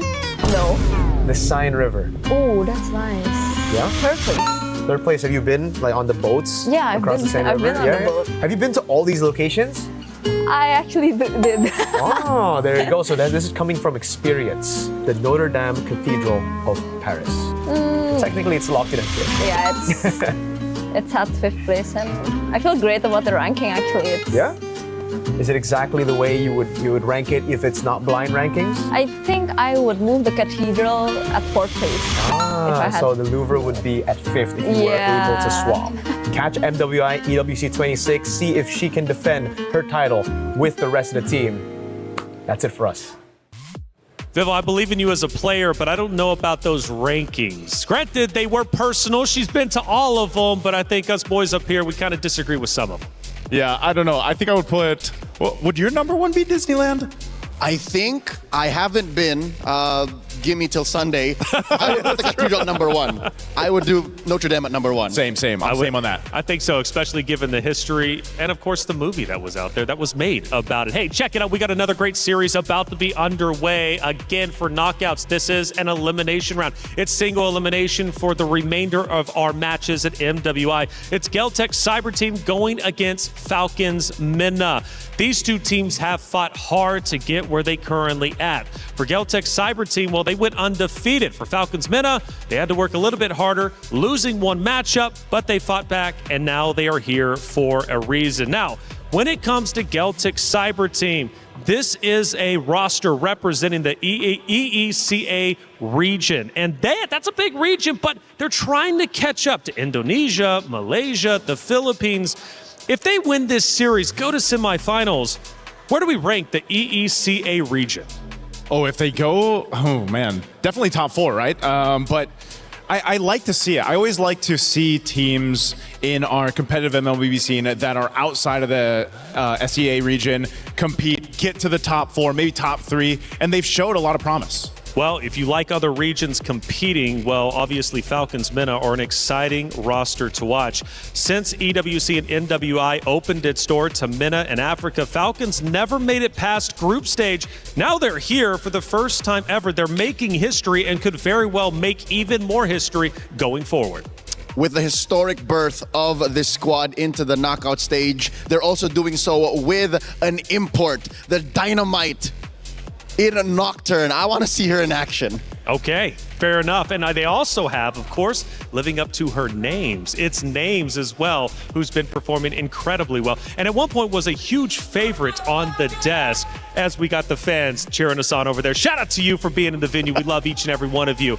Now, this matchup, though, is going to be historic, especially for Falcons. We just witnessed Falcons Indonesia leave our tournament. They did manage to secure at least 200 club championship points just for making it to the knockout stage. But Falcons, they need more to catch up to the Titans, who are all the way at the top. And right now, Vitality is looking like they might run away with the most. So for Falcons Minna, for the club championship, Naisu, this is a big match for them. Definitely a big match. They showcased a lot of their skills on our Stream B, and we know these ladies really well. We've seen them compete on international stages. They have a lot of experience. They're a team that has a lot of this synergy where they come together and play. Names being one of them, a big playmaker for the team. Overall, though, I think it's a great matchup equally against Geltec, because that's the same thing that you see from them. Geltec has beat Twisted Minds, GK Esports. They have done a phenomenal job, but it's time to get this match started and bring out the competitors. Damascus, Cheryl, Hollywood, Rob, TV, let's get it started. Ladies and gentlemen, it is showtime. Let's go ahead and keep things rolling in our knockout stages. First, let's welcome our first team to the stage. Put your hands together for Geltec Cyber Team.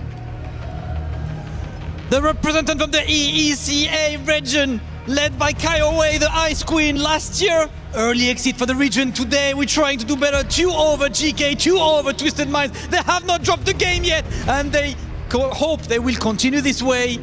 Geltec on the stage. All right. Now, anything you would like to say to your opponents, Falcons Minna? I want to say we will win.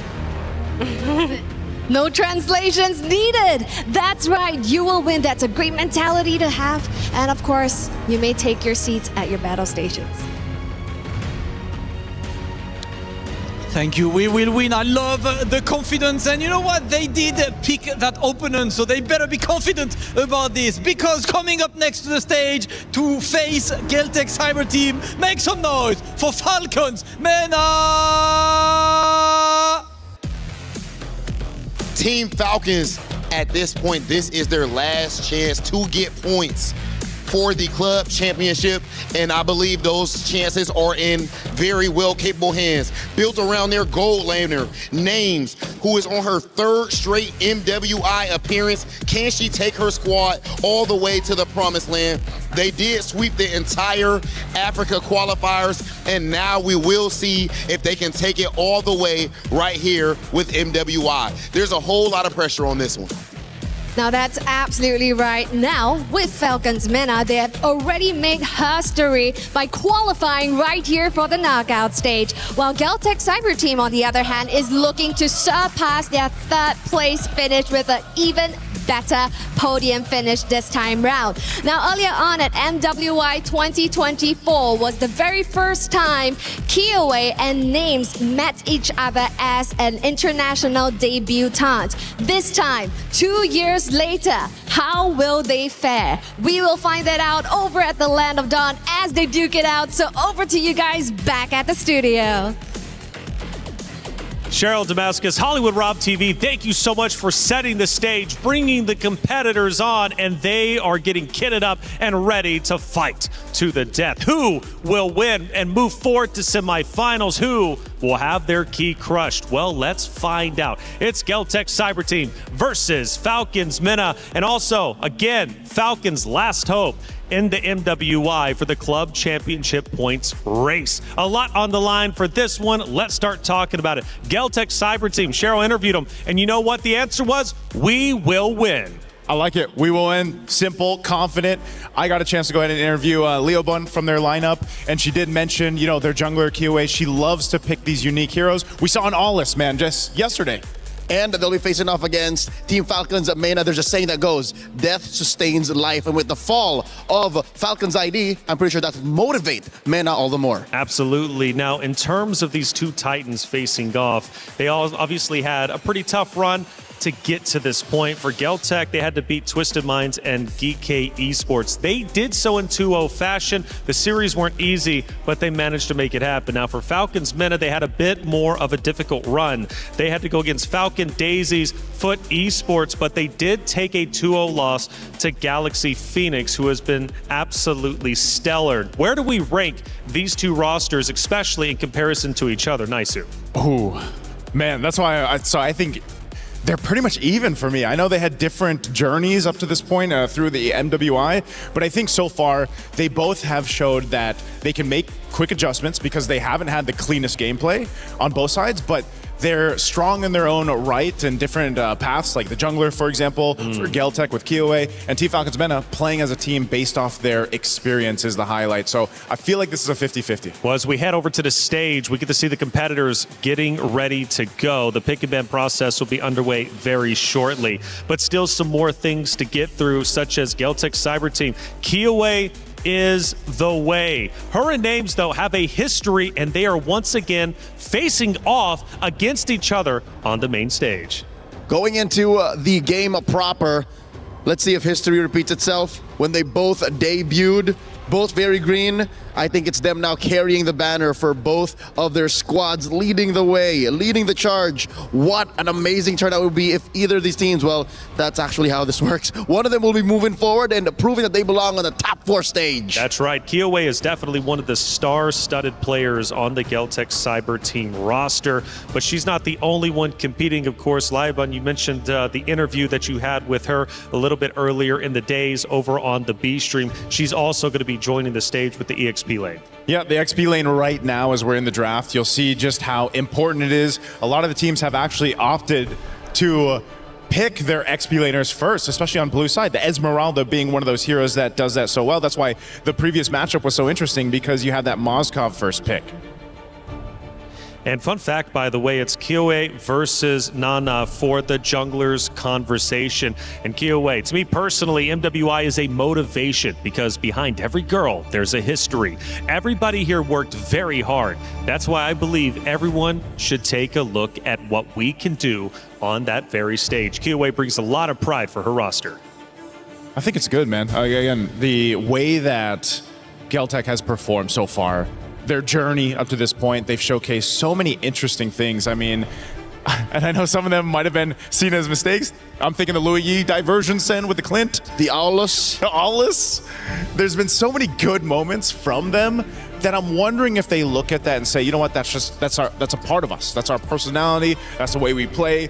We laugh about it, we correct it, and we move on. It's a brand of the region. Davai. I would not want to see Geltec turn into the next macro team. This is them. You expect them to fight. You expect them to get in there, play in the paint. Opening picks, Belleric has been banned out, so that means Esmeralda's open. Carry might actually be a big pick here. You were saying? I say it's got to be. Yeah. It's got to be, I think, the Esmeralda. That's probably the safest, I would say. One of the picks that they could go with because, yeah, most likely you're going to face off the trade.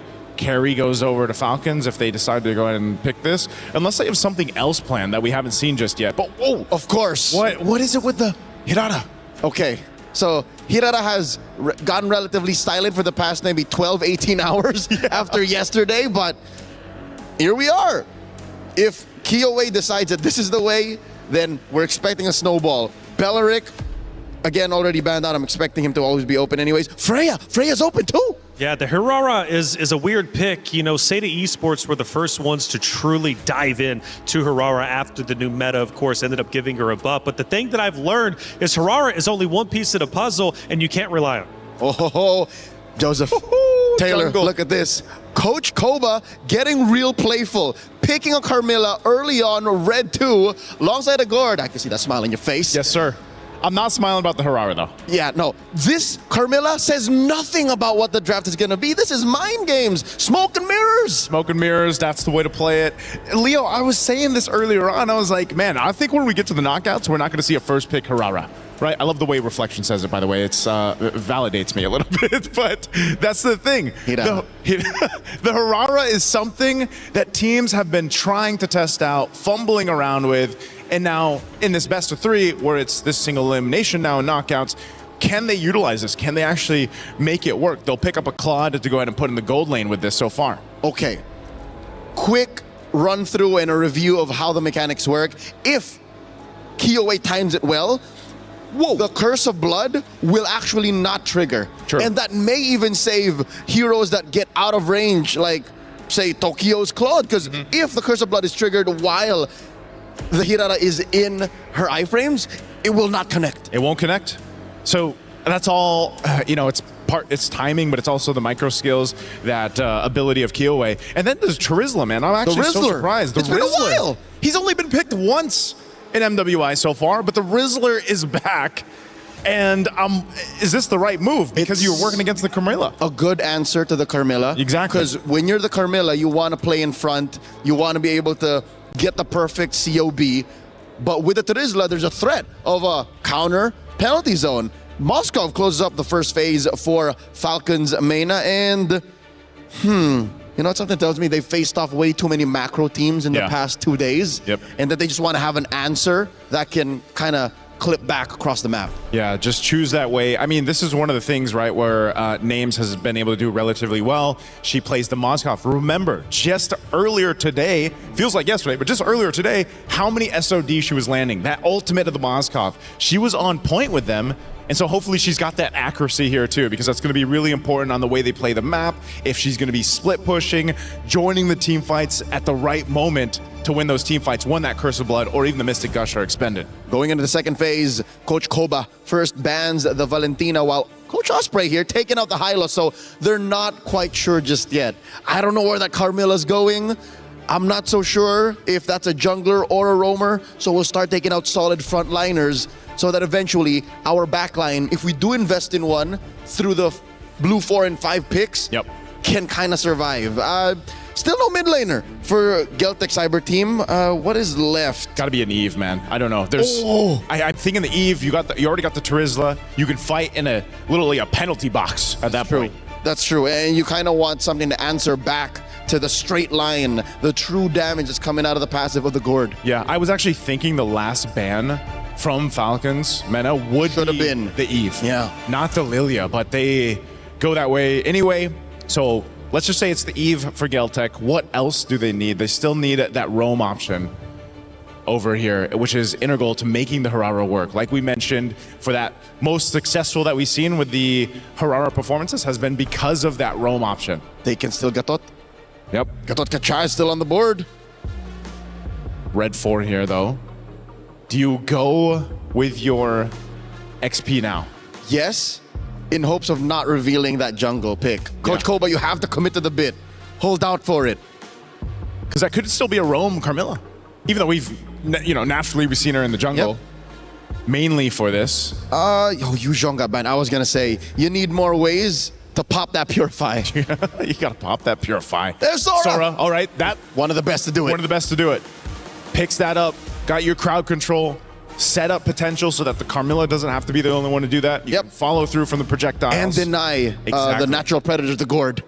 Fun fact about Sora. Sora has only lost once today, okay? Only once, and that was during our last matchup, map number 1. Until then, Sora had a 100% win rate. Sora's a menace. He's always been. And it tells you so much by that red 4 ban. Exactly. The Valentina. Yeah, but they don't want, and that was why we were so surprised earlier today too when we saw the Sora and the Valentina actually face off. Joseph, what if? Yeah. Atlas Red 5. Atlas Red 5. He's open. It would make it even more deadly. Imagine all of the linking. Too much layering. Okay, Geltec's going to take one out of the book that we saw from Vitality. They'll take a Cho. They've got the Jushin. That's a lot of crowd control. Everyone but the Claude can actually either slow, stun, or knock you up. Yep. Hirara to a smaller extent. But are we going to get it? Could this be the Atlas for the all-in? The Wombo combo, link y'all up and call it a day. This would be the most Wombo combo we've seen in a while if it is the Atlas. They can afford to do it. It's game 1. It's game 1. You might as well. What other roam would you want to take here? Unless it is a swing on the Carmilla, but I'm not sure if it's actually going to be.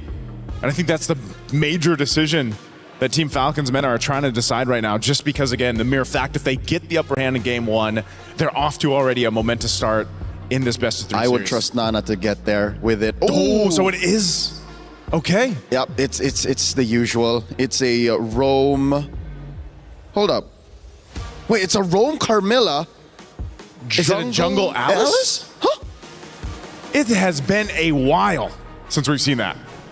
And it's been a while since we've seen these two teams face off against each other, but it's also a classic. Kiowa versus Names. Geltec Cyber Team versus Falcons Mena. For Falcons Mena, not only trying to make history, but also trying to stay alive for the club championship race and represent Falcons on the biggest totem we have at EWC. Geltec Cyber Team faces off against Falcons Mena. Let's get it started. Miracle Eterna, take it away.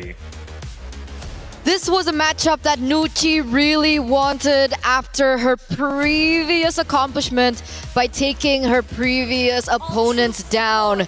And she finally gets it here and now with a very interesting and peculiar draft. The Alice in the jungle, Nana once again flexing her versatility in that role.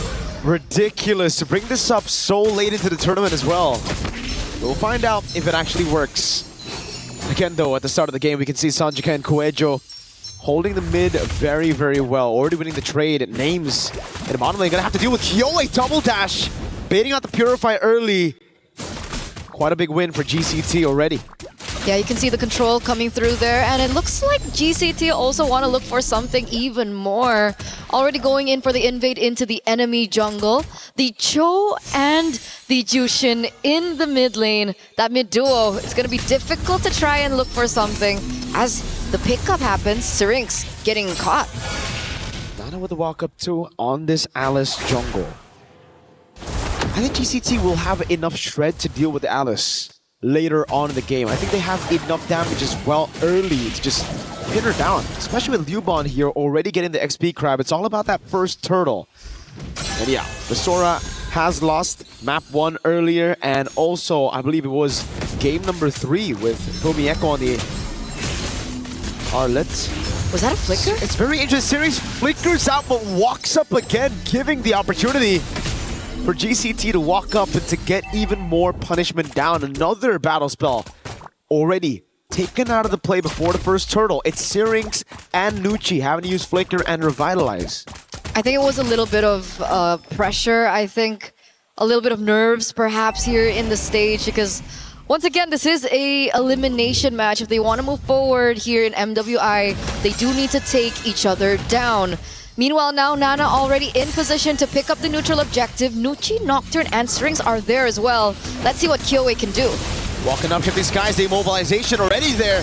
Nana picks up the retreat onto the neutral objective. Pops in a throw in a ruin. That's gonna be the lot of damage coming through as Nucci is taken low, but look at Kyoe. Picking up a kill in the back line now as Kuejo's able to flicker out, but Kyoe's still in the back line, trying to get Syrinx assassinated. Kyoe caught against 2. Mystic Projectile lands as Sanjika pops in a Crimson Beacon, and Kuejo jumps in with the Jikundo. Just one more hit onto Syrinx with no flicker. Great Mystic Projectile with the region, and now it's Kuejo stuck against Nucci with a stun. She gets away. Oh! Nana with a fadeaway pick. Eventually, it all gathers into a 1-for-2 trade, and it looks like Falcons Vega also pick up the neutral objective. So far, still, it looks like Falcon Vega pick up the control here, despite that early control from Geltec. And right at this point, Kyoe, we don't really feel the impact just yet. What are we waiting on from Kyoe? Wait a second, could be a solo kill up top. Right now for Kyoe, it's the cooldowns. It's all about the cooldowns when you're playing Hirara. It's all about how you can get those sliding skills up as fast as possible. Kuejo gets away with the Jikundo there. Oh, the SOD from downtown Names! Playing it safe the entire laning phase, but striking when necessary. What the heck? And now the Spear of Misery to pin Tokyo down. BMI, but Syrinx is right there. Frozen Blazing Red to throw to ruin. Gives Nana the killing spree, and it's Falcons Mena who are just running away with this game. The panel literally just talked about it. In their previous match, Names was able to pick up the Moskov, and the SODs landed perfectly. And then we see one right at the get-go here, 3 minutes in, and she gets a snipe of her own. An imbalance for the lane, despite Tokyo being able to survive for just a bit until, well, Nana came in and said, no, Kyoe! Gets away with the untargetable Curse of Blood though. Double untargetable, now it's Kuejo walking up, getting stunned, and now a turret for Falcons Vega. Turtles up, but GCT cannot contest. It just seems like Falcons Vega are gonna go for another fight. Nocturne is the one who forces out the Crimson Beacon. Yet another big resource burnt out as Nana will just book it straight onto Turtle 2. That, and they also take a creep away from Geltec. So they're really denying the resources from Geltec. They don't want Kyoe to farm. They know that one of the saving graces for Geltec is Kyoe, and she seems to have not as much space as she'd like here in this particular game. Falcons Vega really pumping up the gas, a 2,500 gold lead, 2 objectives under their belt, and they were able to pick up the turret down bot as well. So Falcons Vega, they're playing it clean, and they're really just collapsing over and over. And yet again, they do it. Liubon flickers out, gets the penalty zone. Defensively, the SOD. Close, but not close enough. Kuejo now with the Jikundo, able to get the Jikundo down, but no way the Dragon just yet. Shifting Skies brings Kyoe right into the midst of it all right now. No untargetable. It's still on cooldown. Names takes her out. And Sanjika has to use the Crimson Beacon defensively. Now, can they get a trade in the bottom lane is the question. Nana rotates over. Tokyo's going to have to respect this. And up top, it's all Falcons Vega. Picking up a turret for free yet again. Down below and now up top. They don't get the trade. They don't get the trade. They denied away from Tokyo. And Tokyo is forced back here. You can see Nana just chasing her down. And it looks like the composition from Falcons Vega is working really, really well. They're using brute force between Nana, Nucci, and Nocturne. And they're facilitating Names and Syrinx. Quite similar to, I would say, Game 2 of the other Falcons that we saw earlier on. Unfortunately, yes, Falcons IP sent home earlier today. Falcons Vega have no intention to suffer the same fate as their sisters. So far, so good.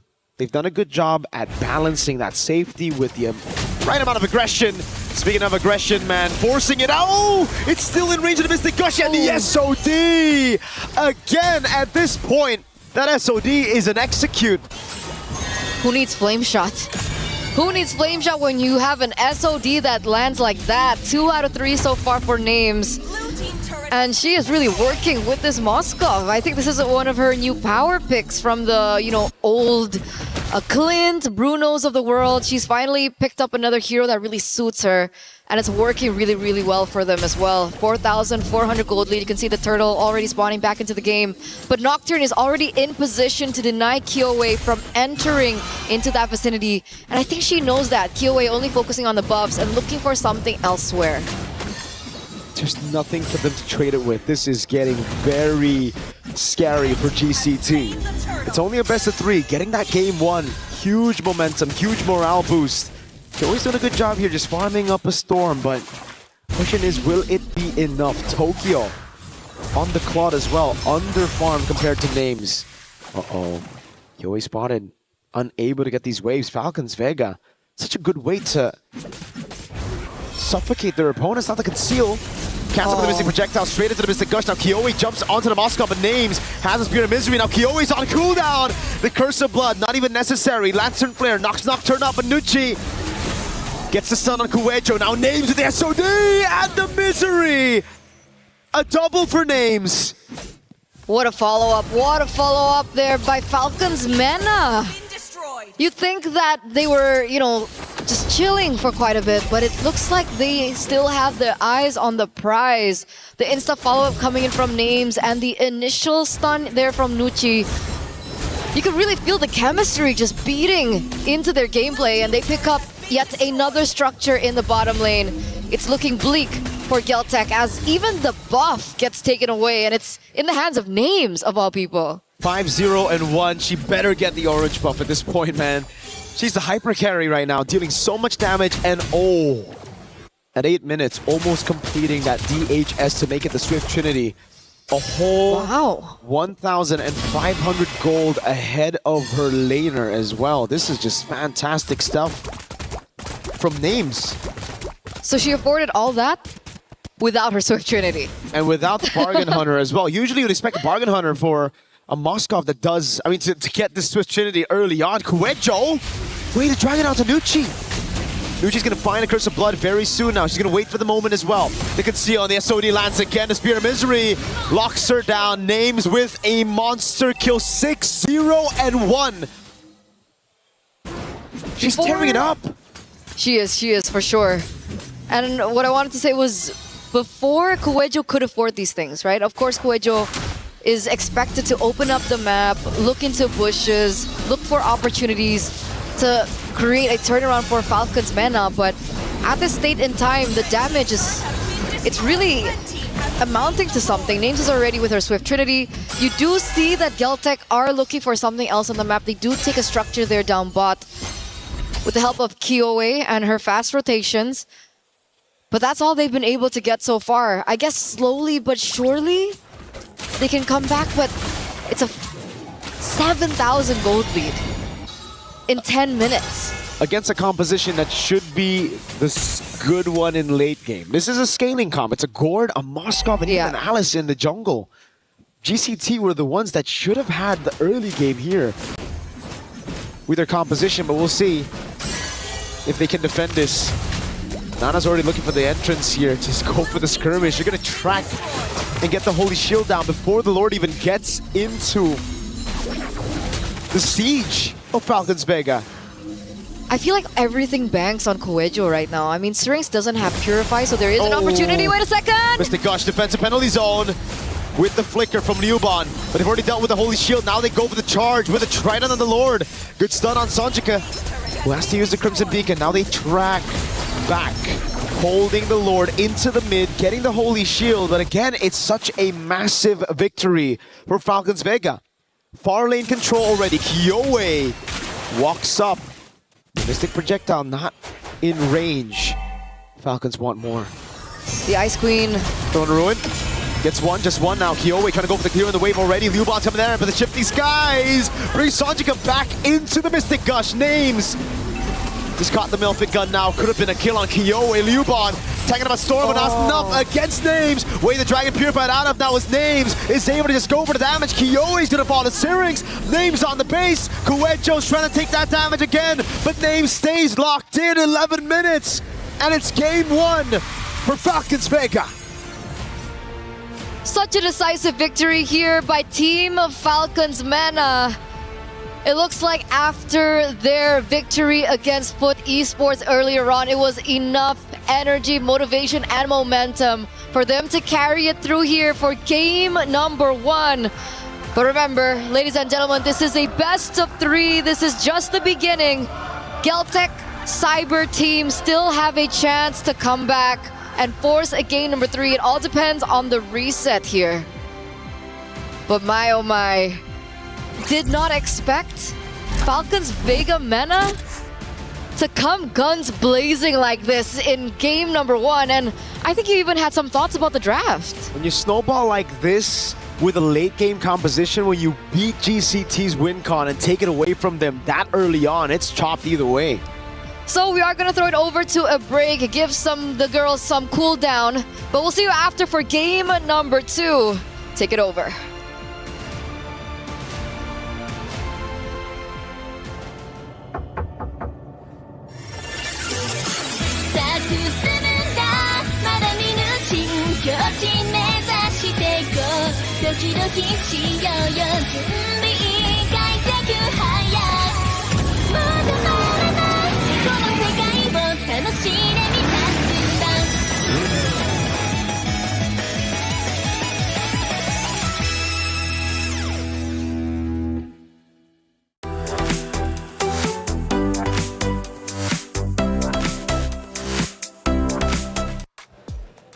Falcons Mena have already made history coming to this very stage, making it to the knockout rounds. They continue to do so by winning round number 1. They are 1 round away from moving forward into our semifinals. Boys, a great matchup. Falcons Mena coming in a lot stronger than I was expecting, quite honestly, especially given the fact that Geltec Cyber team won 2-0, 2-0 in their respective groups. Falcons Mena surprising everybody.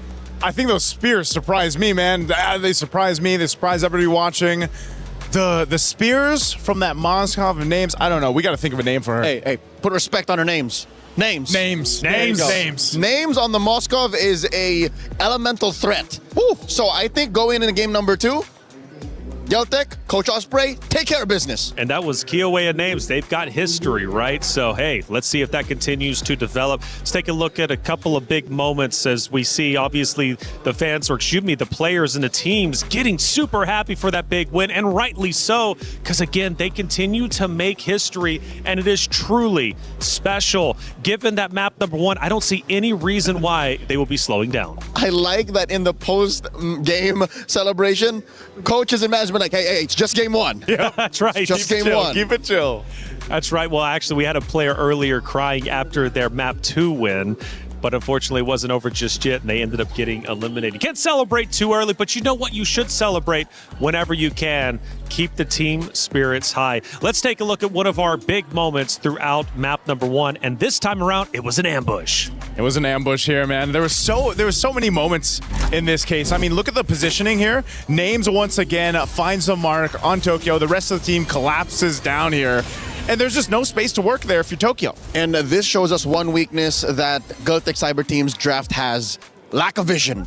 Cho is great. Cho is an immortal figure in MLBB. He's always going to be around given his kit, but they had no vision. They didn't know where the rest of Falcons Vega Mena was, so they couldn't protect Tokyo. Well, let's take a look at our second moment from the game, and this will be the final moment we'll be reviewing. We get towards the tail end, the home base. It's under evasion. Look at this, Leo. This setup is basically the fruition of the entire game. Names is unleashing, by the way. She's, look at this, 6-0-2. By the way, again, how many spears does she land? I lost count at one moment. Almost all of them. Almost all of them. Maybe missed one. Not all. But over the past, 72 hours, 3 days of competition, I'd say she'd hit close to 60-70%. Which is a really incredible statistic, to tell you the truth. Falcons men have fired on all cylinders, looking great, and I don't see them slowing down anytime soon. And the only ones that can truly slow them down is going to be Geltec Cyber Team. Do they have it within them to make this happen? As you can see on stage, we're all fun. We're having a good time. But you know what? Things start to get real when you move into map 2 and you are down a map. Your key is at risk of being crushed. I'm dying to know what kind of joke was being told amongst the members of Falcons Mena. Yeah. Because Names and Nucci were losing it. Yeah, Nucci's really always in high spirits. I mean, even in their interview earlier on when they finished up on B Stream, you can just see the excitement that they all have. And this is, again, a showcase of just how well they know each other as a team, as friends, and it showed in the Landon even. And I'm afraid to say it might be the opposite for Geltec right now. They are on the cusp of getting eliminated. And just reading body language, nobody's laughing. You can't at this point, man. You got to be all serious. Now, talking adjustments going into map 2, I'm curious what you guys are thinking. Until then, though, Esports World Cup has been truly phenomenal, and there's so much going on. And if you want to keep up to date with everything, you got to get yourself the EWC app. Thinks he can come in here and play my game. Let's go. He knows nothing. Let's go! Tyler Wine, you're done. This is my ladder. You can't climb it. That's an L airline. Somebody better hold me. Okay, yeah. Do something then. Raw energy. Blow the house down.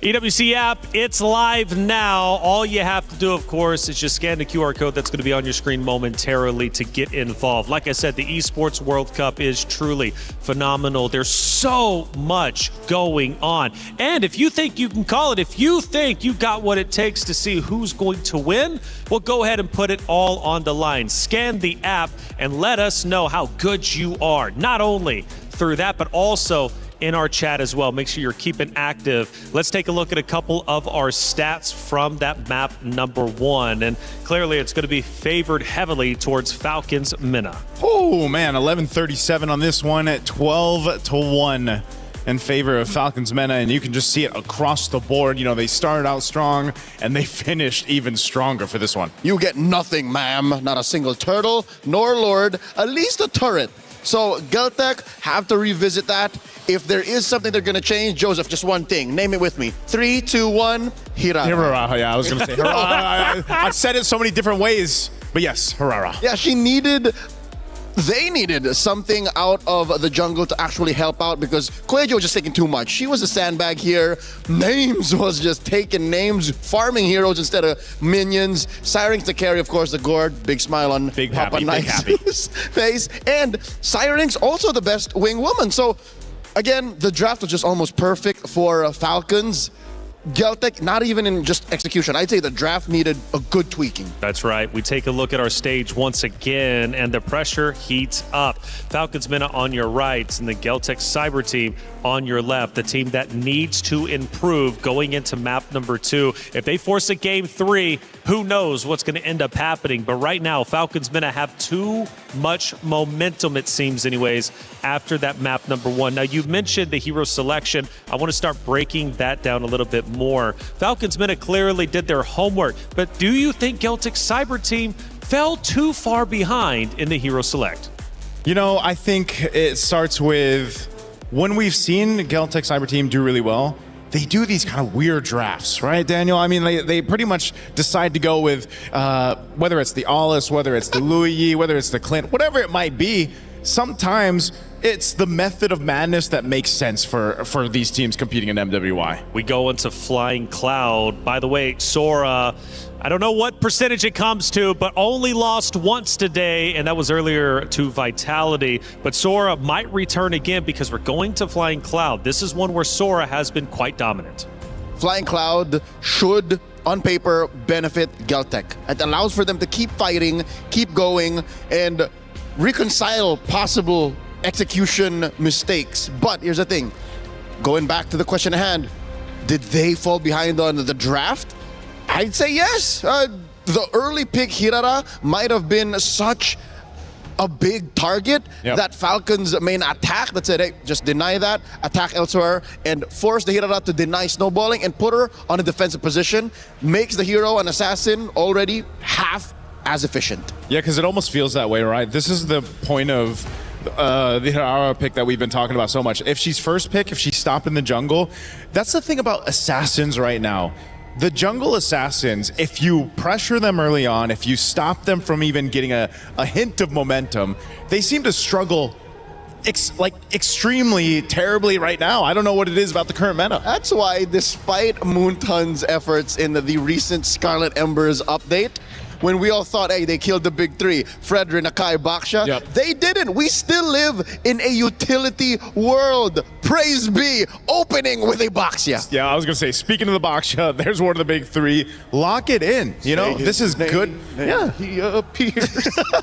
Pick it up, roll around with it. Again, this stalwart of a hero has, I don't know what his cross KDA is for Baksha right now, but I know it's one of the junglers that has the least deaths out there currently, just how fast you can move around the map, how tanky you are. And that's not even what proves his efficiency. He can die like 5 or 6 times and still do what the team needs. Him not dying just shows that the opponent had nothing on the squad. Pretty much. So how do you slow down the drive-by? Find a way. Oh my Lord, you give him the glorious way. Yes, but I was going to say also, get a carry, right? Yeah. And she just strides through any tank, but not when you got the Pharaoh's spear on you. I like it. I like it. The Pharaoh's spear. For sure, you've been I've been throwing it out there, but yeah, you know, I wanted to make sure that she was, you know, the accuracy was there, and Names has done it, so might as well just go the Moskov again. And the Hylos allows for a front line to exist, which is something that we didn't get to talk about much about Game 1. What impressed me the most about Falcon Vega's playoffs form is, in Game 1, despite them not having a traditional box, they were able to make one along the way. How'd they do that? The Sora starts it up. Great initiations from Nocturne. You have the threat of the linking from the Carmilla. And that automatically just creates a box that doesn't have to be a physical box like an Eve. It's like a moving box. It's a moving box with the Gord too. Galtech now looking to try and dismantle that with a lot of on-ground damage, almost literally, with the Lilia, and of course the carry to answer to the Hylos. How does Mena close up the first half? Do they lock in the mid lane option now, or do they also pick up a jungler just to make sure that more aren't banned out? I mean, there's a couple things, and one thing that Falcons Meta has really showcased is that versatility in the draft, you know, and they've showed us here, they're going to go ahead and pick up the Fanny. Speaking of versatility, it's only been picked twice so far for MWI, and now we get to see it showcased here. There's Fanana. She's phenomenal with it. Phenomenal. I mean, there's got to be a reason why Coach Koba agreed to picking it here in Red 3. Good news is they're going to be able to protect it through the Red 4 and 5 bans, and then still Red 4 power pick. Which is, come to think of it, maybe the reason why assassins are still scarce in the current metagame. It's because you have to protect them. You have to find a way to get them to work in a certain environment. And looking at Galtech's draft right now, the box is what, 50-50 with the Fanny. You have to find her midair to stop her, or else she just goes rough shot. There you go. Getting rid of the Ruby. I wouldn't be surprised if Red 5 was a Cho. Red 5 Cho. Something to support that Fanny pick. These are basically the picks being banned out that just counter the Fanny directly. Yeah. The Hilda, the Ruby, deny her the purple. Yep, get rid of those. What's the last ban going to be from Galtech here? They still want to hone in on the XP option. We still need a mid lane or two from Falcons. Oh, yeah, Sora, because they can't invest in a Valentina anymore. One of the few valid ways to beat a Sora, so they put Nocturne on check. Red 4, I believe this should be the mid laner. What do you want to take up here? Eve? Eve's open. Yeah, Eve's open. You're going against Lilia. There's not too much, unless you are looking to experiment a little bit. And you outrange the carry. Yeah. Eve seems like the only answer, unless there's something else up the sleeves here of Falcons Mena. This might be the swerve. There could be a swerve. But I do think, yes, Eve is the categorically correct answer. Because other than that, it's just, what, the Farsa? They're gonna hold off on the mid lane pick. They'll pick up a Lapu Lapu for now. Yeah, no rush. They know it's a Lilia, and they know that there's no way that Eve can get denied anymore. I wonder if that's something Coach Osprey at this current moment is thinking about, or did it even cross their minds or come up in conversation? Yeah. I almost thought they'd just hold off on the XP just to see what the XP lane would be for Geltec first, but I think this is also just kind of showcasing how confident Nocturne is in her play and her ability to go ahead and fight off. Yeah. Coach, give it to me. Coach, let me take it. Coach. Also, it's another way to, in the early to mid, put the carry on check. Yeah. Keep that in track. Enough pressure towards the Lilia if you need to. You're kind of that front line. Yeah, which is just how they won a majority of game one. So just by being in your face. What's this answer here? Phovius. Phovius goes in the XP lane, and then a Kaja. Debut Kaja. Interesting pickup too, hero-wise. I mean, lore-wise, to pick up against Falcons Meta here. Could this be the answer? Because I was saying that uniqueness of the draft from Geltec is what has helped them get to this point in the knockouts. And then it comes out again. This is unique. Right when they needed it the most. At match point against Falcons Vega Mena. One more pick, the mid laner. As we mentioned, is the Eve still solid? Would you still, even with the Phovius and the Kaja? Yeah, I think you still go Eve. Gives you control, gives you utility, fight around the objective. You know, you're not going to be even so. Whoa. The swerve is here. Another debut of Vexana? Double debut in game 2 of this best of 3. I haven't seen enough Vexana in recent history. Correct. She's such a stationary hero. Where's this coming from? Where is it coming from? Well, we all want to know, and we want to know for sure if Geltec's Cyber team can in fact come back, or will Falcons Mena close the series out with a 2-0 victory, once again continuing the history they've already made so far. Geltec Cyber team, do they have it within them to come back? Let's find out. Miracle Eterna, sending it to you. We're at match point, ladies and gentlemen, here with DD. Whoa. The double debut. All right, we have the Vexana on one side and we have the Kaja on the other. This is ramping up to be a very exciting matchup. But one thing's for sure, taking a look at the composition from Geltec, the Kaja in the roaming position, they are looking for a ways to shut down Nana and perhaps names in the later portions of the game. It's crazy. They doubled down on it, man. I thought the Phobius was going to be enough, and then they would go for something like Cho, right? But they didn't really need any more clear. They would already have it with the Lilia. You add in the Kaja, and it just makes it so difficult for anyone to walk up without getting... And you can see it, right? Almost forcing a recall there by Nucci. You can already see that even Strings was caught low. And look at the invade. Oh, Nana, though, walking up with the cable. Sunned up already. Nana gets away with Revitalize. Helped out by the team and still is able to get the purple buff. Not a successful invade for now because it's a Purify for a Revitalize. And look at the wave that Sonjika is going to be missing out on.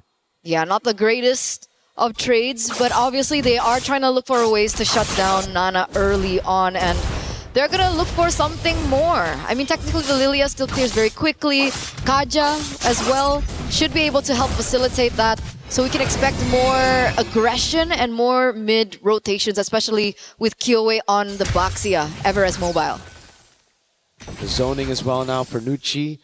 It should have been one of the winning conditions for GCT, getting instant mid prio, but it doesn't seem like it's going to be the case coming into turtle number 1. Sonjika, she won't be level 4. Nana's already level 4. On the other side of the map, Liubon is going to have to play it safe here. If she walks up, she's going to get chunked, and it's just a bit of damage by Nana. And so far, Nana doesn't really have anyone to use that kill pressure on. I guess you could go for the gold laner, but even the Lilia is not a straightforward target that you'd want at this state and time. Level 4 advantage. No Eternal Guard, but Kuecho's down to Sirius already. And now Sirius gonna throw the Eternal Guard straight into the Raven Spider. Kyoe locked down. Now the Raging Slashes and a Flicker as well by Nocturne. Nucci with the Revitalize. That's a Dark Wave and a Flicker into Sonjika's Glooms. Tokyo with the rotation all the way from the bottom lane. No SOD. Just a turtle for Falcons Vega. and 2 kills to GCT. Which is not bad, right? That's a trade that we didn't really see from game number 1. I mean, Falcons Vega went a little bit too greedy into the enemy jungle, and Geltec was able to punish them for it, right? 2 members. Luckily, there was, you know, the facilitation or the backup coming in from Liuban on the Phobius, and they were able to get a little trade of their own. Now, the big question is, what do they use alongside it? Where do they go after that? Because obviously, neutral objective will go into the hands of Nana, and that is going to push them a little bit further on as we get into the mid-game. Kyo is going to go in with the shield unity a couple of times there. Oh, for me, it's just strange. Falcons Vega, they got enough damage on Kyoe to guarantee Turtle, but then they just overextended. The Lapu Lapu Nocturne decided the Raging Slash, missing the first 2, but wanting to flicker past for the third one to hit. A bit off on the calculations, but at this time, it's still okay. They were able to make it away, but it could have been a big win. Could have been. It's not that bad, though. They do see the rotations coming through from Falcons. Whoa. Mena. It looks like they want to target the gold lane like we talked about earlier on, but Nucci there gets spot out. Kuejo and Sonjik are in the vicinity, but the thing is, if the Kaja gets the Divine Judgment, there's no insta-burst to follow it through. It's a Lilia. It's not like a Farsa. It's not like a Kadita. So it's going to be interesting to see that chemistry between these two. Yeah, the combo will be for later. I agree, the Lilia won't be able to go for it, but that's why Nana is trying to deal with Tokyo. That's the real one-shot that they have right now, with the Divine Judgment straight into the carry. Now that the carry, Tokyo, has already used the ultimate, I think Falcons Vega have just depleted GCT of that resource, that main resource, negated the insta-kill with the Divine Judgment now. And that's going to make it a little bit more difficult for Geltec if they still want to contest for the second neutral objective, the second turtle of the game, considering that Kyoe is a level below of Nana right now. I guess she does catch up. There is still a chance for a drive run. Let's see if they're able to get it, because it looks like Geltec are actually in a better position to pick up this turtle this time around. It should be Geltec with the advantage over the neutral objectives with the Phobies and Abaksha. Nucci gonna have to escape from this one. Dark Wave comes out with the Eternal Guard, locks them down. 2 members. AoE coming around with Nocturne and Nana with the cut thrown around Tokyo. Nana with a double. Now the Black Shoes baited away already. Nocturne trying to go for this dive again. But Sonjika is able to escape. Names in that skirmish, so chaotic, getting a double as well. A 4-for-2 trade at the very end of it. And Falcons, they're able to utilize the composition really, really well in that particular team fight. We're going to take a look at the replay here. And Syrinx, just impeccable timing with her ult, and the follow-up definitely was there. You can see Names unable to get that SOD, by the way. And if she did, Tokyo would have been eliminated way, way earlier. But it looks like it's a reset for the neutral objective, and eventually Falcons Mena are going to be able to pick it up for themselves. This is a 1,000 gold lead now for the Mena reps. And yet again, Eterna, it's Geltec Cyber Team who find themselves in the same situation. Divine Judgment on Names, no one there to follow it up though. And now it's the Eternal Guard. Names still able to cut away as Nana's going to try to go in. Able to clean up on Sonjika. Forcing the Black Shoes, and a big cursed blast to send Liuban running back to base.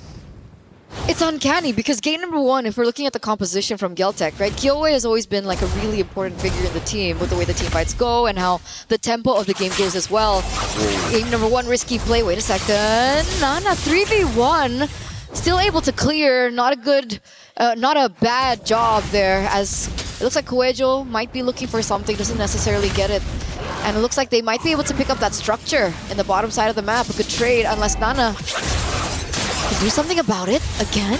She should be able to clear, but she's got to be careful of Kuejo. Yes, we know there's no Divine Judgment, but the timing is a bit different on their side. Sonjika up top. So it's a turret for turret, but this is still a big problem for Geltec Cyber Team. If you look at their composition, it's the exact same thing we went through in Game 1. It's a composition that should be the one ahead right now. It should be the ones dictating the tempo, looking for picks around the map, and taking away the purple buffs, mainly from Nana at this point. So what do you think went wrong for them? I think they botched that early invade, man. Sonjika not getting level 4 for that first turtle played a big role into Falcons Vega's win. Kuejo didn't want to flicker for that, waited a bit too long and gave Nana the right amount of time to react to it. It seems like GCT They're hesitating a bit too much. Divine Judgment? It's on Nucci. It's such an awkward skirmish, and the rest of the team, it feels like they didn't want it. It's almost like Coelho just wanted to get a Divine Judgment. The rest of the team called against it. And now it's a wasted Divine Judgment. Now there's no real lockdown to Nana, and they're going to have to rely on the Phobius. Liubot's bottom lane. Nocturne now with the Bravest Fighter. Zoning them in the back. Law and Order lands on Coelho. 3 turtles to the fanny of Falcons Vega. And it's so big. Nana 2-1 and 3. The Moskov is scaling again. What do they do at this point? Geltech Cyber Team, this is very uncharacteristic of them. I mean, the last time we saw them, they looked sharp, they looked precise, even in the drafts. So they lost that window in the early game. And now there is still a ways in the late game because they do have Tokyo. They still have the carry that scales into the late game. And I feel like that earlier Divine Judgment just really didn't work out. Wait a second, name's Flicker. Gets away, pins them down with the Spear of Misery. Now the rest of the team coming over. She gets out? She does. Oh! Donovan's getting punished. Now the Flicker, but it's onto Nucci. They get a kill in the end. The SOD goes wide. Nana now on Liubot. The Dark Wave doesn't land, and it's going to be the trade. XP for Rome in the end. They take what they can. They take what they can at this point. And to continue on the earlier sentiment about the Divine Judgment is that even if they were able to get that Divine Judgment down, there is no burst yet. Tokyo is still very far. Black Shoes already utilized, burnt out. The cooldown isn't as bad, and it should be up for the next neutral objective to spawn, which is the Lord, in under 40 seconds. But there you go, the items aren't there yet. Corrosive Scythe, and we also have the Golden Staff. But she's away from, you know, DHS and so forth. You can see that she's falling behind of Names, who already has that Swift Trinity down. We're still losing out on so much farming space, so you can see Names and Nana constantly in the side lanes working up.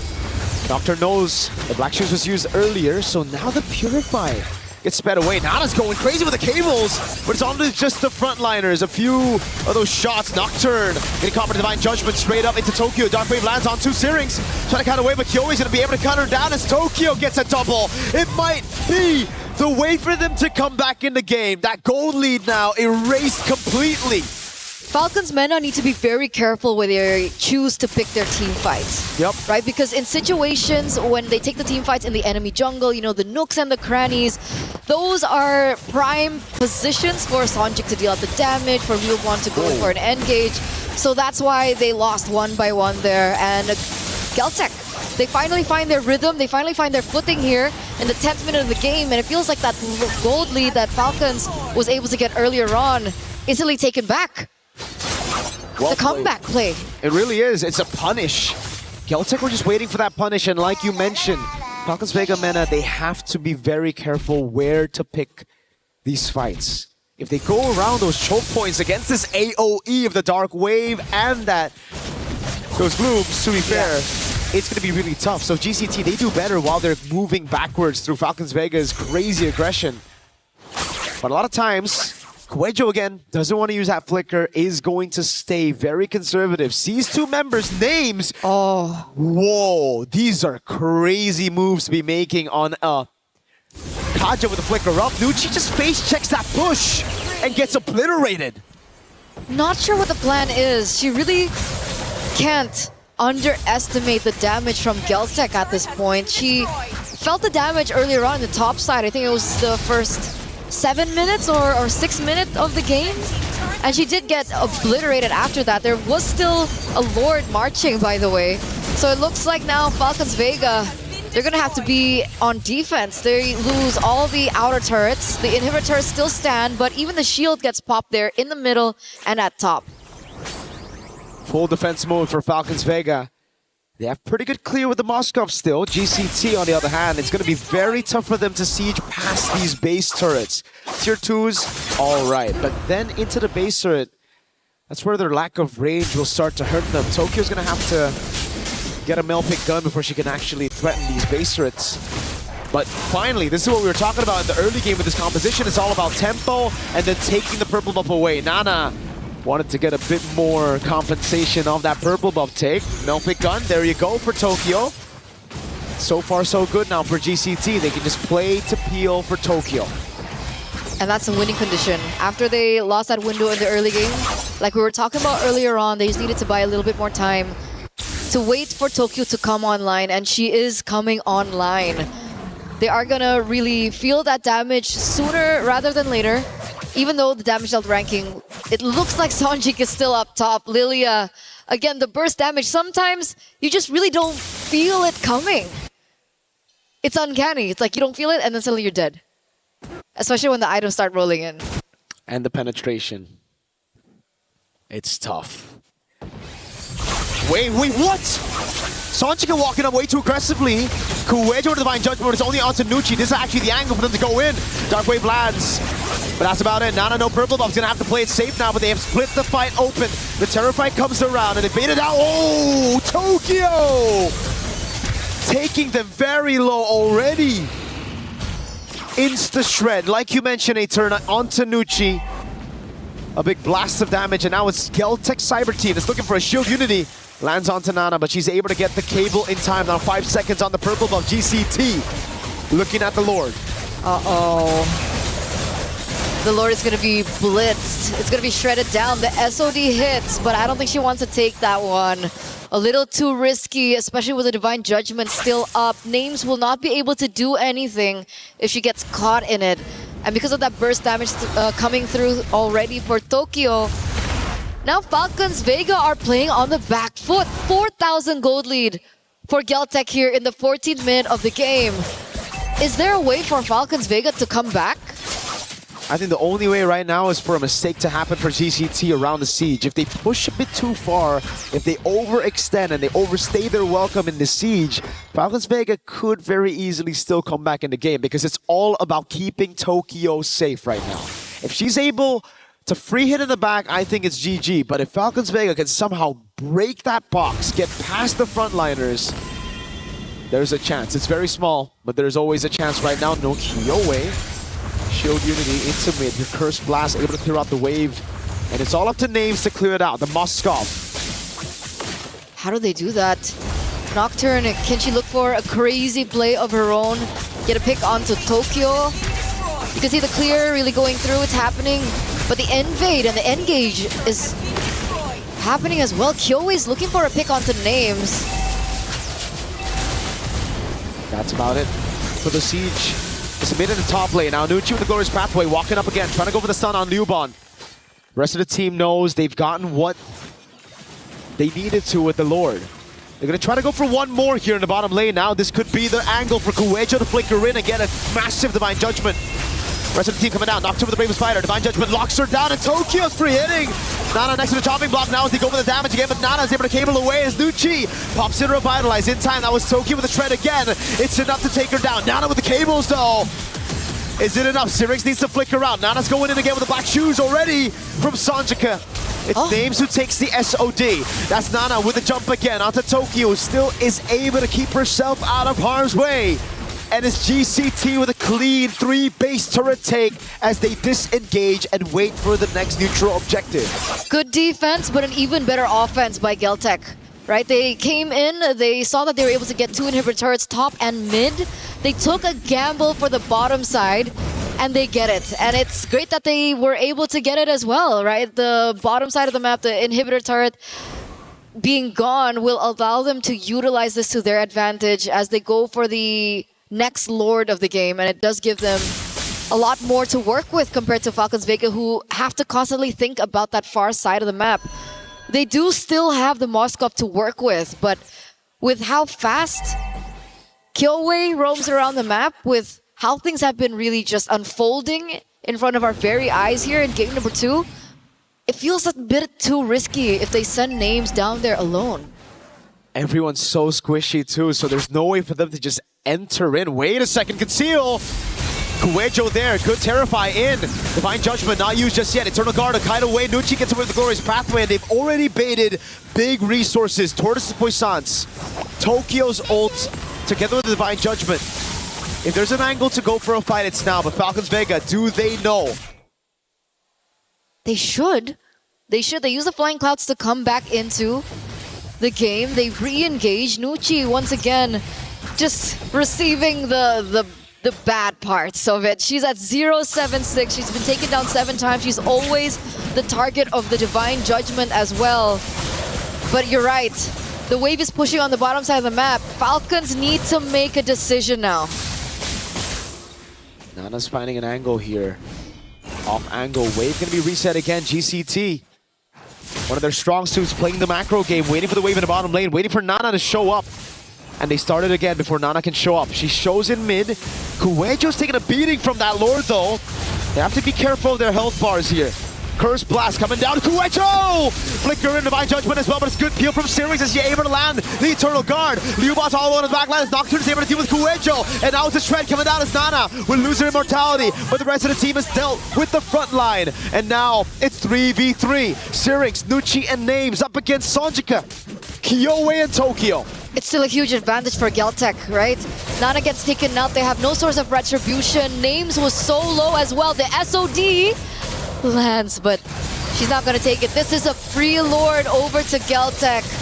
A really good way of making things messy and chaotic in that particular team fight and still able to come out on top. Tokyo is hitting like a truck. She certainly is. She's shredding anything in her way, and that's why she sold boots.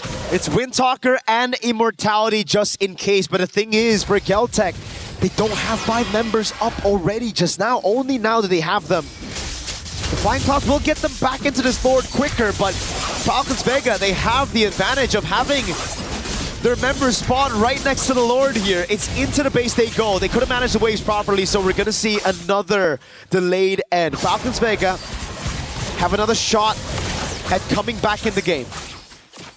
But they can do it all over again, right? They can try to go for the exact same thing. Because again, despite the Lord spawning on the opposite side of the map, it's still an advantage for Geltec that they can utilize. But look at this weird rotation from Kuejo as well as Kyowe. They're anticipating for a buff take and they're waiting in the bush there to open up a trap. They see no one picking up the bait, and Tokyo picks that orange buff for herself. They're just abusing this map control, utilizing to get everything out of Falcons Vega. No purple buff, no orange buff, not even a single green camp given over to Falcons Vega. They're literally suffocating Falcons Vega inside of their own base, waiting for the neutral objective to spawn and not giving any chance for them to build a lead in goal to try to swap those items later. But it looks like there's a gamble. Wait a second, Nucci again? Does she want to go for 8? Divine Judgment and a Dark Wave. Nucci's gonna pop the Revitalize, but she's gonna go down. Kyowe zoning them in the back line right now, as that's gonna be the bravest fighter by Nocturne, and the Flicker out as well. Now a stun onto Sonjika, who still has the black shoes. Nana tries to walk up. Waves good for GCT. Nucci is down. It's a one-man advantage. It was a gamble. It was a gamble made by Nucci once again, opening up the map, but they're not going to get anything out of it. It's just another death. The Black Shoes gets picked up there, and it looks like they want to still look for the end. The Curse Blast is doing a lot of damage. They're able to clear out the wave. 19 seconds on the Lord. Tokyo, very dangerous, very risky move, but she gets out of the way.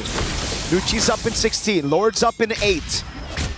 Can they buy enough time? I don't think so. Geltec, yeah, they have a carry. They can shred this Lord instantly. With a Windtalker as well. So additional attack speed, but it looks like that's not the first thing that she goes for. She actually goes for the orange buff instead. That's going to give Falcons a little bit more time to, you know, come back into the game. What I really wanted to highlight was the fact that the Holy Crystal was built in by Syrinx. So you can obviously think that the damage will be felt. She has the Divine Glaive as well, so they have to be careful. Falcons, they just go to the other side of the map. They go for the far lane. They don't go for the contest. They let it completely go. And Geltec pick up this Lord uncontested. Falcons pick up a structure on the top side of the map. It's the only thing they can get. Yeah. They can't walk up to the Lord. If they do, it's an easy insta-kill for any one of their frontliners. And at this point, they need all their members to be alive if they want to defend this Lord. Geltec Cyber Team this time around, not losing a single member to... Well, what? Yeah, 300,000. No, Jesus. That mistaken, rather. Sorry. Not the best game. I mean, feels bad for her. Depending on what kind of roamer you are, this is the best game, right? You want to be taking damage. It's just... That's crazy, dude. 300,000? That's like more than the rest of the team combined. It's definitely a lot. But Mirko, this might be it. This might be game 3. Oh, Divine Judgment lands. Names. Immortality ready. The Rose Gold. It goes through her. Monster kill for Sonjika. Now it's Nana in the back with the cables. Immortality going to be popped as well. Lord Evolve still in the mid lane as Nana buys the Rose Gold Meteor in time. And it's Kyowe to take Nocturne down. Nana again with the cable. Still has the Rose Gold Meteor. Series is right there. But the rest of the team will target it down to bring us to game number 3. A back-to-back game 3 here in the knockouts, ladies and gentlemen. The reset came in clutch for Geltec Cyber Team after their loss from game number 1. They completely turn it around to game number 2, bring it back to the tank junglers and bring it back to a surprise Kaja pick, a debut Kaja pick that eventually works out for them in the end. We're back to a best of 1 between both teams. Again, everything is on the line. Elimination match and match point. So we'll see what happens in game number 3. But before that, we're going to throw it over back to the panel. We'll see you after.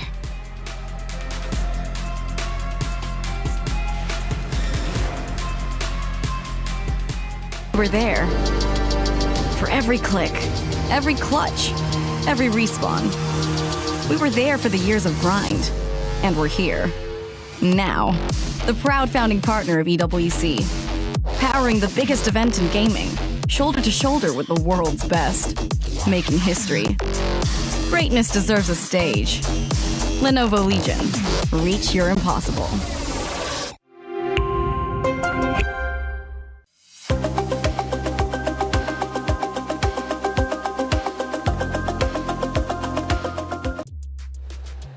Against all odds, we go 23 minutes for game 2, and Geltec Cyber Team take the win, which means we're going to yet another game 3. The knockout stages has been anything but entertaining. It's been incredible. It's been wonderful, and it's been awesome, and we will continue to go down the line of our quarterfinals, but still, we've got one more game to get through for these two amazing rosters. What changed from game 1 to game 2? Because game 1 wasn't even competitive.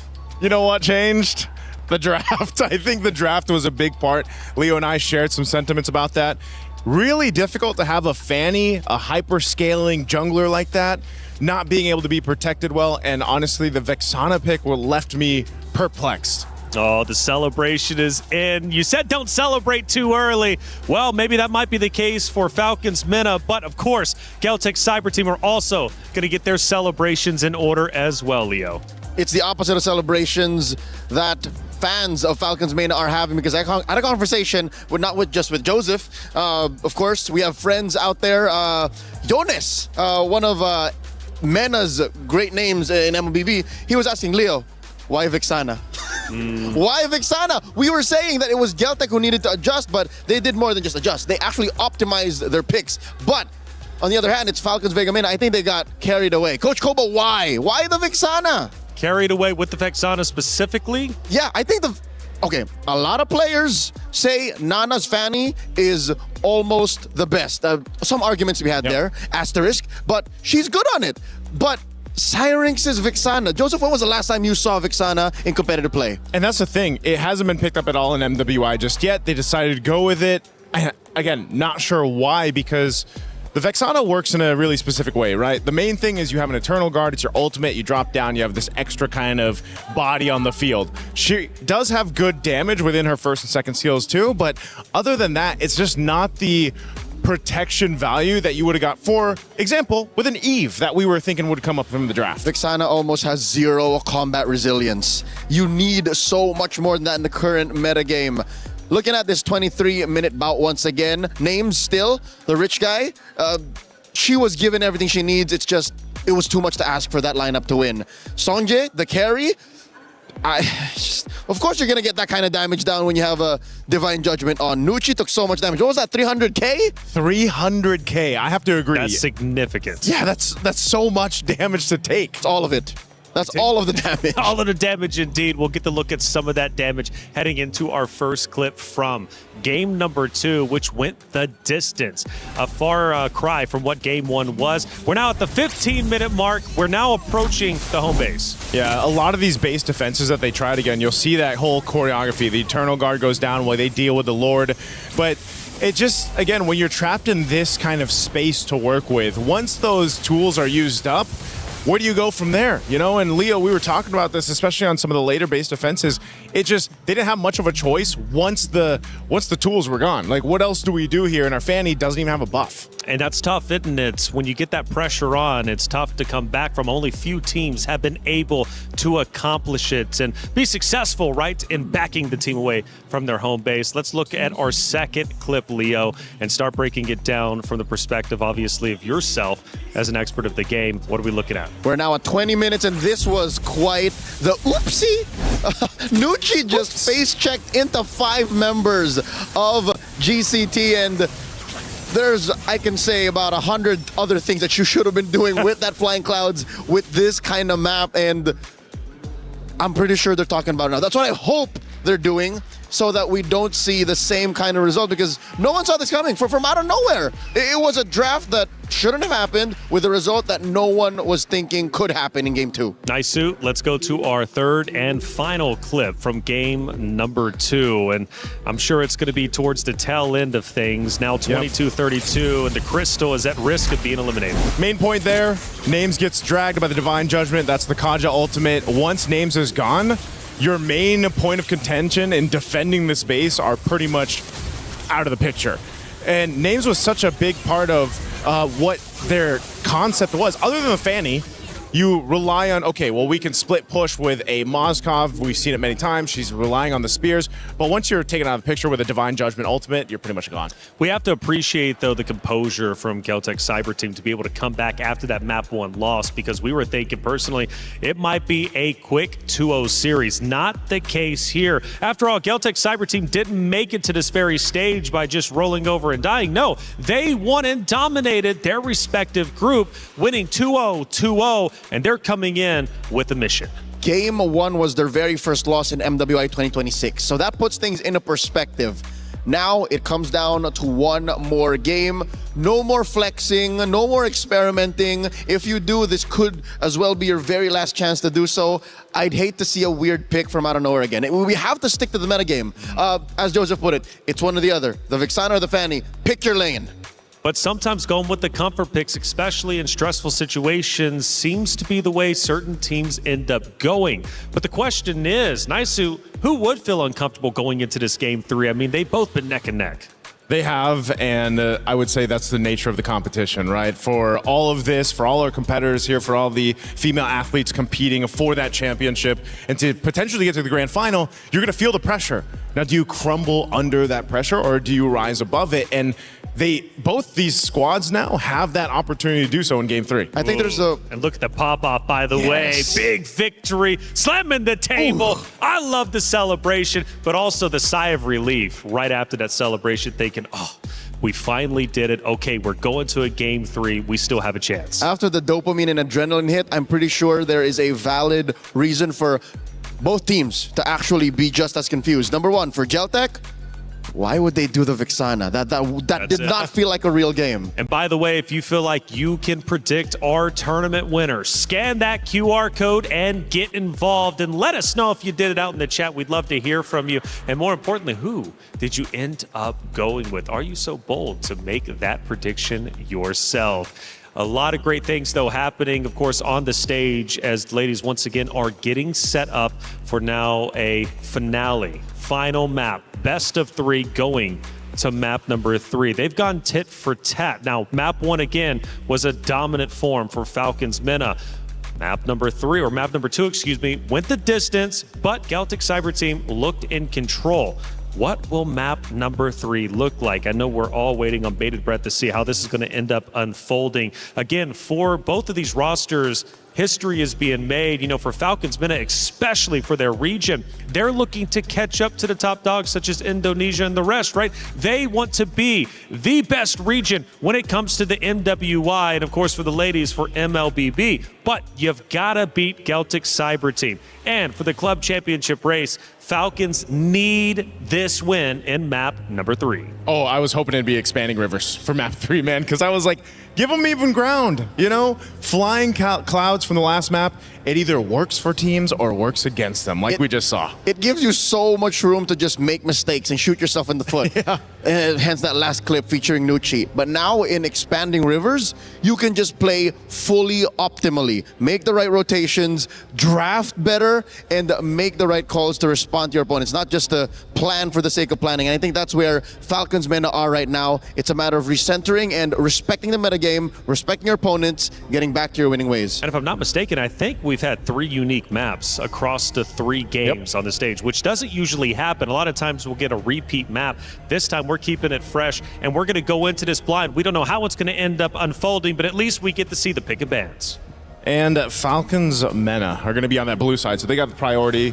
Bands kind of adjusted here too. Paquito, Matilda, Marcel being banned out by Falcons Mena on the blue side. Over on the other, Belric, Carmilla doing the due justice here. What's the last one you want to take out? Do you opt for one of the gold laners right now, the carry maybe, or something else here?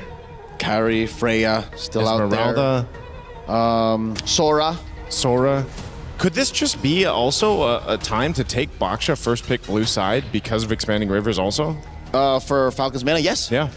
That or Esmeralda. But I think Celtic could ban that too. Instead, it's the Gourd.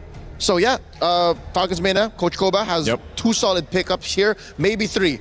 Moskov, Baksha, and Esmeralda. Those are his, I'd say, 3 priorities. Because whatever you don't take from one of those top 3 is definitely going to go to the other side. There's at least going to be one over there. The least of which is the Moskov. Yes. I don't know, man.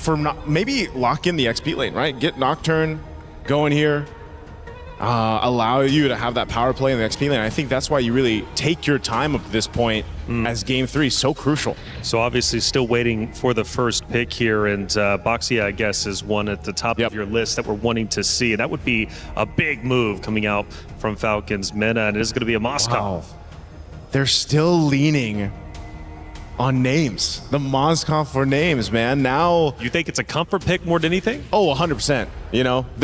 Even granted how the previous game went, I think still names has been phenomenal on the Moskov, and there's a reason why they pick it up first. More than a comfort pick, it's a power pick. Yeah. She is the Pharaoh's spear. She is. The tip of the blade that might make Celtic bleed finally and just lay down and take it. Them or Falcons get shot out of the sky, one or the other. So the answer here is, do you pick up a Belric Baksha? Do you go, oh wait, no, Belric's banned out. Valentina, Baksha again, maybe? Just because, again, it allows you that space to work with in the jungle, but they'll take up the carry instead. I think this is a clear tell from Celtic that we're not banning the Sora. Make my day. Pick it. We're going to answer to you. And the Baksha, they get away with it. They can actually still, no. You know what? It's a 50-50. I think Baksha going into a carry can still win. I'm not fully against it. Yeah, neither am I if it ends up being that case. And I think Falcons Mena, they're the decision here after they already picked up the Moskov is they could do Baksha, then they're mid, or Baksha and then go with a roam. Esmeralda still being open, but they'll take the Hylos again.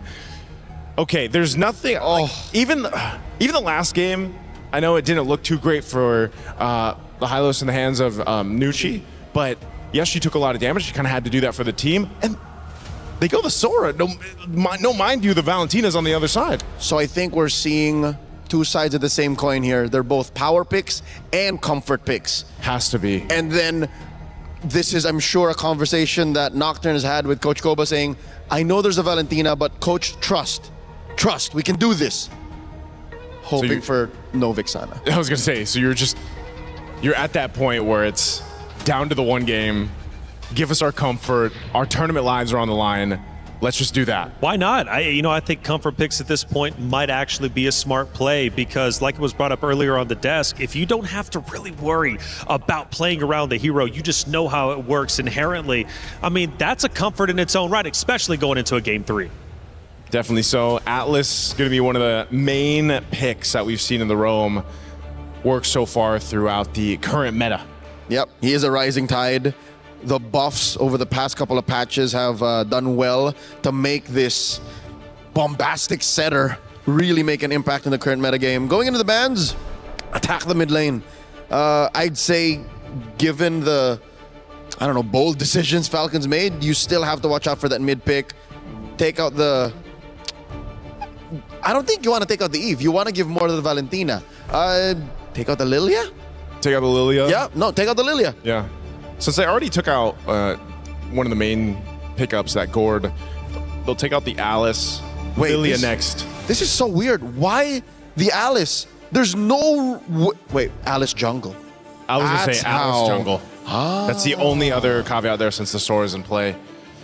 Alice jungle. Because, it's not often that we see it. We actually thought we might see it in the previous one, but... It already won. Yeah, already won. What else do you want to go here? At least for Falcons meta to take off the XP lane. I think they're still going to hone in it. They go with the Guinevere. Also a solid jungle pick. Jungle. So it's both. 2 birds with 1 stone. Galtech, this has to be a mid. I'd say. Mid lane? Yeah. Go with the mid lane ban. At least to, I don't know, like you said, you can just leave the Eve open. You can let the Eve go through. Yep. I think it'd be to Galtech's benefit because they'll have so many more options. Okay.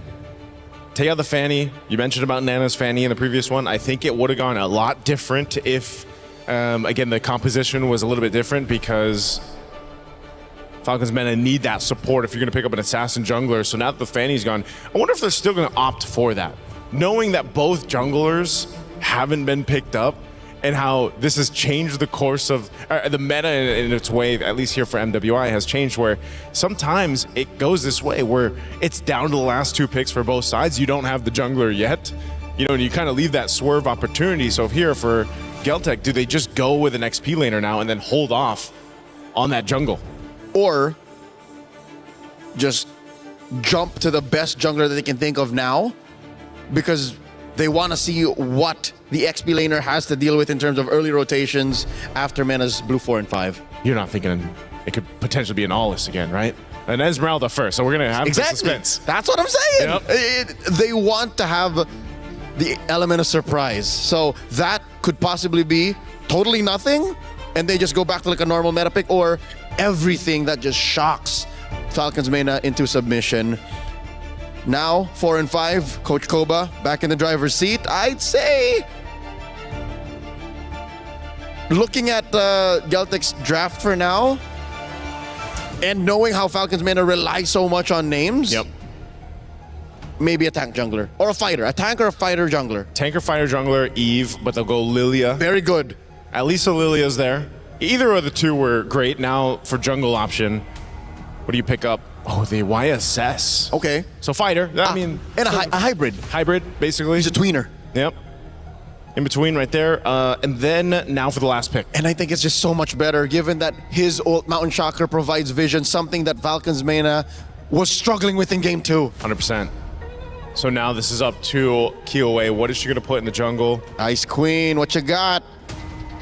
She going to be cold with it, or is she just... Because if this is a standard pick, this would be one of the most standard compositions that we've seen Galtech actually play. And I would be all the happier for it. Same. I don't want no shenanigans. I want them to earn their slot in the top 4 by playing the best MLBB they got. Oof. Decisions made. It is the Aulus. And I'll say this again. Leobon mentioned, I asked why the Aulus. She said, you know what? Kiowe just likes playing the Aulus. If they're going to make it a top 4, they're going to make it with style.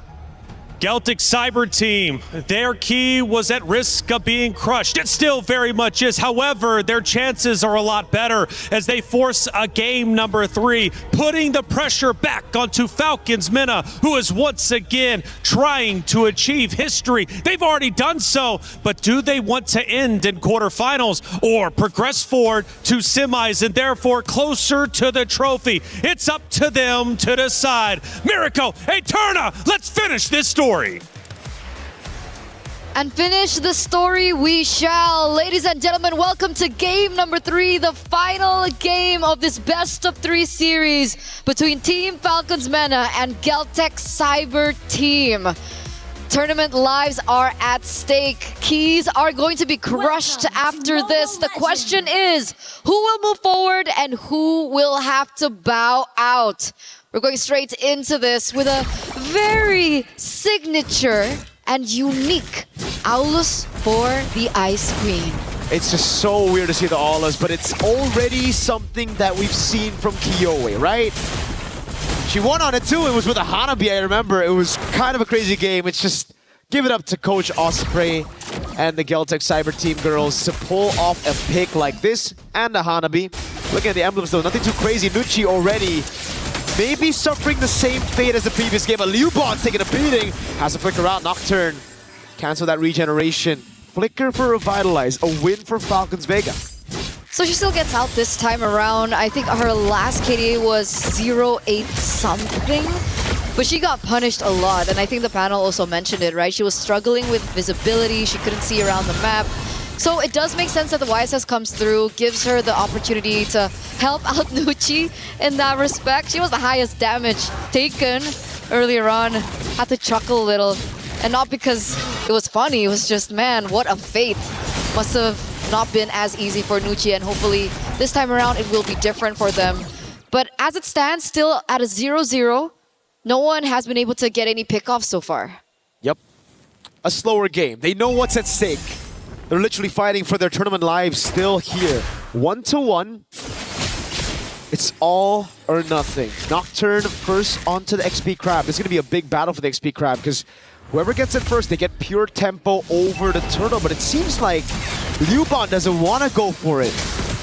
Kuejo baits out the Mountain Shocker. That was Kyoe with the walk-up. Gets caught in the Mountain Shocker. This could be the chunk of damage they need to start the fight. Sonjika with the steel in the black shoes. Now it's Liubon.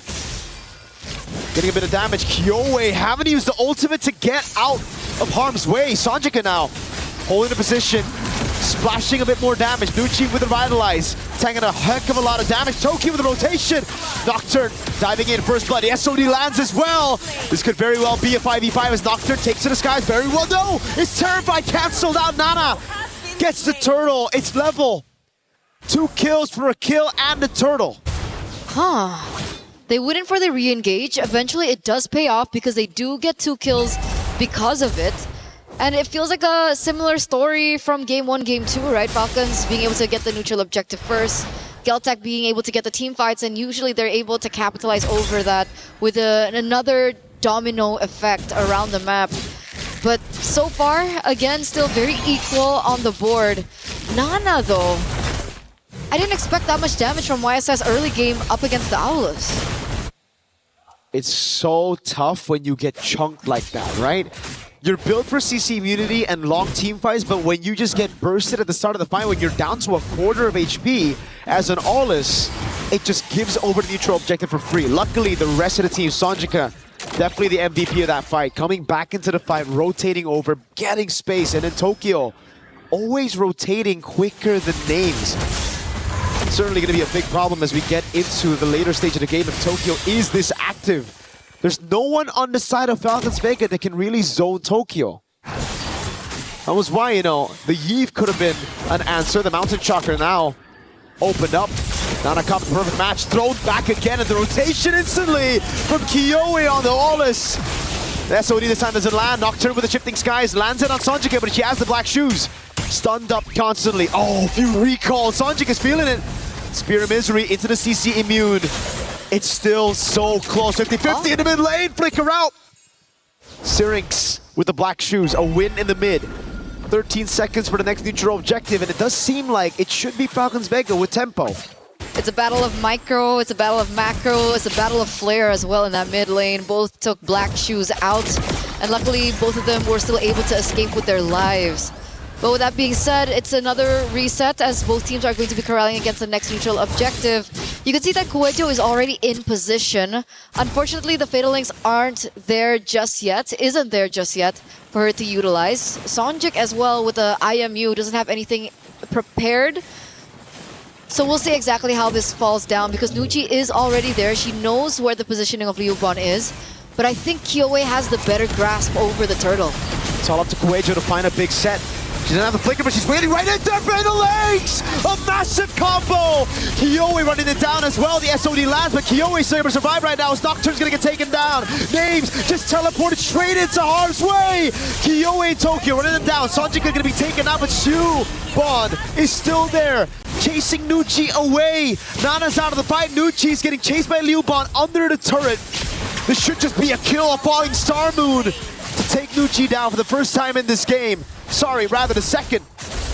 A 4-4-2 trade, and unfortunately it was Kyoe that was able to pick up the neutral objective as well.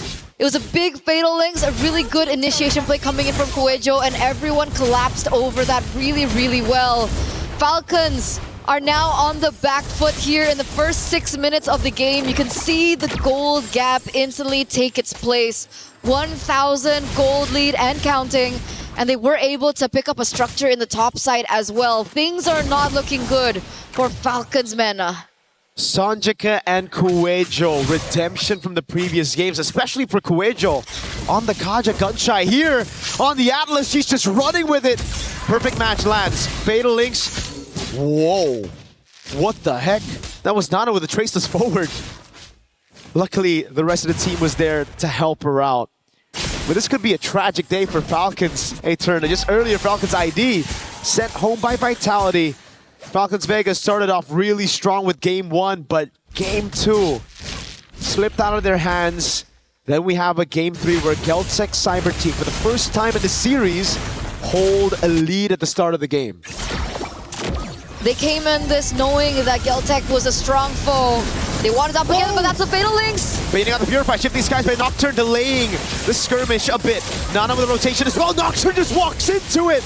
Toki with the tread. That's a big mountain shocker, but there's no follow-up now. Black Shoes in the midst of it all. Black Shoes again from Sonjika. Lubon, falling Star Moon, stops Syrinx in her place, but no more kills. Just an open turtle for GCT to take. Another advantage that they are able to put in their belt, or under their belt rather, a neutral objective, a kill over, and they have as much map control as ever. You see the SOD being placed but doesn't get its mark. Nucci tries her best to try and prevent this structure take. They go ahead and open up that ult. I think it's fine if they lose Kuejo. That's a sacrifice that they should be willing to take. Kyoe, CC Immune gets out of the mountain shocker. Tokyo picked up the turret while all that was happening. So it's value. And we're now just about to hit the power point of Owlus. Typically, mid-game is where they're the strongest, and we're heading into that point, and Geltec already had the early game under their belt to begin with. So things are going according to plan for Geltec here. 2,500 gold lead. You could see the top lane being bullied. Names and Liubon. Look at the damage that she's outputting onto Names. Names has absolutely no space to farm. Nowhere to farm. Wherever she goes, there's one of the Geltec Cyber Team members just stalking her. And this time it's Liubon, always on her. In the skirmishes as well, what makes it so good for the Aulas is that usually as a normal, assassin jungle, you gotta be creative. On an Aulas, you can just brute force your way into it with CC immunity. Through the front line, right into Names and Syrinx. And Sonjika always stealing the Black Shoes has given Falcons Vegas such a tough time because there's no one that's vulnerable on this team. It's really hard to look for an advantage. It's really hard to look for something to trade with. And now you can see that Nana is taking a risk there, trying to push in that bottom side of the map. She should be able to get it, but wait a second, the SOD does not land. Esme, she's gonna be able to clear it. They don't even get the structure down bot. It's almost like Names made a sacrifice in that game 1 to land all the SODs, but never to land them again in game 3. Tokyo with the shred on Nucci. Sanjika with the terrified. Uruguay comes out, but Sirix gets away in time. Now it's the pullback. Tokyo shut down. In the midst of it all, the Pave lands. Now with Liuban on the falling Sarmoon. Sanjika trying to provide damage. Oh, the AoE is big. Names survives Liuban. Flickers in forward, but Names is able to blink out in time. Signs of life from Falcons Vega. It's mid for goal. Tokyo finally shut down in this game. Really, really worth. They don't even lose the structure in mid, so they do still have a control over their own jungle, but Nana's in trouble now. There is backup coming from Nucci. Do they really want to go for this re-engage? Coelho's in a tough spot. Nana, shifting skies in a flicker, bringing her back as well. Nana on a quick spree, Names. Spear of Misery lands. Sanjika now. Does she pop a shifting skies? He goes in deep onto Names. Spear of Misery. Peels for herself. Gets Nana the double. That would have been too much. That would have been too much if Sanjika could get that kill over Names. Luckily, she still had the spear to bring her back and eventually have the damage to take her down. Tokyo. And this does mean that 2 members are down. Falcons should be able to pick up this Lord. Kyoe went for the chase. Lord's already very low. Kyoe won't be able to make it in time. The retreat from Nana is good. And Falcons Vega get their hands back in the game. 10 minutes in. Only a 1,000 gold lead. And I do think that Falcons Vega have a very good scaling comp. It's a Lilia and a double marksman composition. They should be able to shred now with items. So they're still in the game. They still have the foot in the door. It's not a 50. Wait a second, Kyoe, what is she doing? Nocturne goes in, but none of the other members capitalize on that. Nana, Mountain Shocker just a zone. 2 levels ahead of this Aulus. She's fine, she's fine. Falcons take something of their own. They pick a structure up top. What it was really peculiar for me was during that entire Lord. Wait a second. The first time she got away. The second time it might just be a bait. The whole team coming around. Oh, Kuecho! Fatal links into Tokyo's free hits. That's Nana taken out, and Nucci's gonna be next on the chopping block. Kyoe gets baited them. Sanjika with the SOD! Breaks the formation, and it gets Liuban to get a falling Sarmoon on Nocturne. Oh my god, we thought it was a mistake. It turns out to be a bait by Kyoe. What a play, what a play, what capitalization from the rest of the team. Early pick Valentina. Black Shoes was the choice. Suddenly she picks up the SOD and she gets a pick for themselves. 4 members are down from Falcons. They're gonna be up in a few seconds. Nocturne, the only one left standing here as Geltec look for more and take them away from Falcons. How did they go from a 50-50 to what we're seeing right now? It's these very thin margins. They literally just out-mechanic their way into that win. Logically, it shouldn't have been a win. Kyoe is out of the fight. It was a 4v5 they were taking, but they split Falcons Vega just right for them to capitalize. Again, Nucci walks up. Now the glorious pathway backwards. Oh, Kueto! Fatal Links finds everybody! Kyoe gets a triple. Tokyo gets 1 on top. And it's Nana to try to cut the waves in mid. Wave bot is good. Nana's gonna have to pull a miraculous defense, but she's still handling the wave mid. She won't be able to recall in time. This is it. This could be the very end. And it truly is. And Nana will not be able to deny it away from them. Geltec Cyber Team pull a reverse sweep to make it the top 4. And they move forward, ladies and gentlemen, up against an experienced roster in Team Falcons Mena. Kyoe has brought her experience from her last run at MWI and have brought Sanjika, Kuejo, Tokyo, and Liuban forward here in MWI 2026. It was a symphony of skills together, baiting out those purifies in the prior fight, and then a massive Kuejo set into a follow-up from Sanjika. It was immaculate. It truly, truly was. We want to hear from them. We want to know what they have to say about that victory. And with that, we're going to throw it over to the stage.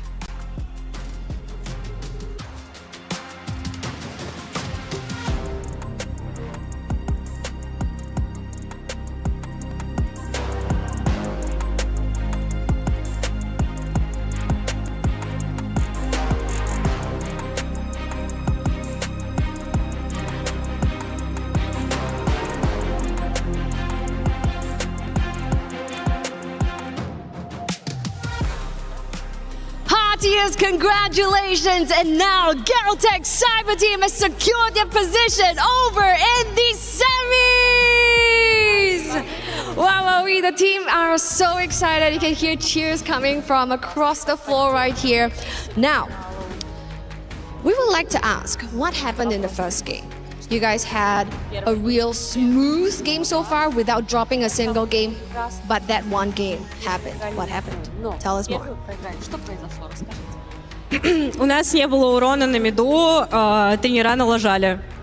Well, we didn't have the drop, but anyway, the coaches, the trainers somehow screwed up. Oh, so there has been a misdraft? То есть, получается, произошел мисдрафт. Okay, and then they regrouped and has taken the series itself, so congratulations. And now, we would like to have Falcons MENA hand on over the keys to Galtech Cyber Team.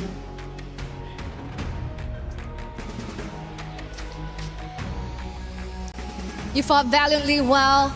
Thank you, and your journey ends here. So now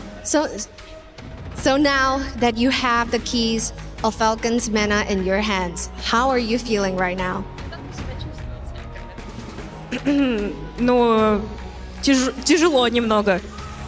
Well, a bit heavy they are. You guys are really happy. You know what will be even happier? When you hear that pop. Congratulations one more to Galtech Cyber Team. Take your walk of victory!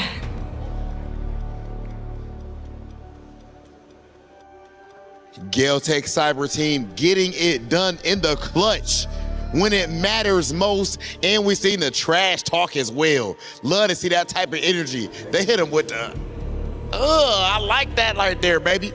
You know what I mean? Galtech Cyber Team showing that they are here to stay, and the trash talk wasn't enough. You know, they're about to savor. You can hear their fans in the background. They're about to savor this key pop. It's gonna get serious.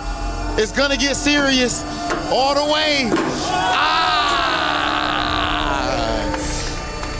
Congratulations to Galtech Cyber Team. You see what type of energy we have right here. You only get this action right here at MWI, ladies and gentlemen, EWC26. We have one match left for today. Let's go ahead and check out our highlights.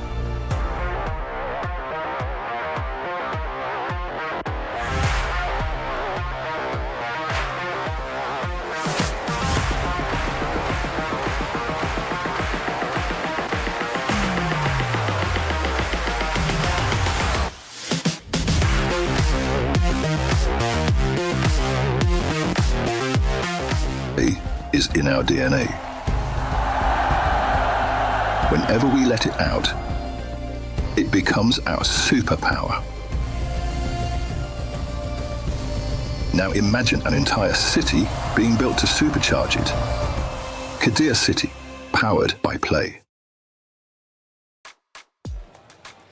It wasn't easy, but they got the job done. Galtech Cyber Team get the win, crush the key of Team Falcons MENA, and just like that, Falcons are now out of the MWI, but a valiant effort nonetheless. And hey, shout out to the fans for Galtech Cyber Team showing up, not only cheering on their team to win, but also going over to the Crusher. Yep, it's unfortunate. Again, another key is crushed. Nature competition. Both Falcons now have bowed out. That's it. Back-to-back heartbreak. Heartbreak. I think they still get 400 total, or at least 200 points for sure for the club championship. But Falcons have had a tough run so far when it comes for the club championship, of course, run. Now, of course, there was a lot of great moments throughout that game. Number 3, let's take a look at least at one of them and start breaking it down of how Galtech was able to get this win in the end over Team Falcons MENA. As we take a look, Leo, what do we see?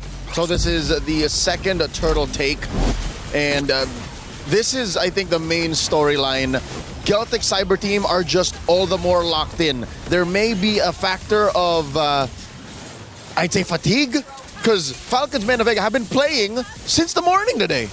That's true. They have, and they've had to go through the ringer up to this point. So endurance, that mental endurance, is something we always talk about here with our esports athletes. You have to, right? And you're right. They are, in fact, athletes. It's not easy to stay mentally composed, really. You have an early call time, you come in, and now you're playing this late in the day, but that is the nature of competition. Let's take a look at our second in-game moment. And we'll start to notice, I'm sure, Geltec starting to win this ultimately, 12-34. We actually have another battle taking place just outside of the base. This definitely looks like leftovers from the engagement patterns from game number 2. Nucci, far away from home. I'm looking at Nana. What was the plan? I'm sure the Mountain Shocker was there to be used. How could you not have told that there were going to be a kill squad nearby? How could you not be told that? Well, communication is key. They move on in, they destroy the crystal, and ultimately take the win in just 13 minutes. And we did get some insight as to what happened in game number 1.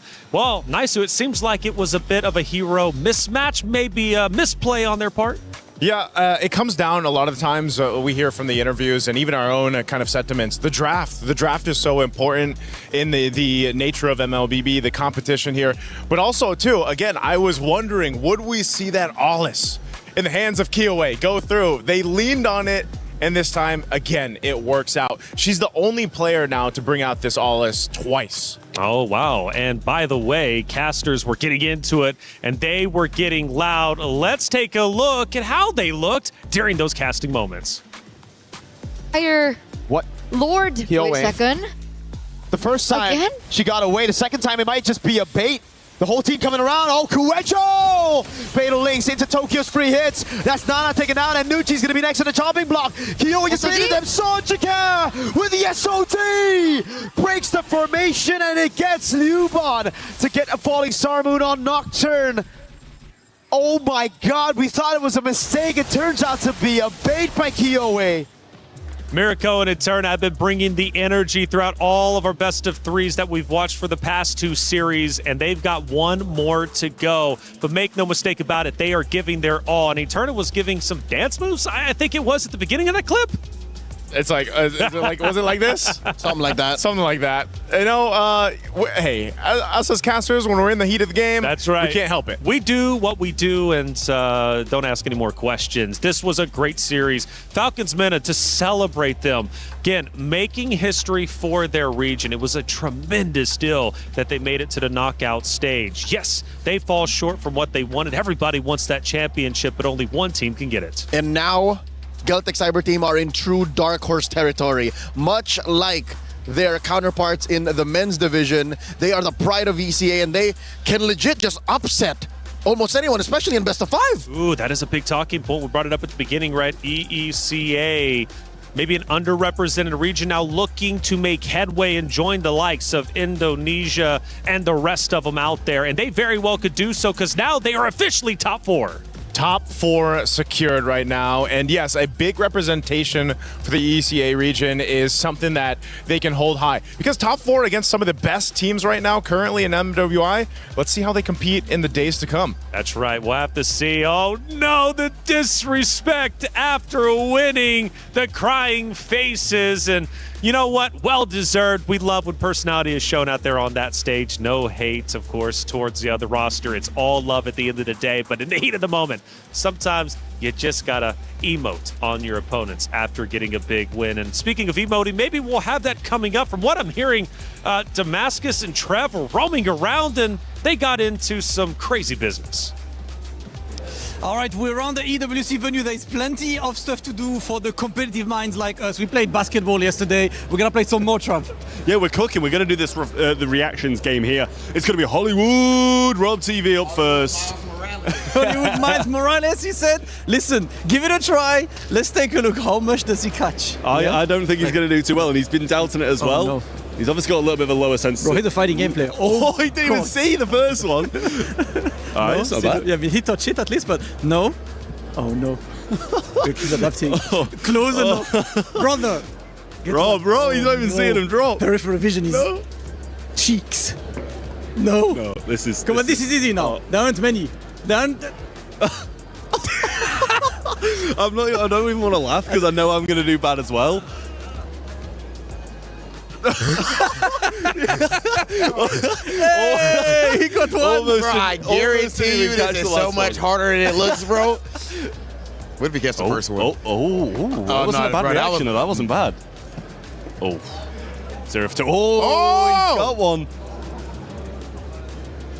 Oof. Yo, he's doing good, though. The peripheral vision's working. His peripheral vision is really good. Oh, that feels like it should have been one. Oh, did he catch that? Oh, he did. That's two. Oh. Oh. Yeah, there we go. Man, this is going to be a 4.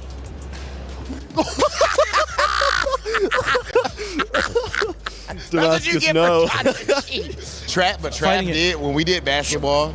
Yeah. Trav did win. Yeah, so he can't win 2 in a row. So I'm definitely rooting against you, brother. I'm sorry. I got to root against you this one time. Oh, look, he's in position. He's ready. Okay. That was a good reaction, though. Okay. You got it? Yes, let's go. Last one.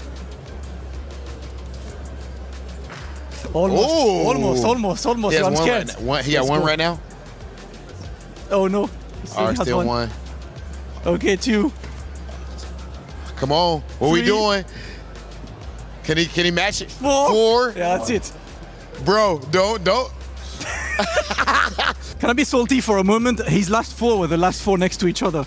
My last 4 are like this one and this one. That's rigged. It's all excuses. It's all excuses. But we have a victor, and his name is Trav. Trev can't keep getting away with this. He won basketball. He took that away from Hollywood Rob TV, who's American, by the way. And now we just lost the reaction test. Somebody put a stop to that, man. I hope so. My goodness. But we're having fun around the EWC venue. It's a lot of fun in here, and I hope all of you at home get a chance to come and visit and check it out because it is nothing but good fun. Hey, welcome back into our desk. I'm Taylor Reflections Noble. Nice, Sue. And hold up. Wait a second. We got Zorn on the desk. How you doing, brother? Yeah, I'm good, guys. Hello. Hello. Good to see you, Zorn.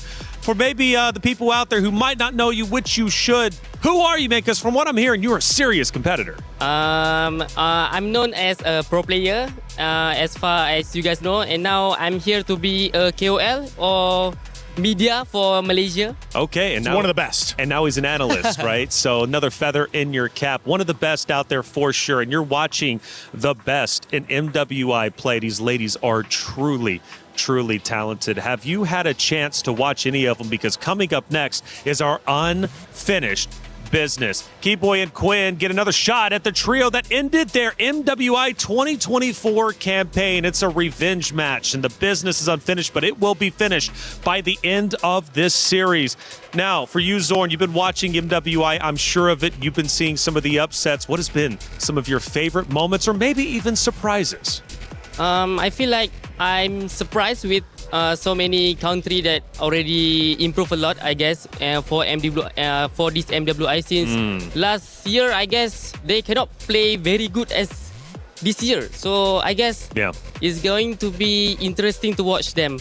Interesting to watch indeed, and we just had an interesting series ended up unfolding. And we've got Rose with our post-match interview. Hey, Trendmar here right now with KOA, fresh off of their victory. I want to start off asking about your Allus. What's so special about it? Why is it your pick now?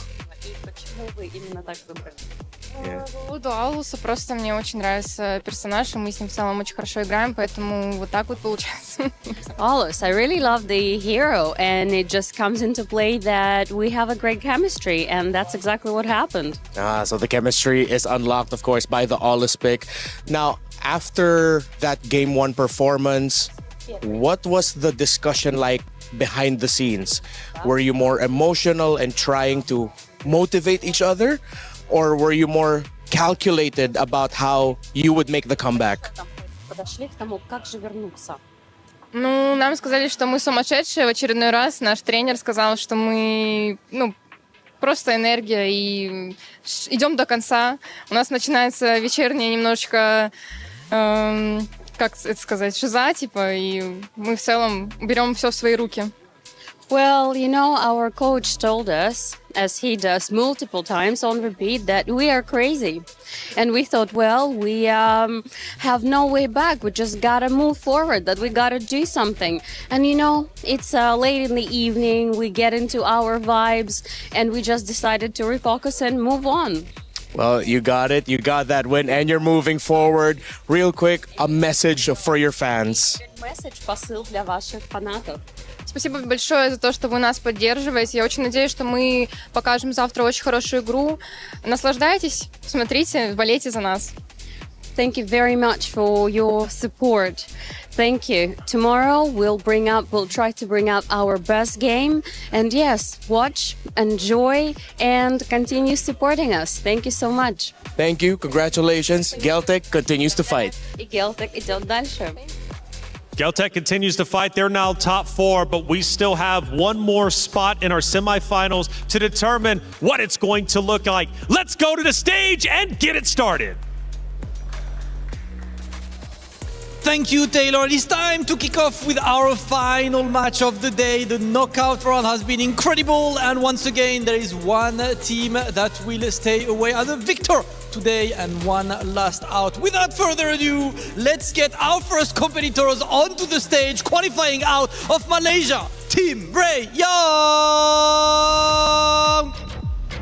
Team Ray Young has pulled up this year with an absolute vengeance. They are representing Malaysia, the phenomenal region, a phenomenal country, and they're led, of course, by Quinn and Chiboy, who missed last year's event and have come back here to right all wrongs. This is a newly assembled team, but make no mistake, they play with the chemistry of 10-year vets. Chiboy, remember 2 years ago, exact same team. Anything you would like to say to Navi? Good luck, have fun. So friendly, but I'm sure she will not be over at the Land of Dawn. Take your positions at your battle station. Okay, ladies and gentlemen, and their opponents, the 2024 champions, put your hands together for Navi! We talk about regional rivalries. Navi qualifying out of the Philippines, and that team has been going through the trenches, losing early to Galaxy Phoenix, but then a big comeback against Falcon Daisies and eliminating last year's runner-up Gen G to make it all the way to the knockout stage. And now the mission is simple: keep winning, come back tomorrow. All right. 2 years ago, you have met the exact same team. Any comments to your competitors? Just say good luck and have fun. So friendly, but I'm pretty sure there will be absolute bloodshed at the Land of Dawn. Please take your positions. And here's a story for you. 2 years ago in the path to victory, Navi PH took down and crushed Quinn and Chiboy's dreams, sending them home in 2024. Now, 2 years later, a revenge arc in the making. This time, they stand before Navi PH without dropping a single game. On one hand, it seems they look ready. Question is Navi ready? Let's settle that score over in the Land of Dawn. Over to you guys at the studio. Thank you, as always, to our stage hosts, of course, Damascus, Hollywood Rob TV, and Cheryl. Thank you for the story as well, setting the very stage, the history between these two great teams. This is our last quarterfinal matchup to determine what the semifinals will look like. Naisu, Leo, let's talk about it. It's Team Ray Young versus Navi.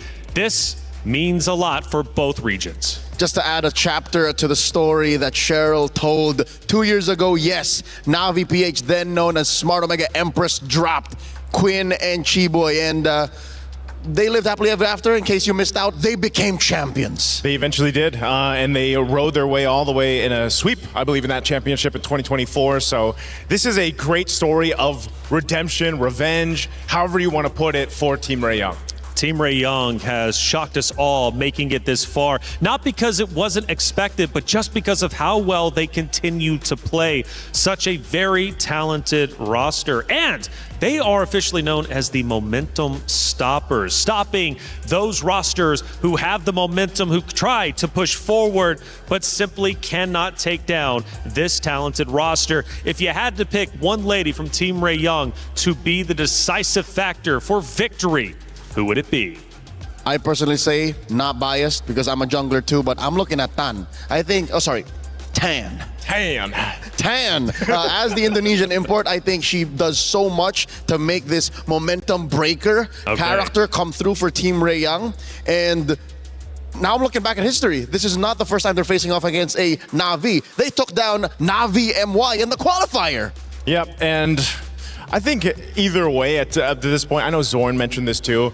He mentioned that last year, it was so different watching MWI because the quality of teams, the quality of gameplay we've seen from these ladies so far for 2026 has been a huge leap in just performance and improvement. And so who's to say that maybe new history is about to be made with Team Ray Young defeating potentially Na'Vi here. That's right. And Na'Vi, by the way, has made great headway in our tournament. Also, not only winning the 2024 MWI with 3 out of the 5 members currently playing on that very stage, but also beating Jinji, a powerhouse, the runner-up from last year. But from what I'm hearing, not Ayanami, she's her. Right? Bottom line, period. And she's been playing incredibly well since their comeback win against Falcon Daisies yesterday.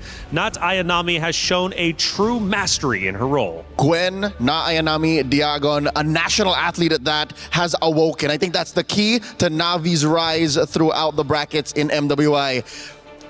The first couple of matches we saw her play, she wasn't her. She was not Ayanami. And by the way, she is going to be picking first. And just so you all know at home, she's got a deep hero selection. 7 unique heroes in just 7 games. And she needed to be that for Na'Vi Philippines to get back in form, because at the opening matches of MWI, we were in kind of in the agreement that they were struggling. Yep, in disbelief of what we're seeing. But now we're back to reality, snapping into the game after Coach Salman, King Salman, bans out the Atlas glue and carry to pick up the Baksha, which is, again, an effort to put Keishi in a good position, a comfortable way to roam through in mid. That mid trio should be solid. Team Ray Young, Coach Frost picks up a Lilia and a Belleric. I missed you, Big Tree. Big Tree, man. You know who else, surprisingly, is banned out is the Chips. I mean, because Chip was picked up by Na'Vi yesterday. I don't know if it's still the only team to actually bring the Chip to play, but a good smart ban from Coach Frost and the rest of Team Ray Young here. This Lilia plus the Belric pick already pose a huge amount of threat, and that's why you have to pick up the Eve if you're Na'Vi. Again, Claude being the most picked gold laner aside from the Moskov right now is going to be the choice. These first 3 picks for Na'Vi are already solid across the board. Team Ray Young to match this. What do they pick up? Their jungler now? Maybe Esmeralda. She's still open. That's true. Does well against the Eve. Yep. Stops Zach holding its tracks. Might struggle against the Baxia, but again, a powerhouse pick is such, given the metagame, overtuned, this one. Esmeralda? Still, I believe so. She's a little OP. Yep. And look at that. In your first 3 picks, you get 2 out of 3 best in lane. Yep. Eve is on the other side. I'm going to die on this hill. Eve is the best mid laner right now. Yeah, that's unfortunate. So I would say Gord is like, it's weird how much he's climbed in the meta. 50-50 maybe? Do 50-50. they share the podium? I don't think they share the podium. He's like almost there. You know, maybe I put him at like number 3, maybe 2. Who's the other choice? Other than Eve? Valentina? Lately Valentina, yeah. Lilia's working her way up. Lilia is starting to get there too. Maybe 5. A solid start for Team Ray Young. Going into the bans, Gatot Kacha, get out of here. Moskov. So, Na'Vi PH, the play seems to be choke out Quinn. So this could potentially be, because the carries already banned Moskov, you already picked up the Claude. Harith? Is it gonna be a Harith, a Harith, who we haven't seen picked up as much as we used to, which I'm not complaining about. It needed to change. That gold lane was getting a little stale. What else is there for the SEA Games gold medalist in Quinn? Granger? What else? Other than the Granger, maybe, I don't know if there's room for a Bruno. A Bruno. We've seen that in the hands of the likes of Lunar. These are the choices left. Alice taken out of the equation by Coach Frost. King Salman. Oh, the there you Obsidian. go. Another one. There is an absolute that you have to get out of your opponent's hands. Now Quinn has to have a conversation with Coach Frost. They took it all away. What do I pick? Maybe just the Granger, Harith. Who else do we have? Bruno. Granger, Harith, Bruno. Those are your choices. That's about it. Unless they have something else planned. I know we did see a Clint also come to play. That could be something they lean on. But that's outranged by the Eve. Exactly. Guinevere for now. So this is the that's the your jungler. combo. The combo we saw on Stream B. What's the name of it? The Bellavere. Bellavere. Yeah. Bellavere. The Belric and the Guinevere combo is deadly.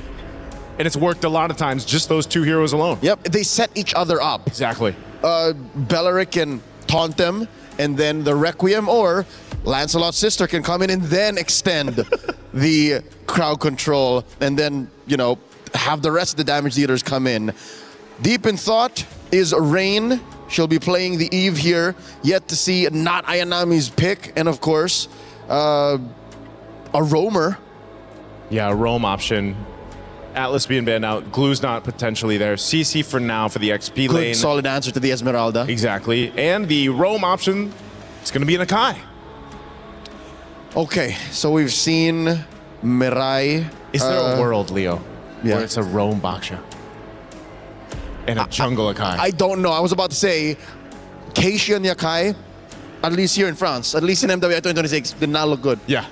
So I'd say stick to this. Stick to this. Heavy spin people into the RWM. Yeah, that's true. Last pick, Team Ray Young. They still need that gold lane option. What are they going to throw in here? There was so many bans towards Quinn. What is Quinn picking? Yeah, 3 in the last half of the draft. I'd say Bruno. Bruno's the safest. Yeah, Bruno's probably your safest. You can move around the Wrath of the Dryad. You have that setup potential already, but they don't. They go the Hanabi. How do we forget about the Hanabi? Of course. Now, in a lot of people's heads, she's still more a meme than a dream pick. On Stream B, it was a pick. Hey, but already in the opener, Quinn won via split push with a Hanabi. That was the first win, I believe, of Hanabi, of MWI. I hate that we forgot, Joseph. It's Team Ray Young versus Na'Vi. Unfinished business. Chi Boy and Quinn get another shot at the trio that ended their MWI 2024 campaign. But just because you get a shot doesn't mean you will be victorious. Team Ray Young takes on Na'Vi now. Miracle Eterna, let's get it started. Another team on the brink of elimination, ladies and gentlemen, as we get to the final round of the best of threes of the day here at MWI 2026 at EWC. It's a time to be alive. Another Hanabi pick, a signature pick at that, and we'll see exactly how this all pans out. If it's pure front to back, the Hanabi can work. And I think Team Ray Young, yeah, they've made it work a couple of times. They mentioned it on the panel earlier. Young man from the Philippines, Leo, in the building, Naisu. That's not very nice. What? Oh, he's a building, dude. He's massive. He's like, he goes to the gym and stuff, right? Team Ray Young, though, this is a problem, Nora. Nora in XP against a CC. I think a lot of players now, they figured out the winning matchup. We were talking about this as well, right? Who wins against Esme? Not a lot of picks. CC's one of them. Does well. The other pick that I would like to see is a Dyroth. Ooh, the Dyroth. I think a lot of people have been mentioning it, you know, Stream A, Stream B, the Dyroth pick. Technically, it does really great in lane, and we have yet to see whether or not the Dyroth really pays off later on. Wait a second, Miko gets caught really low here. Yep. Did she get off quick here? Okay, she still gets out. Yeah, it's just revitalize out, boom, there you go. The Dyroth, I think, especially if these teams want to start playing more of those assassins, physical assassins in the jungle, can work really well. Imagine Dyroth Paquito. Paquito jungle? Yeah. Or Dyroth jungle and Paquito XP? Yeah. Oh, you know what? He might be cooking there. Could also work with the Balman. I think the Balman is technically the better version, right? Because you have that shred. Leo loves Balman, by the way, just saying. We saw Bauman earlier on. We're not going to see it right now, though. We're going to focus on the Gwyn and the Boxias of the world. So far, everything has been quite passive. No crazy plays just yet. But we do see a rotation coming in from Tan on the Guinevere here to the top side of the map. But little do they know, there's 4 members from Na'Vi up top too. Yep, Keishi with the shield unity. I mean, to be fair, it's expected. Team Ray Young and Na'Vi, they're both very calculated. They don't just go in randomly and go for skirmishes. They wait for neutral objectives and they play it slow. I got to talk to Frost, and that's exactly what he said to the team. Just play it slow. As long as you win, Takani bursts it down by not Ayanami. Ben just procs as well. She's able to survive the RBM. Peels for Ayanami now with the yo-yos. Gets away just barely. Oh my goodness! Ayanami! With 1 HP gets away. Now V on the turtle. It's free. She was there, and then she wasn't. Tan early exit even before the objective, really allowing Na'Vi to pick up the first neutral objective of the game. And my oh my, did we not account for the damage of not Ayanami? What is that shred? That's a shred you should expect when you got a lot of HP. And to be fair, Team Ray Young does have a lot of HP in their composition. Now, losing in the early game ain't all that bad. They can still play for that scaling game. But listen, if this composition snowballs... Oh my god, Nora? Hanabi won't have a front line to rely on. That's the problem. Yeah, Nora, not gonna have a good time. Not Ayanami. I'll be surprised if she doesn't go see a Halberd first item.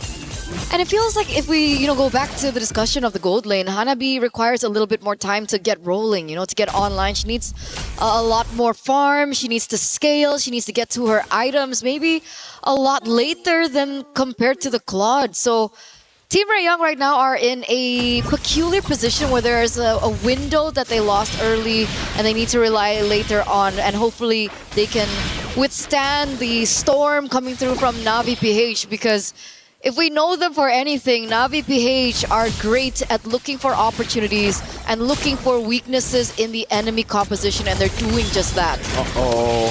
Headbutt baiting on the Purify, the RBM as well. Chiboy's gonna get thrown back by the heavy spin. Now Mirai with a pin down on Miku. The current call on both of them. Oh, they gotta run together. Synchronize Ayanami. Almost takes Miku out of the skirmish. Kin, all she can do is clear bot. Right now, that's the case. This is the weak side gold laner effect.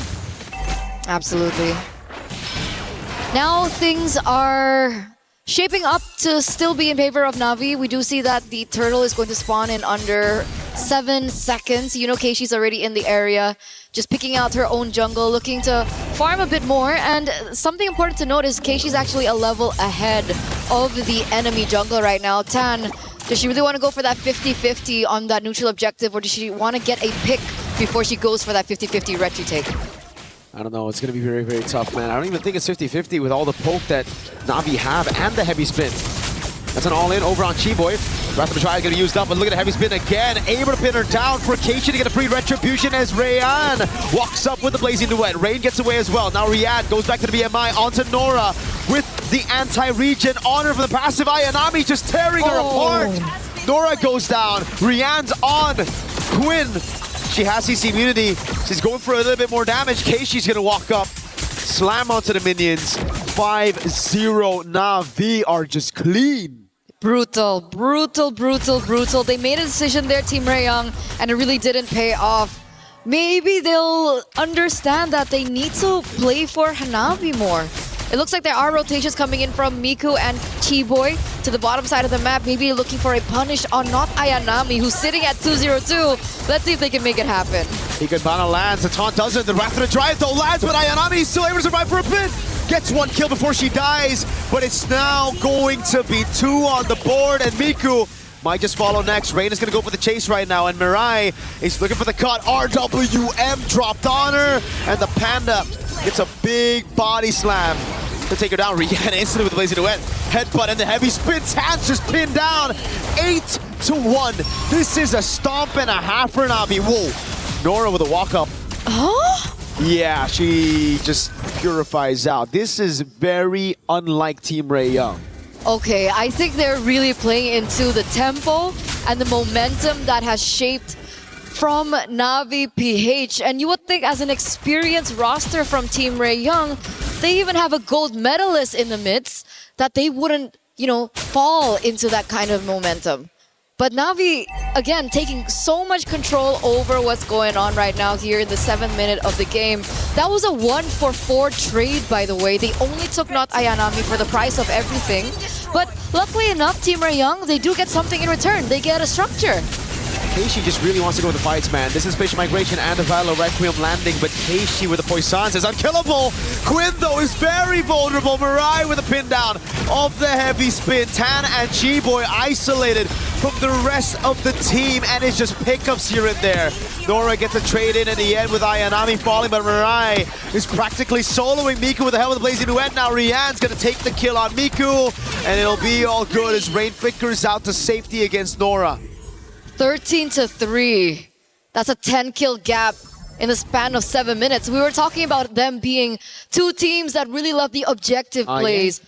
Two teams that really play slow, and yet this is what we're getting here, as it seems like Na'Vi PH are playing like they have something to prove. But here it is, the replay. You can see the collapse coming in from Mirai as well with the heavy spin and the follow-up damage coming through. Not Ayanami still is just wreaking havoc, and it was somewhat of a staple before, and it has come back again. Not Ayanami again being one of the pivotal roles here in Na'Vi PH from then and now back here again. And you can see it already, perfect turtle, that impact showing right in the Land of Dawn, man. Dominance Ice picked up by Mirai. She's got to be careful. She has a bounty on her. 3-0-6 on the roaming panda. That's kind of crazy. Huh? That's your what? She got more kills than right. Rian. If you cover the names, you'd expect Rian to have that KDA. Maybe she's like, you know, Rian, it's okay. Just chill. I can do it for a bit. I thought that was going to be like an inspirational message. There. Just, okay, Rian, it's okay. Do I want to bring up stoicism now? You know stoicism? That's how I deal with it. Yo, Winter Crown picked up by Tan.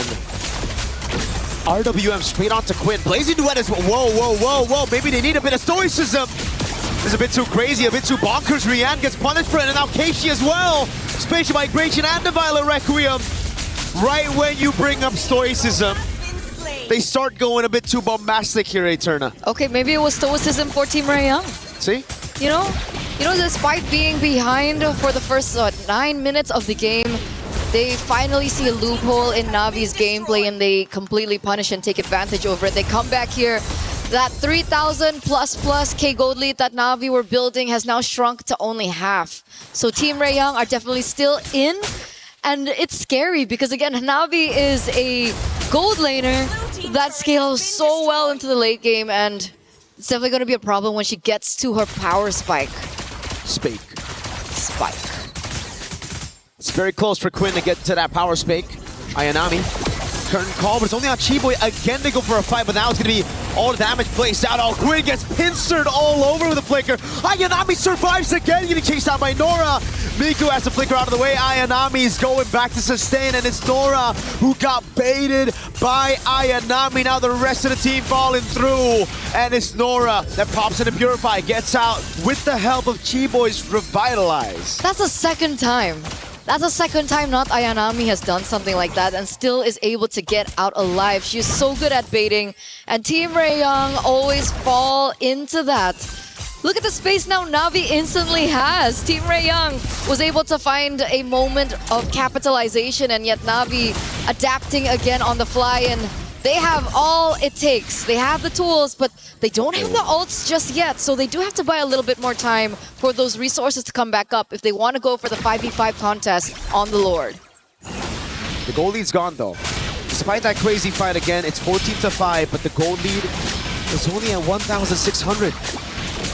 Team Rayoung, they gotta understand the winning condition now. They need to kite back. They need to be the ones to play around Quinn and Miku. They can't be the one chasing. Na'Vi losing out on that mid-prio. Team Rayoung wanna gamble. Tan's level 12. Keishi's level 13. Now it's Rian with the Blazing Duet and the pin down as well. Wrath of the Dryad locking him down again as Mirai gets shut down, but the Retribution comes through from Keishi. RWM onto Chiboy. In the back, it's finally Ayanami falling to Miku, and Chiboy gets away in time. Lord for Na'Vi, but everything else goes to Team Rayoung.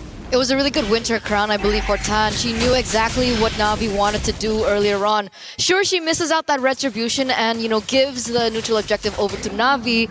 But at the very end of it, she wastes a lot of resources and allows the other members of Team Rayoung to actually find more value in that particular team fight. So now they're going to have to push with not Ayanami. I know she's spawning in 6 seconds. So hopefully Na'Vi can still utilize the wave control and allow them to collapse together so they can get something out of that Lord Tig. Because it looks like Team Rayoung are in position to look for that clear before the structure. Seems like they've also figured out the fact that they need to kite back against Na'Vi. Na'Vi, crazy engage. They got that zoning as well. If Team Rayoung chase though, however, they don't really have the right resources to get the Hanabi and the Lilia in place. So it's all about kiting back with your carries. Sure, you can have some few members doing their own thing. I'd say Nora can just try to split this front to back of Na'Vi, but everybody else got a peel for Quinn and Miku. I agree. Lilia's starting to hurt. Miku's starting to hurt. She has 2 items under her belt right now, the glowing wand as well as the lightning truncheon, and that burst damage is not seen, but it definitely will be felt, especially when it gets to the team fights where they group up a lot, and I think Na'Vi are definitely starting to feel it now. I wonder what items Quinn is on now, right? Has she gotten every one of those Swift Trinity items? Yes. All right. She has the Golden Staff, Corrosion, and the DHS. So does she have the Melfic Gun now is the question. There you go.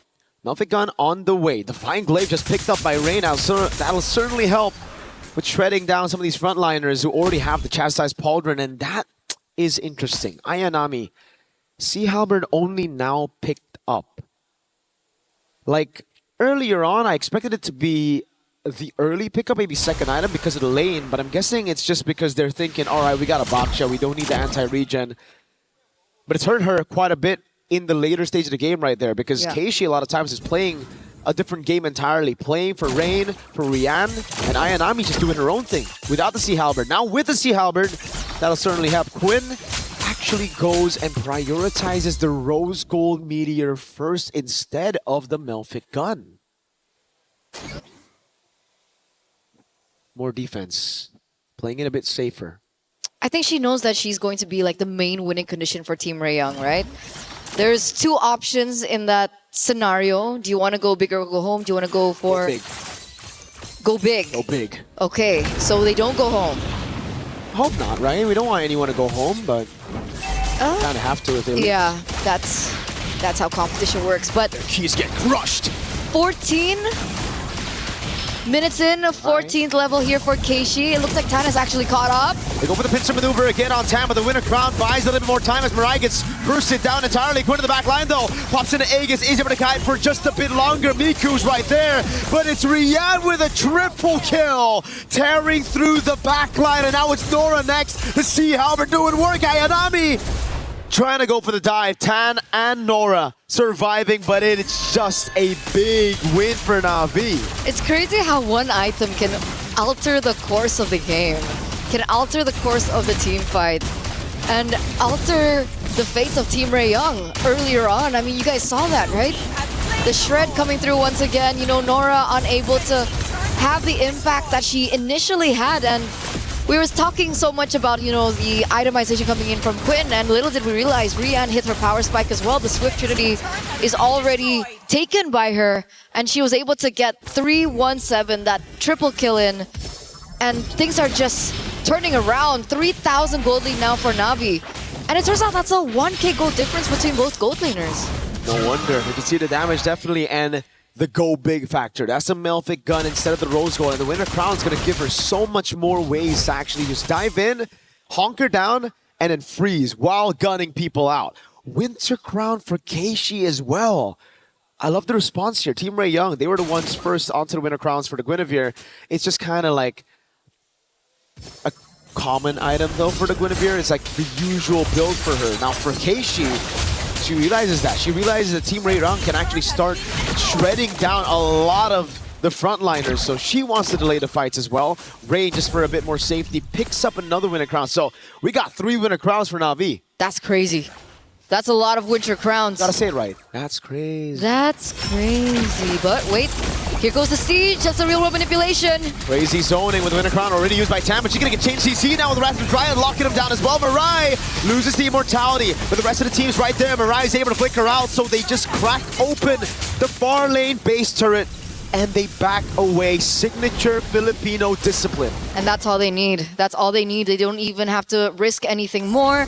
They know, once again, the opposite side of the Lord Inhibitor was taken down, and that's something that they can play to their advantage. And if Team Ray Young forget housekeeping, remember, there is a Claude on the other side of the map. We already saw a Claude backdoor in MWI earlier on. I think it was the first day of the MWI groups. I don't think we want to see it again. Not with everything on the line here. 150,000 damage taken by G-Boy. Retry from Keishi to take the purple buff away. It really is a battle of front to back. You see those numbers on the frontliners. It's purely who has the better front, who has the better peel for their backline. Thing is, for Na'Vi, only Ray needs peel, really. Rian's diving with the rest of the team, and that's really what's caused such a problem for Team Ray Young's backline. Miku and Quinn, they don't have enough sustainability to deal with a Claude and Ayanami walking up on the CC with all the CC of the Akai. And that's not even taking into consideration of the magic damage coming in from Rain. And Keishi. It would be interesting to see what items Eve has right now, like how far she's in. Fishing Lantern, Glowing Wand, Divine Glaive, Winter Crown. At this point, I wouldn't be surprised if that's a Holy Crystal. That but hurts. It's probably Blood Wings. That hurts for the frontliners, man. Oh, yeah. That's the reason Chiboy's been taking a lot. Number one in the damage taken. And look at the waves in the bottom lane. This is why Na'Vi just back away after getting that base turret. They have a slow push built up bot, and they know for a fact no one on Team Ray Young can be sent down below. So right now for Team Ray Young, it's either you gamble on a 5v5 or a Lord take, or you lose out completely on the bottom lane. They need to make a decision now. They need to make a decision quick, because the waves are still crashing there in the bottom side of the map. Tan, Macroed. You want to go 50-50? You're both at level 15 now. Oh, but, no. Huh? They sent Quinn to mid? Just for a bit. No vision, though. So that's why Na'Vi are going to play with it. And the bottom wave's going to crash into the base. This is big. Who are you going to send? Oh, they're hesitating. They don't know who to send, and it's already going to be crashing in. And again, they're just going back and forth with the waves still there. Na'Vi love it here. They thrive in this position. It's Team Ray Young that need to make a move. Nora's going to be the one sent down below, and this might be the time for Na'Vi to look for a 4v5 or to look to burst it down. Keishi taking position, forcing Nora away from that wave again, and that's going to be another wave crashing down as Chiboy looks for an opening. Wrath of the Dryad and the heavy spin comes around from Mirai. That's an RBM as the Lord gets taken, and now Chiboy is going to lose her immortality. Isolated in front of everybody. Headbutt knocks her up for Ayanami to take her down. It is the perfect Lord dance for Na'Vi. So smart, so intelligent, and the experience is definitely showing here for Na'Vi PH. The winners of MWI 2024 once crowned champions, and it's definitely showing here. Not Ayanami, very smart build with the Winter Crown earlier on. She had it just before the Lord, and she utilized it in that Lord take, understanding the amount of resources that would be wasted to take her down, and the amount of time that she was able to buy for the rest of her team to do the work for her. 7,300 gold lead now for Na'Vi PH. 20 minutes already has elapsed, and that enhanced Lord is marching in the bottom side. They're relying on Miku and Quinn to be able to clear this as fast as possible. Whoa, Quinn's doing so much damage. Ayanami down very low. Blazing to win a crown. Mirai's gonna be caught by the Wrath of the Dryad earlier. Keishi with the Poissance. And look at that. The struggle for Na'Vi to take the crystal down, but they've taken all the base turrets. Team Ray Young, they have amazing clear with the Hanabi and the Lilia. What's been the problem has been the frontliners not really being able to peel for the backline, but when they're under that crystal, makes it a heck of a lot easier. Yeah, it's all good. It's all G in their own base. It's so much easier as well to go for the targeting. They don't necessarily have to go to that much of an effort. There's no possibility of like a backdoor play as well, a flanking play. And we can already see that Quinn, full items. Swift Trinity, she has the Malefic gun, and she also has the Immortal, just in case things go south for her. There's also another layer of defense with the Rose Gold Meteor. So she's going double defense actually here. Love to see it. Team Ray Young just doubling down on defense. Winter Crown again. Rian swapped it out earlier after utilizing the Winter Crown, going straight to the Immortality. Now we have a slow game again before the Lord spawns. And this time around, folks, it's another Evolved Lord that we're waiting for. Another Winter Crown picked up. Mirai baits out the Purify. Big resource spent. Down for 90 seconds as the Lord will spawn in the game. And the bottom wave is still in favor of Na'Vi. Hell, it's not just the bottom lane, it's mid and top as well. So Team Ray Young, they're going to have a lot to deal with. It's these small things that Na'Vi PH are able to get out. Like something as simple as a spell that can really alter the course of these particular team fights. So it looks like they do and will be able to clear in that bottom side of the map, but it's still going to be pushing in favor of Na'Vi. So again, Team Ray Young are the ones on the timer here. They have 2 waves pushing in favor of Na'Vi. This is a headache, if anything, for Team Ray Young. They really have to dig deep into this one. And Na'Vi are not giving them any chance. Constantly resetting the Lord, not giving Team Ray Young any space. Ayanami will shove in mid to force these rotations and to force Team Ray Young to reveal themselves. Quinn and Miku both visible on the map. That means Na'Vi are going to go straight for the Lord again. They know Team Ray Young have no hold, even in their own jungle. Na'Vi, a free Lord. This time it's Evolved. They're going to have that damage reduction as they look to close this one out. They don't go for it. They don't go for the gamble. And No chance. I guess it makes sense. Their only hope now is to wait for maybe an overstep or an oversight from Na'Vi as they push in with the Lord. But like you mentioned, an Evolved Lord is not a Lord to underestimate as well. So we'll find out whether we're underestimating the Lord or we're underestimating the clear potential of a Hanabi-Lilia combo. Because if there's a composition that can clear an Evolved Lord at 23 minutes, it should be one with a Lilia and Hanabi. That is true. That is true. Game 1 on the line here for Team Ray Young. Na'Vi Philippines looking to close this, but will they be able to? Chiboy jumps very low. Look at the zone already. Mirai in the back line now going to go for the zone, and Pincer down with the RWM as well. Hanabi and Lilia not able to go for the hits. The base just gets wide open, and Na'Vi close it out with beautiful macro. Match point now for Na'Vi PH. As they were able to get that very decisively, very clean, very macro-centric. And Na'Vi PH show you just how the small things in the game can lead to something big, can lead to mountains as well in the particular game. But of course, Team Ray Young, once again, like we mentioned in the previous game, they do have time to go for the reset. We did see a reverse sweep in our previous match, so let's see if we're going to game number 3 and see how they reset come game 2. We're throwing it over back to our hosts.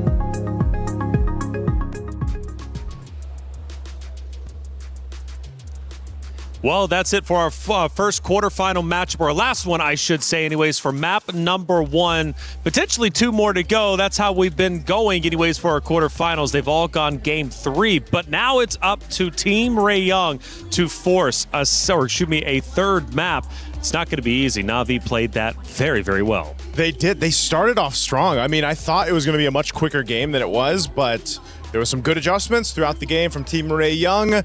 They did challenge Na'Vi Philippines, kept them guessing, but I mean, this is a long game, 24 plus minutes, but they can bounce back. Who knows if they do that starting in the draft. After the first few engagements, I could have sworn it was going to be a quick one. Yeah. Maybe like a 13, 14-minute banger, but Team Ray Young, partially the reason why I think they took this past the 20-minute mark was the fact that their draft was solid. Even the Hanami, I'm not even going to laugh at the Hanami anymore. I've watched enough of Stream B, called enough of the matches to say Hanami is a legit threat. So going into game number 2, in the effort to force a game number 3, take us all the way, finish the 3-3-3-3 streak, I'd say change nothing in the draft. Change nothing. Let it be known what you want to bring to the table. It started to work out for Team Ray Young. It just took them some time to basically get this to cook. But yeah, I heard Mirko say it. If any composition can defend at this 20-plus minute, it's this kind of composition with a Lily and a Hanabi. Lilianabi. Lilianabi. Ooh, that's why. Yeah, see, so that's why I'm okay with it. If there was something to change, right? Yeah. Coach Frost, take heed. I beseech thee, change the order. That's it. That's true. The heroes are solid. It's just, it was tough for Nora to run into not Ayanami, especially now that she's awakened. She's definitely Ayanami now. She's not. She's not Ayanami. She wasn't not Ayanami. She's not a one, yeah. Now she is. You guys are ridiculous at this point, but I'm loving it. Not Ayanami was phenomenal. We'll be seeing her in just a second, but let's take a look at our first clip from game number 1. And obviously from this point, we start at the 9-minute mark, and I do believe the Lord's going to be spawning up relatively soon, but we have this massive mid battle. Yeah, this is what I was talking about. They started off strong. Na'Vi Philippines had a lot of control, but then this is the combo.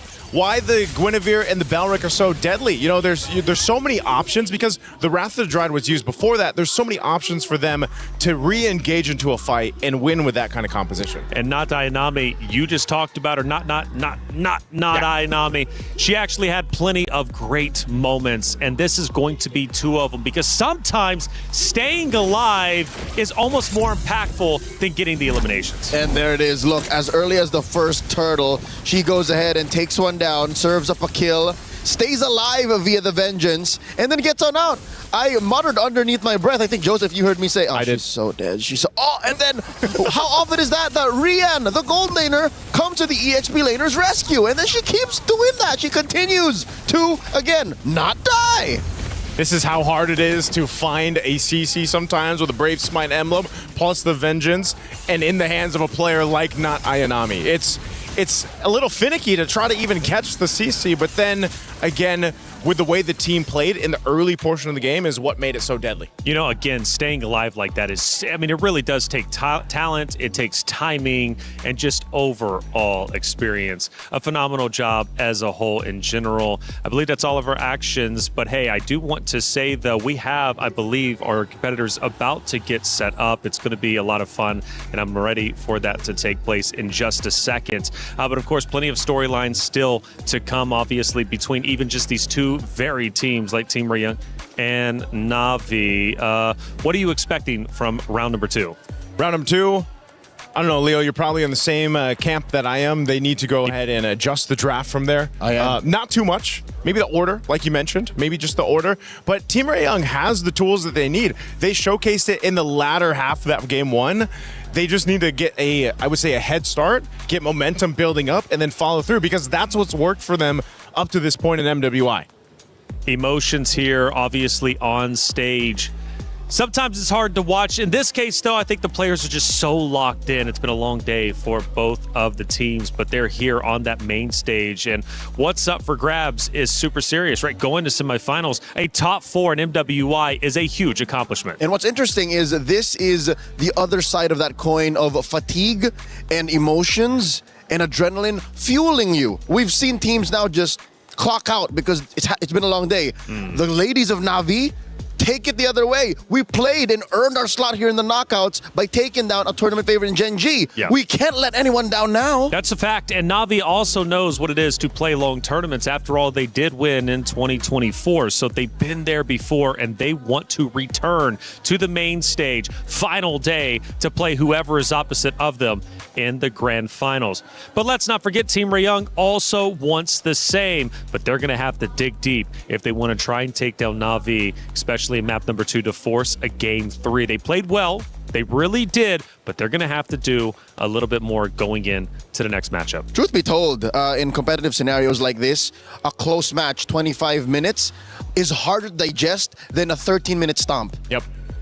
It's part of, I think it's just part of the way that works, you know? At this point, you have to, whether you have these long games, 20-plus minutes, or the stomps we've seen, you take what you will and you just go next to the next one. It's easier because you're like, oh, this is where it went wrong. Pop, pop, pop. But in 25, with a perfect draft almost, such as Team Ray Young's in Game 1, you go like, where do we go wrong? Can we watch the tape again? Can we... Don't have the time. Yeah. You don't have the time. 20 minutes, it's not enough time. You only get a 10-minute break after all. We head back to the stage, and the players are getting set up once again. It's not that long of a break, and I love that you guys brought that up. Look, a long 23-minute game.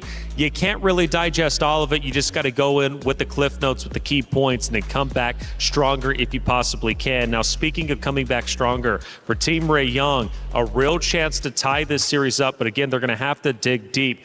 What's the gameplay? Because the hero selection honestly wasn't bad on either side. Yeah, it wasn't. You know, the teams that gave those defeats to Navi Philippines in the first days of MWI, they did one thing. They really honed in on one member of Navi Philippines. Leo, we remember this. You remember this. We were casting it. They really honed in on the roam, Mirai. They just continued what we quoted as they just honed in on her, bullied her, took her out many times.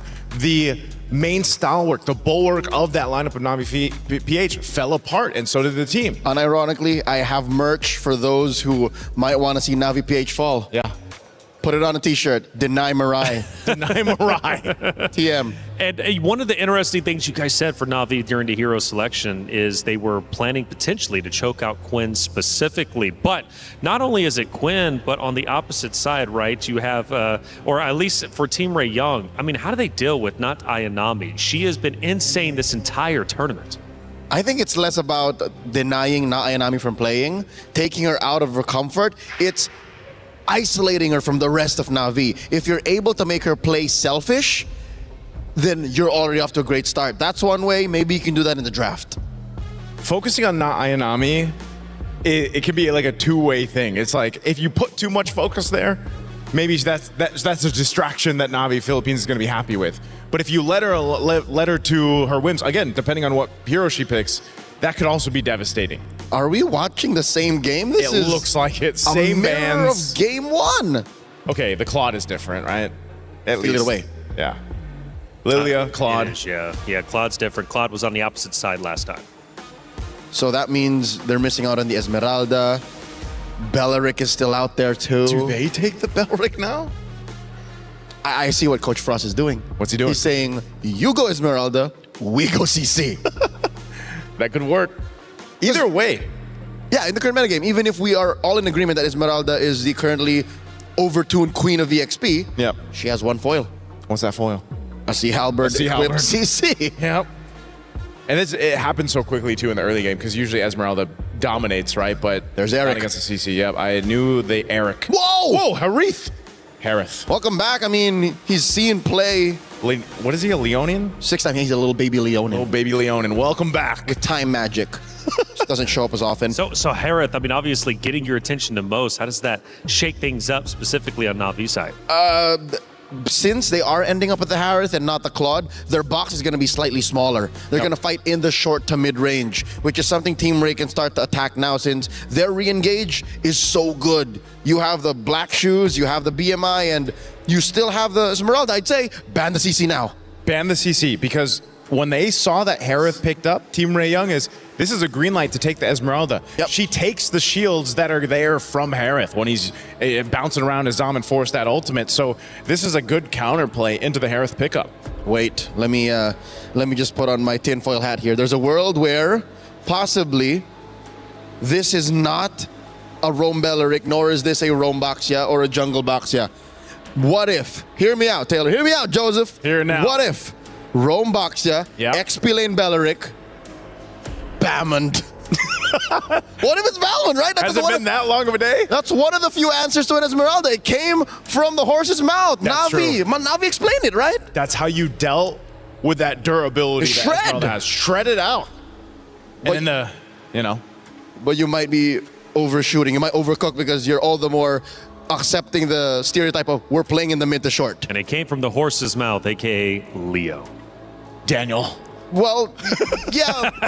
don't paint this as Balman propaganda, all right? I'm just saying. No, he loves the Balman. If you want shred and you want to work on the Esmeralda, then that's how you do it. Hey, you know what? I know you missed the Bane.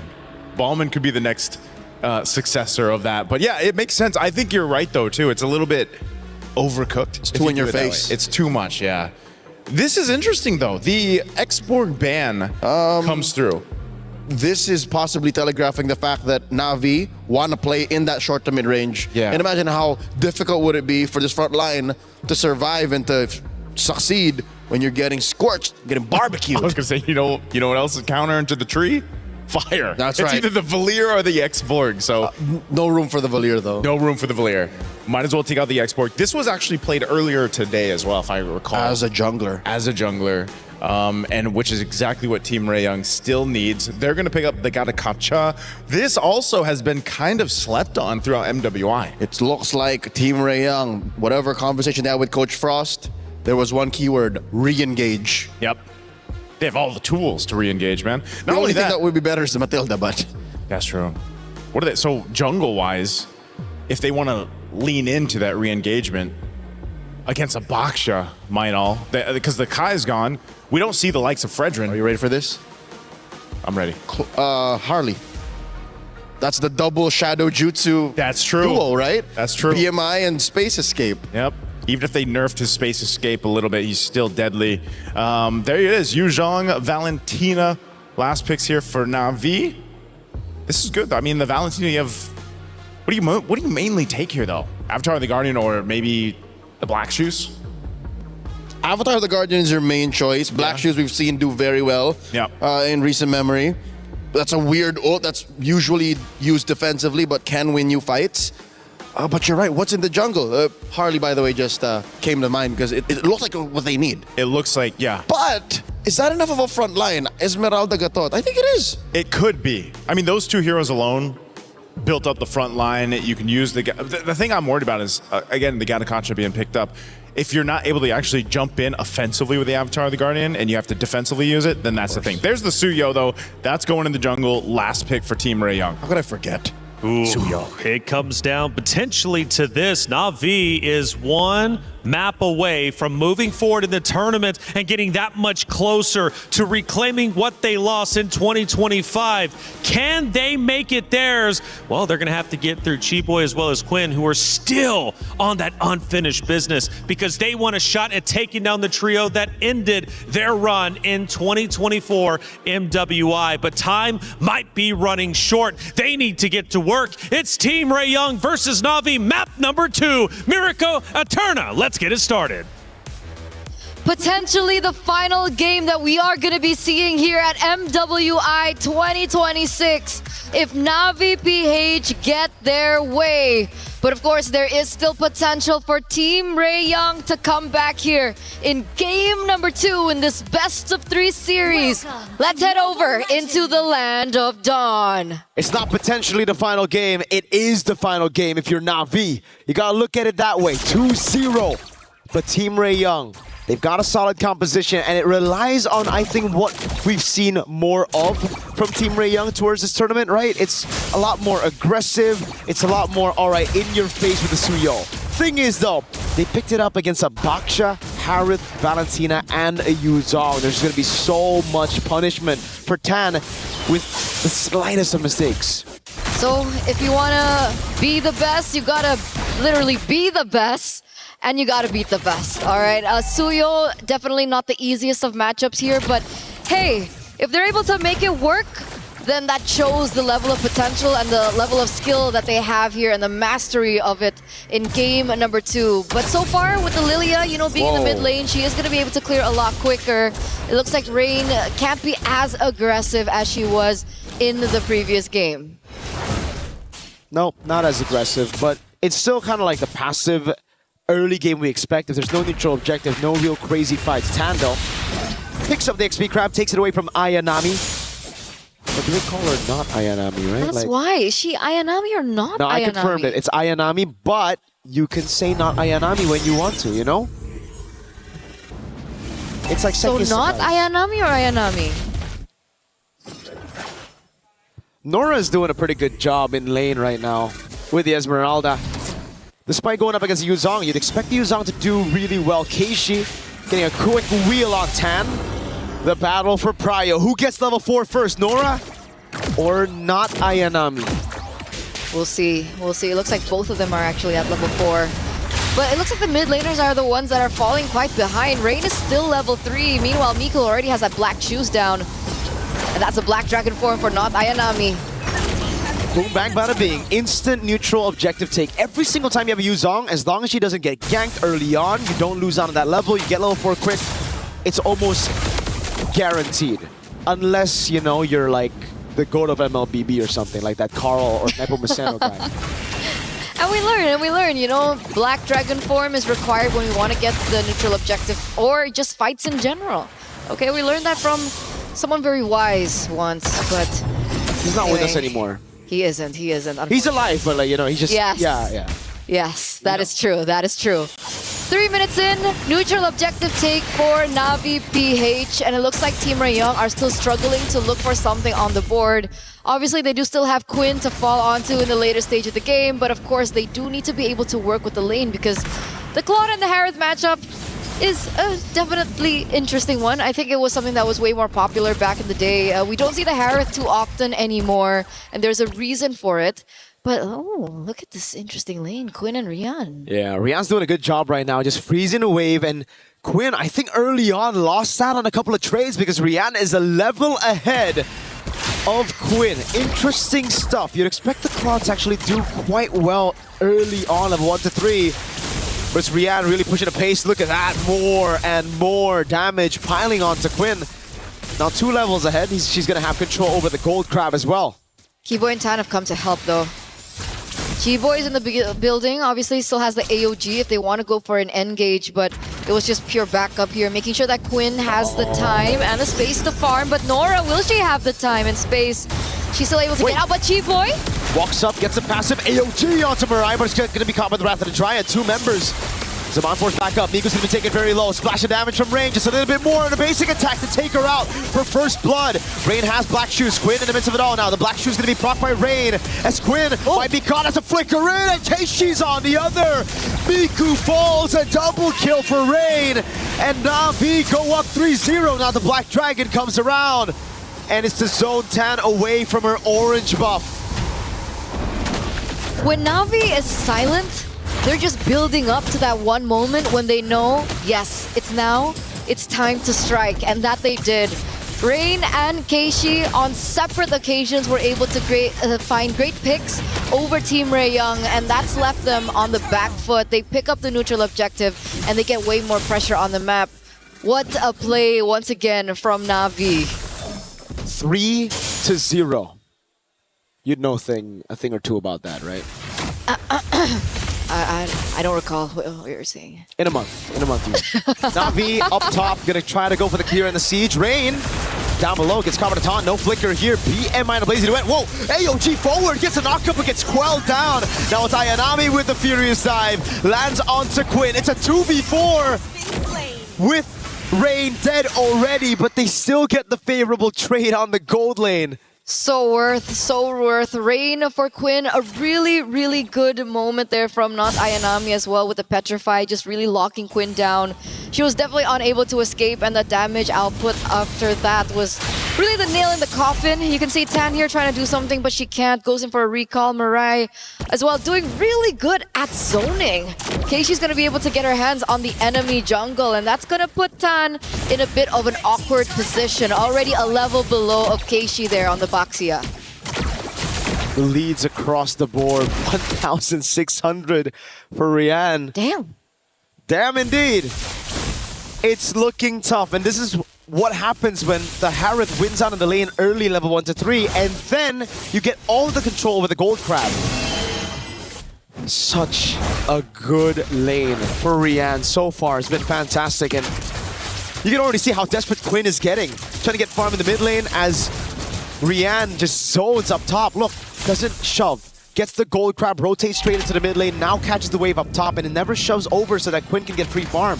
That's why I told you from game number 1, right? It's these little small things that Na'Vi have been able to do that really amounts to a lot. Like something as simple as a small rotation, a small move, a trigger of a single battle spell, and so on and so forth. But it's led us to this moment that Na'Vi are now leading with a 3,000 gold lead. Quinn now has absolutely no choice but to try and push in that top lane, but Flicker? Yeah, Flicker's out of the way, has the chrono dashes. Oh god, Chibo's gonna be caught in the backline. Ayanami assassinates Miku, the AOG cancelled, and she's taken out before she can even fly. Quinn gets a trade up top, and look at Keishi. Can she cancel in time? Does she know where Quinn is at? No, unfortunately not. A taunt comes down. Nora in the mid lane, a terrify from Rain, and that'll be it. Another 2 men down there for Team Raeyang. Nora might be the third. Oh my god, the chrono dash is synchro vision. Rain with a splash of damage. Black shoes away. Now Keishi trying to go for the cut. Mirai zoning them. The taunt lands on Chiboy. 7-1. 5,000 gold lead at 7 minutes with a Suyo down in levels. 2 whole levels. It's uncanny. It's uncanny, the aggression and the dominance that we're seeing here from Na'Vi PH. And I would say that they're coming into this match with a lot of weight on their shoulders, right? They were knocked out 2024 by Team Raeyang, by Chiboy, as well as by Quinn. So definitely vengeance is on their plate right now. And man, they're cooking and they want dinner. You have to take a look at the run again to get to this point. Na'Vi losing early on, then almost getting knocked out by Falcon Daisies, a game down in that best of 3. Coming back from that, turning things around, reverse sweeping Falcon Daisies, and then having to meet the team that literally threw them out of the tournament to make it here. And now, a 1-0 lead. Match point, 7-1. These ladies know how it's been while being behind. And they're so close. And they're so close. They're so close to coming back, making it to top 4, guaranteeing that spot, and maybe, just maybe, reclaiming that 2024 glory. That's been the whole story for them right now, and it's looking really good for them so far. Look at them now rotating back onto the Lord. Nora is in the vicinity, and it does look like Tan is near as well, but with her so far behind, Keishi's level 12, Tan level 11, there's no way for a contest. This is a free Lord over to Na'Vi PH. And it's still the same clean macro from Na'Vi that we saw in Game 1. We saw a few bombastic moves from Na'Vi in Game 1, and it almost seems like instantly they fixed it. Playing it clean for all the Lord fights in Game 1, and then transitioning into this game, not letting that match point get into their heads. They're playing it even cleaner than that Game 1 endgame. Especially when they get the tools to do so, right? Rihanna on the Harriet, not Ayanami on a hero like this. Very aggressive. Is that a misstep? Could be, could be. Now she gets a purple buff, so I guess, you know, more cooldown, it don't matter. Gonna be up as well. Mid lane's gonna go down for sure. Chiboy's the only one sent there. The rest of the team knows it's better to just play in the back. But the thing is, for Team Raeyang, they don't have a Hanabi to clear these waves out. It's not as good as a Hanabi. Yes, you have a Lilia. Yes, they have the Holy Shields. But Na'Vi also in this game have a better way to siege with the Black Dragon form zoning everybody away. Despite them not having like the siege potential per se, right? They have the Valentina, but Mirai is walking in very deep actually. And she's receiving a ton of damage, but look at Rian go in. There we go. That's the Black Dragon form I was talking about. With the First Lord, they'll be able to get the base turret in the far lane again. And they instantly disengage. Classic Na'Vi. Surgical precision. Just like game number 1. Just like game number 1. They're gonna toy with the minds of Team Raeyang here with an 8,000 gold advantage. At this stage, I'm wondering what the items for Quinn are. Has she reached her power spike? Is she close to it? Turns out she's not, but wait a second, Nora. Oh, no, Purify. The AOG from Chiboy walks up again. The Wrath of the Giant gets 3 members. Mirai with a big set. Now can they follow it up? Rain with a splash of damage. That's the Black Shoes torn apart already. Rain has to go with the Black Shoes again. Ayanami deep in already. And it will be a kill back. A Sky Piercer for Tan. And deja vu to a little bit of what we saw in Game 1. Okay, a step in the right direction there for Tan, picking up the Sky Piercer. So the stacks are there, and if she's able to get more onto it, that just might be the way for them to turn things around. Keishi, though, will be able to get the orange buff away from Team Rayoung, so that is another resource that they have eliminated away. And it would be nice to take a look at the items once again. We see that Rian already has the Divine Glaive alongside the Holy Crystal, so we can definitely say that the damage is there, alongside, of course, the 2 integral other items coming in from the Harith. But Quinn is still 1 item away. She should be able to get it really, really soon, but will she be able to get in time before the Lord spawns in under 10 seconds is the case and the problem. If you look at the equipment, man, that's a big Harith. Divine Glaive at 12 minutes. Yes, it's with the Bargain Hunter, but look, Quinn has only now finished the Swift Trinity. That's almost a 3,000 gold lead, 2,800 between the gold laners. Rian can start popping these players. She has purple buff too. Oh god, wave down below is great. Team Rayoung, they have to go for the gamble. That's the only way. They have a Soul Sever, they have a Retribution, but Navi's got a Black Dragon flying across. No way for Tan to look for the opening. Another free objective to Na'Vi. Yeah, they don't want to gamble. They try to go for scouting, maybe look for a precise moment where they could grasp on an opportunity to maybe take 1 member down from Na'Vi, but they don't find it. Considering that Tan is a level below of Keishi still, going for the 50-50 might have been too much for them to handle. Again, the inmates from Na'Vi, they're taking everything away from Team Rayoung. It's looking personal now in 13 minutes. This is the form we were expecting coming into this tournament. A shaky start to the tournament, but they found their way back into that form. Rain up top. Has the black shoes, doing a good job zoning. Mirai zoning everybody from that mid lane for the minions to take the turret. And now it's the Black Dragon form used up by not Ayanami. Slashing down, zoning Tan away. Rian's already used his Aman Force. Lord gonna be cleared up again. Team Rayoung stripped down to just the crystal. The Wrath of the Dryad catches them. Miku has the black shoes, but now it's gonna be Chiboy jumping in with the AOG, finding everybody. Tan gonna get Sky Piercer stack, but it's Rian with the retaliation already. Rain! Just a bit more damage. The Rose Gold Meteors right there. Tan, Soul Sever. Nora still able to stay alive as Rian goes in for the Synchro Fission. Bloodwing spot in time. Saman Force coming out as Rian goes for the pop, and Keishi takes Tan out. A big mega kill for Keishi. The Synchro Fission again. Rian's gonna go for the kill under the base. Not quite enough as Quinn gets the healing from the fountain, but they have more waves. It's a 2-for-3. It's a 2v3, and they still want to go for it.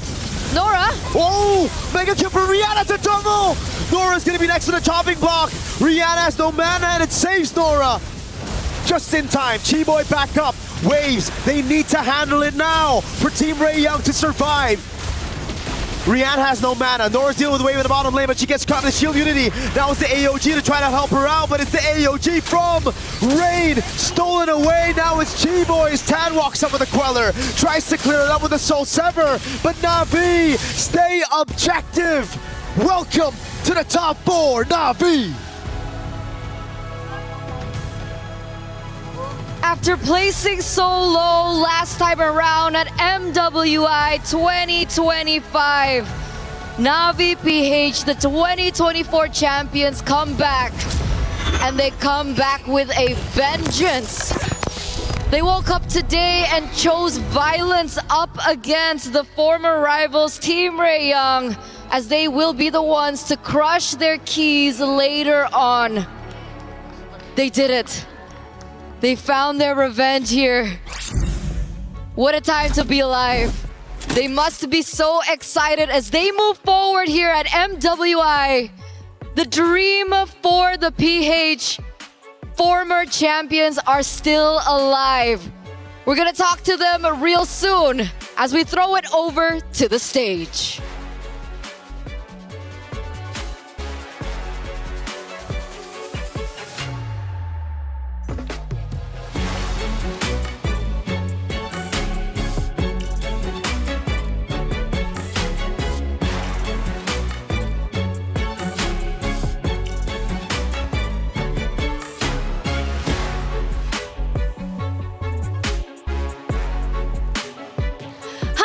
Congratulations to Na'Vi Philippines! And here I have Mariah with me. Congratulations. Now, the thing is, this exact thing happened in 2024. And you remember what happened in 2024? You remember the ending? Do you think it gives you a good feeling? Yeah, I think it's just a deja vu. Yeah, for me. Deja vu moment. We really hope you keep that momentum. Now what's coming would be what you earned here in this matchup. Team Ray Young, please hand on over your keys to Navi Philippines. Respect, you guys did amazing. As a Singapore representatives, you guys did MYSG really proud. Your journey ends here. Amazing showing from Malaysia. Thank you, Team Ray Young. And now, Mariah, next question, all right? It was a little bit shaky, at the start, but with this matchup, you guys looked flawless. So now you guys are heading over to the semis. Is there anything you would love to say to all the Filipino fans out there who are literally sitting on the edge of their seats? You can say in Tagalog.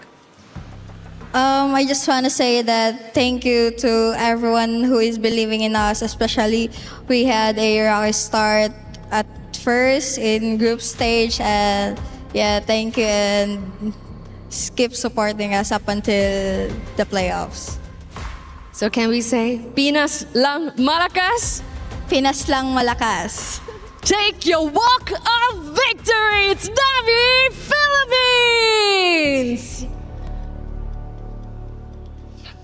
An ecstatic win for Navi Philippines, staying alive in this tournament. And we mentioned it, their start was extremely difficult. They've been through the trenches. But is there anything better than an early loss to just get that confidence back? It is time to go through the grueling process. That is the key crusher. This is the 8th key that's about to be crushed today. 8 dreams that went completely out in shambles. And this is the final one of the day, to the delight of Team Navi and all the Filipino fans out there.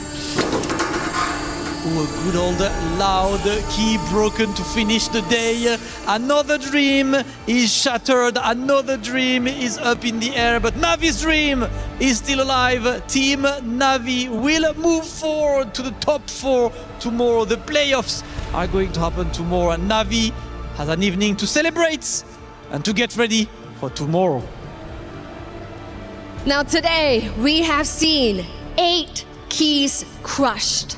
8 teams that we have said goodbye. But throughout this long day today, it has unveiled 4 teams who are gonna make it over to the semis, and us being one step closer to crowning a MWI champion. So this is us, our final key crush for the day.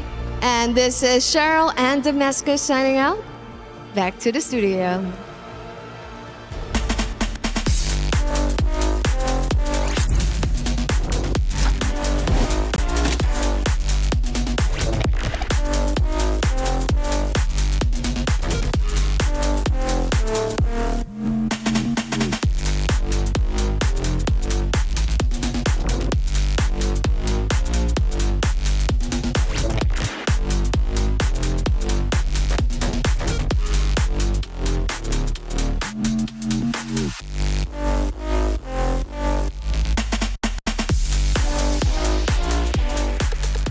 And that is the final series of the quarterfinals. The semifinals are set up, and Navi will be one of those teams aiming for the grand finals. But shout out to the hardworking team of Team Ray Young, who battled very hard to get to this point and making it to the knockout bracket, man. Knockout bracket was just absolutely phenomenal and a huge accomplishment they should be proud of. Despite this not going the distance of what we expected in the quarterfinals of the knockout stage, I think Team Ray Young still put on quite a show. Terima kasih for representing MY and SG, but tonight, how could you defeat Navi, who is what Cheryl was referring to as back to their winning ways. This is the championship run, possibly. Absolutely, and they are, in fact, making a championship run. And they've taken down Titans, not only Genji, but also in this case, right, Team Ray Young, who had a phenomenal running throughout their groups and ultimately here coming in to the knockout stages. But Na'Vi is on fire, and it looks as if they are poised to go into the grand finals. We take a look at the statistics, and honestly, pretty reminiscent of game number one outside of the game time, which this time was shorter. Yep, and you can see it. They controlled the macro, the objective that they had to, and that seems to be the key issue here for a lot of teams when they do eventually face up against Na'Vi, who has again found that form. When they find that form and they are in this position, they're nearly unstoppable when it comes to taking objectives, fighting against that. Yeah, I mean, definitely so. Their stats don't lie. Na'Vi is on fire, and they're looking great. Now, of course, as some of the teams do move forward into semifinals, that unfortunately means keys were crushed. As we go through the day, some talented rosters unfortunately had their heart of the competition, their key crushed, their route towards the grand finals officially coming to an end. However, again, I celebrate the fact any of these teams made it to the MWI stage. Regardless, we must celebrate them even though they had an earlier exit than they wanted. You know, this is one of those things as we take a look at all the keys that were crushed today. Again, 8 keys were crushed, again, as the nature of the competition, but with that is the dreams, right? The dreams being crushed to get to this point, but this is, again, brutal. I love the opening video that explains the whole format for MWI because it is essentially, it's a really brutal format to go through. Absolutely. And that's what it is. Oh, 100%, and I think it just elevates the competition and comes to show how seriously you need to play in order to protect your key. Hearing it snap must be absolutely heartbreaking, but that's the way it goes. The fact that your hopes and dreams are tangible and are now suddenly broken in half, that's got to be emotionally taxing, mentally fatiguing, and you know what happens on the stage is in history forever. Your key is not gone. It's just part of the trophy now. That's right. And Na'Vi, this was the moment where they ended up crushing Genji's hopes of going back into grand finals. Ashley handed over the key, and it ends up getting eliminated. Foot Esports as well, also eliminated a little bit earlier on. This time, though, obviously making a show of it. Yeah, we saw that over on the B stream as I missed it, so I'm glad to see that now. There was a lot of, this is one of the things, right? It's great to see the personalities behind, again, these female athletes that are competing here for MWI. And there's so many stories to tell. I know this was one of the quotes from Kiyoway earlier on today, where all these ladies have such deep stories on how they eventually got into competing in MLBB and then how now they're competing in the biggest tournament for them to compete against the biggest prize pool as well. Vitality also crushing keys. However, there was almost a world in our bracket where Vitality was eliminated 5th through 8th. Not to mention the world where possibly Falcons as a club could have gone back-to-back and scored so many points. Absolutely. To have locked in 2 teams in the top 4, but that's not the world we live in. Not at all, right? We are in reality, and that is Na'Vi crushing the final key of the day, Team Ray Young. It snaps in half. Now, one also brutal aspect of EWC to add on top of the key crushing is that the competitor who wins the grand finals, who wins MWI, can choose up to 3 different crushed keys to use for their very own trophy. Yeah, we talked about that earlier today, man. You know, just exactly whoever ends up being the champion here for MWI 2026, who do you choose, to add to that trophy case? And for us to have just talked about it, there are 2 teams in the top 4 now who have actually done it. Team Vitality and Na'Vi. And looking at some of these emotions, again, you'll see elation, happiness as the teams win not only maps, but ultimately series, but heartbreak as well as you see tears flowing from the competitors' faces. And this one, man, well, actually, maybe not this one, but a little bit later on, just the tears flowing down the face truly breaks my heart. It never gets easy seeing the keys get crushed, and ultimately never gets easier seeing some of these competitors on stage crying. Here's our knockout bracket as it stands. We went through all the quarterfinals today, and now the semifinals is set up, and it is looking epic. Oh, I love that, man. Galaxy Phoenix versus Na'Vi Philippines. That's a rematch. That's a rematch that needs to be made. And then, of course, Team Vitality versus Geltec Cyber Team. Oh, that is the tournament favorite versus the penultimate dark horse. I like the way that sounds. It's not going to be easy for any of the competitors, but obviously it never is to be a champion. But one thing is for certain, for the 4 teams in semifinals, they are just 1 series away from being guaranteed up to 2nd place. Hey, let's start recapping the day and see how everything ended up unfolding.